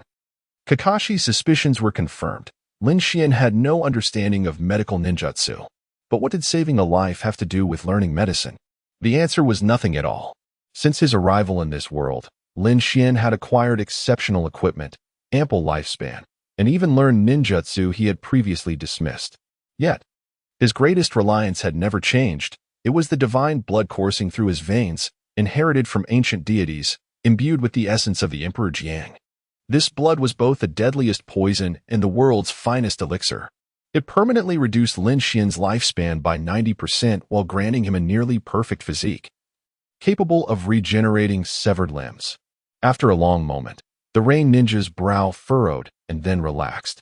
He was momentarily lost in thought, only to have his eyes suddenly shine with determination. Senior, how is it? Can Lee's injuries be healed? Niji asked in a trembling whisper, even addressing Lin Xuan with respect. Momentarily forgetting the humiliation he had previously endured. Xiaonan, how much blood ginseng do we have left? Lin Xuan disregarded Niji and calmly inquired, seemingly pondering the medicinal formula. Xiaonan's lips twitched. What blood ginseng? I was unaware we had such a thing in our collection. What is my brother up to? 30 pieces. Xiaonan replied casually. What about the Tian Shan snow lotus? Lin Xuan pressed, his gaze revealing a hint of dissatisfaction. Did you not see my brother is engaged in something significant? You cannot simply state 30 pieces. It makes our medicinal ingredients seem worthless. Only 2 left. Xiaonan realized Lin Xuan's intent and feigned a pained expression, as if the so-called snow lotus were of immense value. With the main ingredients gathered, can the remaining materials be provided by Konoha? Lin Xuan's tone had relaxed considerably as he looked toward Kakashi and Guy. Absolutely. Whatever Konoha can provide. I will spare no expense to ensure Li's recovery. Guy replied resolutely. Li was not only his student but also regarded as his own child. Any sacrifice would be justified. Side quest, Rekindled Youth. Quest objective, heal Li's injuries from opening the 6th gate. Quest difficulty, moderate. Reward, Burning Youth, Vest Limited. Burning Youth, Vest Limited. Origin, Derivative Dimension, Naruto. Quality, Rare, Green. Wearing conditions, none.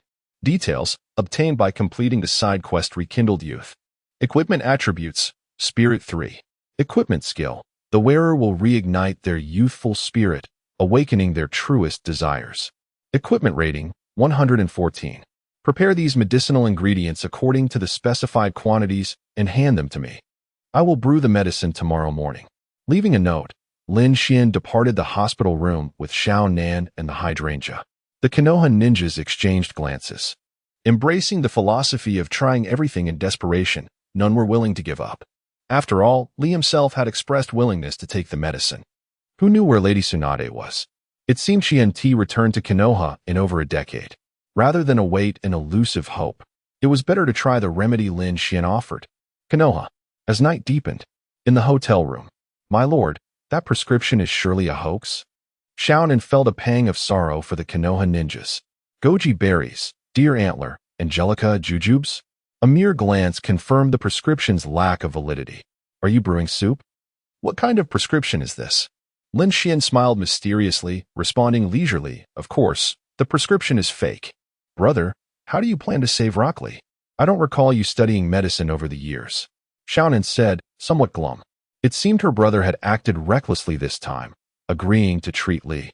Call me Onaikin, not brother, Lin Xuan teased, flicking his sister's forehead. Xiaonan pouted, feeling wronged. I am not a child anymore. The young girl gazed at him with reproach, adorably pouting her lips.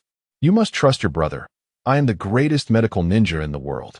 As long as you drink my blood, any terminal illness can be cured. Lin Xuan remained indifferent, reaching out to tousle Xiaonan's hair. The chakra interference disrupted Xiaonan's transformation technique, causing the 16-year-old girl to instantaneously mature several-fold.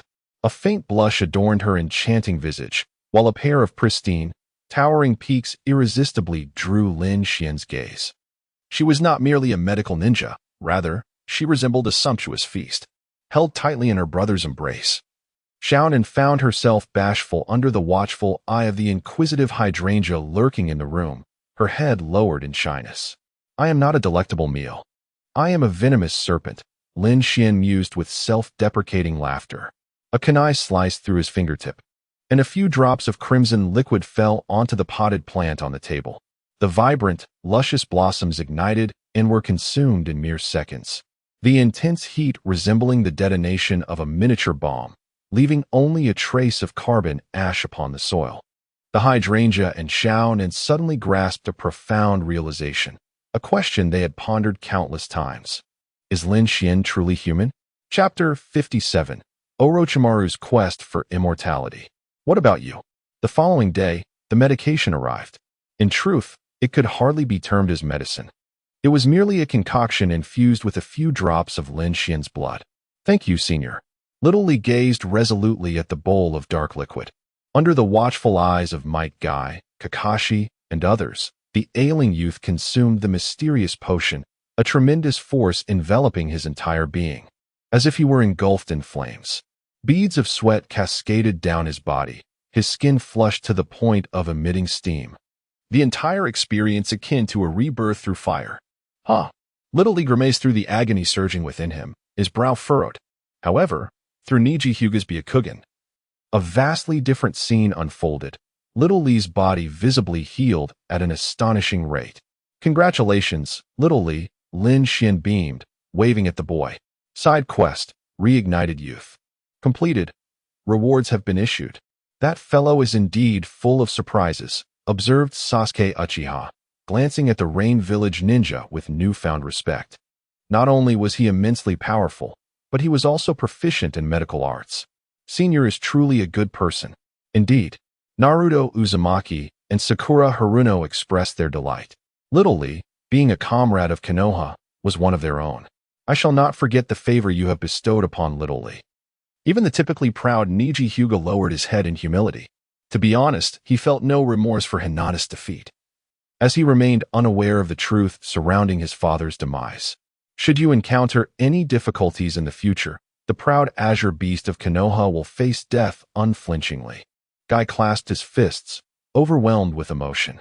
Thus, Lin Xuan was ceaselessly praised as a good person throughout the morning, garnering numerous accolades, even reaching the ears of the Hokage and Kazekage. Yet, Lin Xuan merely smiled, seemingly unperturbed by the praise. He had already gained enough from the successful infiltration of his disguise and the completion of his task to claim his reward. The vest he acquired held great utility, particularly for certain individuals. Meanwhile, with just a month until the Chunin exam finals, Kabuto Yakushi observed a floating grain of sand, murmuring softly. He remained a Konoha ninja, his identity undisclosed for the time being, as he and Karen concealed themselves within a nondescript corner of the village. 2 minutes later, a visitor arrived at Kabuto's quarters. In contrast to Kabuto's calm demeanor, Karen fidgeted nervously, her hands clenched tightly. Kabuto's cunning and depth were the most formidable she had ever encountered. What manner of person was his superior? Good afternoon, you two. Would you care for some juice? A slightly languid, yet magnetic voice broke the air. Shortly thereafter, an unremarkable man entered, wearing a white short-sleeved shirt and black shorts. He appeared to be in his 20s, with neatly cropped black hair and penetrating dark eyes that conveyed an air of calmness.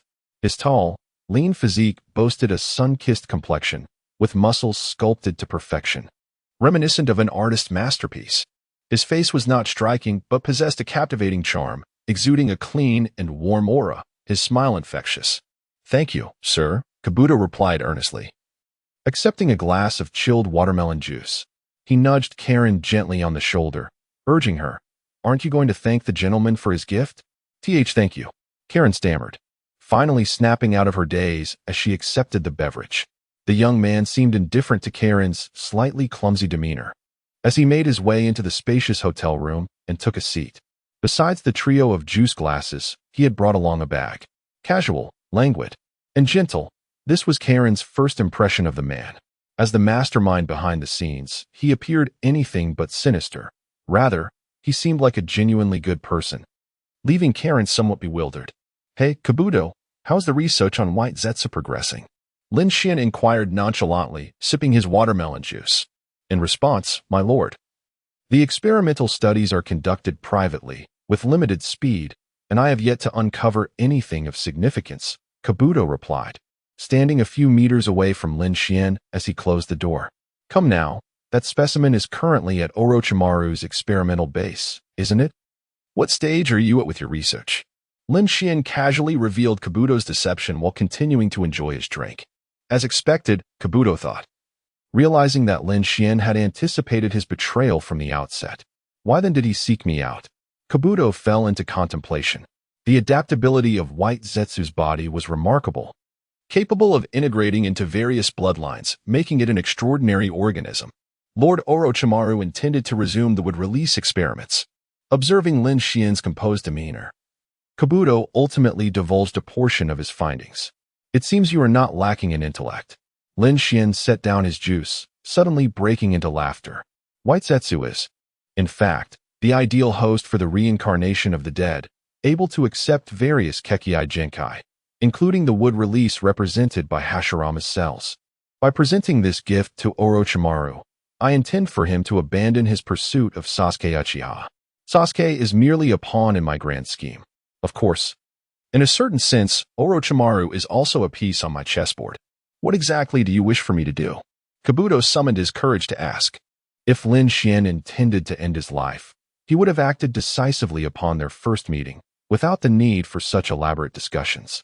Lin Xuan glanced at Karen and then back at Kabuto. I seek your loyalty. Kabuto found himself at a loss for how to respond. Orochimaru was his guiding light.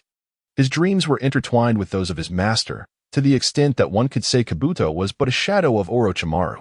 How could he ever contemplate betraying him? As time slipped away, cold sweat trickled down Kabuto's brow.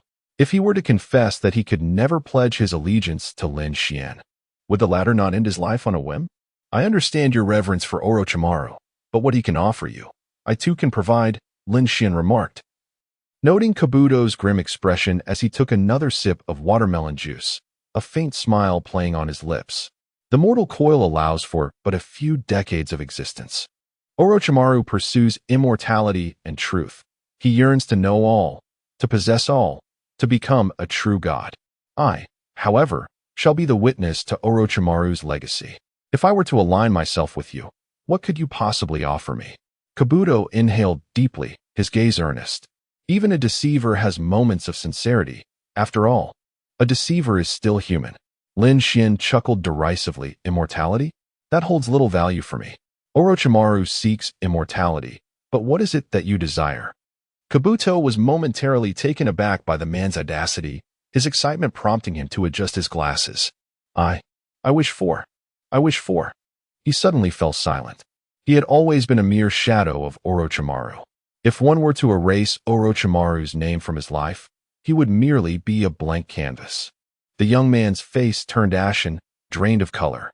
Karen, who had been silently listening to their exchange, wore a complex expression. Was there truly such a side to Kabuto? The normally aloof visage now bore confusion and sorrow, his head bowed like a chastised child. Come now, Kabuto, don the gift I have selected for you. Lin Xuan finally produced the item from the bag. A grass-green vest emblazoned with bold red letters proclaiming burning youth, an unmistakable air of youthful exuberance emanating from it. Burning Youth, Vest Edition. Chapter 58. The Inner Thoughts of Kabuto. My lord, what is this? Kabuto's face revealed a bitter expression. This peculiar garment appeared out of nowhere. Was it intended to amuse him? Such a twisted sense of humor this lord possesses. You'll understand once you wear it, Lin Xuan replied mysteriously, shaking his head. This piece of equipment could either be utterly worthless or a miraculous artifact. Its fundamental attribute merely enhanced one's soul by 3 points. Yet it had the power to unveil one's innermost desires and true aspirations.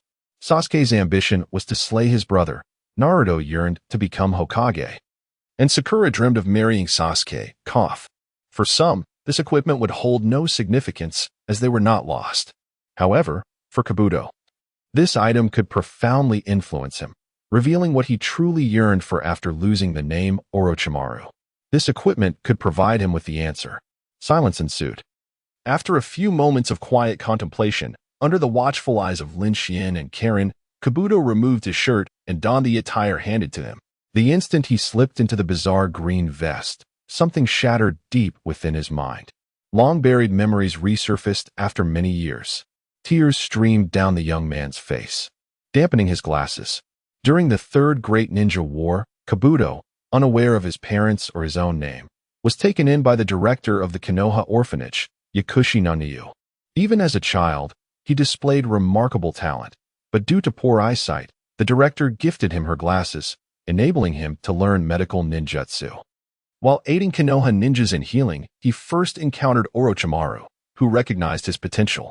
Later, Danzo Shimura, alongside Orochimaru and a member of the Oil Woman clan, appeared unexpectedly at the orphanage, coercing the director, known in the intelligence department as the Walking Priestess, to conduct long-term reconnaissance on the Rock Ninja Village's potential large-scale battle plans.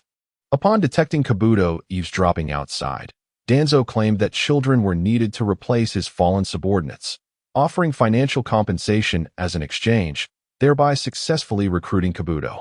From that moment on, Kabuto was trained as a ninja spy, gathering intelligence from the villages of Cloud, Mist, Sand, and Rock.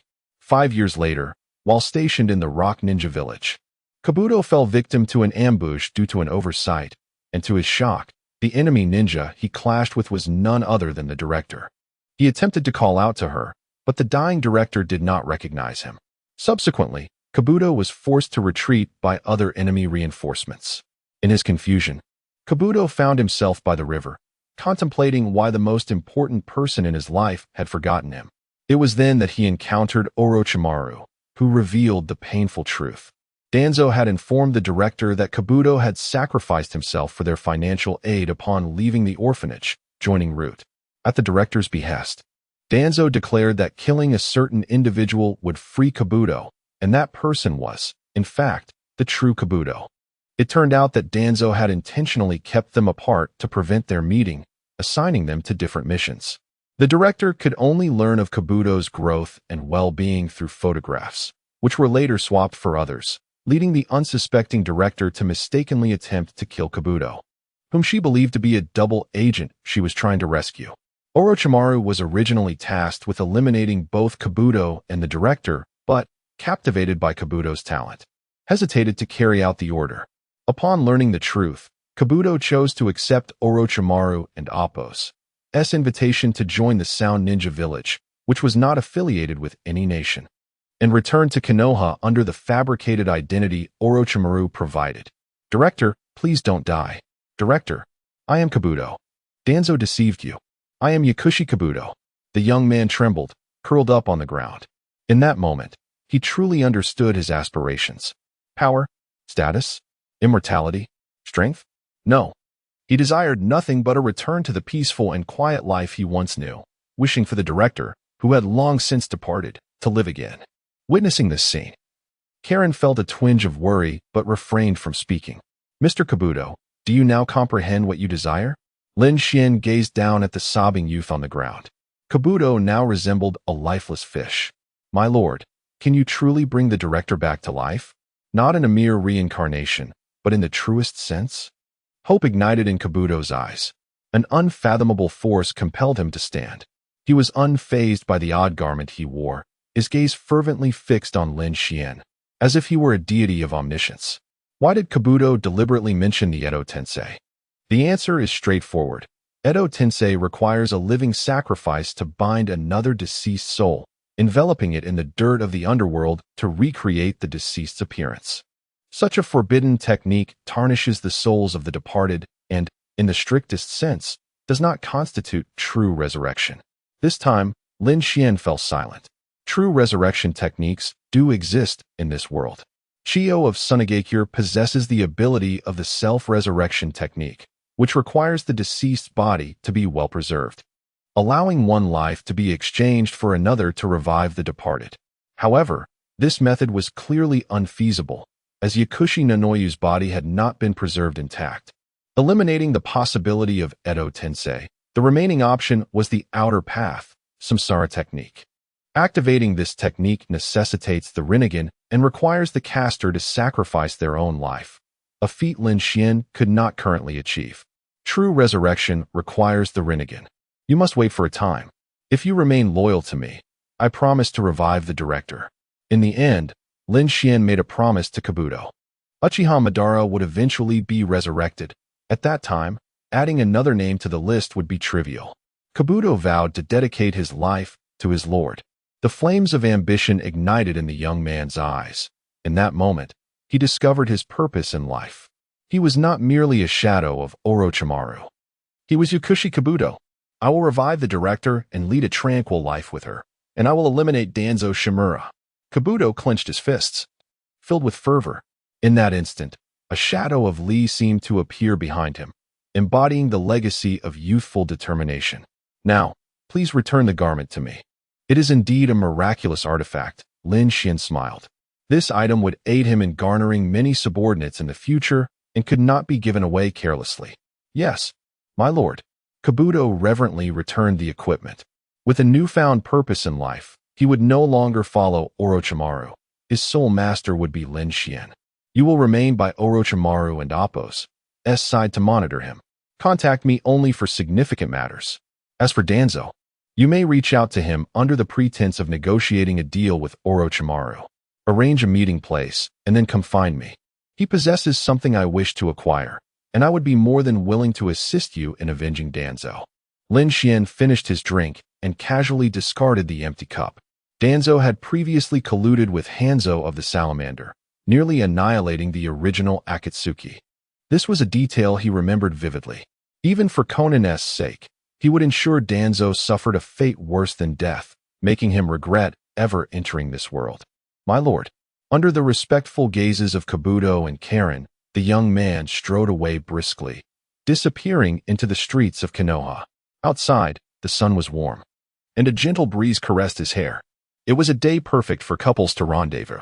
Karen, forget everything you have seen and heard today. Understood. Chapter 59. Can the affairs of scholars be deemed as mere voyeurism? With the delightful Lin Xuan at her side, humming a cheerful tune, she was in high spirits. The next step was to devise a plan to lead the protagonist, Naruto, down a darker path. Lin Xuan had long prepared for this task. While she could not persuade Naruto directly, she could certainly manipulate him into choosing to betray his village. Once Naruto became utterly disillusioned with Konoha, he would naturally be reluctant to continue as a ninja of the Hidden Leaf. Did he not aspire to become Hokage? Very well. Lin Xuan would unveil the true meaning behind the title of Hokage, revealing the sordid and unsightly truths lurking beneath. Whether it was the actions of the third Hokage or those he had refrained from taking, it sufficed to cast aspersions. When Naruto discovered that his dreams had devolved into a farce, realizing he had been exploited, scorned, and disregarded by the village since childhood, a conspiracy in which even his parents had fallen victim, would he still remain in Konoha? At that point, Lin Xuan could simply beckon him with a finger, and Naruto would join the Akatsuki without hesitation. In Konoha, at Ichiraku Ramen, Lin Xuan was suddenly halted in her tracks by an encounter with an old man and a young boy. What a coincidence, Lin Xuan. Care for some ramen? My treat. Naruto Uzumaki flashed a bright, sunny smile, blissfully unaware of the malevolent thoughts swirling in the mind of the man before him. Naruto, this must be the legendary Jiraiya, one of the legendary three of Konoha? A subtle smile graced Lin Xuan's lips. Standing beside Naruto was a tall, white-haired man exuding an inexplicable aura of authority. You must be Lin Xuan. I've heard about you from Naruto. Jiraiya assessed the young woman, his demeanor softening gradually. True to the intelligence reports, she was indeed an exceptional young individual, exhibiting great friendliness toward Konoha. The perverted sage is mentoring my training because he eliminated my previous teacher.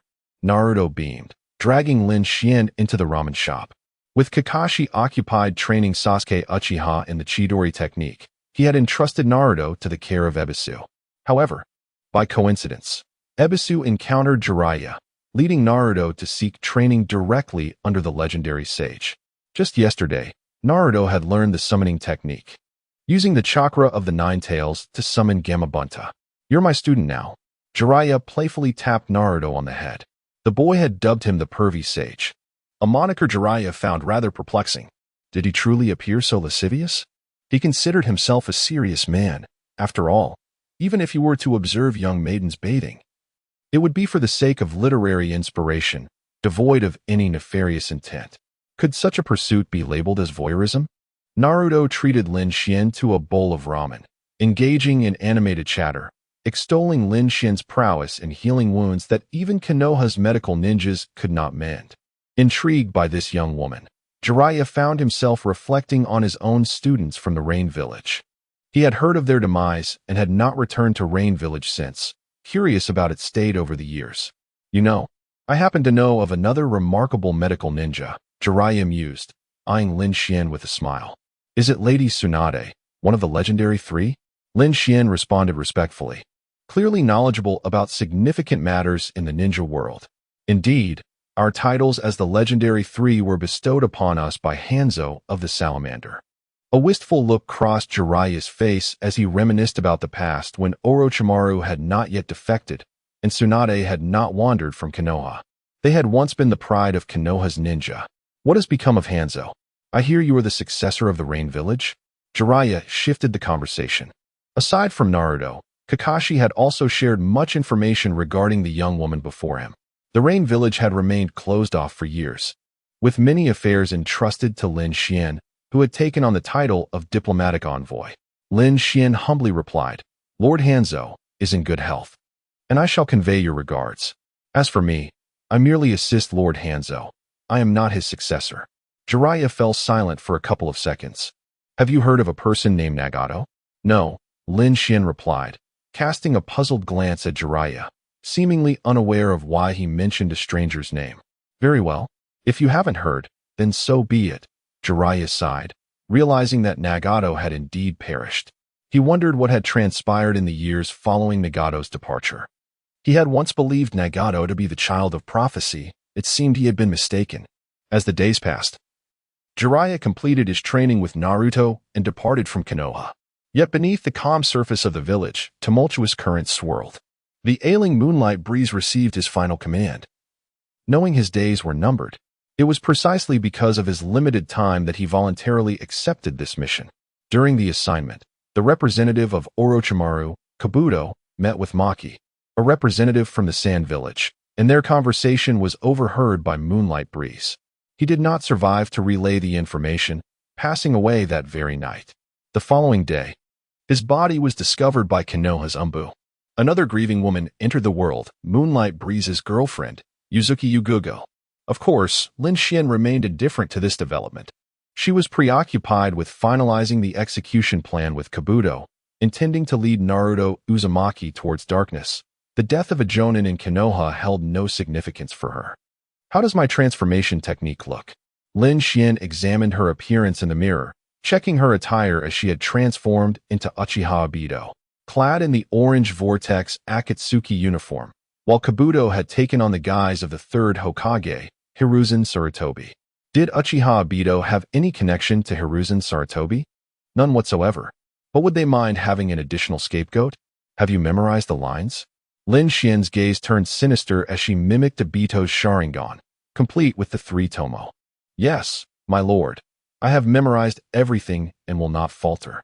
However, I am somewhat puzzled as to why you are so invested in a foolish Jinchuriki like the Nine Tails.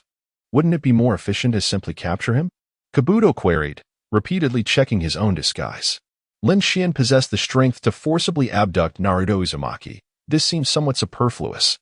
"No, I must ensure that Naruto Uzumaki chooses to betray Konoha of his own volition. Only then can he place his complete trust in me, believing that I graciously accepted him as a defector and guided him towards a righteous path. In this narrative, I will be cast as the hero." Lin Xuan's expression remained enigmatic as she chuckled lightly.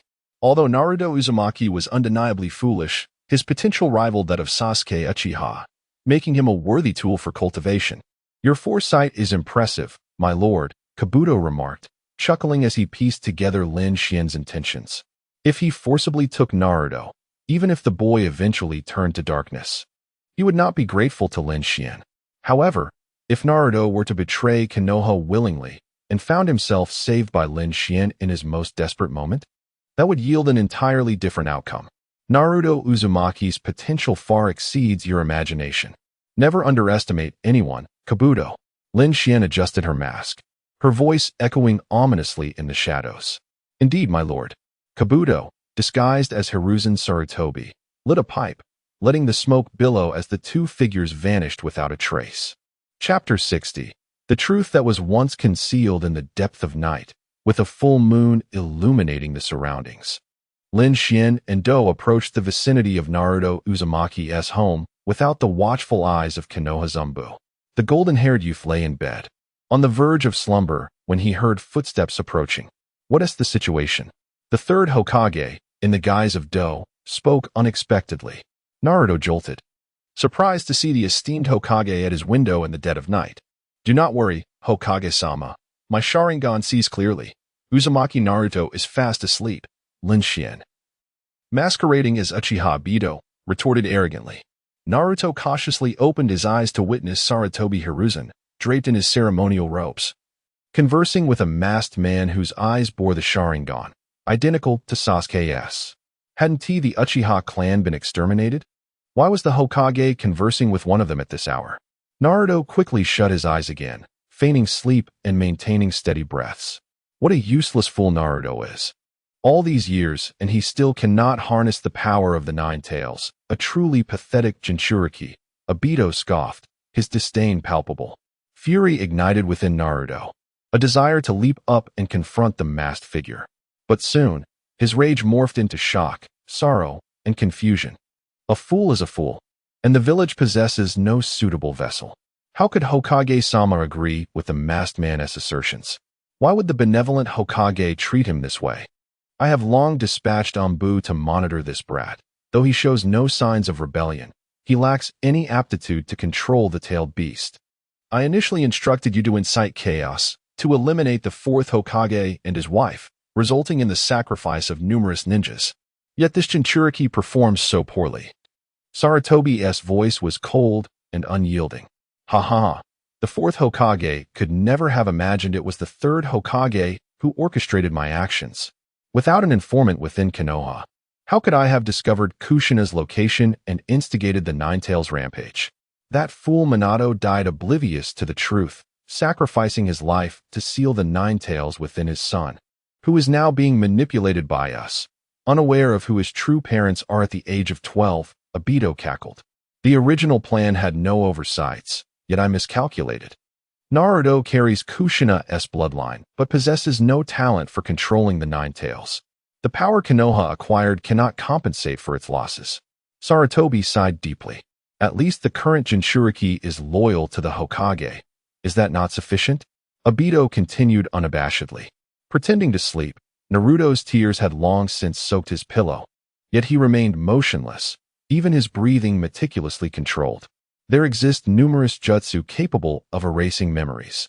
If they discovered he had eavesdropped, he would undoubtedly be subjected to such an erasure.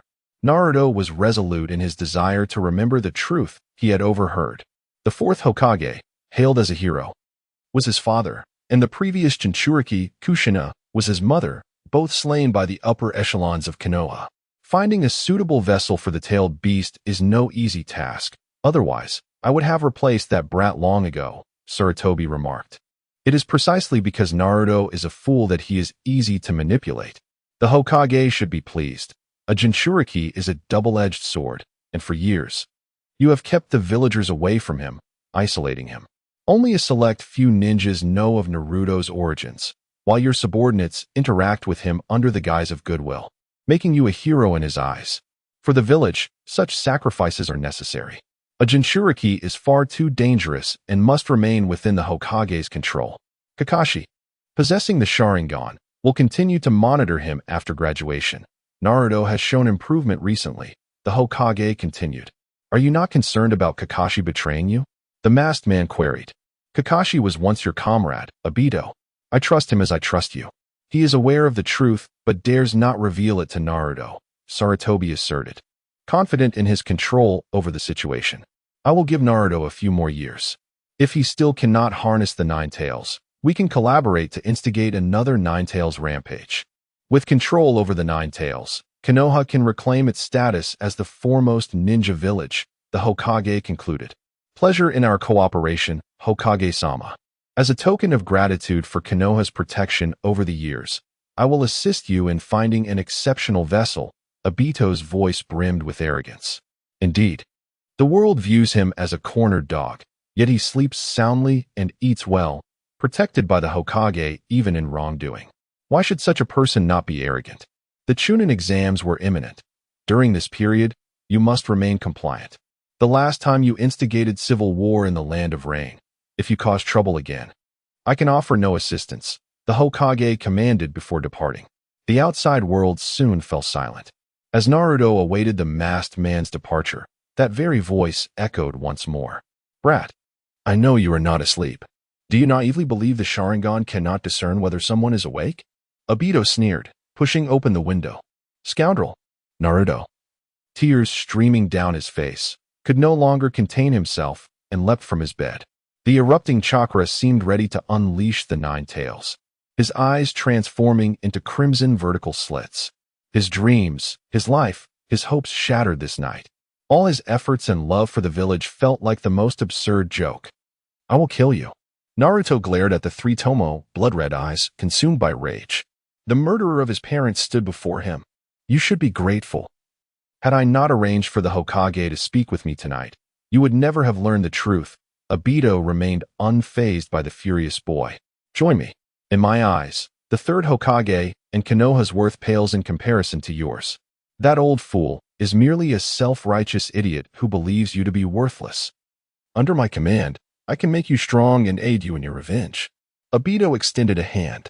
To Naruto, this Uchiha was both detestable and laughable. Did he think that revealing this would entice him to join? No matter the circumstances, he was the one responsible for his parents' demise. Even if he acted under the orders of the third Hokage, get lost. I refuse to cooperate with you. I will kill you with my own hands. Naruto roared, his veins bulging with fury. You will seek me out, for it is destiny, Naruto. Only I can grant you the power of vengeance in this world. No matter how much you hate me. The masked figure faded into the night. The moon remained full that night. A cool breeze wafted through the window. Yet it failed to soften the rigid expression on the boy's face. His heart is 1,000, even 10,000 times colder than this wind, destined for sleepless nights. Chapter 61. The Resilient Naruto and the Sealing Space. Naruto's spirit reemerges, gazing at the blood-red, haired nine-tailed fox. You are the Nine-Tails, are you not? You desire my body. The boy radiates a dark aura, clearly consumed by negative emotions, having lost all rationality. He stares at the colossal entity sealed within him. Only the Nine-Tails can grant him power. How intriguing, heh. Young one, if you surrender your body to me, I assure you, I will aid you in exacting vengeance upon those wretches. The Nine-Tails coaxingly entices him, exuding a tone of calmness and confidence. Although it lacks certainty regarding the demise of the third Hokage and Obito, its immediate objective is to seize control of Naruto Uzumaki's body, thereby creating a potential for breaking the seal. As for the conversation between Obito and the third Hokage, the Nine-Tails too was taken aback. 12 years prior, on that fateful night, it was indeed that masked man who orchestrated the rampage of the Nine-Tails sealed within Kushina. However, it was unexpected that there were orders from the third Hokage behind it. Truly, humanity is a foolish species. Young one, what will you do? If you hand over your body to me, there are few in this world who can rival us. The Nine-Tails, brimming with confidence, resembles an elder brother protecting his bullied younger sibling. Except for the two unparalleled anomalies, Madara and Hashirama, most ninjas seem utterly insignificant in the Nine-Tails' eyes. Particularly the despicable Uchiha clan, which it despises. Its first step is to lead Naruto into darkness, subsequently encouraging him to use its chakra repeatedly, thus eroding the seal. Once the seal weakens sufficiently, it will be time for the Nine-Tails to emerge once more. Naruto did not respond immediately to the Nine-Tails. The dark aura enveloping him intensified, turning his spirit's eyes completely black, his face void of expression, devoid of the sunlight that once characterized him. Remaining in Konoha was no longer an option. The Hokage does not embody light or justice. In fact, the third Hokage himself is a dark, power-hungry old man. His earlier life had been a tragic deception, with all the blame resting on this village. The once aspiring Hokage now appears a mere laughingstock to those ninjas, doesn't he? Even Kakashi deceived him, concealing the truth, teaching him merely to monitor him and prevent any mishap involving the Nine-Tails within. Sasuke? Sakura? In this moment, Naruto could only think of these two friends. Perhaps they are the only ones in Konoha he can still trust. Even Iruka-sensei. Perhaps he too is aligned with the third Hokage. Nine-Tails. How should I exact my revenge? I yearned to slay them now, but Naruto was engulfed in desolation and despair. Since last night, he had been unable to sleep, contemplating whether to storm the Hokage building and allow the Nine-Tails to eliminate that detestable old man. But could he truly defeat him? If he were to perish, who would avenge his parents? Who would seek justice for him? The thought of the hypocrites in Konoha living lavishly stoked Naruto's fury. Young one, do you not have a saying among your kind? A gentleman's revenge is not late even after 10 years. The more anxious you become, the more your enemies revel in joy. Due to the seal, even if you agree to accept my chakra, you will not attain complete power. Now is not the time to strike Konoha. Find an opportunity to defect. In the future, When you possess strength, we can obliterate Konoha at any moment. The Nine-Tails understands that Naruto currently has no choice but to rely on it, and thus hastens to devise a plan, regardless of how events unfold. As long as Naruto Uzumaki descends into darkness, there is a significant probability of eroding the seal. As for Naruto's fate, the Nine-Tails harbors disdain for Konoha ninjas and contemplates gifting the village a devastating tailed beast bomb. The last tailed beast bomb was thwarted by Minato. Who will stop the next one? Naruto fell into silence, his face reflecting a hint of unwillingness. Is it truly enough to simply defect without action? Knowing the truth yet being unable to strike at his enemies is an excruciating and suffocating feeling. Something significant is bound to happen during the Chunin exams. I will grant you chakra then, enabling you to create chaos, but you must swiftly escape Konoha afterward. The Nine-Tails pondered for a moment before providing Naruto with a hint. Although it resided within Naruto, it remained well aware of external events. Naruto was oblivious to the true danger posed by Orochimaru. Nor was he aware of the enmity between Orochimaru and the third Hokage. The appearance of that rogue ninja in Konoha signifies nothing benevolent. Yet the Nine-Tails could vaguely surmise. Orochimaru's arrival in Konoha surely bore ill intent, aimed at taking lives, specifically targeting the third Hokage, Hiruzen Sarutobi. In seizing that opportunity, Naruto could exploit the chaos in Konoha to unleash his pent-up frustration. However, he must not linger, for the Nine-Tails is acutely aware of Orochimaru's strength. That individual can only sow discord.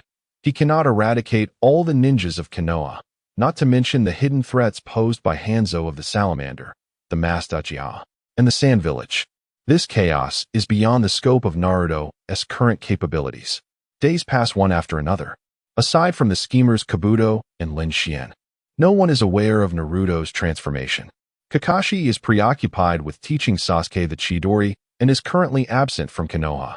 Jiraiya, after instructing Naruto in the summoning technique, has long since departed to gather materials for his novel. As for Sakura, that young girl has always been indifferent towards Naruto.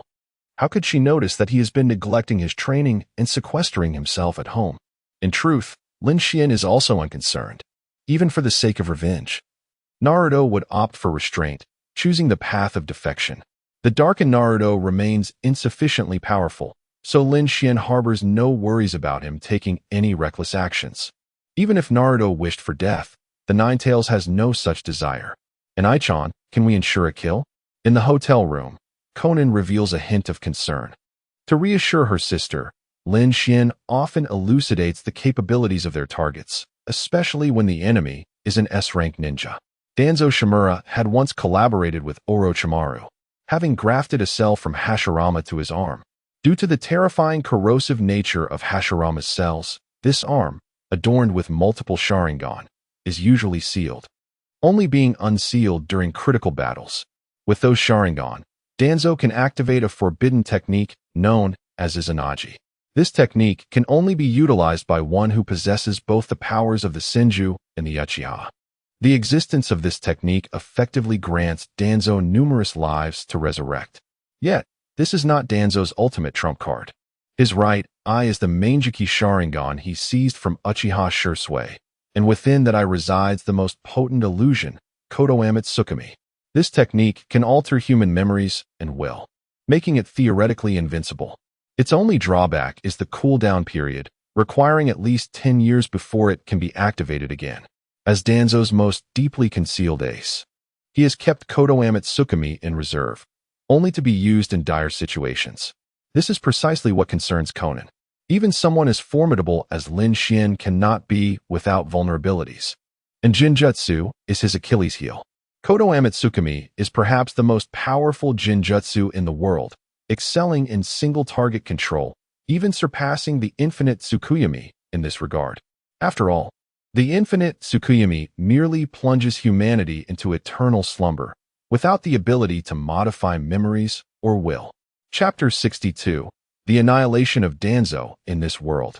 Perfection in techniques is a mere illusion. Every jutsu has a counter. While Konan harbored trepidation, Lin Xuan regarded Danzo with utter disdain. The Dai Tenshi, akin to a legendary artifact. could easily spell disaster for even the likes of Hashirama and Madara if mishandled. Yet, the wielder of such a formidable weapon was akin to a mere child from kindergarten. What, then, was there for Lin Xuan to fear? The true power lay in the Manjiki Sharingan, not in Danzo's inherent strength.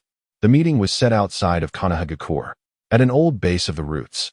Danzo was acutely aware of Orochimaru's plans to obliterate Konoha and held this rendezvous in high regard.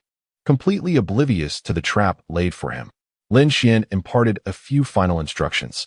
Kabuto, a key confidant of Orochimaru, was known to Danzo, ensuring that he would not suspect any treachery during this encounter. Outside Konoha, in an underground facility long abandoned by the roots, Danzo's mood this evening was particularly complex. He was more informed than anyone about Orochimaru's schemes, even facilitating communications between Orochimaru and Chio to orchestrate this collaboration. Sand Village aimed to weaken Konoha, while Orochimaru was more than willing to rid himself of his former mentor. Danzo's ambition was the Hokage position.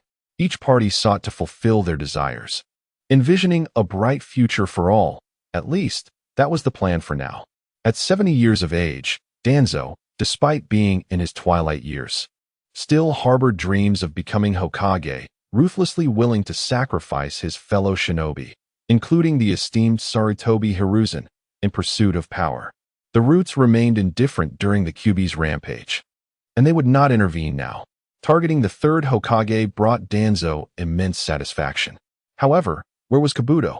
Danzo snapped back to reality as the clock struck 1. The hour of their appointment. Why had his counterpart not yet arrived? Orochimaru was not one to keep others waiting. Squinting, Danzo observed the guard at the door of the secret chamber. Accustomed to collaborating with Orochimaru, he had little wariness towards him, believing that Orochimaru's focus lay solely on forbidden techniques, rendering him unlikely to act against him without cause. Of course, a guard was necessary. Yamanaka Tru was one of his most distinguished subordinates cultivated within the roots, serving as his personal protector. Suddenly, a thud echoed. The guard collapsed, but Danzo's concern for his capable subordinate quickly evaporated as a far graver threat emerged. Damn it, when did he come so close? Was he a specter? Danzo's pupils dilated in disbelief as he beheld his severed right arm. The assailant had assaulted him from behind, brutally extracting his right eye and severing his arm with a kunai imbued with wind-release techniques.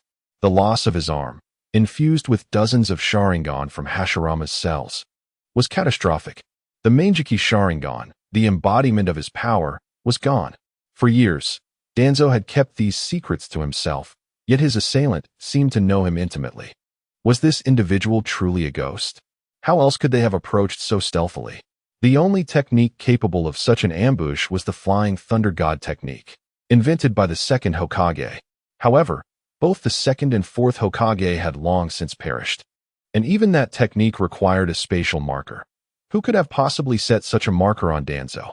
Lord Danzo, how courteous of you. Why bring gifts for our meeting? Lin Xuan exclaimed with a playful grin, seemingly unconcerned by the elder's grim demeanor. In his hand rested the eye belonging to Uchiha Shursui, a vessel of the world's most potent ninjutsu. Unless one's mental prowess and ocular strength vastly surpassed that of the caster, even the god of ninjas, Senju Hashirama, would be rendered helpless. Rather than coveting this power, Lin Xuan sought to preemptively safeguard against unforeseen circumstances that might allow others to seize it. How dare you, Amigakure scum! Danzo spat, choking on his own blood, his fury boiling as he recognized Lin Xuan's face. He had anticipated a formidable foe, perhaps even the second Hokage resurrected by Orochimaru, but instead, it was merely a child from Amigakure. What is your connection to Orochimaru? The elder's gaze bore into Lin Xuan, as if fearing he might perish without knowing the truth. He knew his demise was inevitable, yet his final moments demanded clarity. My lord, I have surveyed the surroundings. Only 2 individuals have come here tonight. Kabuto, adjusting his glasses, stepped into the chamber. Has Orochimaru allied with Amigakure, or have you betrayed him? Obeying Amigakure's orders to strike me down? Danzo, ever the cunning strategist, retained his composure even in such dire circumstances. That remains classified, Lord Danzo. Kabuto smiled faintly. Lin Xuan would disclose what was necessary. He dared not interject. Allow me to introduce myself more formally. I am Lin, a member of the Akatsuki, one of the few remaining since its inception. Lin Xuan displayed the ring inscribed with Lin. After all, the dead could not divulge secrets, and he bore no qualms about revealing fragments of truth to Danzo in his final moments. Akatsuki. Danzo's expression shifted to one of complexity. So, it was that band of miscreants. He had not anticipated that the specters of his past would return for revenge, while he had been deprived of Hansa's support all these years. Was this justice? Many would rejoice at your demise, Lord Danzo. The director would certainly be pleased. Kabuto observed Danzo's pitiful expression, his smile darkening.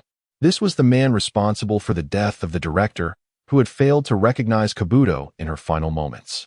Danzo's passing would be of no consequence. One last question. How did you learn of my vulnerabilities? Did Orochimaru and Itachi divulge information to you? Danzo sighed, lowering his head. The secret of the Daitenshi was likely known only to Itachi, who had been a friend to Shursui in life. As for the cells of Hashirama and the Izanagi, only Orochimaru's subordinates could possess such knowledge. How many wished to witness his end? Aside from Itachi and Orochimaru, who could possibly have shared this information? Lin Xuan casually replied, "Just amusing myself with you, Danzo. I certainly won't reveal everything. Am I to claim that I am a time traveler, enabling me to foresee all?" He continued spinning his narrative, knowing full well that no one would care about Danzo's thoughts. Danzo fell into silence, lost in contemplation. In his final moments, none could discern what thoughts occupied the mind of this elder. For a lifetime, he had aspired to the position of Hokage, ruling the shadows of Konoha with an iron fist, dreaming of unifying the shinobi world under his banner. Yet, in truth, he was the most Navi of all. In the grand chessboard of existence, Danzo Shimura was not even a competent pawn, let alone a player. Chapter 63. The Senju Bloodline Injection. The elder chuckled self-deprecatingly before speaking. Hisashi is the light of the village, while I am its shadow, at least before my demise. I have eradicated 2 threats to Konoha, thus, I can depart without regrets. As his words faded, blood began to erupt from Danzo's body at an alarming rate. This blood was black. The inner 4 symbols sealing technique, a forbidden S-rank jutsu. It utilizes the practitioner's body as a medium, spraying black blood in all directions at the moment of the practitioner's death, sealing everything within 100 meters into the realm of the dead, an alternate dimension. Faced with such a peril, Kabuto maintained his composure, allowing the black blood to spray forth. The reason was simple. If Lin Xuan remained unperturbed, why should he panic? Could Lin Xuan truly be vanquished by such a ludicrous sealing technique? After all, he was his new superior. I despise cunning tricks. If one must die, let it be so. Why drag others down with them? A mere worthless life dares to seek my demise. Has your mind been kicked by a mule? Lin Xuan sneered, his aura gradually intensifying. Standing beside him, Kabuto witnessed the man's eyes transform into a faint crimson hue. With a mere flick of his wrist, it seemed as though the entire realm bowed to him. In that moment, he resembled an exalted emperor. Do not struggle. No one can prevent the activation of the sealing technique. Danzo grimaced as he cast a glance at the 2 individuals within the secret chamber. This was truly the ultimate forbidden technique, a true act of mutual destruction. If it could be easily countered, it would not be classified as an S-rank ninjutsu. Senju Tobarama is formidable, is he not? Yet even he cannot unravel the close-range detonation of the inner 4 symbols sealing. However, Danzo quickly fell silent. The blood within his body ceased its violent eruption, and even the chakra within him slipped beyond his control.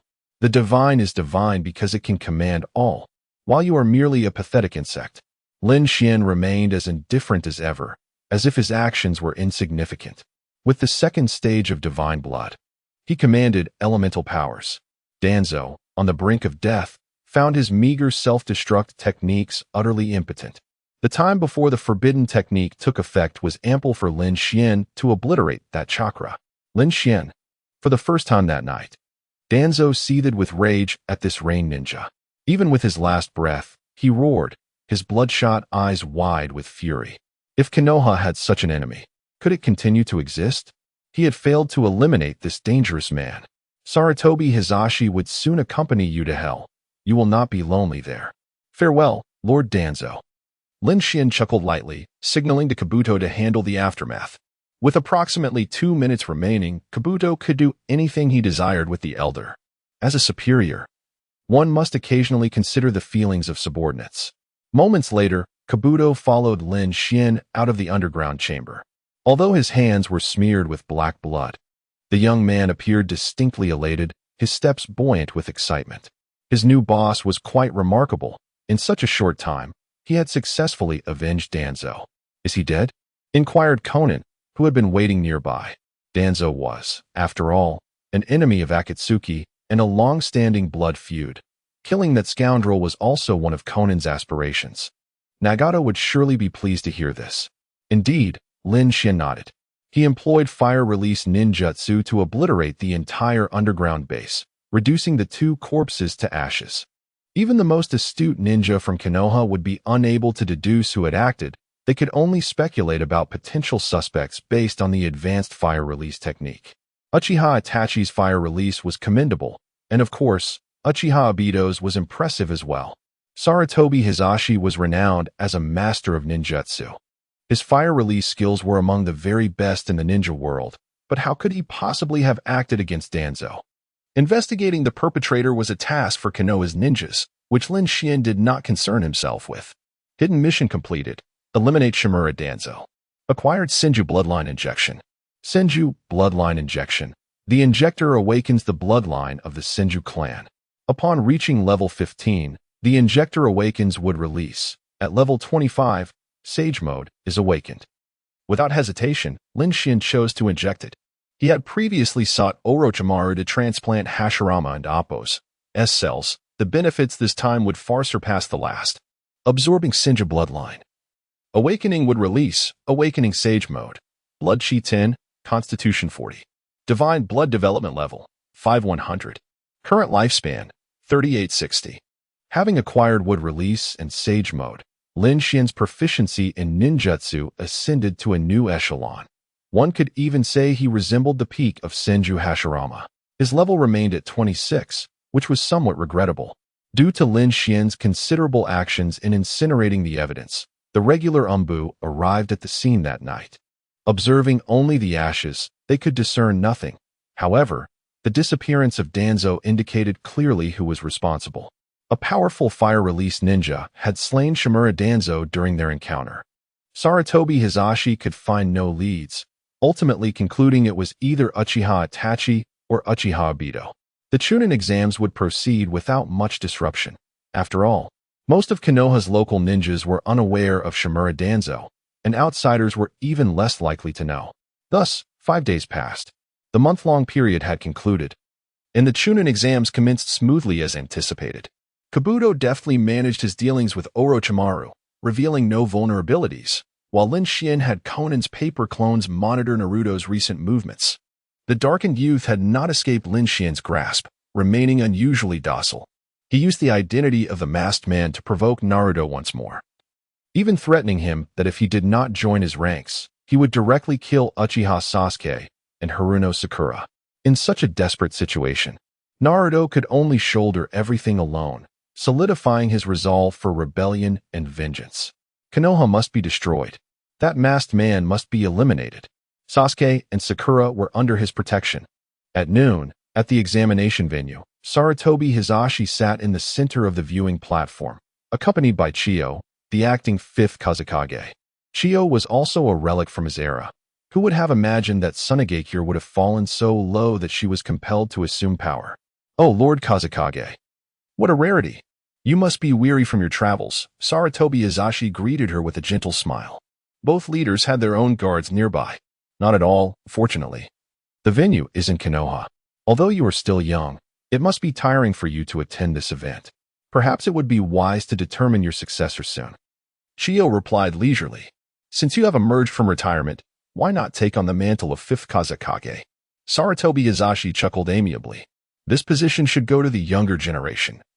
But the little ones in the village have yet to mature. I, an old woman, am not as adept at managing the village as you, Hokage.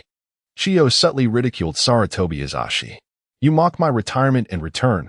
I shall comment on how you have managed Konoha into such a state. In the past, during the reign of the first and second Hokage, Konoha was undoubtedly the foremost ninja village. How had it devolved under your leadership as the third Hokage? The competition should be commencing shortly. There are many young ninjas eager to participate. Saratobi Hizashi appeared unfazed by Chiyo's jibe, still wearing a genial smile. Chapter 64. The destruction plan of Konoha begins. As the competition approached, Uchiha Sasuke still failed to appear on the scene. However, the remaining participants were already prepared. From the Sand Village came Gaara, Temari, and Kankuro. From the Rain Village were Lin Xuan and Konan. Additionally, from Konoha were the Jin and Naruto Uzumaki, Uchiha Sasuke, and Shino Aburame. The first match was Naruto Uzumaki versus Konan. On the stage, Lin Xuan waved cheerfully, concern etched on her face as she looked at Naruto. Hey, Naruto. Why do you have such dark circles under your eyes? I'm fine, Naruto replied calmly, glancing at the two Rain ninjas. In the 12 years of his life, he had been treated like a fool by Konoha's higher-ups, but he would not make the same mistake again. Having initially communicated with the Ninetales, he had gained some insight into the situation. Orochimaru was highly likely to cause trouble during this exam, and that target ninja could very well be his nemesis. The third Hokage, Hiruzen Saratobi. As for the Sand and Rain villages, their stance remained ambiguous amidst this chaos. After several communications with the Ninetales, Naruto planned to seize the opportunity to eliminate the third Hokage's Umbu ninjas. This would be his first gift to Konoha's upper echelons after learning the truth. Naruto-kun, are you really all right? Shino, usually quiet, surprisingly expressed concern for Naruto. His sudden seriousness was quite unsettling. After all, he had been Naruto's classmate for 6 years, so it was easy to notice. I'm really fine. I just drank some expired milk yesterday, and my stomach still hurts, Naruto forced a smile, cradling his abdomen as if in genuine discomfort. Good luck, Naruto-kun. Shino refrained from asking further, as he was not one to be overly enthusiastic. Whether Naruto had been rejected by Sakura or truly had a stomach ache was of little consequence to him. 2 minutes passed, and Naruto suddenly turned to Lin Xuan, a peculiar smile gracing his lips. Lin-kun, today I will definitely surprise you. Lin Xuan nodded, grinning in response. Of course, it will be quite the surprise. After all, witnessing Naruto Uzumaki's descent into darkness was a rare opportunity. The match commenced without waiting for Sasuke, with the proctor, Narashikaku, announcing that should Sasuke fail to appear for his match, he would automatically forfeit. The first bout quickly began, pitting Konan from the Rain Village against Naruto from Konoha, while the other participants could only watch from the stands above. Are you going to forfeit? Shadow clones 1T work against me, Konan stated, unfazed as she effortlessly exploded Naruto's shadow clones with her paper jutsu. Her true strength was at the level of a Kage, and without the Ninetales chakra, Naruto posed no threat to her. Kid, this woman is powerful. It would be wise to forfeit, the Ninetales warned Naruto, urging him not to act recklessly. Give me chakra. I need to prove my strength. Didn't you feel the ominous intent from the Kazekage? Let the chaos begin with me. Naruto's darkened spirit retorted with a cold laugh. The Ninetales had revealed many secrets, granting Naruto a clear understanding of his trump cards. In a four-tailed state, with the Ninetales' assistance, he could maintain a degree of rationality, but in a six-tailed state, he would have to relinquish control to the Ninetales. More than that would shatter the seal, possibly leading to his demise. In the midst of the Chunin exam turmoil, the four-tailed state was sufficient. Are you going to forfeit? Naruto Uzumaki? Narashikaku observed as Konan obliterated Naruto's final shadow clone. The shadow clone technique was a more advanced form of the clone jutsu, consuming vast amounts of chakra. Naruto's remaining chakra was dwindling, while his opponent had only expended a handful of explosive tags. It's over. Konan had already received Lin Xuan and Appo's signal and had no intention of holding back against Naruto. Their aim was to provoke Naruto into an explosive transformation. Hundreds of explosive tags were hurled by Konan, while she herself transformed into paper, floating into the air. Boom. Just before the explosion, Naruto was enveloped in a bubbling liquid like red chakra, rapidly manifesting a tail behind him. 2 tails, 3 tails, 4. The skin on Naruto's body began to tear, and the red chakra thickened, ultimately forming a crimson cloak around him. The 9 tails chakra mode, in a 4-tailed state. Witnessing this scene, the expressions of the gathered ninjas shifted dramatically. The third Hokage rose, shattering his chair in the process. What was happening to Naruto Uzumaki? Why did he suddenly utilize the power of the 9 tails? Had the Jinchuriki lost control? As thoughts of Danzo's mysterious death flashed through his mind, Hiruzen Sarutobi felt Konoha shrouded in layers of darkness, realizing that the threat extended beyond Orochimaru to other forces at play. Is this the 9 tails of Konoha? This power is truly terrifying. Chio, unfazed by Naruto's rampage, wore a smirk of schadenfreude. The more chaotic and dire the situation in Konoha, the more advantageous it was for the Sand Village. Contact the sealing team. First, ensure the safety of the daimyo and nobles. Umbu ninjas, let us suppress the Jinchuriki. Hiruzen commanded solemnly. In times of crisis, calmness was imperative. As the leader, he could not lose his composure. If it were merely a 1-tailed chakra, Hiruzen could easily suppress it. But now, in a 4-tailed state, the risks of further escalation were significant. The worst-case scenario could see the 9 tails breaking free from its seal, triggering a repeat of the chaos from 12 years ago. The entire venue descended into chaos and turmoil, with no one daring to gaze upon the beastly figure clad in crimson.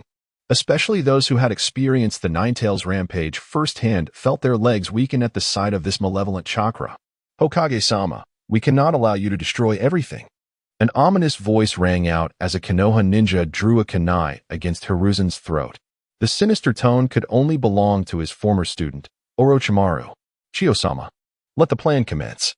Orochimaru summoned the Sound 4 as per their scheme, establishing the 4 purple flames formation atop the roof, thereby sealing off the third Hokage's chance for rescue and obstructing his efforts to quell the rampaging 9 tails Jinchuriki. The signal for chaos had been sounded, and ninjas from the Sound Village and Sand Village sprang into action. Konoha's Umbu were not only confronted with enemy attacks, but also tasked with subduing the 4-tailed Naruto, putting their lives on the line to buy time for Konoha, with casualties increasing by the second. Meanwhile, Hiruzen could only watch helplessly as the situation unfolded. Do you like my gift, Sensei Hiruzen? Orochimaru chuckled softly as he stepped back, his long tongue licking the kunai, droplets of viscous liquid falling. Watching his once promising student evolve into this state, the third Hokage's eyes reflected a glimmer of self-mockery. Ultimately, he had failed to guide his student onto the right path, leading Konoha to such suffering. Yet even if given another chance, could he bring himself to kill Orochimaru with his own hands? Chapter 65. The ubiquitous Uchiha Obito. The battlefield was far from optimistic. The number of Konoha ninjas far surpassed that of their enemies, with reinforcements continually arriving. Yet, they suffered the greatest casualties. Firstly, due to the existence of the 4 purple flames formation, the third Hokage and Orochimaru could not be interrupted by outside ninjas. The most troublesome aspect, however, was the 2 rogue Jinchuriki. Naruto, with 4 tails sprouting from his back, single-handedly confronted over 30 members of the Konoha Umbu. Meanwhile, Gaara of Sunagakure unleashed his ultimate technique, summoning the complete form of Shikaku, and was currently engaged in combat with Jonin such as Kakashi, Might Guy, and Asuma. The collaboration between the ninjas of Sunagakure and Otogakure only intensified the pressure on Konoha. The son of Konoha's White Fang, Chio, wore a grim expression as she observed the battlefield where Kakashi fought. Were it not for Shikaku's indiscriminate attacks, she would have relished the opportunity to eliminate that so-called copy ninja herself. As the war reached a fever pitch, the stance of the Rain Village became crucial. Yet, Lin Xuan, being a true friend of Konoha, did not take advantage of their plight. Instead, she aided Konoha. She unleashed her water release technique in conjunction with Konan's explosive tags, helping to suppress the rampaging Shikaku and alleviating some of the pressure. Meanwhile, the likes of Hozuki Mangetsu were diligently safeguarding the safety of the civilians at the Chunin exams venue, alongside Harino Sakura and Yamanaka Ino. Konoha's lower-ranked ninjas were of little assistance on the front lines, thus they were dispatched to protect and evacuate civilians. Summoning technique. Impure world reincarnation. After warming up, Orochimaru and the third Hokage entered the final phase of battle. The first Hokage, Hashirama Senju, and the second Hokage, Tobirama Senju, were summoned from the realm of the dead by Orochimaru, instantly tipping the scales of combat. The impure world reincarnation technique was not perfect. The two Hokages possessed only 20% of their full strength at their peak. Yet even so, Sarutobi Hiruzen could not hope to defeat them and could only summon the Monkey King to prolong his survival. Lin, I entrust the One Tail to you. I will handle Naruto Uzumaki. Might Guy gritted his teeth. The usually cheerful boy, who had aspired to become Hokage and was even the son of the Hokage, now stood on the precipice of betraying Konoha at this dire moment. Since the onset of the turmoil, Naruto Uzumaki had slain over 30 Konoha Umbu members. Rest assured, Guy, Kakashi is here too. We will hold off the One Tail. Lin Xuan responded, once again unleashing her water-release ninjutsu, coordinating with Conan's thousands of explosive tags to suppress Shikaku. Shikaku, feeling wronged, protested, damn it. Last time I emerged, I was blasted to pieces, and now that I finally get to breathe, it's you again. Do I have a grudge against you? However, the clever Tanuki quickly realized that this man seemed to harbor no intention of obliterating him. The terrifying water ninjutsu that struck fear into Konoha's ninjas merely hindered his movements, posing no genuine threat. On another front, Might Guy opened the fifth gate of the 8 gates and engaged Naruto Uzumaki in close combat. Defeating Naruto was not particularly difficult for Guy. However, if he were to exert too much force and inadvertently kill the Jinchuriki, the consequences would be dire. Losing the Nine Tails was far more horrifying than losing a Hokage. And Guy understood the immense value of tailed beasts to a ninja village, especially considering that this was the most powerful of them all, the Nine Tails. The 6th gate. The Gate of View, open. The 7th gate, the Gate of Shock, open. Finally, after sacrificing 2 more members of the Konoha Umbu, Might Guy resolved to hold nothing back. Even if it meant incapacitating Naruto Uzumaki, he could not allow him to continue his rampage. Run, kid. The Nine Tails sensed the shift in Guy's momentum and panicked. In this state, not even Naruto with 4 tails stood a chance. Even a 6-tailed confrontation would be perilous. That man, Might Guy, was undeniably of elite strength, one of the best among the elite. Give me your chakra. I'll kill him. Naruto, already consumed by a bloodlust, had long forgotten the prospect of retreat. At his core, he remained a simple-minded youth, easily led astray. Fool, the Nine Tails cursed, forcefully seizing control of Naruto's body. If they did not escape soon, he would be left crippled by Gai's blows, or worse, killed. Although tailed beasts could resurrect within a few years after death, the Nine Tails had no desire to experience the sensation of dying, nor did it wish to be burdened with a tarnished reputation. Shikaka had never experienced death. Yet here was the Nine Tails, facing the prospect of being slain. How could it hold its head high? Day Tiger. Might Guy relentlessly pursued, unleashing his ultimate technique. Channeling a concentrated, ultra-fast punch toward Naruto, he compressed the air and released it in an explosive wave, resembling a tiger's roar, the shockwave felt by those several miles away. Boom! With a cataclysmic explosion, the freshly sprouted 6 tails of Naruto Uzumaki were obliterated. His left arm was entirely severed, almost reducing him to mere fragments. As the third Hokage, Sarutobi Hiruzen, teetered on the brink of collapse, the battlefield gradually tilted in favor of Konoha.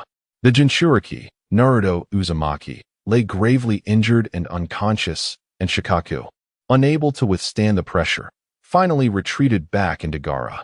At that moment, puff, Might Guy stared blankly at the kunai that pierced his abdomen. No amount of calculation could have prepared him for this sudden ambush. The enemy's stealth tactics were exceedingly sophisticated. The true protagonist always makes their entrance last. Wouldn't you agree, friends of Konoha?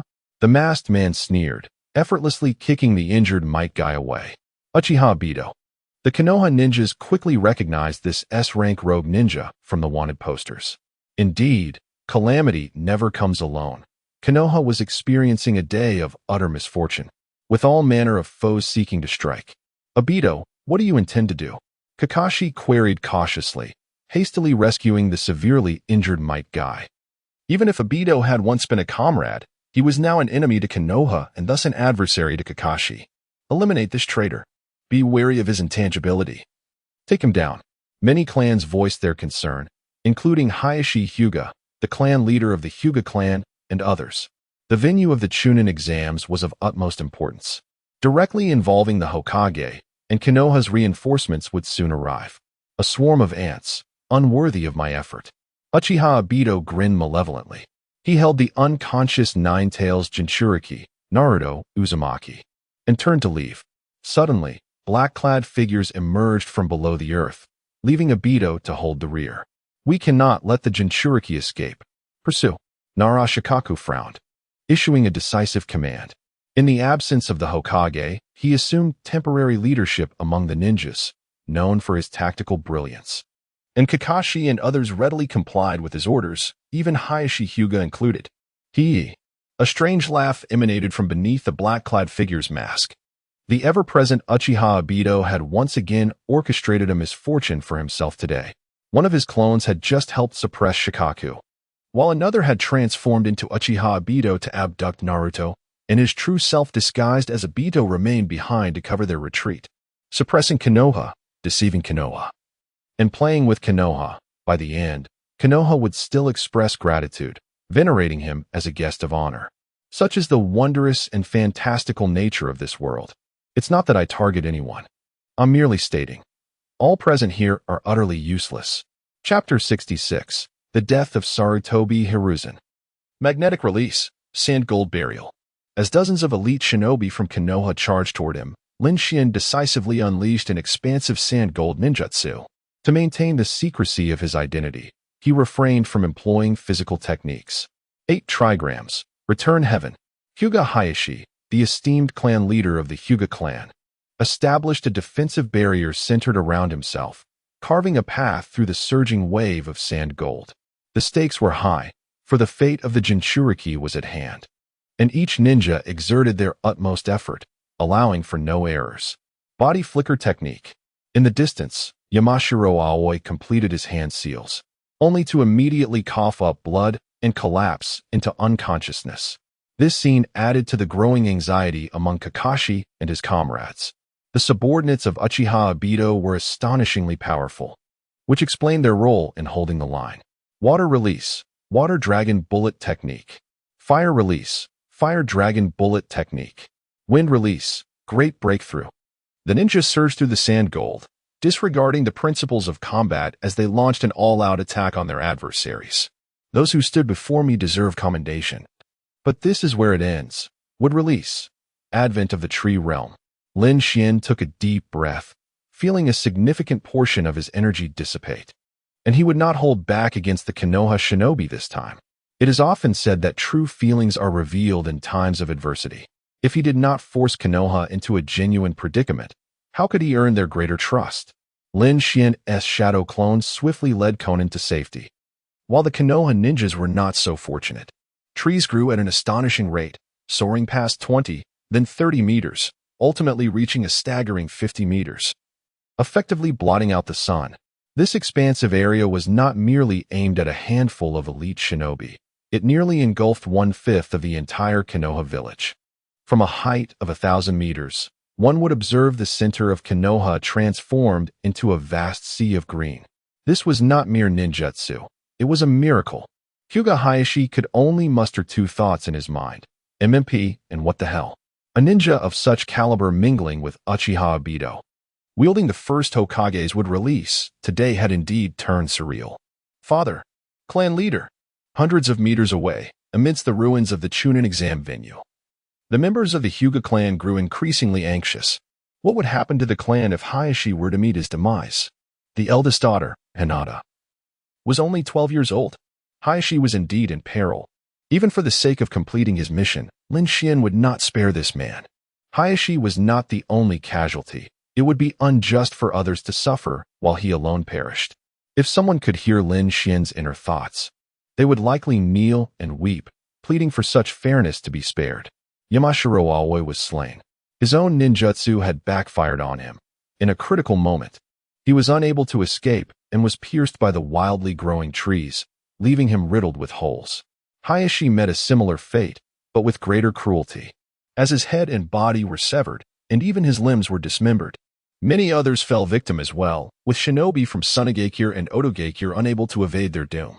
With a single ninjutsu, thousands of lives were claimed, even breaking the four purple flames formation.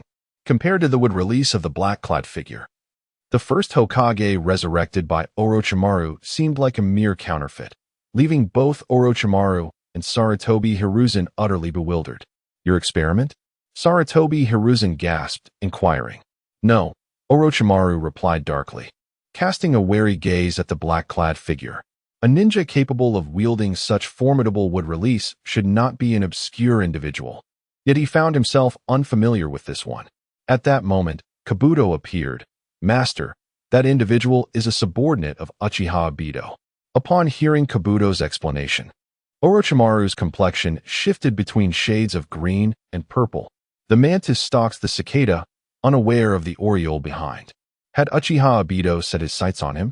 He was currently engaged in a tug-of-war. Sarutobi Hiruzen, employing a forbidden technique, attempted to devour his soul, while the reanimated first and second Hokages had already been sealed by his shadow clones. Yet, as Orochimaru listened, confusion washed over him.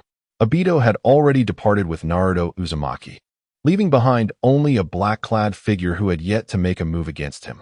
Don't get me wrong, I have no intention toward you. The black-clad figure glanced at Orochimaru and Kabuto before striding directly toward the third Hokage. At this sight, Orochimaru let out a sigh of relief. Lin Xuan, unfazed, drew a kunai and swiftly decapitated the third Hokage's summoning beast, Monkey King Enma. To slay even the Hokage was trivial. Killing a summoning beast was of little consequence. Who on earth are you? Why must you be adversarial toward Konoha? Sarutobi Hiruzen laughed bitterly, refusing to yield even in his final moments. He was determined to drag Orochimaru's soul down with him. Otherwise, Orochimaru would continue to pose a threat to Konoha. Yet, due to this black-clad figure, he could not ensure Orochimaru's demise alongside his own. Why? Lin Xuan scoffed. Why are there so many whys in this world? Have the 5 great ninja villages not always held themselves in high esteem? Now that you find yourselves oppressed, you wish to speak of reason? When you bullied others, did you ever stop to consider whether you were being reasonable? Lin Xuan dismissed their concerns.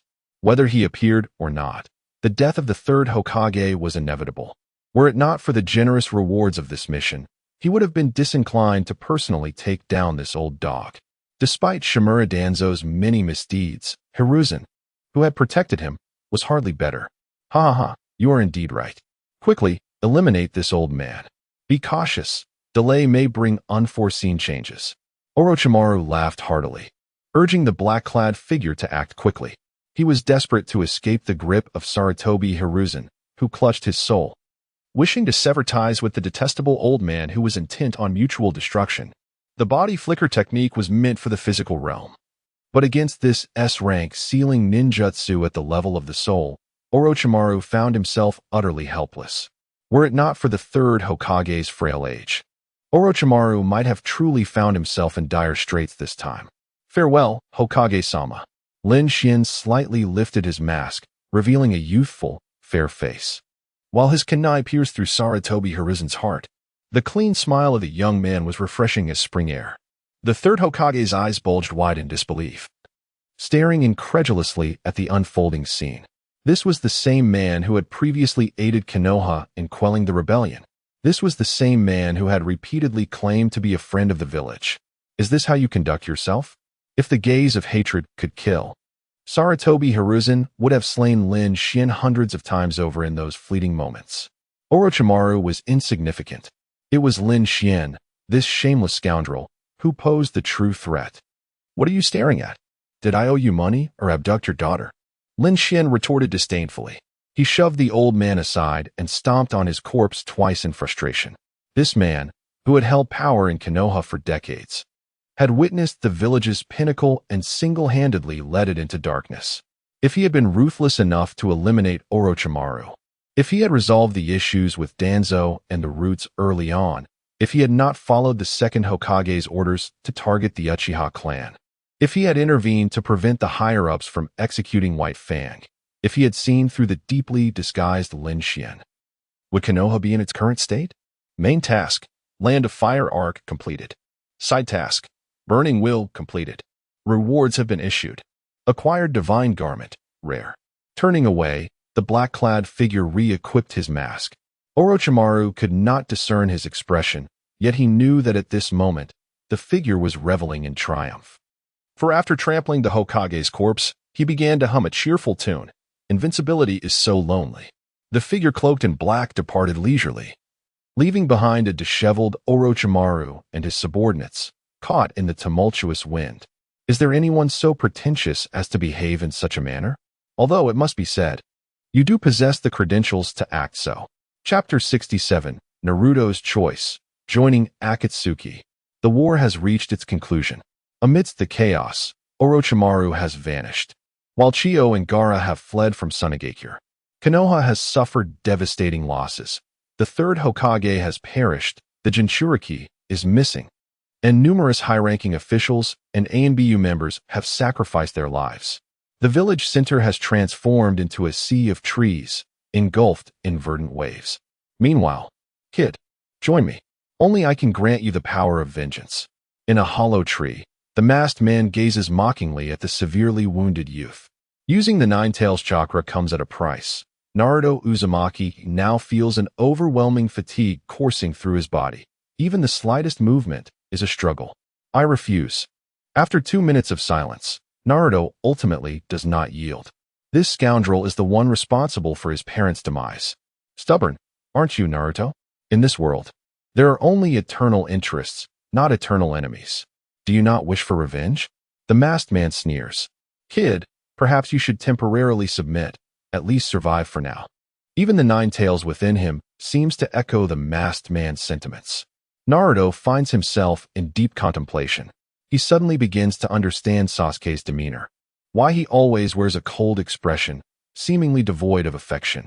He is a seeker of vengeance. Avengers require no bonds nor love, only the fulfillment of their revenge. I will seek vengeance in my own way. This is my ninja way. Naruto Uzumaki opens his eyes once more, resolute with a fearlessness towards death. Truly, he is the protagonist of this realm. His willpower is remarkable. Lin Xuan squints approvingly, increasingly satisfied with his cultivated pawn. It is time to extend an olive branch in the guise of an Akatsuki member. You traitor, you seem to be living quite well. A familiar voice resonates with Naruto. Wait a moment, isn't that Lin Xuan's voice? A figure clad in a black robe adorned with red clouds appears at the entrance of the hollow tree, exuding an aura of danger. Lin Xuan, did you enjoy playing house? Obito Uchiha slowly turns his head, chuckling softly.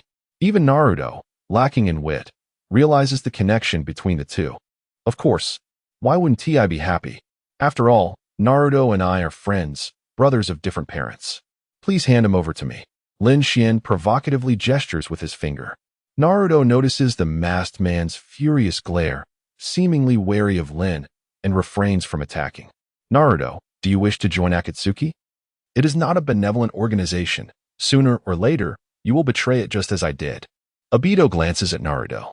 The more he is deterred, the greater Naruto's curiosity towards Akatsuki grows. What is Akatsuki? Why is Lin Xuan a member? What could one gain from joining? Regardless, it must be better than aligning with Obito Uchiha. Naruto is prepared for a fight to the death, refusing to cooperate with that man. Lin Xuan, I hope you do not regret your decision when we meet again. I shall leave you the Nine-Tails, as the leader of those foolish individuals. The masked man's body gradually sinks into the earth. Naruto recognizes this as a high-level earth release technique, akin to the methods used by Orochimaru. How unfortunate, Naruto-kun. I did not expect you to suddenly betray Konoha. Lin Xuan appears unfazed by Obito's choice, leisurely approaching Naruto. Naruto feels utterly bewildered, unable to comprehend the current situation. He has too many questions, yet when they reach his lips, he finds himself at a loss for words. Obito is not wrong. Akatsuki is not a good organization, especially for Jinchuriki like you, as our goal is to hunt them. Lin Xuan sits down, speaking to himself, though what he says is alarming. Naruto surprisingly feels no malice emanating from him. The Nine-Tails, a collective of negative will forged from millennia of war, hatred, and betrayal, does not sense any hostility. If even the Nine Tails perceives no malice, it indicates Lin Xuan's genuine goodwill. Naruto trusts the Nine Tails, and thus, he trusts Lin Xuan. Why do you wish to save me? Since Akatsuki's objective is Jinchuriki, you should simply capture me, just like the masked man. Naruto's eyes reflect a complicated mix of emotions, unsure how to face Lin Xuan. In the context of Rain Village ninjas and Konoha ninjas, they should be good friends. Yet now, Lin Xuan is a member of Akatsuki. His power instilling fear even in Obito Uchiha. And Naruto Uzumaki has betrayed Konoha to become a rogue ninja. What are they to each other now? To call each other friends seems implausible even to Naruto himself. You are correct, Naruto. If you possess the complete Nine Tails within you, I should indeed capture you immediately and present you to our leader. But what if you only possess half of the Nine Tails? Or perhaps, what if half is sufficient? Lin Xuan gazes at Naruto with a knowing smile. The implications of his words weigh heavily on Naruto, each phrase resonating within him. Do I possess only half of the Nine Tails? Naruto feels a wave of confusion wash over him. Precisely. The fourth Hokage sealed half of the Nine Tails chakra within himself before entering the belly of death. If you had the complete Nine Tails, you would likely not have lived past 12. The answer is clear. We can find a way to retrieve the fourth Hokage's soul and obtain the other half of the Nine Tails. And you, Naruto Uzumaki, would no longer be an enemy of Akatsuki. Upon hearing this, Naruto immediately confirms the truth with the Nine Tails within him and receives an affirmative response. He possesses the yang half of the Nine Tails. The fourth Hokage, his father, harbors the yin half. So, Lin Xuan, are you implying? Naruto follows the thread of logic, grasping Lin Xuan's intentions behind saving him. Opportunities do not simply fall from the sky. This man must have ulterior motives for saving his life. Naruto-kun, you are welcome to join Akatsuki. Within the organization, you will receive comprehensive training and a 100% guarantee of safety. In return, we require you to serve our organization diligently. When necessary, you may even be tasked with assassinating the Kage of great nations or capturing Jinchuriki. Apart from issuing periodic missions, Akatsuki will not interfere with the personal lives of its members. Lin Xuan's words pique Naruto's interest significantly. Without comparison, there is no pain. Obito Uchiha's invitation was utterly insincere, and he is his enemy. Yet, Lin Xuan's offer is filled with sincerity. Lin Xuan, are we friends? For the first time, a smile graces Naruto's lips as he realizes that life may not be so bleak after all. The world is filled with those plotting against him. Yet at least there are those who treat him with sincerity. Of course. Lin Xuan nods with a smile, and Naruto reciprocates the gesture. Akatsuki, it sounds quite appealing. Naruto-kun, may our collaboration be fruitful. Here is your ring. The leader will contact you through it when necessary. Lin Xuan produces the official Akatsuki member ring, inscribed with the character for Naruto. Naruto examines it closely, noticing that Lin Xuan wears a similar ring, though it bears the character for Lin. Thank you for your guidance. Lin Xuan, hee, what are you laughing at? Oh, nothing. Just recalling something joyous. Chapter 68. The sadness and joy of humanity are not commonly shared 3 days later. After a period of rest, the cleanup operation on the battlefield in Konoha has been largely completed. Meanwhile, Lin Xuan has also arranged his work. As Naruto's guide, Gaara leads the way back to the Akatsuki's headquarters in the Hidden Rain Village. Lin Xuan and Konan, representing the Hidden Rain Village, remain in Konoha to engage in tasks within their capabilities. Every time Konan encounters the tear-filled eyes of those grateful ninjas, she feels an overwhelming sense of guilt. Can the smile on Enai-chan's face be any more insincere? You are the one who killed these people, who destroyed their homes, and now they kneel and weep in gratitude? Is this not bullying the honest? Konan finds it unbearable. Having such a brazen brother is a matter of fortune or misfortune, difficult to discern. Bullying is bullying. And I can bully you too, Lin Xuan teased as he pinched his sister's cheek, which only deepened her mournful gaze. To an outsider, they might seem like a pair of young lovers playfully flirting. In Konoha, temporary office building, Mito Minyin, Tsunade, two high-ranking elders of Konoha, Jiraiya, one of the legendary 3 ninjas. This meeting is of significant importance, with Lin Xuan from the Hidden Rain Village invited as a representative. "Thank you so much for your assistance, Lin Xuan," Jiraiya said with a comforting smile. This could be considered a testament to true friendship. The Hidden Rain Village offered aid to Konoha during its time of peril, and thus Konoha must reciprocate. While they may not be able to offer substantial material support, signing an alliance contract is certainly feasible. "Oh no, I merely did what I could," Lin Xuan humbly replied, demonstrating his understanding. Not only Jiraiya, but even the two elders were pleased with his demeanor. Initially, they were concerned Lin Xuan might turn against them, perhaps extorting resources from Konoha, leaving them in a difficult position. However, Lin Xuan proved to be quite reasonable, simply requesting an alliance contract that would ensure Konoha's future support for the Hidden Rain Village's ascension to a major ninja village and recognition of its leader as the Rain Shadow. Such an agreement would impose no loss on Konoha, even if they were to later withdraw from it. How could Konoha's leaders not be pleased? This was akin to reaping benefits without any expenditure.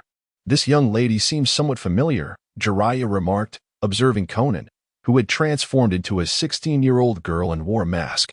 Despite her disguise, her bluish-purple hair evoked a sense of recognition within him, as if he had encountered her before. "This is my sister.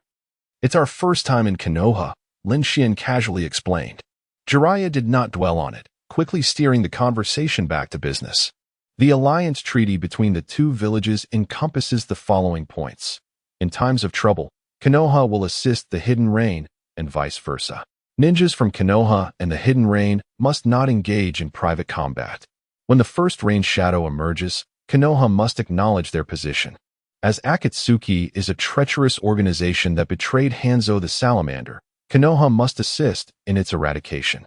This treaty appeared reasonable from every angle. Even the two elders found no faults and willingly affixed their signatures alongside Jiraiya. Until the fifth Hokage is confirmed, the village is represented by the elders and the legendary three. Pleasant cooperation, indeed, Lin Xuan exclaimed joyfully. To hell with Hanzo. He has long since met his demise. And to eradicate Akatsuki? The future leader of Akatsuki leading the ninjas of the 5 great nations against them? Such a beautiful image is almost too good to conceive. 1 word, exhilarating. 2 words, exceedingly delightful. 3 words, utterly blissful. Indeed blissful, cough cough cough. Laughs. Jiraiya chuckled heartily, and so did the 2 elders. Even Lin Xuan's brother was grinning foolishly. Conan's emotions were extremely complex at this moment. What absurd treaty did Konoha just sign? Are they attempting to recruit members of Akatsuki to join the effort against them? These Konoha ninjas, so full of themselves, must believe Lin Xuan to be a fool. But who truly lacks wisdom? Is it not obvious? With Lin Xuan as an insider, their success in eradicating Akatsuki would be a mere fantasy. The meeting concluded amidst laughter. Konoha believed they had the upper hand. Lin Xuan obtained what he desired, successfully infiltrating the 5 great nations as the heir of the Hidden Rain. Everyone envisioned a bright future. Outside Konoha village, Lin Xuan and Conan found Yakushi Kabuto. Beyond having Kabuto care for Karen, he had additional tasks to assign him. In the entire world of Naruto, Kabuto's role as a pawn ranks among the top 5 in Lin Xuan's mind. Uchiha Madara is formidable, right? The protagonists Naruto and Sasuke wield immense power, correct? In Lin Xuan's eyes, they are merely fools. Yakushi Kabuto is the true genius. Perhaps his strength and talent are lacking, but his intellect is exceptional. As a subordinate, he is the ideal choice. Were it not for that, Lin Xuan would not have devoted so much time to securing Kabuto's loyalty. What is your command, my lord? Kabuto half-kneeled, ready to obey. My lady, Karen imitated his posture, dutifully bowing her head. She remains unaware of Lin Xuan's true motives for rescuing her. Yet life now is undeniably better than before. I will be staying in Konoha for a while. During this time, you may discuss with Orochimaru the possibility of luring Uchiha Sasuke. The experiments related to White Zetsu's reincarnation are not likely to yield results in the short term. Capturing Uchiha Sasuke would serve as a safeguard for Orochimaru, and he will agree, Lin Xuan said slowly, just as he produced a cigarette. It was swiftly knocked out of his hand by Conan. Under Conan's glare, the man relented, surrendering both the cigarette and matches to the young girl. Isn't Uchiha Sasuke a piece on your chessboard? Why give him to Orochimaru? Kabuto inquired, maintaining a neutral expression as he awaited further instructions. Karen stifled a laugh, noting that even this lord could be caught off guard, though she maintained her composure. Of course, I would give Sasuke to Orochimaru. I simply want Orochimaru to entice him into defection, and then I will intervene midway. This way, for Konoha, Orochimaru will bear the brunt of the blame. Lin Xuan explained with an air of nonchalance. While understanding that his boss is a notoriously unpleasant rogue, Kabuto felt a twinge of sympathy for Orochimaru in this moment. Poor Orochimaru toyed with that Lin Xuan's whim. My lord, how should we handle Uchiha Sasuke? Should we invite him to join Akatsuki like Naruto Uzumaki? But Uchiha Itachi is also with Akatsuki, Kabuto pondered, considering feasible strategies. To cultivate Sasuke's growth while ensuring his loyalty and utility to the Lord is no simple task, especially given that Uchiha Itachi is a spy for Konoha within Akatsuki and an incorrigible brother complex, willing to do anything for his sibling.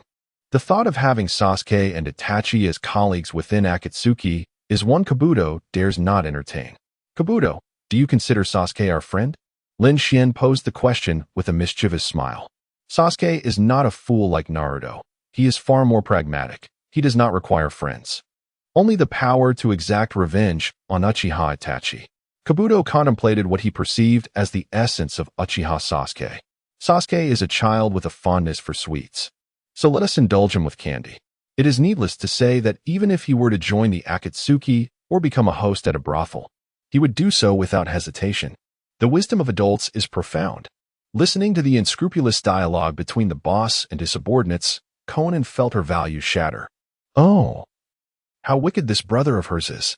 Sasuke's fate is tragically woeful, resembling that of a protagonist in a tragic novel. You scoundrels not only lack empathy, but also plot how to manipulate others into serving your interests. At this moment, Lin Xuan is regarded as a hero among the Leaf Village ninjas. Perhaps, at this very instant, Uchiha Sasuke is idolizing Lin Xuan? It turns out that the sorrows and joys of humanity are not universally understood. Chapter 69. The Crystal of the World. After the funeral of the third Hokage, many ninjas began to ponder the reasons behind Naruto's betrayal. After all, for the past 12 years, Uzumaki Naruto had not been an ordinary child. He often muttered his aspirations to become Hokage until his ears felt sore. Who could have possibly instigated his defection from Konoha? Kakashi, as his teacher, remained perplexed about the situation.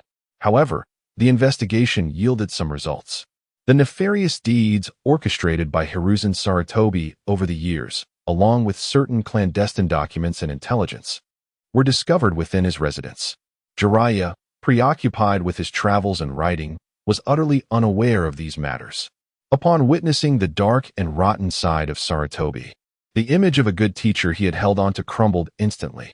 Take, for instance, the massacre of the Uchiha clan. Who would have imagined that Sarutobi had covertly supported such a tragedy? That was the most powerful clan in Konoha. Now, only a pair of brothers remained. At this point, Jiraiya could surmise the reason behind Naruto's defection. Once Naruto became aware of the village's darkness, he would have no choice but to leave Konoha. Moreover, the intelligence scrolls obtained from the third Hokage's home had been arranged by Kabuto Yakushi. If one were to act, they should do so thoroughly. Merely having Naruto hear about Sarutobi's misdeeds would not suffice. The world must know of his wrongdoings. Even in death, Sarutobi would suffer the disgrace he deserved. Did the third Hokage truly commit so many vile acts? Conan inquired curiously. Rain Village was a small settlement with a simple system. Unlike the complexity of the great ninja villages, the misdeeds of Sarutobi were likely far more numerous than one could imagine. Although he had not harmed the fourth Hokage, nor was he devoid of feelings for Naruto, in other respects, who could fathom how many unscrupulous acts he had committed? Lin Xuan did not harbor baseless animosity towards the third Hokage. Many of Danzo Shimura and Appo's wrongdoings had Sarutobi and Appo's involvement or tacit approval. Danzo had taken the fall for countless crimes on behalf of Sarutobi, which likely explained why the third Hokage had been reluctant to eliminate him for decades. If the one bearing the blame were to perish, it would tarnish Sarutobi's reputation as Hokage in the future. At Ichiraka Ramen, Lin Xuan and Conan ordered 2 servings of luxurious seafood ramen. The funeral of the third Hokage had just concluded yesterday, and at this juncture, Itachi Uchiha and Kisame Hashigaki arrived in Konoha. During times devoid of missions, the Akatsuki organization refrained from interfering with the actions of its members. Their arrival appeared coincidental, yet Itachi had intentionally made his presence known.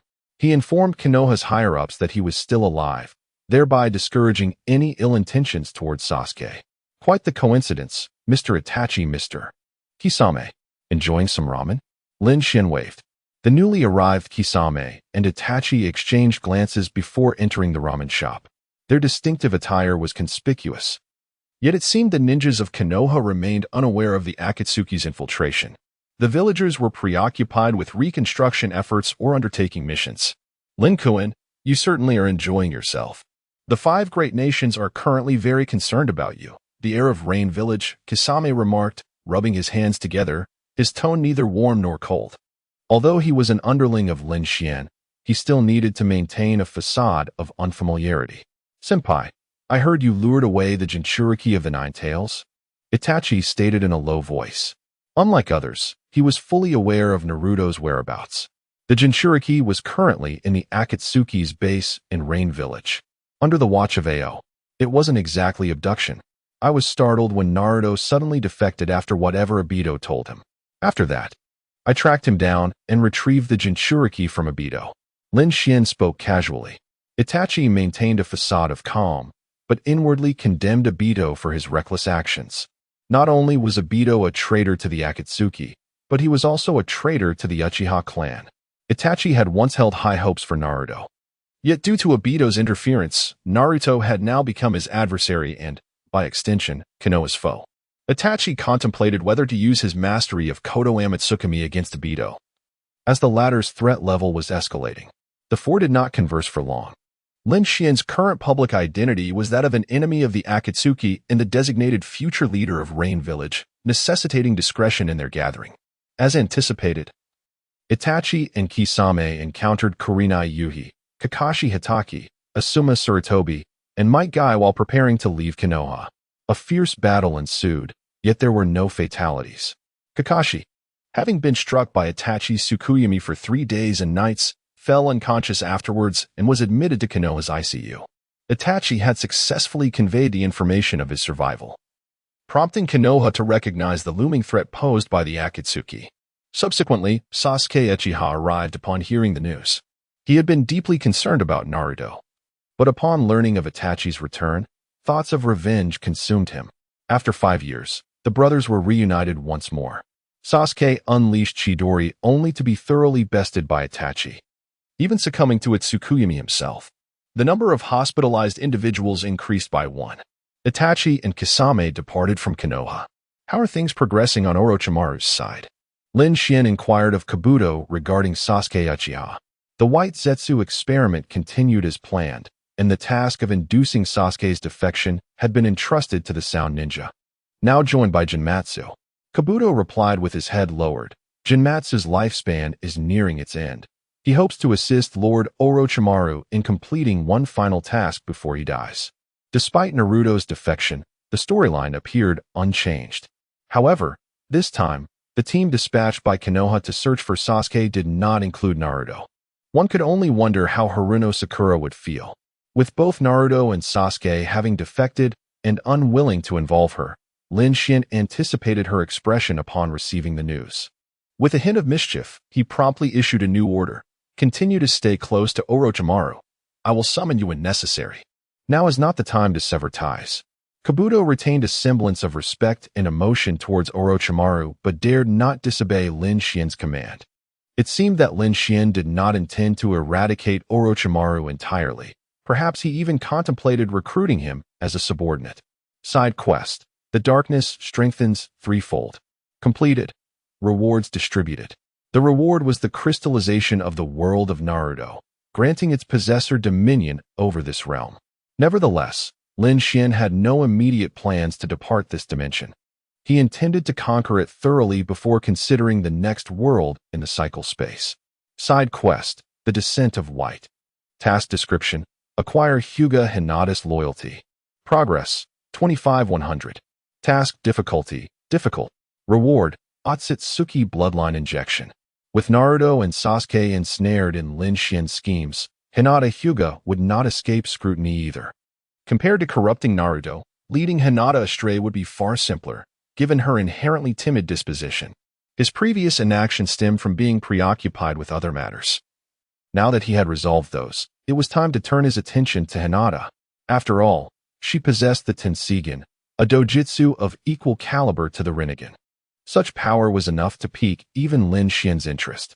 The cost of utilizing divine blood was steep, but having multiple trump cards was always advantageous. Chapter 70. Hinata is in trouble. 2 days have passed in the Hidden Leaf Village, marking a significant day, particularly for the Hyuga clan. Ever since the Uchiha clan's demise, the Hyuga have proclaimed themselves the strongest clan in Konoha. Yet this time, in the midst of the ongoing war, they have lost their leader. The heir of the main family consists of 2 sisters, Hinata and Hanabi. The elder sister, although only 12 years of age, has recently graduated as a genin. With the clan leader gone, it is imperative that a new leader is appointed. As the saying goes, a country cannot be without a ruler for a day. The same applies to a family. Today, Hinata Hyuga will undergo the ceremony to assume the position of clan leader, and with the assistance of the clan elders, she will commence her duties. At the venue, all members of the Hyuga clan are present, including Niji, who has come to learn the truth about his father and Appo's voluntary sacrifice. Rather than being coerced to his death by Hinata and Appo's father, Niji now bears no resentment towards the main family and supports Hinata in her new role. Thank you for your support, Hinata bows deeply. The ceremony is straightforward. She merely needs to go through the motions. The clan's authority remains firmly in the hands of the elders, ensuring she will not bear too much responsibility until she reaches adulthood. The lovely little girl, Aji, is also present today, alongside Lin Xuan and Xiao Nan. One cannot help but notice how composed Hinata appears today, at least on the surface. She exudes a semblance of leadership. The once timid girl now possesses a determined gaze, a stark contrast to her former self. If Aji had not witnessed Hinata during the Chunin exams, she might have presumed they were 2 entirely different individuals, as the transformation is indeed remarkable. As the ceremony concludes, thunderous applause erupts. Many prominent clan leaders rise to their feet, and Hinata's younger sister, Hanabi, is also in attendance. When will we make our move? Xiaonan glances at the girl on stage. Regardless of the reason, Lin Xuan's intentions remain unchanged. No matter how radiant Hinata may appear now, her fate is dictated by that man. Tonight, Lin Xuan smiles, clapping with an air of nonchalance. He has become quite a notable figure, particularly recognized among the Konoha ninjas, which explains his invitation to participate in this ceremony. Xiao Nan and Aji remain silent. Soon, it will be time to return home. This lively village, after a prolonged stay, fails to evoke much affection. The tranquil, rain-soaked place feels far more comfortable. That night, within the Hyuga clan's territory, Miss Hanabi, it is time to rest, urged the maid. Hinata Natsu, who has cared for Hanabi since her birth. No, I want to play with my sister. The 7-year-old Hanabi, newly enrolled in the 2nd grade of the Ninja Academy, is still blissfully unaware of the world around her. Her father's death is sorrowful. Yet today is indeed a day of joy, for her beloved sister has assumed the role of clan leader. Is sister asleep? Hanabi and Hinata Natsu arrive at the courtyard, only to find Hinata's room dark. Miss, let us also rest, Natsu insists. This time, Hanabi concedes, nodding obediently. Her sister has been busy all day and must be tired. Although Hanabi enjoys being pampered by her elder sister, she is also quite understanding at such moments. Little do they know, just a minute after their departure, the light in Hinata's room flickers back to life. Inside, an eerie silence envelopes the space. 2 figures clad in dark attire, adorned with red clouds, sit beside Hinata, one tall and slender, the other alluringly shaped, with a vibrant young girl nearby. Miss Hinata. My patience is wearing thin. Lin Xuan taps his fingers on the table, his expression menacing. Xiaonan remains silent, choosing to ignore this bullying of the innocent. Aji, however, watches Hinata with keen interest, standing behind Lin Xuan and offering a massage, her deft fingers applying just the right pressure. If I join the Akatsuki, Will you spare my sister and the Hyuga clan? Hinata bites her lip, her once pale face now devoid of color, trembling with anxiety. She recognizes Lin Xuan. He had once helped her in her youth, but now she perceives only malice from him, his disdain for her existence palpable. Their previous encounter during the Chunin exams had left her hospitalized, and now he threatens her. This man is no ally of Konoha. He is a member of the Akatsuki. The revelation strikes Hinata like a bolt from the blue. Before she can process this, he coerces her into joining the Akatsuki, declaring that if she refuses, he will annihilate the Hyuga clan tonight, showing no mercy even to her 7-year-old sister. I can guarantee Hanabi's safety, along with a maid, but as for your clan, I can only assure you that my people will not harm them. Lin Xuan's response is devoid of concern.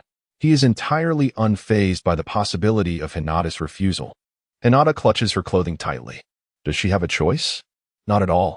It is both absurd and tragic that scarcely half a day into her new role, she must betray her village. The thought of her family and Konoha's reaction fills her with dread. This man is ruthless. Your nail polish is delightful, my lady. Aji compliments Xiao Nan, seizing the opportunity for flattery. Like it? I'll bring you a bottle when I return, Xiao Nan replies, intently focused on her nails. The blue suits her beautifully, but the crimson red is equally appealing. Have you considered your decision? Lin Xuan inquires, sipping watermelon juice from a street vendor. The task's completion rate has reached 5,100, and tonight's threats have proven effective. I will join the Akatsuki. Hinata's once bright eyes dim considerably, as if extinguishing a flicker of hope. The world is far more complex and devoid of honor than she had imagined. The fact that a prominent Akatsuki member dares to bully a minor is laughable. Yet Lin Xuan is unperturbed. He knows that in a world where strength reigns supreme, the opinions of the weak are inconsequential. When one can easily crush an ant, does one consider its feelings? Soon, Hinata finds herself believing Lin Xuan's words wholeheartedly. Logically, she seems to be the one gaining an advantage. Thank you, sir. Hinata bent down, half kneeling on the ground, observing the gratitude reflected in the eyes of the pale-eyed girl. Conan's lips twitched slightly. In this situation, as her brother would say, it was the epitome of the art of language. Art. What a load of nonsense. This was nothing short of brainwashing and deception, targeting an impressionable young heiress. The esteemed figures of the ninja world must be utterly ashamed. One individual's actions have tarnished the reputation of the entire ninja community. Truly, her brother's lack of principles is astounding. Hinata has been thoroughly manipulated. Chapter 71. The most untouchable members of Akatsuki upon leaving Konoha. The enigmatic Hinata Hyuga mysteriously vanished alongside Lin Xuan. However, no one suspected him. The Konoha ninjas bore witness to a masked man abducting the young lady in the dead of night. Clearly the notorious Obito Uchiha. How could there be any connection to Lin Xuan? Who are these two? Hinata Hyuga timidly inquired. It was not due to her lack of courage, but rather the overwhelming reputation of Itachi Uchiha. He single-handedly annihilated the powerful Uchiha clan and was classified as an S-rank rogue ninja. To her astonishment, he was also a member of Akatsuki. Moreover, just recently, the defected Naruto Uzumaki had been present as well. Witnessing the young man in a red cloud-patterned cloak, Hinata felt the world had shrunk around her. Even joining an organization like Akatsuki brought her face-to-face with a former classmate. What happened to his arm? Itachi and Kisame were astonished to see the Jinchuriki of the Nine Tails, whose arm had seemingly been severed. I made a deal with Orochimaru. Using the first Hokage's cells for repair, Lin Xuan casually remarked. As a pawn he had chosen, Naruto was treated well, receiving surgical restoration after a few days of recuperation. The newly formed arm indeed originated from the first Hokage, but Lin Xuan had not collaborated with Orochimaru. Rather, he had discreetly instructed Kabuto to perform the procedure. As the reincarnation of Ashura's chakra, Naruto could naturally assimilate the Senju clan's strength. Who was the target for recruitment this time? Surely not someone weaker than this Jinchuriki. Kisame seemed intrigued. Although he already had a hunch, he still needed to fulfill the facade. The reason he and Itachi remained in the Land of Fire was due to Lin Xuan's information about recruiting a newcomer with potential on par with Naruto Uzumaki into Akatsuki. Pain had naturally consented, allowing Itachi and Kisame to assist Lin Xuan in his endeavors. The 4 official members of Akatsuki had come forth to extend an invitation, and it was undeniable that this newcomer had significant influence. Itachi pondered, yet could not think of a suitable candidate. Was there truly anyone in Konoha today with comparable potential to the Jinchuriki of the Nine Tails? Naruto was closely monitored by Akatsuki, making him a challenging target. However, the newly recruited individual would be easier to eliminate. Itachi contemplated seizing the opportunity to assassinate him, thereby preventing the emergence of a second Orochimaru. At the Valley of the End, waterfalls cascaded from cliffs, flanked by colossal stone statues representing the legendary figures of Hashirama Senju and Madara Uchiha. The origin of the valley's name. Legend spoke of how Hashirama had defeated Madara here. After waiting for what felt like an eternity, Lin Xuan and the others finally spotted the arriving Sasuke Uchiha, a defector. Sasuke. The darkened Naruto's lips curled into a slight smile. It turned out Lin Xuan's objective was the strongest genius of Team 7, the top rookie of Konoha's current generation, and one of the few friends he still acknowledged. That fool, Itachi remained outwardly composed, but inwardly, tumultuous waves surged within him. Mr. Itachi, what do you think of this newcomer joining Akatsuki? After all, he has inherited the Uchiha name. Lin Xuan seemed keenly interested in Sasuke's potential. The capabilities of the Uchiha clan were well known throughout the ninja world. Once he awakened the Manjiki Sharingan, controlling tailed beasts would be effortlessly within reach. In contrast to Itachi, Akatsuki naturally desired to cultivate a loyal subordinate. It was not that Itachi was suspected. Lin Xuan simply appeared greedier. The brothers were merely pawns in Lin Xuan's eyes.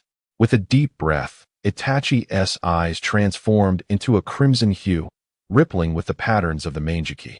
This was the greatest crisis he had faced since infiltrating Akatsuki.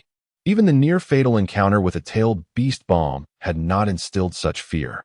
His life was expendable, but Sasuke could not be allowed to meet with misfortune. Lin Xuan, perhaps you overestimate him. My foolish brother lacks even 1/10 of the power of the Jinchuriki of the Nine Tails.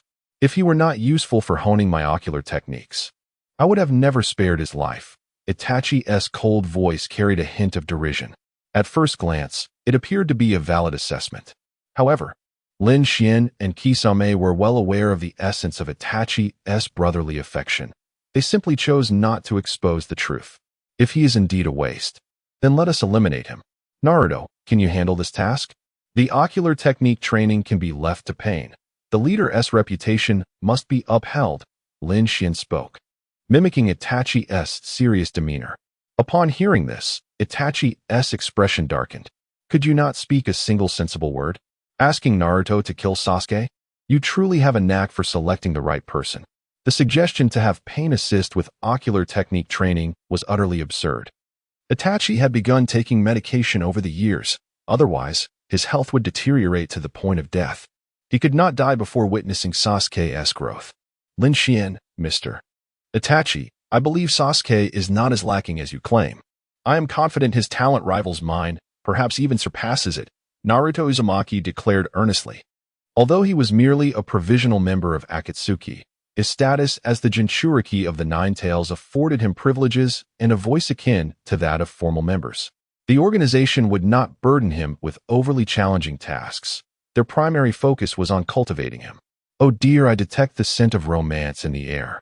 The playful Hanabi, embodying a young romantic, giggled, casting a knowing glance. Sasuke Uchiha was now quite close. Orochimaru's sound ninja had obstructed the Konoha ninja sent to intercept him, leaving only 2 minutes for Sasuke to arrive at this location. In this brief window, Akatsuki would determine the fate of the young man. Everyone, let us not jest. Is Uchiha Sasuke truly suited to join Akatsuki? I require a satisfying answer immediately. If he truly lacks talent, then he has no reason to survive. Akatsuki does not harbor the useless. Conan's gaze was icy. Silence enveloped the group.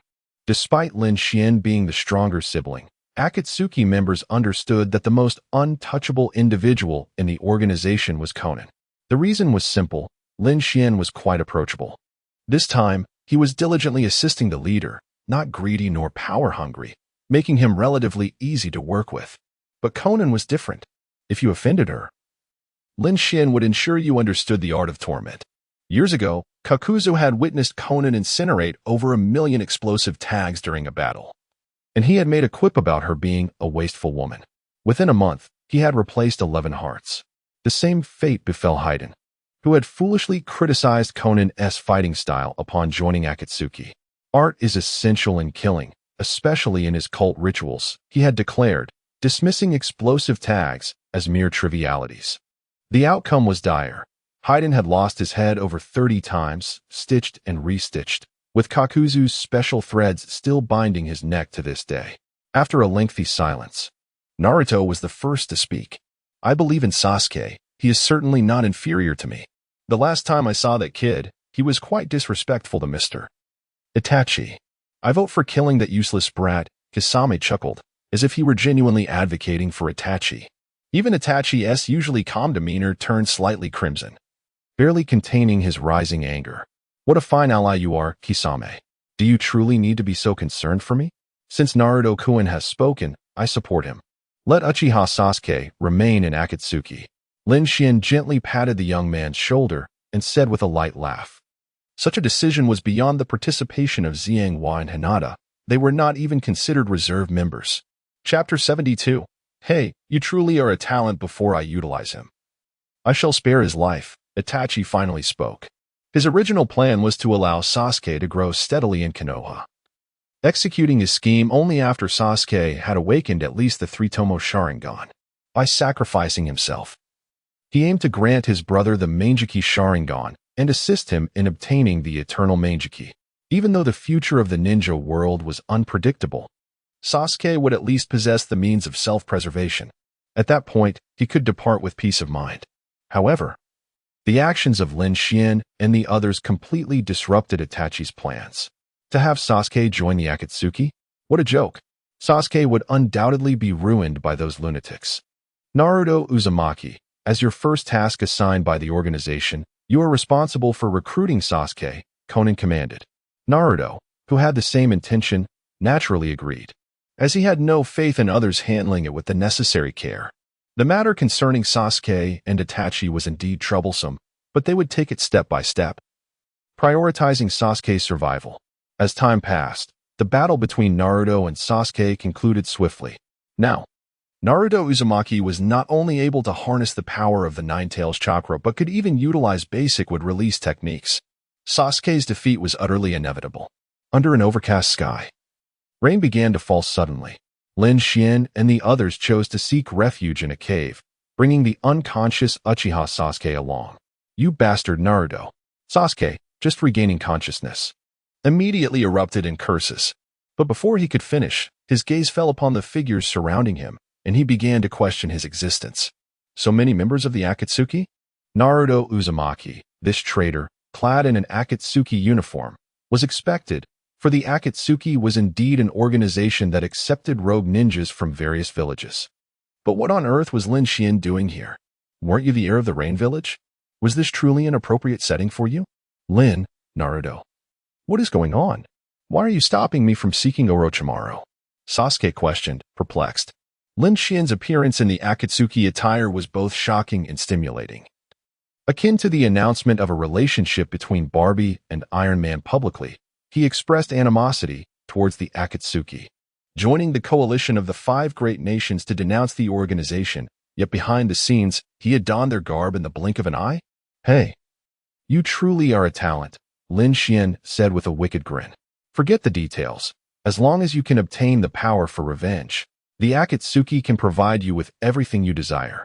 Sasuke took several deep breaths before finally nodding slightly. Indeed, regardless of Lin Xuan's ulterior motives, it had no bearing on him. He merely needed to kill Uchiha Itachi. Itachi, your brother seems to have calmed down. Lin Xuan waved his hand towards the shadows. Sasuke's eyes widened in disbelief as he gazed at that figure. How could he have forgotten? The shark-faced Kisame Hashigaki had appeared alongside Uchiha Itachi before. Since he was present this time, Itachi would undoubtedly be here too. I will kill you. I will kill you. I will kill you. Upon encountering his nemesis, Uchiha Sasuke lost all rationality. What difference did it make in terms of strength disparity, the Mangekyou, or the Chidori he had only learned a month ago?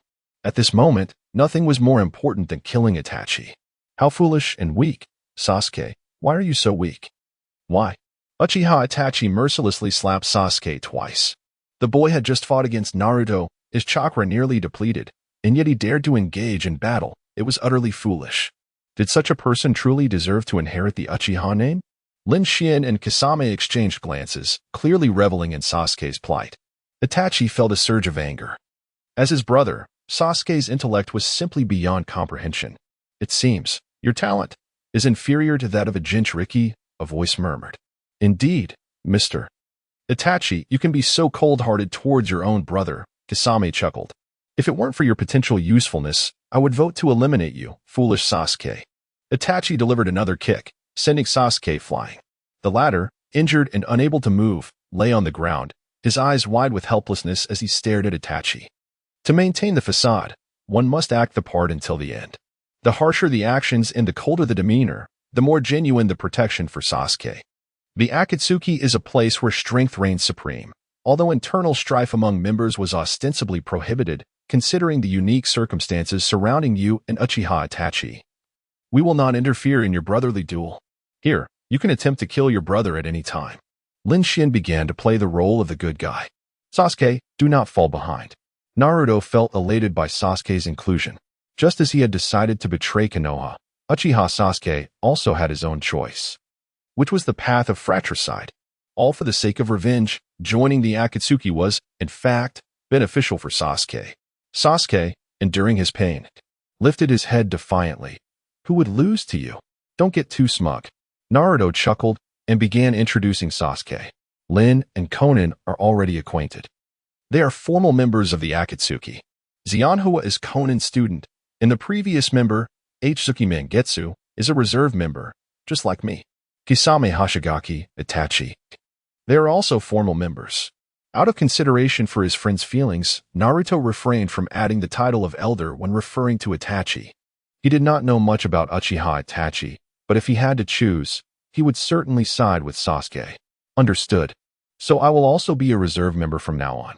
Sasuke gradually calmed down. Given the current disparity in strength with Uchiha Itachi, there was no need for immediate action. A ninja is one who can endure what others find unbearable. What does it matter to endure for a few years for revenge? It was certainly better than having no hope at all. Uchiha Itachi's strength exceeded his expectations, yet the Akatsuki was also far beyond his comprehension.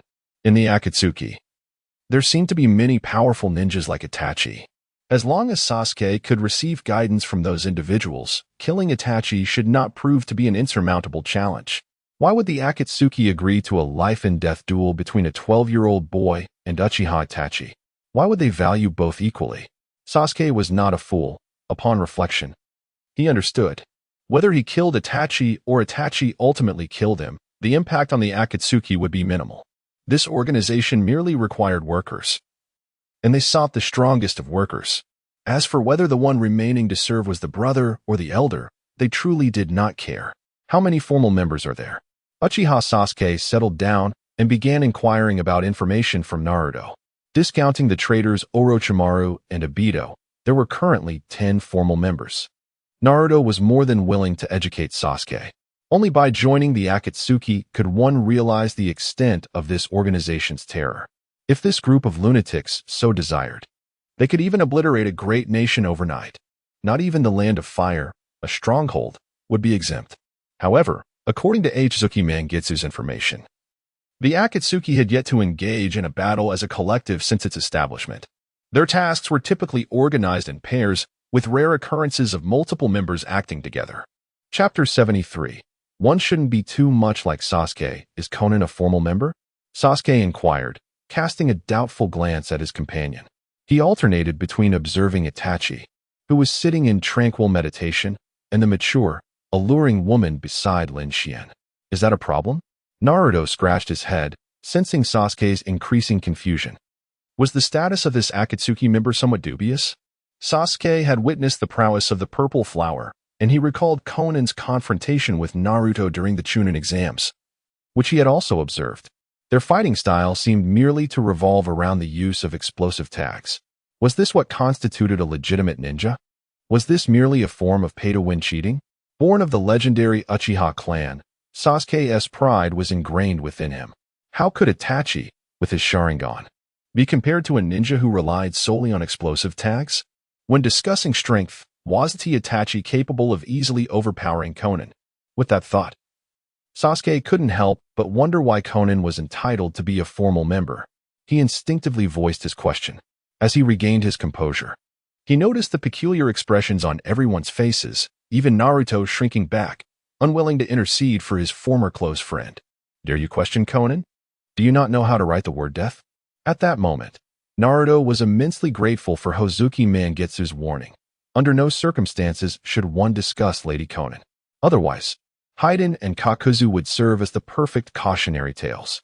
What's wrong? Did I say something incorrect? Sasuke surveyed the Akatsuki members, feeling utterly innocent. He had already joined the organization. What was wrong with rationally discussing the strength of formal members? Why were they looking at him as though he were a corpse? Itachi, may I assist you in educating your younger brother? This little brat is too outspoken. If he offends certain seniors, those individuals are not as easy to deal with as I am, Lin Xuan stated, cracking his knuckles, a devilish smile adorning his face. What of using explosive tags? 1,000,000 wouldn't kill you. What about 100,000,000? Even if we assume Conan is merely a decorative vase, isn't it an affront to publicly question the strength of someone's sister? Speaking of Sasuke himself, Kakashi had already achieved the rank of Jonin at his age, and Itachi became a formal member of Akatsuki at 13. Though Naruto may lack in intellect, he possesses the most powerful tailed beast, the 9 tails, or half of it. Doesn't Sasuke feel ashamed for playing house with lower-ranked children? Who gave him the audacity to slap others in the face? Was it Liang Jingru?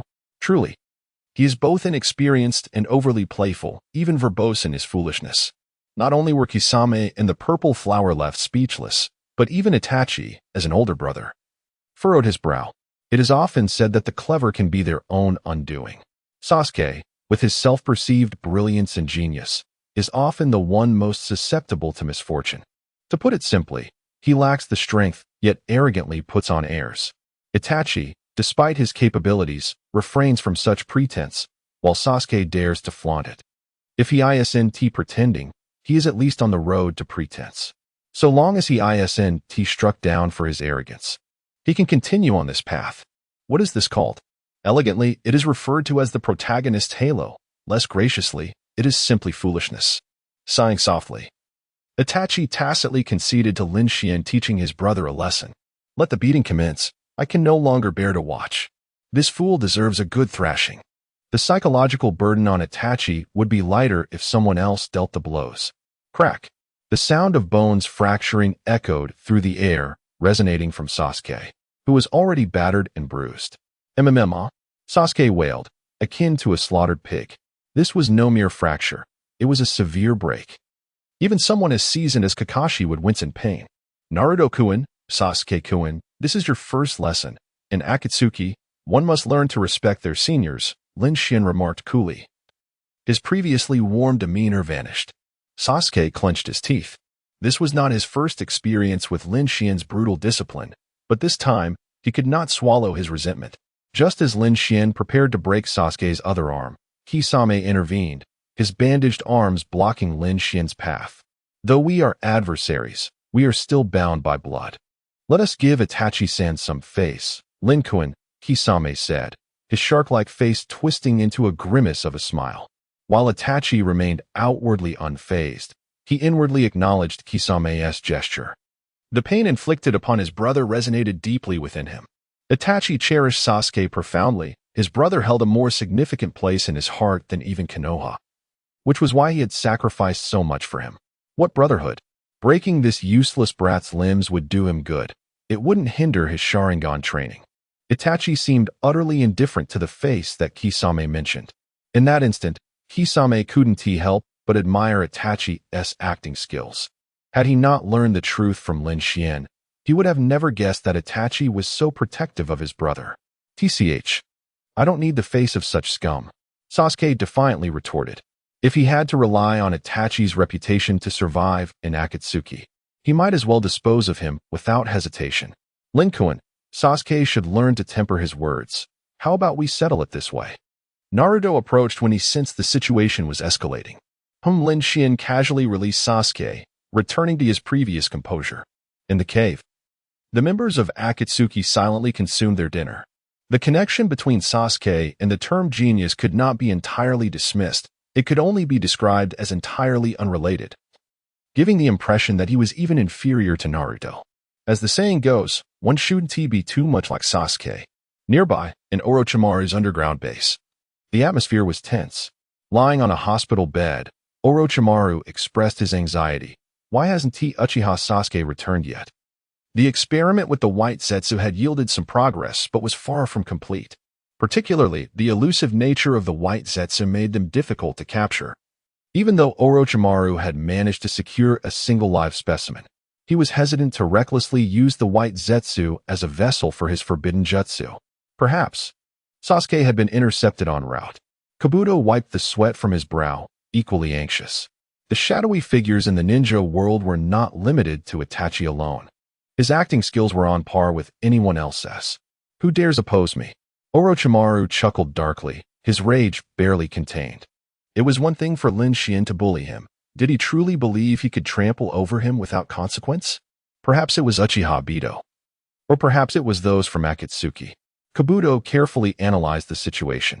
Regardless, I must act, Orochimaru resolved, taking a deep breath. His body could not afford to deteriorate further. He must proceed with the forbidden jutsu. Bring the live white Zetsu here as a vessel. Do we need the first Hokage's cells? Kabuto adjusted his glasses. The compatibility of the white Zetsu with Orochimaru's jutsu was due to its capacity to host numerous bloodline limits, including the coveted release of the first Hokage. A flicker of hesitation crossed Orochimaru's eyes before he regained his composure. No, we cannot take risks until the experiment has been thoroughly completed. No matter how formidable the power may be, one must be alive to wield it. He certainly does not wish for any unforeseen mishaps during his reincarnation. After enduring for so many years, he can afford to wait. Time is of no concern to him. Chapter 74. Sister Konan truly understands art 2 days later. At the base of Akatsuki, the organization officially welcomed 2 new provisional members, with everyone present. Members from Rain Village attended in person, while those outside materialized using the body flicker technique. All official members were gathered. Pain, Zetsu, Lin Xuan, Konan, Kakuzu, Haiden, Deidara, Sasori, Kisame, and Itachi. The provisional members. Naruto Uzumaki, Sasuke Uchiha, and Hozuki Mangetsu were absent from this level of meeting, as they were not even considered provisional members yet. Oh, so these are the newcomers to the organization? Do they truly qualify to join us? Deidara was the first to voice his discontent. Initially a rebellious youth from Iwagakure, he had been approached by Akatsuki while experimenting with his explosive art. With a mere glance from Itachi, Deidara felt utterly defeated. However, confronting Itachi was beyond his courage.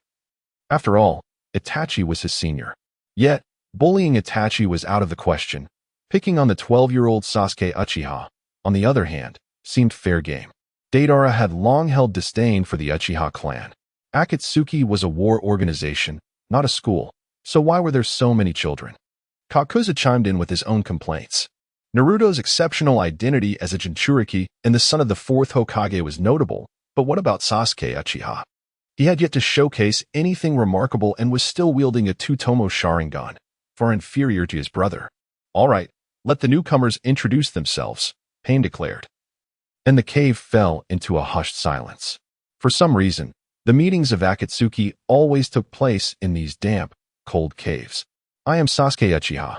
I joined Akatsuki to kill Itachi and obtain greater power. As long as I can kill Itachi, nothing else matters, Sasuke proclaimed loudly. His bandaged arm giving him an oddly comical appearance, yet few dared to mock him. Uchiha, Uchiha, is Akatsuki even run by your clan? Deidara complained. With Uchiha Bito, Uchiha Itachi, and now another Uchiha Sasuke joining the ranks, how many positions were left for others? Damn Uchiha. Hey, it seems Akatsuki is indeed controlled by the Uchiha clan. If we consider the plans of Uchiha Madara and Kagaya, they are the true founders of Akatsuki. What of Yuhiko and Nagato? Mere pawns in the grand scheme, Deidara mused. Oblivious to the deeper truths, the members of Akatsuki exchanged glances. Many were aware that Sasuke was Itachi's brother, but few anticipated that he would one day be invited to Akatsuki. How would two sworn enemies, who also shared blood ties, coexist in this organization? Itachi remained composed. The more others scrutinized his expression, the colder he appeared, as if Sasuke were merely a disposable tool to be used until he had exhausted his value. Lin, what is the meaning of this? Is it necessary to recruit an enemy? Haiden remarked, casting a longer glance at Sasuke. There was an undeniable curiosity among the members. A brotherly clash was a spectacle not to be missed. Lin Xuan shrugged. Itachi remained impassive, stating, I require someone with a Sharingan to assist in my training. Sasuke Uchiha is perfectly suited for this role. Secrets regarding the eternal Manjiki and the methods of unlocking the Manjiki could never be disclosed to outsiders. Thus, Itachi used the guise of training to protect Sasuke while also securing his guardianship over him. Danger and opportunity coexisted. If Sasuke could navigate these years safely, it would also serve as a form of training for him. Let Itachi and Kisame take care of Sasuke. As for Naruto Uzumaki, who would you prefer to accompany? Pain's gaze shifted to the blonde youth, intrigued by this Jinchuriki. After all, he was the disciple of Jiraiya and the child of the fourth Hokage. I want to join Linji. Naruto responded without hesitation. While he recognized the strength of many members within Akatsuki, he had no emotional bonds with them, except for Lin Xuan, who had always treated him well and respected his opinions. Pain nodded. Lin Xuan, what is your view? Let Naruto and Mangetsu operate together. Akatsuki typically functions in pairs. I won't disrupt the norm, Lin Xuan said, blinking innocently. Naruto's surprise was palpable as Lin Xuan declined the suggestion. While he had no issue occasionally teaching Naruto ninjutsu, the idea of having a clingy blackened youth trailing him daily was unacceptable. Linji, do I really come off as that unlikable? Naruto rolled his eyes. Newcomers should start at the bottom and learn from Mangetsu for a while, Lin Xuan advised in a tone befitting a senior. Then it's settled. Hozuki Mangetsu and Naruto Uzumaki will form a pair, following Zetsu's assignments for their tasks, Pain concluded, approving the arrangement. Yes, leader, Zetsu replied calmly. Young ones, remember to respect your seniors within the organization. Deidara here is the type who won't last long, Sasori began, imparting wisdom as a senior, his tone sincere. He had grown weary of Deidara's foul temper. If two more such disrespectful individuals joined, he feared he might lose control and resort to violence. Everyone had their limits. And endless bickering was intolerable. Hey, Sasori, I've always respected you, Deidara retorted, clearly displeased. Shouldn't everyone be laughing and playfully scolding the newcomers instead of targeting him? Cursing a 16-year-old's longevity was quite mean-spirited. Perhaps if you weren't so preoccupied with your explosions, we wouldn't be so annoyed, Sasori replied dryly. Those aren't just any explosives. They're art. Art is eternal beauty, much like my puppetry technique. You little ones know nothing of true art. No, art is the beauty of a fleeting moment. Like an explosion. Deidara, are you asking for a fight? Even Sasori, in this regard, I won't back down. Only explosions deserve the title of true art. Just look at Sister Conan. She truly understands art. You. Sasori nearly lost his temper. Youngsters today had no sense of decorum. How could he invoke Sister Conan in such a manner? Deidara made a silly face and hopped out of the cave, embodying the spirit of a one-man cheer squad. Humph, Sasori followed him, displeased. What could he say? Did he dare suggest that Conan was merely a producer of explosive tags, lacking any true understanding of art? He wasn't bold enough for that. Let us conclude the welcoming ceremony here. I shall go gather intelligence, Zetsu interrupted, dispelling the body flicker technique. Soon after, Pain and the others canceled their ninjutsu as well. Itachi, along with Kisame, departed with Sasuke, while Naruto followed Mangetsu, finally returning to the Rain Village. Lin Xuan allowed himself to relax, escorting Conan home. The life of a behind-the-scenes mastermind was exhausting. One had to calculate, strategize, and navigate various situations, all to arrange destiny. Who could truly empathize with the burdens of such a figure? It was, indeed, no simple task to corrupt Naruto Uzumaki. Chapter 75. The candidates for the kaleidoscope transplant. The intention was ostensibly to gather intelligence, yet the underlying motive was far from it. Uchiha Obito causing a ruckus during the Chunin exams? His subordinates' wielding would release at the level of the first Hokage? How could anyone be unaware of Obito's formidable prowess? With White Zetsu's clones monitoring around the clock, it seemed implausible that no information had reached them. Who exactly was that mysterious figure? Was it truly Uchiha Obito who appeared in Konoha? Zhu clandestinely summoned Lin Xuan, launching into a barrage of questions. If one were to discuss trustworthiness, Zhu believed Obito's loyalty surpassed Lin Xuan's and suspected that Lin Xuan might be orchestrating some covert maneuvers. It was Obito. I witnessed him using Kamui with my own eyes. Lin Xuan asserted confidently, his demeanor unwavering. Seeing him so certain, Zhu felt compelled to question the reliability of his Black Zetsu counterpart. Could Obito truly be a traitor? The thought was unsettling, yet plausible. While White Zetsu clones could be mass-produced, their combat capabilities were rather mediocre. If Obito truly intended to deceive the watchful eyes of White Zetsu, it would not be a daunting task. Was it really Obito who appeared that day? Black Zetsu inquired again, unease creeping into his tone. After all, Obito had been the pawn nurtured by him in Madara for years. The notion of betrayal was psychologically difficult to accept. It was undoubtedly Kamui. I saw it with my own eyes. Lin Xuan exclaimed, unflinching in his bold declaration.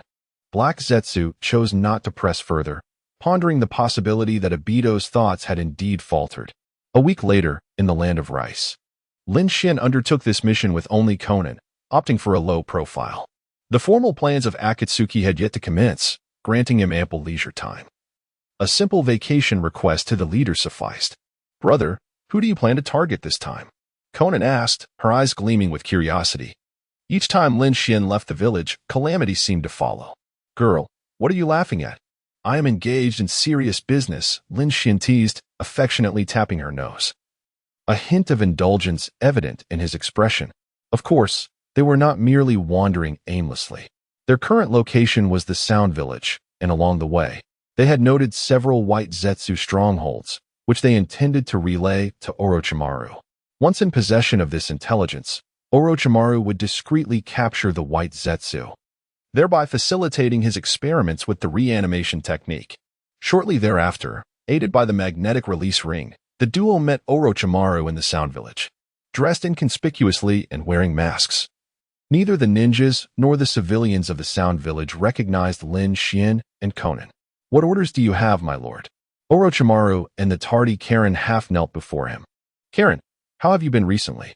Are you accustomed to life here? Lin Xuan inquired, expressing concern for his subordinate before issuing any directives.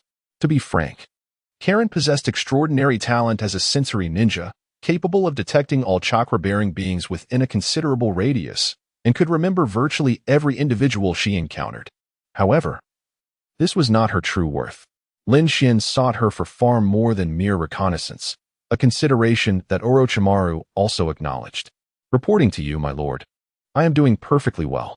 I am far happier than before, Karen responded, her voice trembling slightly as she lowered her head in surprise.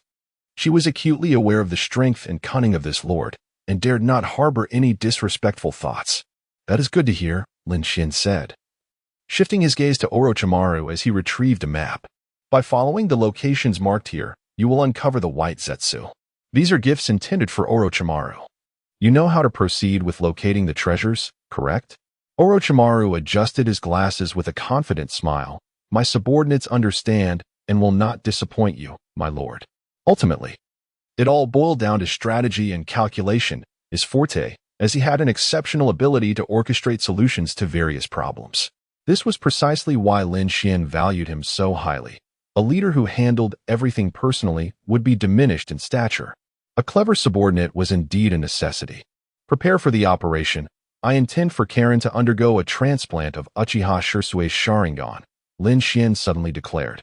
The shock on Orochimaru's face was palpable, and even Conan stared incredulously at her brother. The thought of bestowing the kaleidoscope Sharingan, housing the most potent ocular techniques, upon a girl who had only been under their wing for less than 2 months seemed utterly preposterous. Was this not a far-fetched fantasy? The risks were daunting. Should Karen betray them? Even a minuscule probability of 1 in a billion could spell disaster for either Lin Xuan or Conan. My lord, perhaps you should reconsider? Orochimaru suggested, his voice strained with concern. This was not a matter to be taken lightly. The implications were terrifying. I'm not certain, Karen stammered, her urgency palpable as she struggled for words. Refusing was not an option, nor was acceptance. It felt as though any course of action would incite hostility. Not only did Lin Xuan intend to transplant the Sharingan, but he also planned to give Karen a new arm, akin to Naruto's surgery. He continued, seemingly oblivious to the discomfort etched on the faces of the trio. The Uzumaki clan was renowned for their robust vitality. Nagato was a prime example, having successfully received Madara's Rinnegan. As a member of the Uzumaki clan, coupled with the first Hokage's cells, Karen was nearly the ideal recipient for the kaleidoscope transplant. In fact, the cooldown period for the ultimate ninjutsu, Kodo Amatsukami, which typically surpassed a decade, could potentially be reduced to within 5 years or even 3. Admittedly, this course of action was fraught with uncertainty, particularly considering Karen's questionable loyalty. Why not consider Konan or Hanahira instead? The burden on non-Uchiha recipients of the kaleidoscope was immense, which was precisely why Madara had chosen Nagato over an arbitrary individual.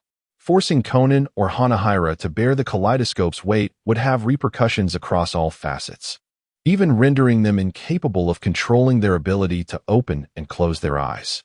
Kakashi's experience with a 3-tomo Sharingan left him stagnant in chakra reserves over the years, rendering him unable to master any new jutsu, relegated to merely imitating others through his Sharingan.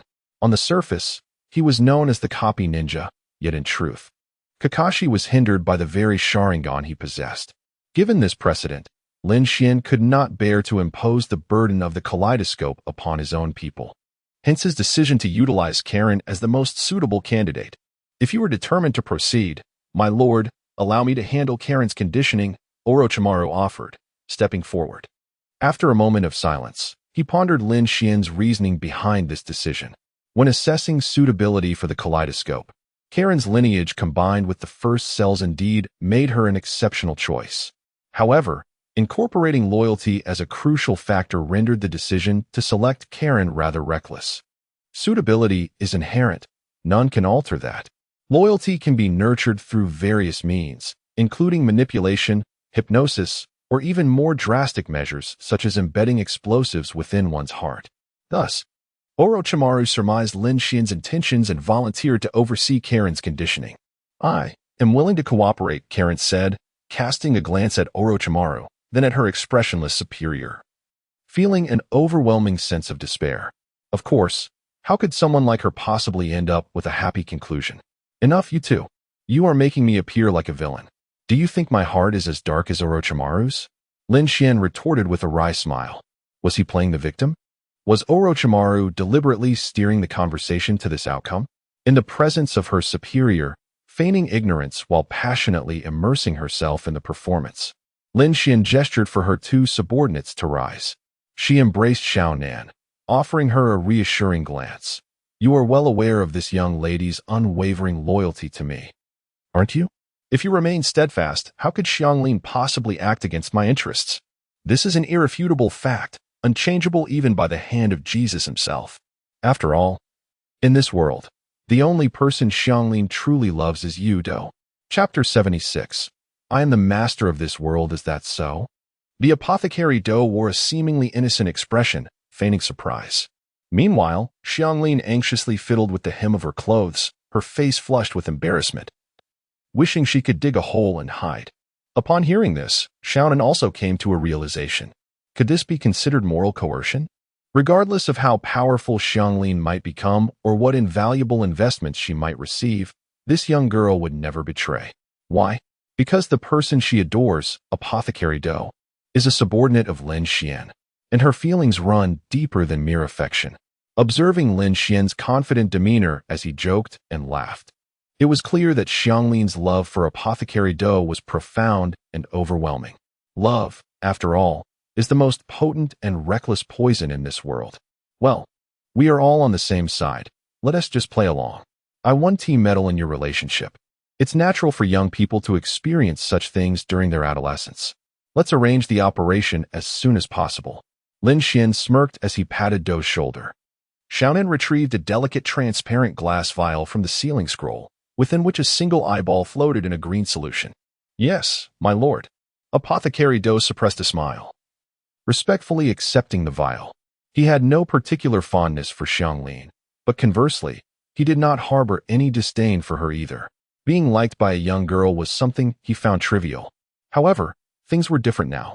Previously, he had little interest in women, but it seemed that now he had to show some interest. After all, being commanded to woo was merely part of the job. Thinking about Xianglin's immense power boost after the kaleidoscope transplant, Apothecary Do felt an unfamiliar pressure mounting. All right, don't be too nervous, it's just an eye. In the future, you will have even more resources, and growing stronger is merely a matter of time. As a considerate boss, I want to let you appear inferior in front of your girlfriend. Lin Xuan's expression was kind, but his words were anything but comforting. After all, Apothecary Do was indifferent to women. Yet, Lin Xuan was not speaking idly. The impure world reincarnation technique alone, which he would pass on to Do, encompassed countless powerful individuals.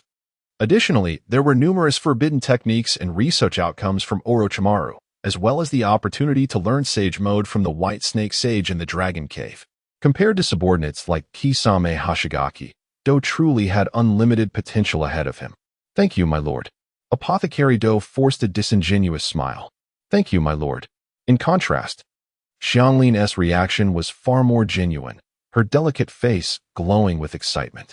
Undergoing the operation was her chance, a true turning point. Not only would she gain strength, but she would also be allowed to pursue Apothecary Do.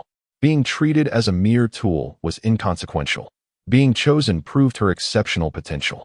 Many were not afforded this opportunity. The young girl was overwhelmed with happiness, her worldview unknowingly distorted. Observing this, Xiaonan's expression grew peculiar.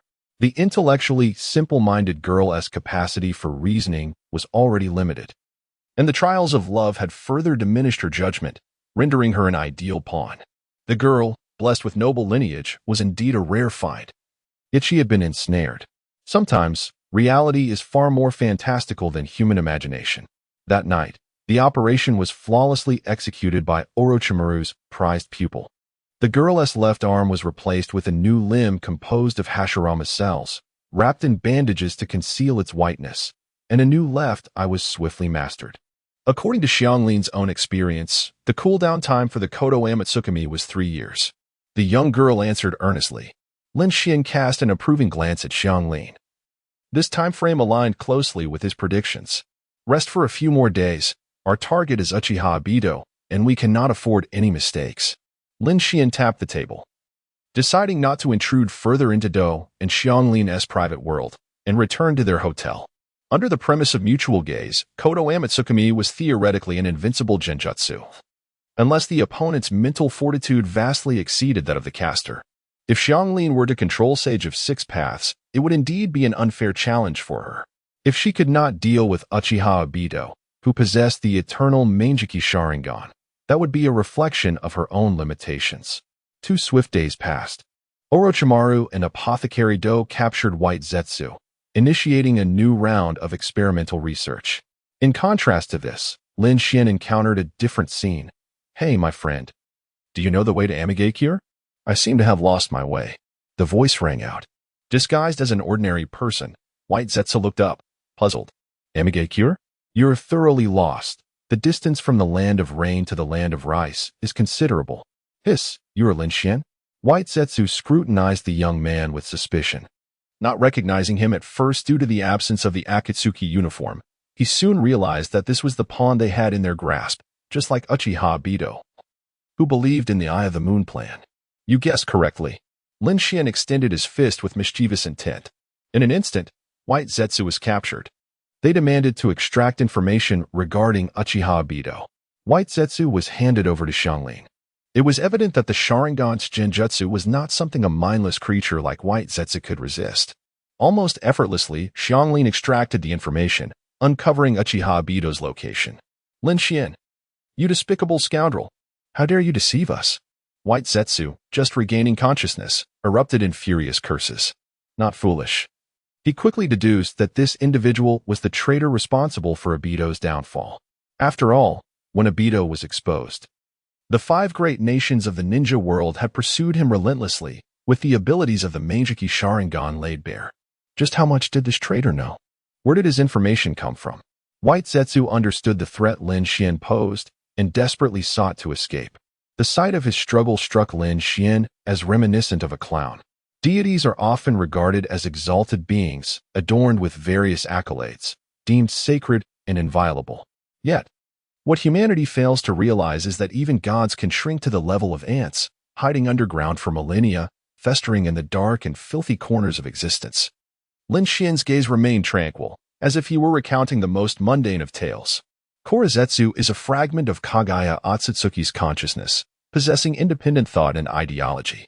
In a certain sense, he is her child, and in another sense, he is a manifestation of her being, albeit a rather peculiar one. Kaguya is a goddess, while Korezetsu embodies her will. What difference is there between the so-called exalted deities and the base, selfish nature of humanity? What do you truly know?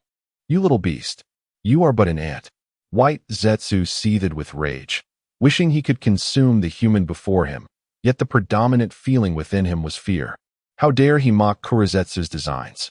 How did he come to know so much? Lin Xuan approached slowly, gracefully extending his hand to brush against White Zetsu's neck. The young nobleman spoke softly, adorned with a gentle smile. I merely wish to inform you that those called gods are not great at all. The so-called deity is merely an ancient relic from millennia past, a foolish woman who bore 2 worthless sons and was ultimately devoured by her own creation.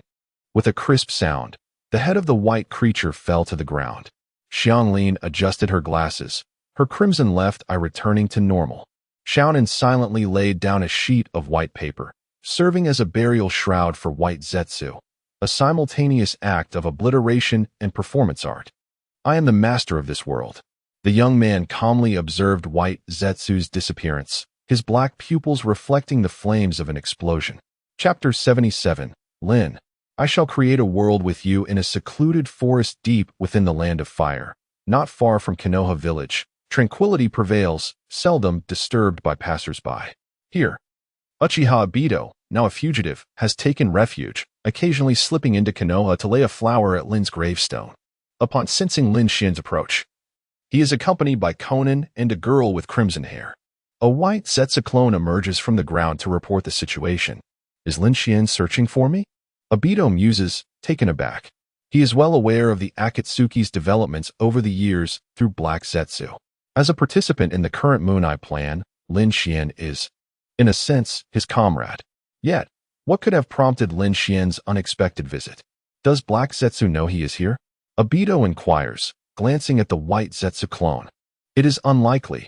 Had Black Zetsu known, he would have informed us in advance. The clone responds with calm assurance.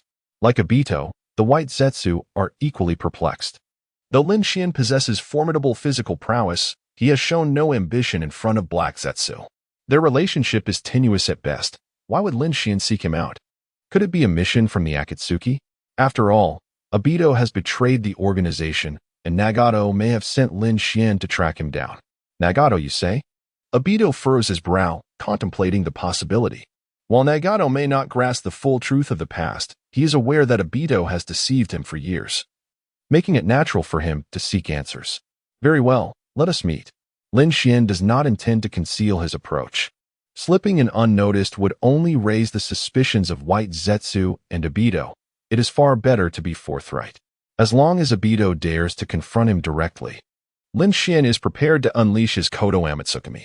Hello, Lin Xuan. A White Zetsu suddenly emerges from beneath the ground, greeting him with a smile. Lin Xuan waves back, as if greeting an old friend. Is Obito here? I have matters to discuss with him, he states plainly. The White Zetsu is not taken aback by this request. After all, they are all participants in the Moon Eye plan. Obito is expecting you. Please follow me, it replies. Shortly thereafter, under the guidance of the White Zetsu, Lin Xuan and his companions arrive at the heart of the valley. Mirroring Orochimaru's underground base, Obito has also constructed a subterranean facility here. After navigating a labyrinth of twisting paths, they finally reach their destination, a moderately spacious room adorned with several candles, casting a dim light that accentuates the ancient deities depicted on the walls. The masked man, holding a goblet filled with a rich crimson liquid, greets Lin Xuan with a smile. It has been a while, Obito-kun, Lin Xuan chuckles, patting Conan and Karen on the head as he takes a seat beside Obito on the sofa, while the two women sit obediently at the edges. What brings such a busy person as you to seek me out? Obito replies with a veneer of friendliness concealing his underlying mistrust. The white Zetsu clone, understanding the unspoken dynamics, pours Lin Xuan a glass of red wine. This girl shows considerable potential, Lin Xuan notes, gesturing towards the girl with red hair seated next to Conan. Obito narrows his eyes, scrutinizing her closely. The Uzumaki clan's bloodline is indeed impressive, but is it truly significant enough to warrant Lin Xuan's visit? After all, she is no descendant of the Sage of Six Paths, thus not deserving of such grand attention. What is your name? Obito inquires curiously. At his question, the girl visibly tenses, raising her head with a hint of nervousness. Under Obito's expectant gaze, a strange smile curves her lips, revealing a pair of crimson eyes that are even more captivating than her hair. Kotoeme Tsukumi. In that instant, as the Manjiki Sharingan is unveiled, Obito realizes he has fallen into a trap. This is the Uchiha Manjiki, now implanted within the girl of Uzumaki lineage, striking when he is most vulnerable. The timing is nearly flawless. Obito never anticipated that Lin Xuan would dare to scheme against him. Obito is utterly defenseless, unable to activate Kimui. Lin Xuan. The white Zetsu clone stands frozen, watching in shock as Obito succumbs to the attack. Karen remains silent, beads of sweat trickling down her forehead. The only visible eye of the masked man is vacant, his body rendered as still as stone. You traitor! You deceived us from the very beginning. The clone seethes, furious realization dawning upon it. This is not the first time Lin Xuan has orchestrated a trap for Obito. For years, Obito has borne the blame for others' misdeeds, and the true perpetrator is all too clear. Yet, this master deceiver has gained Black Zetsu's trust. Black Zetsu remains oblivious to Lin Xuan's true identity. Please, you are weak. Lin Xuan remarks dismissively, casually activating would release ninjutsu to ensnare the fleeing white Zetsu with tendrils of vines. To toy with him in such a manner is woefully naive. Each white Zetsu he has slain had hoped to relay information before their demise, but Lin Xuan would never grant them that opportunity. Despicable wretch, may you meet a grim fate. As escape becomes impossible and Obito remains unresponsive, the white Zetsu resorts to curses. Lin Xuan, you are inhuman. While he speaks sweetly, his actions are merciless, and he has indeed deceived them for many years. The ever-deceitful Black Zetsu has finally encountered a day where he himself is thoroughly deceived. In this moment of despair, the white Zetsu clone meets its end at Lin Xuan's hands, its face frozen in disbelief and profound fear. After a millennium of scheming, Black Zetsu has inadvertently invited another player into the game. Will they truly succeed in resurrecting Kaguya? Silence envelopes the room as Lin Xuan and Conan await Karen and Appo's awakening, their eyes fixed on her. Suddenly, Karen lets out a soft cry, blood trickling from her eye sockets. Obito's mental fortitude proves unexpectedly resilient. Although he cannot resist the alteration of his will by Kotoeme Tsukumi, he surprisingly holds firm against the manipulation of his memories. Even Lin Xuan cannot help but steal a glance at Obito in this moment. Those chosen as pawns possess a tenacity that is not to be underestimated. Lin. The masked man slowly opens his eyes, his face stained with tears. The world deems him a mere pawn, a fool manipulated by Black Zetsu from beginning to end. But is that truly the case? Given the option to resurrect Lin through Nagato, why then did he choose the infinite Tsukuyomi? Lin, I wish to create a world with you. Indeed, Obito once uttered those words. But all these years, did he truly remain oblivious to Lin's feelings? Lin's heart belongs to Kakashi. No matter how fond Obito may be of her, it is merely unrequited love. For all these years, did he truly remain unaware of the secrets kept from him by Black Zetsu and Madara? He orchestrated Nagato's descent into darkness, and as for his own fall, who can say it was not a result of manipulation? Yet, Obito resolutely chose this path. At the very least, the infinite Tsukuyomi exists. The truth of the ninja world was revealed to him on the night of Lin's death. Kakashi did not wish to kill Lin, yet he did. Lin did not wish to die, yet she perished. Those who do not wish to slay their comrades are forced to do so, while those who yearn to live take their own lives for the sake of their village. This ninja world compels lovers to turn against one another, forcing ninjas' ideals into nothingness. Is this world not akin to hell? Each person is both an executioner and a victim, all marionettes manipulated by unseen strings. Such a world is but an illusion. The infinite Tsukuyomi is the true salvation. Chapter 78. The truth known by Obito, sir, this fellow, Xianglin said, covering her bleeding left eye, recounting the events that transpired within the illusionary realm. She had failed in her attempt to alter memories. No matter, as long as he obeys orders in the future. You did well this time. Lin Xuan did not reproach Xianglin. The kaleidoscope was inherently a treasure of the Uchiha clan, and it was anticipated that Xianglin could not fully harness its power. Was it Kurizetsu who sent you to kill me? Obito's gaze remained indifferent. Under the influence of Kodo Amatsukami, he found himself compelled to heed the commands of the man before him. Fortunately, he still retained his sanity. Kurizetsu, it is not worthy of exploiting me. It is merely a fool, deceived just like you. Lin Xuan shook his head. What do you mean? You even deceived Kurizetsu? Obito struggled to comprehend. You have doubted your past, haven't you? For instance, the truth behind Rin's death. Yet you paid no heed to such matters because it no longer mattered whether Rin lived or died. From that fateful night, you saw the world's true nature. Even if you resurrected Rin, you could not shield her from finding happiness in this world. So why resurrect her at all? You began to believe in the Moon's Eye plan, in the so-called infinite Tsukuyomi. Am I correct? Lin Xuan lightly chuckled as he poured Obito a glass of red wine. Obito remained silent for a long while before bitterly admitting, indeed, I believed in Kurizetsu and Madara, even if they manipulated me. As long as infinite Tsukuyomi is real, it suffices. If it can reshape this world, then being used is a small price to pay. Upon finishing his words, the masked man unveiled his whirlpool mask, revealing a face marred by scars. Obito drank deeply from the wine, then slumped back onto the sofa. The dim candlelight cast shadows across his face, once proud, now a mere reflection of exhaustion and sorrow. What do you truly know? Please, tell me the truth. Obito cast a despondent, hopeless gaze. Conan and Xianglin sat nearby, also awaiting Lin Xuan's continuation. Infinite Tsukuyomi is the ultimate illusion that exists, once activated. It can ensnare all of humanity in a dream. In a sense, Kurizetsu has not deceived you. However, Lin Xuan's tone shifted. Yet, infinite Tsukuyomi is not a jutsu meant to save humanity. It exists to enslave and annihilate it. Those ensnared will fall into blissful dreams, unaware as their memories are erased, ultimately transforming into those repugnant white zetsus, just like the ones you witnessed before. Have you heard of the 10,000 white zetsus? They were once living humans thousands of years ago. Obito was rendered speechless. So, Kurizetsu and Madara had deceived him. They had promised that infinite Tsukuyomi would create a false yet beautiful world, when in truth, it would lead to the extinction of humanity. The Moon's Eye plan was a fabrication. The very thing he had yearned for did not exist. Did Kurizetsu and Madara reveal this to you? They considered you a worthy ally and entrusted you with the true plan. Obito smirked self-deprecatingly as he downed glass after glass of wine. He drank with the abandon of one indulging in whiskey. No, you underestimate Kurizetsu.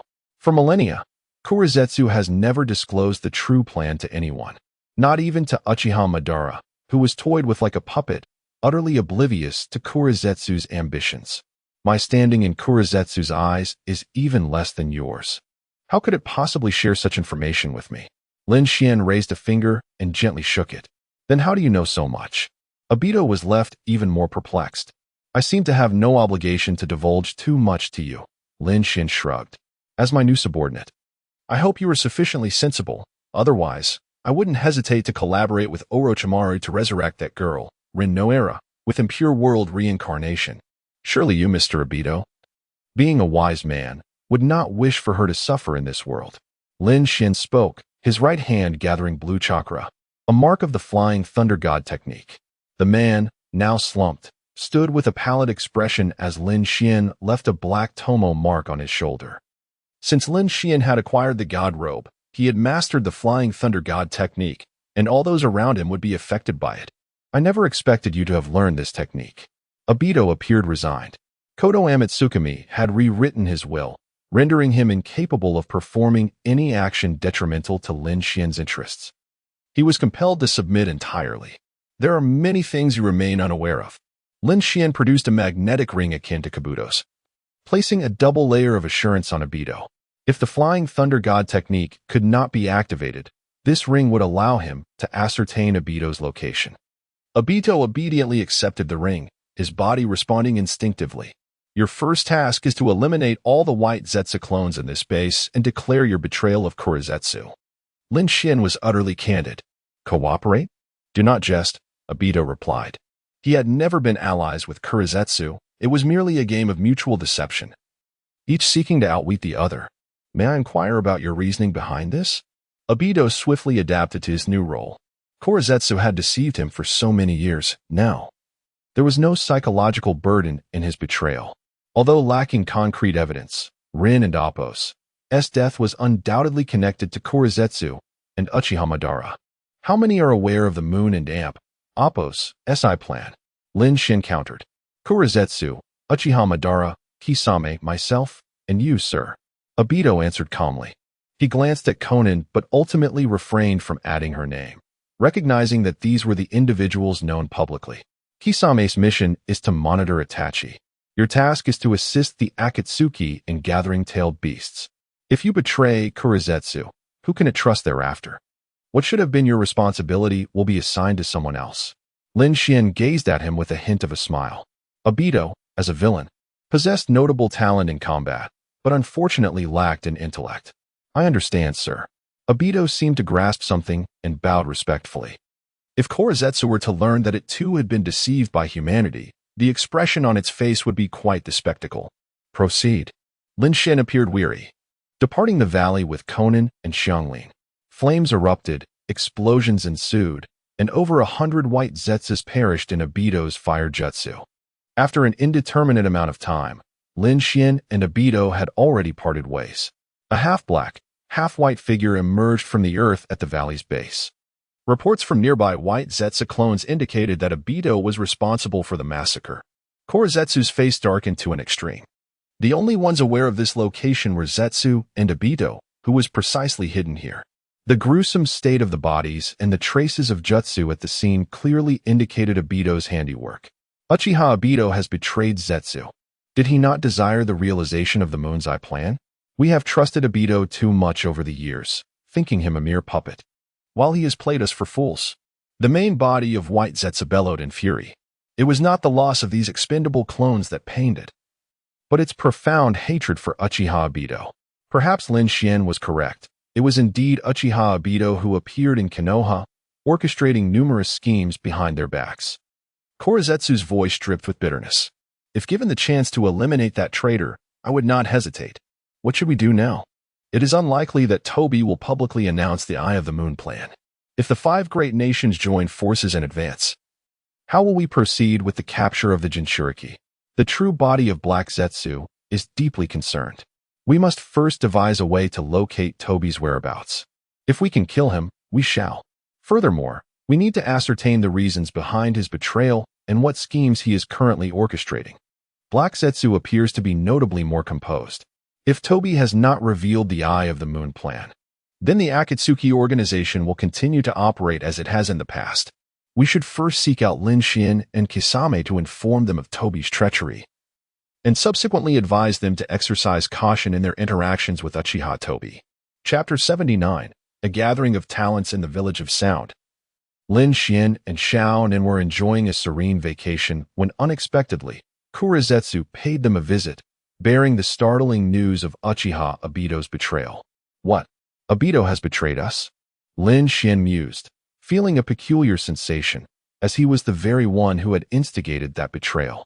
Observing Kurizetsu's expression, which radiated an intense desire to consume Obito whole, Lin Xuan chuckled lightly. Come now, Kuro. What S1 Uchiha? They have always been unreliable. It was high time to discard them. While Lin Xuan remained unfazed, Kurizetsu rejected such consolation. To forsake a pawn, it must be done by their own hand. And now it was Obito who had turned against them. Humph. Should you encounter Obito again, kill him if you can. Be wary, for that scoundrel may plot against you. The Uchihas are a heartless lot, Kurizetsu declared coldly. I will take precautions, Lin Xuan assured, clearly confident in his abilities. The Eye of the Moon plan will require your assistance moving forward. I must also inform Kakashi about the situation on his end to see if he shares your steadfast belief, Lin Xuan continued. Kurizetsu regarded Lin Xuan with newfound respect. Contrasting him with Obito, who had been in league with Kurizetsu and Madara since he was 12, yet had betrayed them so unexpectedly. Lin Xuan, on the other hand, remained loyal, albeit with a slight obsession over his sister. Kurizetsu began to question its own judgment. Previously, I was merely testing Itachi, and he chose to spare Sasuke, which casts doubt on his loyalty to Akatsuki, Lin Xuan remarked. But the truth is quite the opposite. Itachi retained Sasuke to awaken the Mangekyo Sharingan, intending to seize his eyes for the fabled eternal Mangekyo, as inscribed on the Uchiha stone tablet. It is only natural for you to harbor doubts, Lin Xuan explained, evoking a hearty laugh from Kurizetsu, who felt considerably lightened by the banter. While Itachi may not have been wholly loyal to Akatsuki, it was evident that no brotherly affection existed between the Uchiha siblings, as Kurizetsu instinctively perceived Itachi's motives to be self-serving. Lin Xuan scratched his head, pondering Kurizetsu and Appo's rather limited intelligence, realizing that as a non-human entity, it could never truly grasp human emotions. Madara was protective of his brother. Why could Itachi not be the same? Moments later, Kurizetsu departed to seek out Kakashi, utilizing the Flying Thunder God technique, which could transcend spatial distances albeit with increasing energy costs. Lin Xuan opted to activate a ring. He first contacted Pain, then instructed him to reach out to Kakashi for a meeting in the cave of Amigakure. Upon Kurizetsu's arrival, he will inform you of Obito's betrayal and test your loyalty. You must show obedience to his commands, Lin Xuan stated plainly. Kakashi paused, then began to piece together the implications. Lin Xuan's act of transferring the Kodoame Tsukumi Mangekyo to Karen was known to Kakashi, and it was clear that Obito had now become a mere puppet under Lin Xuan's control. I understand what to do, my lord. I will notify you immediately should Kurizetsu exhibit any peculiar behavior, Kakashi replied solemnly. With only himself and Lin Xuan remaining as participants in the Eye of the Moon plan, Kurizetsu was, in a sense, a deluded commander believing itself to be in control. What a foolish notion. The command post has been hollowed out by others. Even the traitorous Obito is a subordinate of Lin Xuan. Meanwhile, Kabuto, having completed the tasks assigned by Orochimaru, stealthily approached Lin Xuan. How goes Orochimaru's experiments? Lin Xuan casually inquired. The white Zetsu is quite suitable for the impure world reincarnation technique, but due to the current Hokage's soul being ensnared within the Shinigami, Orochimaru cannot summon the former Hokage of Konoha, which has proven quite vexing for him, Kabuto divulged without reservation, as he was merely a ticking time bomb nestled beside Orochimaru, with true loyalty only to Lin Xuan. Let Karen enter Orochimaru's view. As the last scion of the Uzumaki clan, it is only natural for her to possess some secrets. For now, let her present herself as your girlfriend. Just ensure her Mangekyo remains undisclosed, Lin Xuan ordered. Upon hearing this, Karen playfully embraced Kabuto's arm. Yes, I understand, he replied, adjusting his glasses, his expression slightly dazed. Had he just sold his charm for the sake of orders? Enough of that. In the ruins of the Uzumaki clan lies a Shinigami mask hidden within the Naminote Hall. With that, and by sacrificing a living being as an offering, one can extract the sealed soul from the Shinigami's belly. Lin Xuan elaborated with remarkable detail, even more so than Karen understood her own lineage. She nodded in agreement, while Kabuto diligently noted every detail. It was astonishing how much Lin Xuan seemed to know, as if he held the reins of destiny itself. Their conversation did not last long, as Lin Xuan would ensure that Orochimaru received intelligence when necessary. That moment would be the opportune time to bring Orochimaru under his wing. Now, he and Xiaonan had other matters to attend to. Upon returning to Amigakure, the Hydrangea squad was waiting eagerly at the entrance. Hydrangea dashed into her master's embrace, playfully vying for attention amidst the company of Water Lily and Hibiscus. Lin Xuan smiled at the sight of Xiao Nin being besieged by the three girls, and he wandered towards the other side of the village. With Sasuke and Naruto, the two protagonists, now part of Akatsuki, he needed to keep a close watch on them. In the training ground, as he entered the expansive underground arena, Kazuki greeted him. "Sir, Lin Xuan." Kazuki and Naruto exchanged pleasantries, the former exhibiting respect and admiration, while Naruto approached with familial warmth. "How is your recovery progressing?" Lin Xuan inquired with a gentle smile, embodying the persona of a reliable mentor. Indeed, Naruto had grown fond of life within Akatsuki. Lin Xuan had imparted the training methods for the Rasengan, and due to his status as a Jinchuriki, many members refrained from troubling him, instead offering him assistance. Once Naruto mastered the strength of the strongest-tailed beast, he would undoubtedly rank among the elite within Akatsuki. Consequently, the stingy Kakazu had significantly increased the funding for Naruto and Kazuki's team, with Itachi occasionally providing training guidance, and even Pain showed concern for his junior, frequently visiting him. How could Naruto not relish such a life? He adored Amigakure, feeling as though he had returned home, surrounded by exceptional talents with eloquent conversations. Chapter 80. There is no fairness in this world. Lin Xuan did not linger long in Naruto's presence. The truly significant plot had yet to commence, and his mission interface had not updated for some time. Presently, the paramount task was to ensure Hinata Hyuga's complete submission. However, before seeking her out, he intended to pay a visit to that little rascal, Sasuke Uchiha. This, perhaps, epitomizes the tragedy of the behind-the-scenes boss. Though ostensibly wielding control over the world's fate, his life was often consumed by relentless busyness, leaving scant time for rest. The extravagant indulgences one might imagine were absent. Instead, there existed an unending array of tasks. Whether it be Kagaya or Lin Xuan, those who orchestrate the game rarely possess the luxury to revel in it. Tick-tock, tick-tock. The young man extended his hand beyond the black umbrella, feeling the chill of the raindrops that cascaded down. Fortuitously, with the flying thunder god technique at his disposal, escaping trouble was far less cumbersome. As he sensed the mark lingering on Kisame's shoulder, Lin Xuan activated his space ninjutsu, instantly traversing a distance of over 200 miles. If Naruto Uzumaki is regarded as the darling of the Akatsuki, then Sasuke is viewed as the organization's discarded refuse. It was an unfortunate reality. After all, his brother Itachi Uchiha was far too conspicuous. At the tender age of 13, Itachi's brilliance was such that Sasuke found it exceedingly challenging to earn the recognition of others, let alone their affection. Much like Kagaya, they all believed that Sasuke would eventually be killed by Itachi. After all, why cultivate goodwill with someone destined for demise? "Hey, shark face, long time no see." Lin Xuan's voice echoed softly. Kisame's body trembled slightly before he turned, smiling and nodding in acknowledgement. "Itachi is training with his brother, and I am here providing security, eliminating any pesky intruders nearby." Kisame briefly explained the situation. Following his gaze, Lin Xuan noticed a small battlefield 100 meters away. Itachi was personally overseeing Sasuke's confrontation with the enemy, occasionally showcasing his prowess. How is Sasuke's training progressing? Naruto's tree realm technique seems to have yielded excellent results. Lin Xuan mused, comparing the two protagonists in his mind. Under his guidance, Naruto had succumbed to darkness, temporarily harnessing the chakra of the Nine Tails, and acquired an arm infused with Hashirama's cells.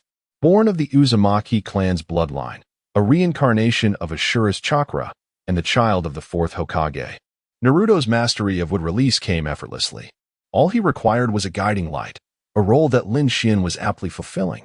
It would not be fair to label Sasuke as foolish. He had indeed exerted considerable effort at his age. Kisame delicately conveyed this sentiment. Effort. While it is a prerequisite for becoming powerful, mere effort does not guarantee strength. The world has never lacked for diligent ninjas.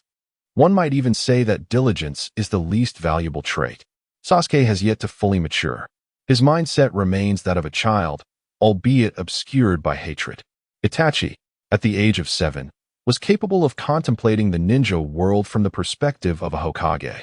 By 13, he had awakened the Mangekyo Sharingan and joined the Akatsuki. Standing at the pinnacle of the Uchiha clan, alongside his contemporary, Shursui. Even Madara, of the same age, could hardly surpass Itachi's accomplishments. Having such an exemplary brother, Sasuke was indeed fortunate, Lin Xuan reflected wistfully. Kisame, upon hearing this, couldn't help but ponder, was Sasuke truly fortunate? Compared to Naruto's treatment, it was akin to that of livestock. Aside from Itachi himself, few within the Akatsuki regarded Sasuke as anything more than a pawn.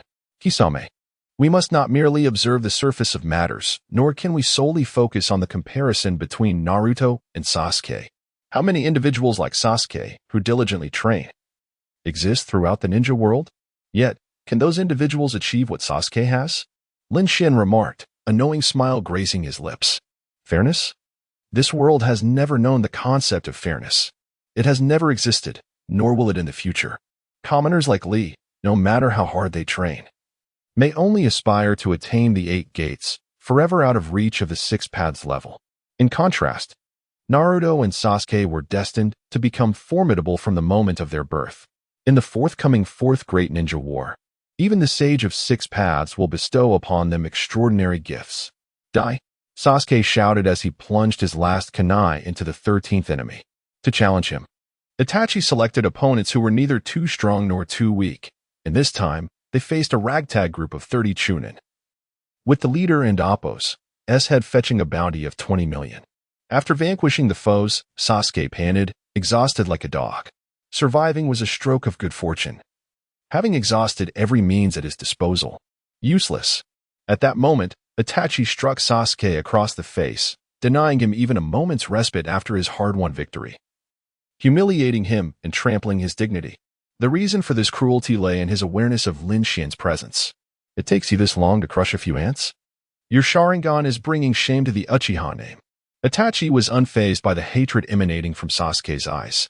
One slap was insufficient. The second and third swiftly followed. Under the relentless assault from his older brother, Sasuke soon bore the visage of a battered pig. Itachi, one day, I will kill you. Sasuke's hoarse voice rang out. Fists clenched tightly as he awkwardly wiped away the blood at the corner of his mouth. Since awakening his 3-Tomo Sharingan, Itachi's training regimen had been nothing short of hellish.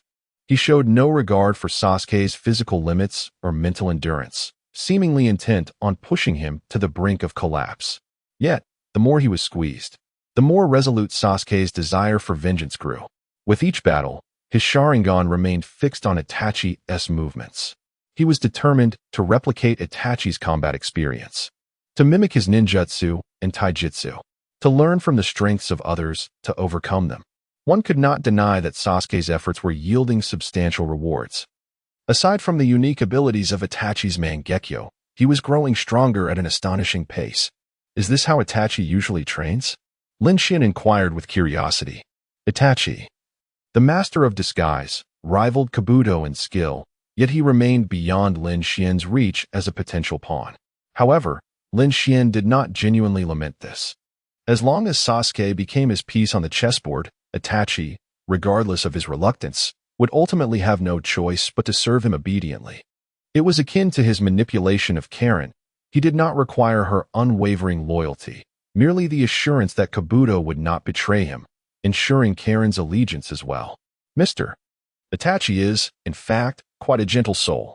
I vaguely recall that during his time in Konoha, when facing Kakashi, his hand seals were completed at a rate of 6 seals per second. Yet, when annihilating enemies before Sasuke, his speed slowed to 1 seal every 6 seconds. As if deliberately allowing Sasuke to learn from his prowess, Kisame mused. Had he not learned the truth from Lin Xuan, he might never have questioned Itachi's motives. After all, Itachi's actions were indeed justifiable. He sought to cultivate Sasuke's Mangekyo to claim his eyes, and such favoritism was not deemed excessive by those privy to the Uchiha secrets. Yet, who could have foreseen the truth? Itachi had sacrificed his very life to elevate Sasuke. Chapter 81. The White Serpent Sage. I curse you, Sage. Side quest, The Fallen White. Quest objective, earn the loyalty of Hinata Hyuga. Progress, 75-100. What a splendid view. The hidden grass village, ablaze with light and engulfed in explosions. The girl with the Byakugan, under the orders of the Rain Village, is tasked with the destruction of this village. The dull thuds of bodies hitting the ground herald the demise of vibrant lives. In a world devoid of light, flowers can only wither. The paper angel hovers in midair. Through the technique of the god of paper, countless explosive tags transform into a tidal wave of butterflies. Conan is the principal architect of the annihilation of the hidden grass village. In stark contrast to the flamboyant Conan, Hinata remains inconspicuous. With the aid of her Byakugan, she wields kunai to reap lives, gliding effortlessly through the chaos. Since the day she agreed to join Akatsuki, she anticipated this moment. It is said that this operation is for a girl named Karen. Hinata struggles to grasp the underlying motives, but she deems it unnecessary to understand. The fall of the hidden grass village primarily impacts the small country of the grass. Without their own village, the nations grow restless, especially the nearby fire and earth countries. For no one would ever complain about having too much territory. Amidst the atmosphere of tension in the ninja world, Lin Xuan discovers the lair of a certain sly serpent. Side quest, the Pact of Summoning. Quest objective, sign a summoning contract with one of the 3 great sacred lands. Quest difficulty, medium. Reward, world reputation 20,000. Side quest, master of nature. Quest objective, learn sage arts, inorganic rebirth. Quest difficulty, hard. Reward, 50 soul. What brings you here, Lin? Orochimaru emerges from his laboratory, glancing at this uninvited guest with a hint of resignation. His strength has surged recently, and he has begun to study with release. However, he still lacks confidence when facing this martial arts anomaly. Take me to see the White Serpent Sage. I wish to sign a summoning contract with it. Lin Xuan states bluntly. While Miyaboku Mountain seeks Jiraiya and Shikatsu Forest seeks Tsunade, Lin Xuan finds Orochimaru to be the more easily manipulated option. You want to find the White Serpent Sage? Orochimaru's expression shifts oddly. He had previously visited the Dragon Cave, but failed to pass its trials, thereby not securing a contract with the White Serpent Sage. I and Appos, I'll take you there. What do I gain from this? Orochimaru retorts, his gaze flickering slightly. You gain the opportunity for me to spare your life, Lin Xuan asserts, exuding an air of dominance, threatening him with implied violence if he refuses. Orochimaru squints. Fine. I will take you to the Dragon Cave. A cryptic smile crosses his face. You are quite confident in the White Serpent Sage's abilities. Lin Xuan perceives Orochimaru's ulterior motives. Realizing that Orochimaru intends to use the sage's power to eliminate him without taking any personal risks. Haha, of course, I hope you return unscathed. Orochimaru waves his hand dismissively. His smile tinged with schadenfreude. The White Serpent Sage has lived for over 1,000 years, and no one knows the extent of its mastery over natural chakra. Can Lin Xuan truly surpass a sage? In the Rain Village, Conan assumes the role of Hinata's mentor, while Lin Xuan ventures out alone. After 2 days of travel with Orochimaru, they finally arrive at the Dragon Cave. White serpents crawl in the dim entrance, and the intruders are immediately detected. Half an hour. An hour. The cave seems endless, and Lin Xuan and Orochimaru appear to be trapped in an illusion. How much longer must we walk? Lin Xuan glares at Orochimaru with ill intent. The one guiding them is this scoundrel. Surely, he hasn't lost his way. It wasn't like this when I came before. Orochimaru responds, equally perplexed. Although he failed the last trial, he had at least managed to enter. Perhaps the White Serpent Sage is in a foul mood today and does not wish to meet us. After a long contemplation, Orochimaru reluctantly concludes. Feeling unwell? Is that a valid reason to refuse visitors? Do you know how precious my time is? Lin Xuan exclaims, growing increasingly frustrated. I don't care if it doesn't come out. I will take action. The man sharpens his blade, glaring menacingly at their guide. Orochimaru feels like cursing. I've already brought you to the entrance. If it doesn't end Appos, T wish to meet you. What can I do? Will beating me resolve the issue? Do I really seem that easy to bully? And that coward, who dares not even meet someone while calling themselves a sage? What kind of sage is that? Orochimaru is filled with resentment. Not coming out, huh? Really not coming out? Lin Xuan shouts into the hollow depths of the cave. In truth, he has already realized that the White Serpent Sage and Appos' abilities are not merely illusionary. The sage wields the sage art, inorganic rebirth, possessing the power to manipulate and alter terrain. To put it simply, as he and Orochimaru continue to walk, The white serpent sage is continuously reshaping the cave, ensnaring them in a bizarre loop. Be it an hour or a lifetime, escaping this maze is impossible. Let us go? Lin, it seems the sage truly does not wish to see you, Orochimaru advises. Regrettably, Lin Xuan disregards the counsel and begins to form a blue sphere, wind release, spiraling shuriken. A torrent of chakra coalesces in his right hand, rapidly morphing into a windmill shape. The overwhelming sensation of tearing causes Orochimaru's pupils to constrict.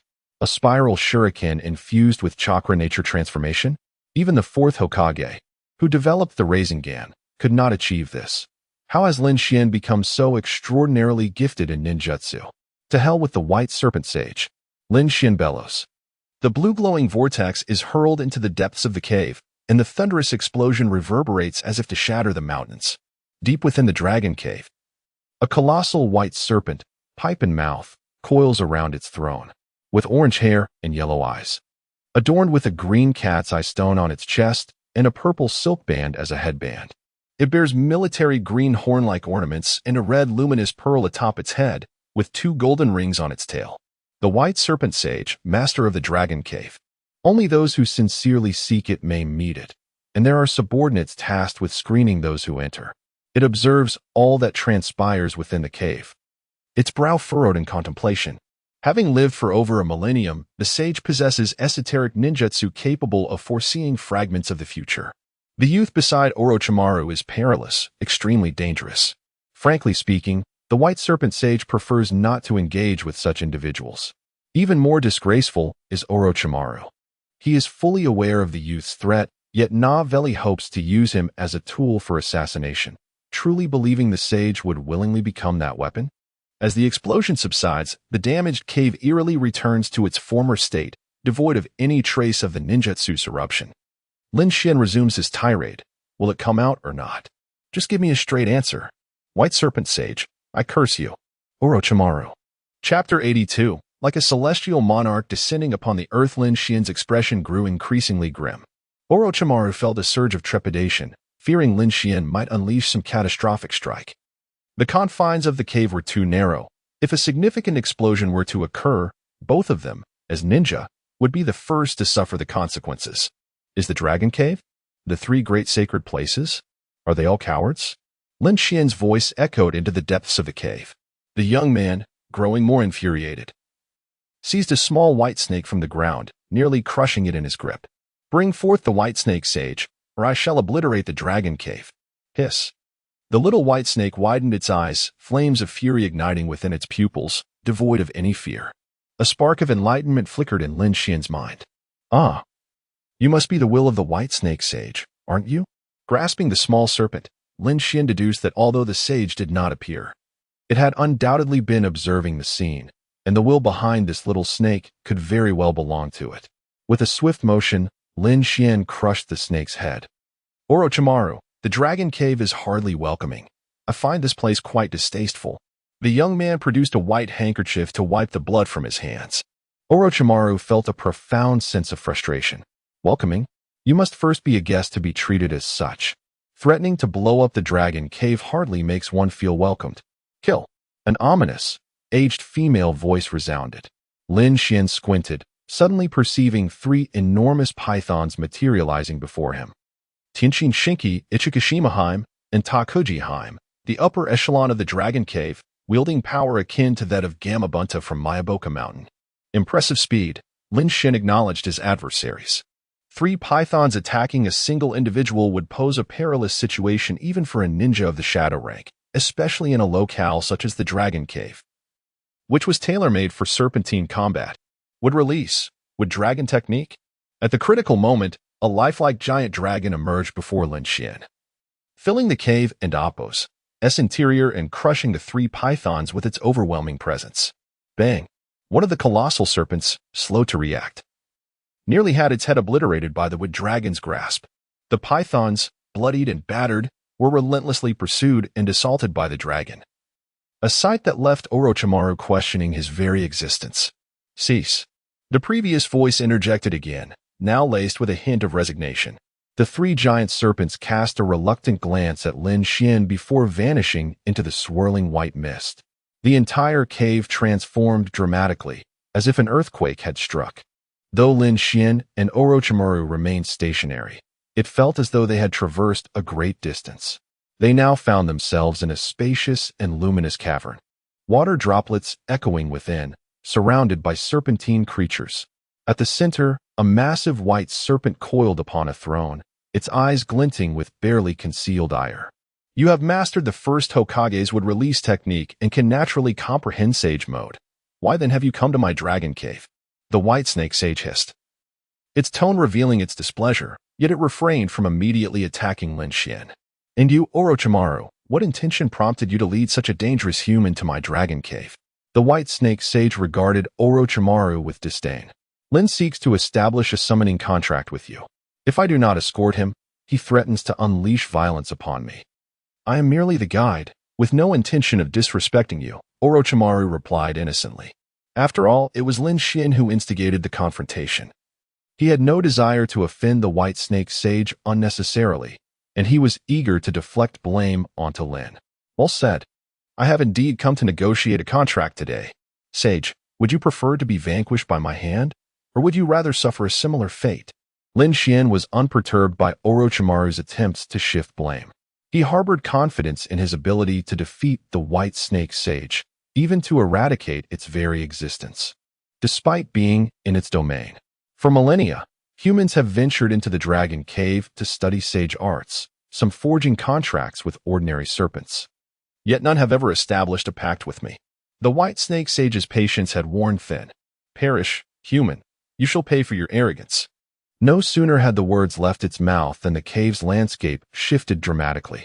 Countless spikes erupted from the ground, seemingly sentient as they lunged toward Lin Xuan and Orochimaru. The very earth had turned against them. Orochimaru, unwilling to resist and disinclined to do so, found himself hindered by the spikes that restrained his movements but did not seek to claim his life. However, the assault directed at Lin Xuan was relentless. The white snake sage was intent on his demise, and the situation appeared perilously dire. In terms of speed, Lin Xuan was nearly on par with Might Guy when he opened all 8 gates. Yet, even with such swiftness, escape was futile. The white snake sage commanded the very powers of the dragon cave, determined to encircle him. Even if it could not slay him, the stone pillars would seal him, stifling his mobility and potentially leading to his starvation in this subterranean prison. How dark it is, Lin Xuan murmured, the last words he uttered before being sealed. He found himself ensnared as if caught in a cataclysm, the forces wielded by the white snake sage imprisoning him from all sides. As the rock layers continued to descend, he feared being entombed 1,000 meters beneath the earth, or even deeper. Suddenly, he recalled the time years ago when he faced the 4th Kazekage, Rasha. That foolish adversary had attempted a similar strategy, harnessing the forces of nature to extinguish his existence. Why? Why, after all these years? Do my foes remain so naive? The powers of nature serve both as a sealing force and a means of liberation. The Dragon Cave's authority was not to be trifled with. The white snake sage's eyes narrowed in satisfaction. Orochimaru smirked, finding it hard to believe Lin Xuan would meet his end so easily. After all, he was a man who could obliterate opponents with a single blow. To be defeated in such a manner by the white snake sage would tarnish Orochimaru's reputation. Humans are indeed complex creatures. One moment, they rejoice at the demise of an enemy, and the next, they hope that death does not come so swiftly. Although Orochimaru was no longer entirely human, he retained vestiges of human thought processes. Unfortunately, Lin Xuan remained unaware of this, and even if he had known, he would not have cared. The sage arts employed by Kabuto were of an entirely different caliber than those wielded by the white snake sage. Was this the foundation of the sacred domain? Lin Xuan, trapped yet unperturbed, began to jest about his subordinate. Kabuto is a promising talent, yet he requires further cultivation. Does anyone know what it is like when divine blood erupts 1,000 meters underground? Lin Xuan had just witnessed it. White mist began to unfurl around him. Due to the searing heat, moisture evaporated instantaneously, transforming into steam. The young man and Appo's form blazed like a molten metal. his once serene visage now marred by a crimson glow emanating from his eyes. The rock sealing him began to shift, as if it were liquid, producing a nauseating hissing sound. Divine blood, second stage, backflow. His body temperature soared towards 200 degrees, bones and muscles shattered and reformed, evolving under the divine blood's purifying influence, as unspeakable laws rewrote the fabric of reality, like a malevolent specter from the abyss.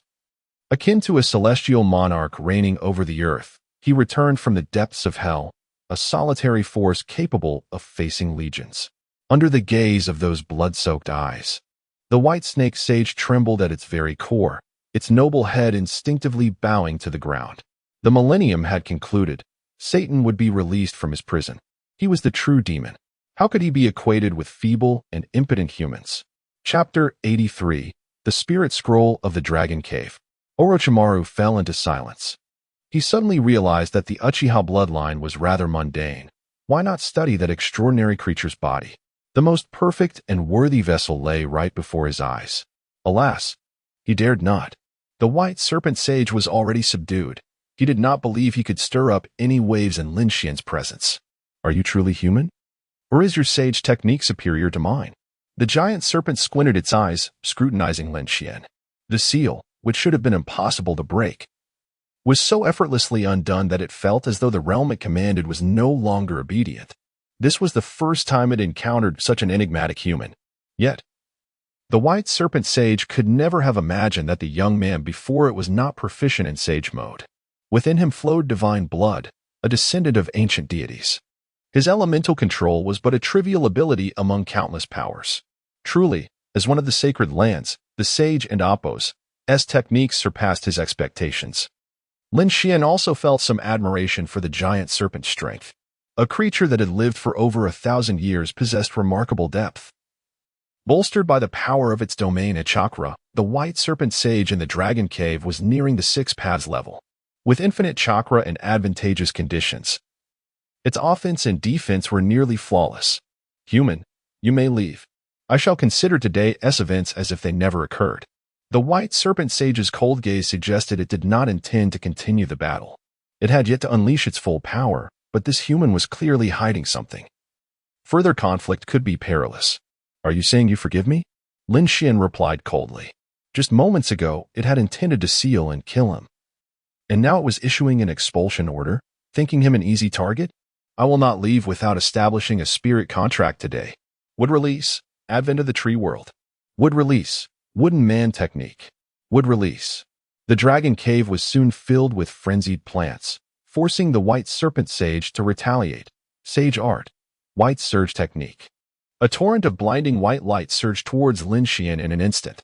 A mere trick, Lin Xuan said, unfazed, as he effortlessly dispersed the ninjutsu with a wave of his hand. In his divine blood's second-tier state, the elements of heaven and earth heeded his command, no longer yielding to the white serpent sage. Sage art. Without natural chakra to supplement you, let's see how long you can remain arrogant. This grudge I shall remember in the dragon cave. The white serpent sage's voice grew increasingly distant, filled with unwillingness. Lin Xuan's eyes gleamed with a hint of icy murderous intent. The giant serpent's exterior was deceiving. Though it coiled majestically upon its throne, that was merely a fade of sage techniques. Its true form was concealed within a massive reservoir of chakra, its appearance masked by various substances. The giant serpent that Lin Xuan and Orochimaru beheld was merely a clone. While it possessed some chakra, it was not a corporeal body, indistinguishable from rock and earth. Lin, it seems our journey ends here. It wishes to flee, and we cannot stop it. Orochimaru licked his lips, greed igniting within him for Lin Xuan's body. If he could use this vessel for the impure world reincarnation technique, would he not ascend to greatness? Unfortunately, he only dared to contemplate it silently. Flee? Did I say it could escape? Outside the dragon cave, its strength would be significantly diminished. The world beyond is far from peaceful. Lin Xuan remained still, fixated on a certain spot on the rocky wall. He was uncertain of the dragon cave's vastness, but he knew one thing. The white serpent sage was not truly fleeing, merely hiding, even if it conceals itself. We cannot do anything about it. Can you blow up the entire dragon cave? Orochimaru spread his hands, expressing his lack of understanding. The three great sacred lands existed in a separate space, distinct from the ninja world, albeit differing greatly in scale. The sacred land's mask in the ninja world resembled a small nation akin to the Land of Rain. Now that it chose to hide, what could they do? Blow up the entire space. What a jest! Did he think himself the sage of six paths? Sage art would release true thousand hands. Lin Xuan took a deep breath and, under Orochimaru's astonished gaze, unleashed the strongest would release ninjutsu of the first Hokage. The rapidly growing trees broke free from the confines of the cave, ultimately transforming into a 100-meter-high humanoid figure, sitting gracefully like Guanyin, with 1,000 wooden hands, each nearly the size of those in the wood dragon technique. Orochimaru was left in a state of shock. What the hell? Is this kid the reincarnation of the first Hokage? How can he wield so much wood release? Do not think I cannot locate you, White Serpent. Lin Xuan joined his hands together before slamming them down, sending the colossal wooden figure crashing towards the rocky floor, countless fists intertwining. Cursed God Chain. Without this equipment, Lin Xuan would have truly struggled against the elusive White Serpent Sage. At least in his current divine blood state, he could not. Yet, there was no equipment skill. Any attack will carry a curse effect, inflicting an additional 1 maximum health damage. You may evade countless times, dodge innumerable times. But should you make but a single mistake, those torrential fists shall instantly consume your life. In a moment of daze, Orochimaru seemed to hear a faint wail. In this dark world, it resonated so clearly. Suddenly, the surroundings transformed. The wooden figure vanished, and the dragon cave reverted to its previous state. As if the battle had never occurred, a thud echoed as an ancient white scroll gracefully descended. Lin Xuan reached out to catch it, exchanging glances with Orochimaru. The White Serpent Sage dared not retaliate? Furthermore, it lacked the confidence to flee? The once mighty sage, who had lived for 1,000 years, knelt so easily before a young human. This scene was unimaginable for Orochimaru, yet today, he bore witness to it. Lin, please sign your name, from now on. You shall be a distinguished guest of the Dragon Cave. The White Serpent Sage's voice carried a hint of resignation. Unable to win, unable to flee. It had no choice but to concede. Otherwise, would it abandon this millennia-old foundation? In other places, its combat prowess was not as formidable. Only here was it truly safe. A wise person knows when to yield. Lin Xuan chuckled, opening the blank scroll and inscribing his name at the top. An intangible contract formed, and the surrounding serpent throng appeared more agreeable. Side quest, spirit contract, completed. Rewards have been distributed. In the future, should Lin seek a summoning, I shall not refuse. The White Serpent Sage opened the exit of the Dragon Cave, leaving behind its final words. Summoning beasts could refuse to be summoned. If it was Lin Xuan's summoning technique, it would naturally not dare to refuse. However, for others, sending a subordinate would suffice. After all, it was a sage, not a mere lackey, and this was its last shred of dignity. Moments later, Lin Xuan and Orochimaru finally returned to the ninja world.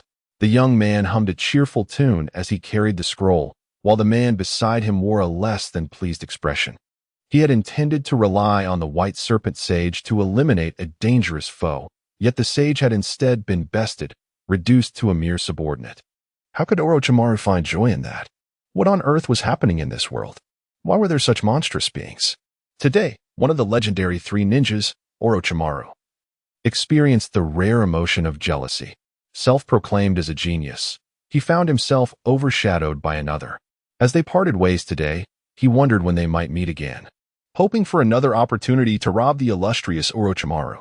Otherwise, this world would be far too lonely. Lin Xuan wore a radiant smile as she gently patted the shoulder of the person beside her before departing. Orochimaru seethed with barely concealed resentment, yet maintained a facade of insincere politeness as he bid farewell. Please take care, Lin. Curse that Uchiha. I shall seize Lin Xuan. Chapter 84. The Legendary Fat Sheep, Explorer No. 51465145, Level 26, Lifespan 3860, Vitality 20, Soul 32, Strength 305, Constitution 142, Agility 140, Charm 1, Luck 1, Reincarnation Points 199,700. World reputation, 58,500. Bloodline, divine blood, incomplete. Rating, SS. Originating from the diluted bloodline of the divine sovereign Jiang. This lineage enhances physical attributes comprehensively and exhibits exceptional compatibility with other bloodlines. Current attribute bonus, Soul 10, Strength 20, Constitution 20. Agility 20, Development level, 5100, negative bonus, Divine punishment. Permanently reduces lifespan limit by 90. Evaluation, despite being an SS level bloodline, it is a life-consuming player's choice. Equipment, magnetic gold ring origin, derived dimension, Naruto quality, rare, blue, wearing requirement, level 20 details, has a chance to drop from defeating the Wind Country's Kazekage.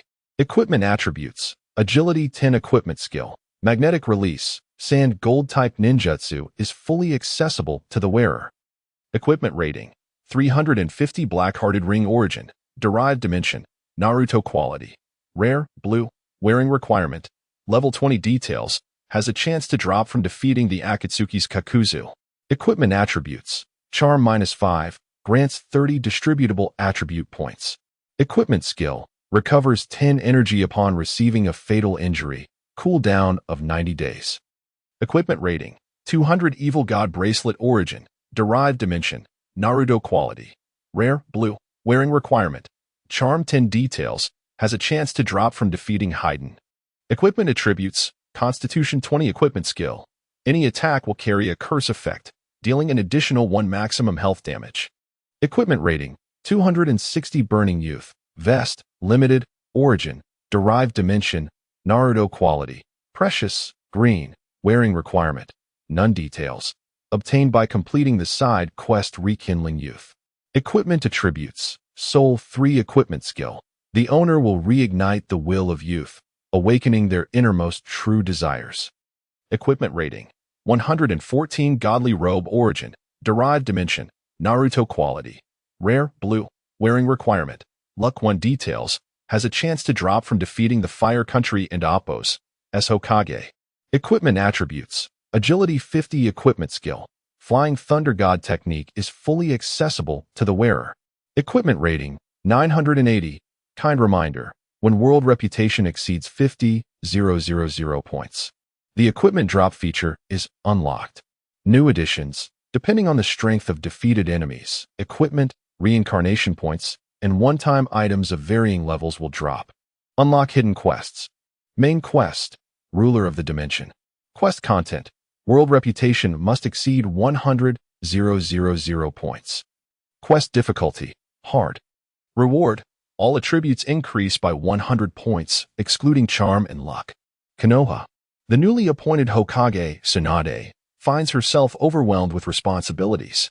The Land of Grass has become a coveted prize, drawing the attention of both Konoha and Awagakure. Although the Land of Rain lies adjacent to the Land of Grass, it has refrained from entering the fray, and other ninja villages seem hesitant to engage for now. Currently, the likelihood of war breaking out appears minimal. Tsunade's greatest headache, however, stems from 2 rogue ninjas, Naruto Uzumaki and Sasuke Uchiha. Both possess extraordinary backgrounds and immense potential, yet they have chosen to betray their village, aligning themselves with the Akatsuki. This mess left for her to resolve is truly infuriating. In Konoha, Lin Xuan has taken Konan and Hinata on a journey, both having transformed their appearances using transformation jutsu. With the summoning contract from the White Snake Sage and Obito Uchiha under the influence of Kotoeme Tsukumi, it is indeed wise to remain low-key for a while. Their first stop is the gambling den on the Woodcraft Street. Lin Xuan is in high spirits today, sensing that they might encounter someone noteworthy. Tsunade, one of the legendary Sannin, hails from the once great Senju clan, with her grandfather being the first Hokage and her mentor the third Kazekage.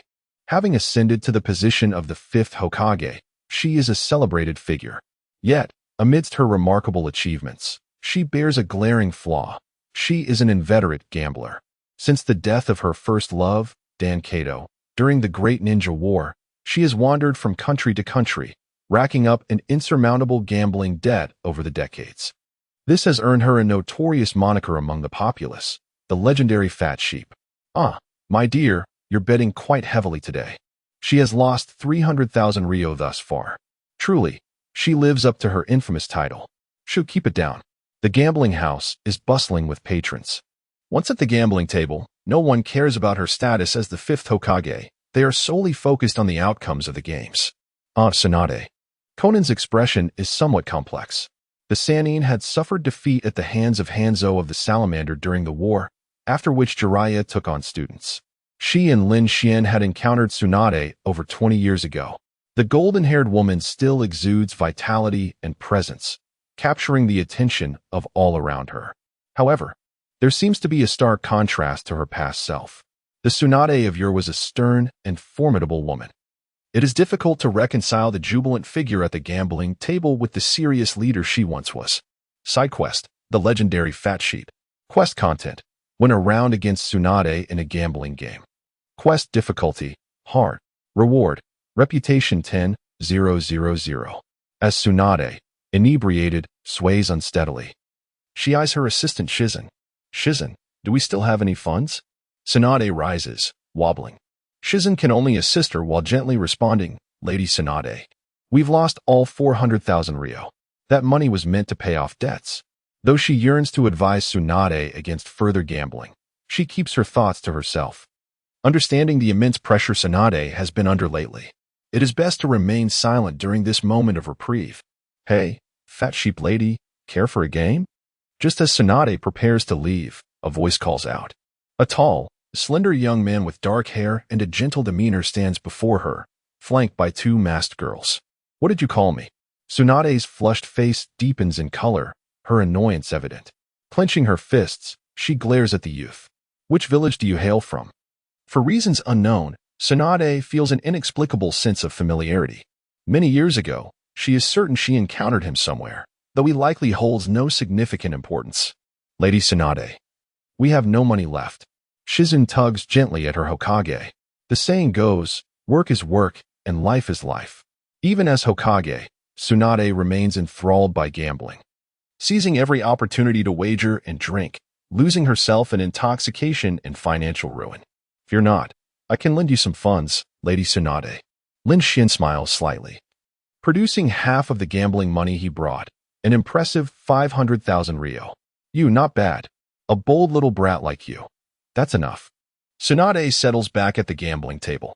Lin Xuan takes a seat across from her, wearing a confident smile. Winning against this legendary Fat Sheep is all that remains.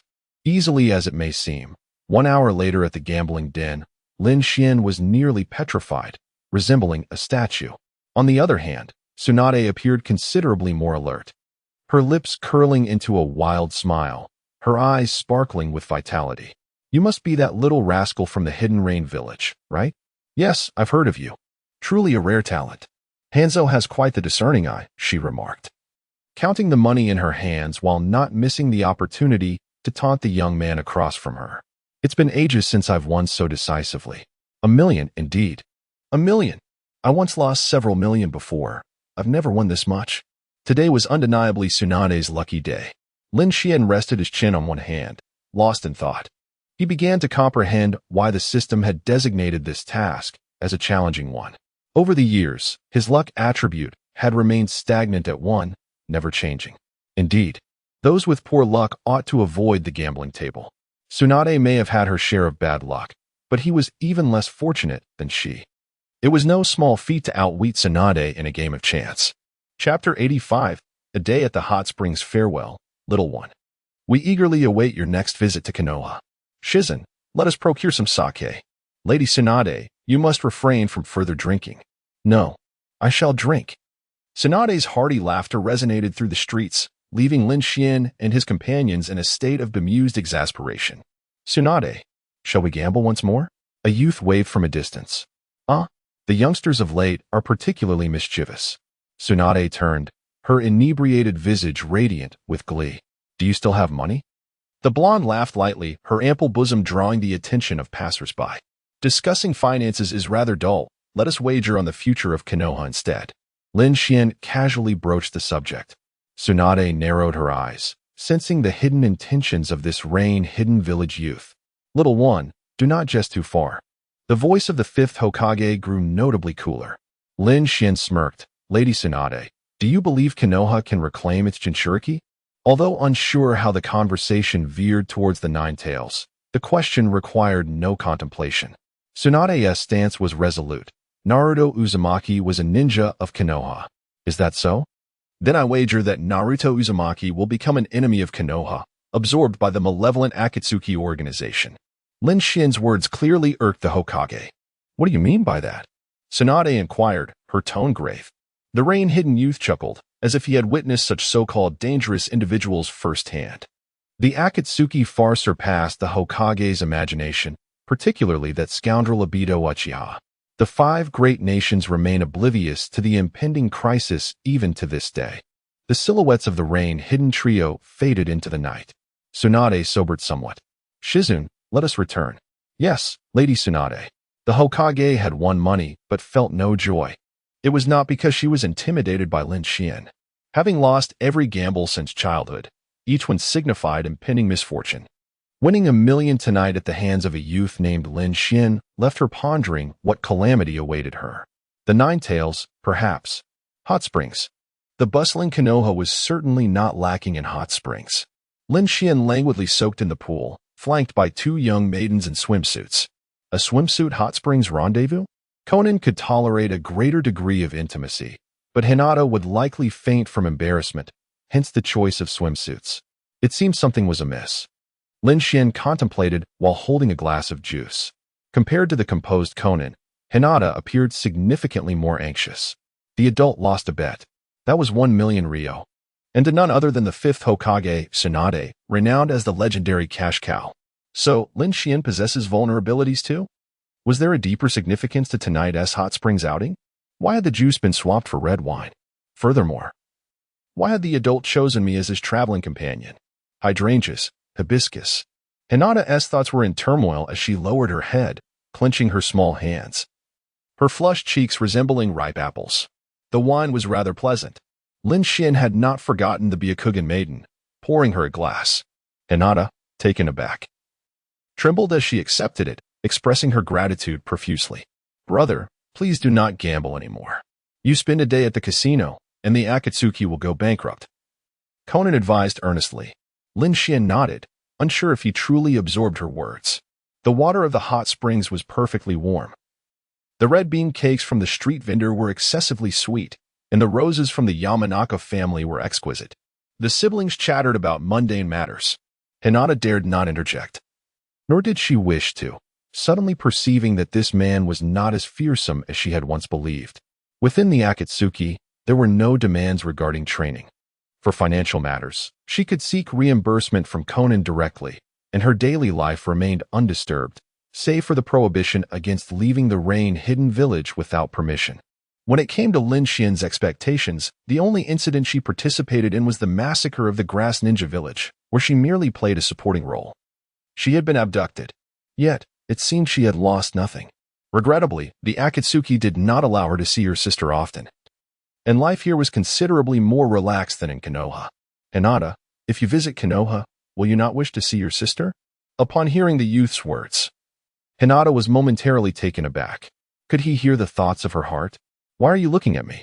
Is there something on my face? Lin Xuan, amused by the innocent appearance of the Byakugan girl, couldn't resist pinching her cheek and stroking her hair, akin to a loving elder brother. Hinata was uncertain of the concept of a loving elder brother, but she was familiar with the notion of a caring sister. The way Lin Xuan looked at her resembled how she gazed at Hanabi. Is he truly a good person? No, he is a villain. He belongs to the Akatsuki.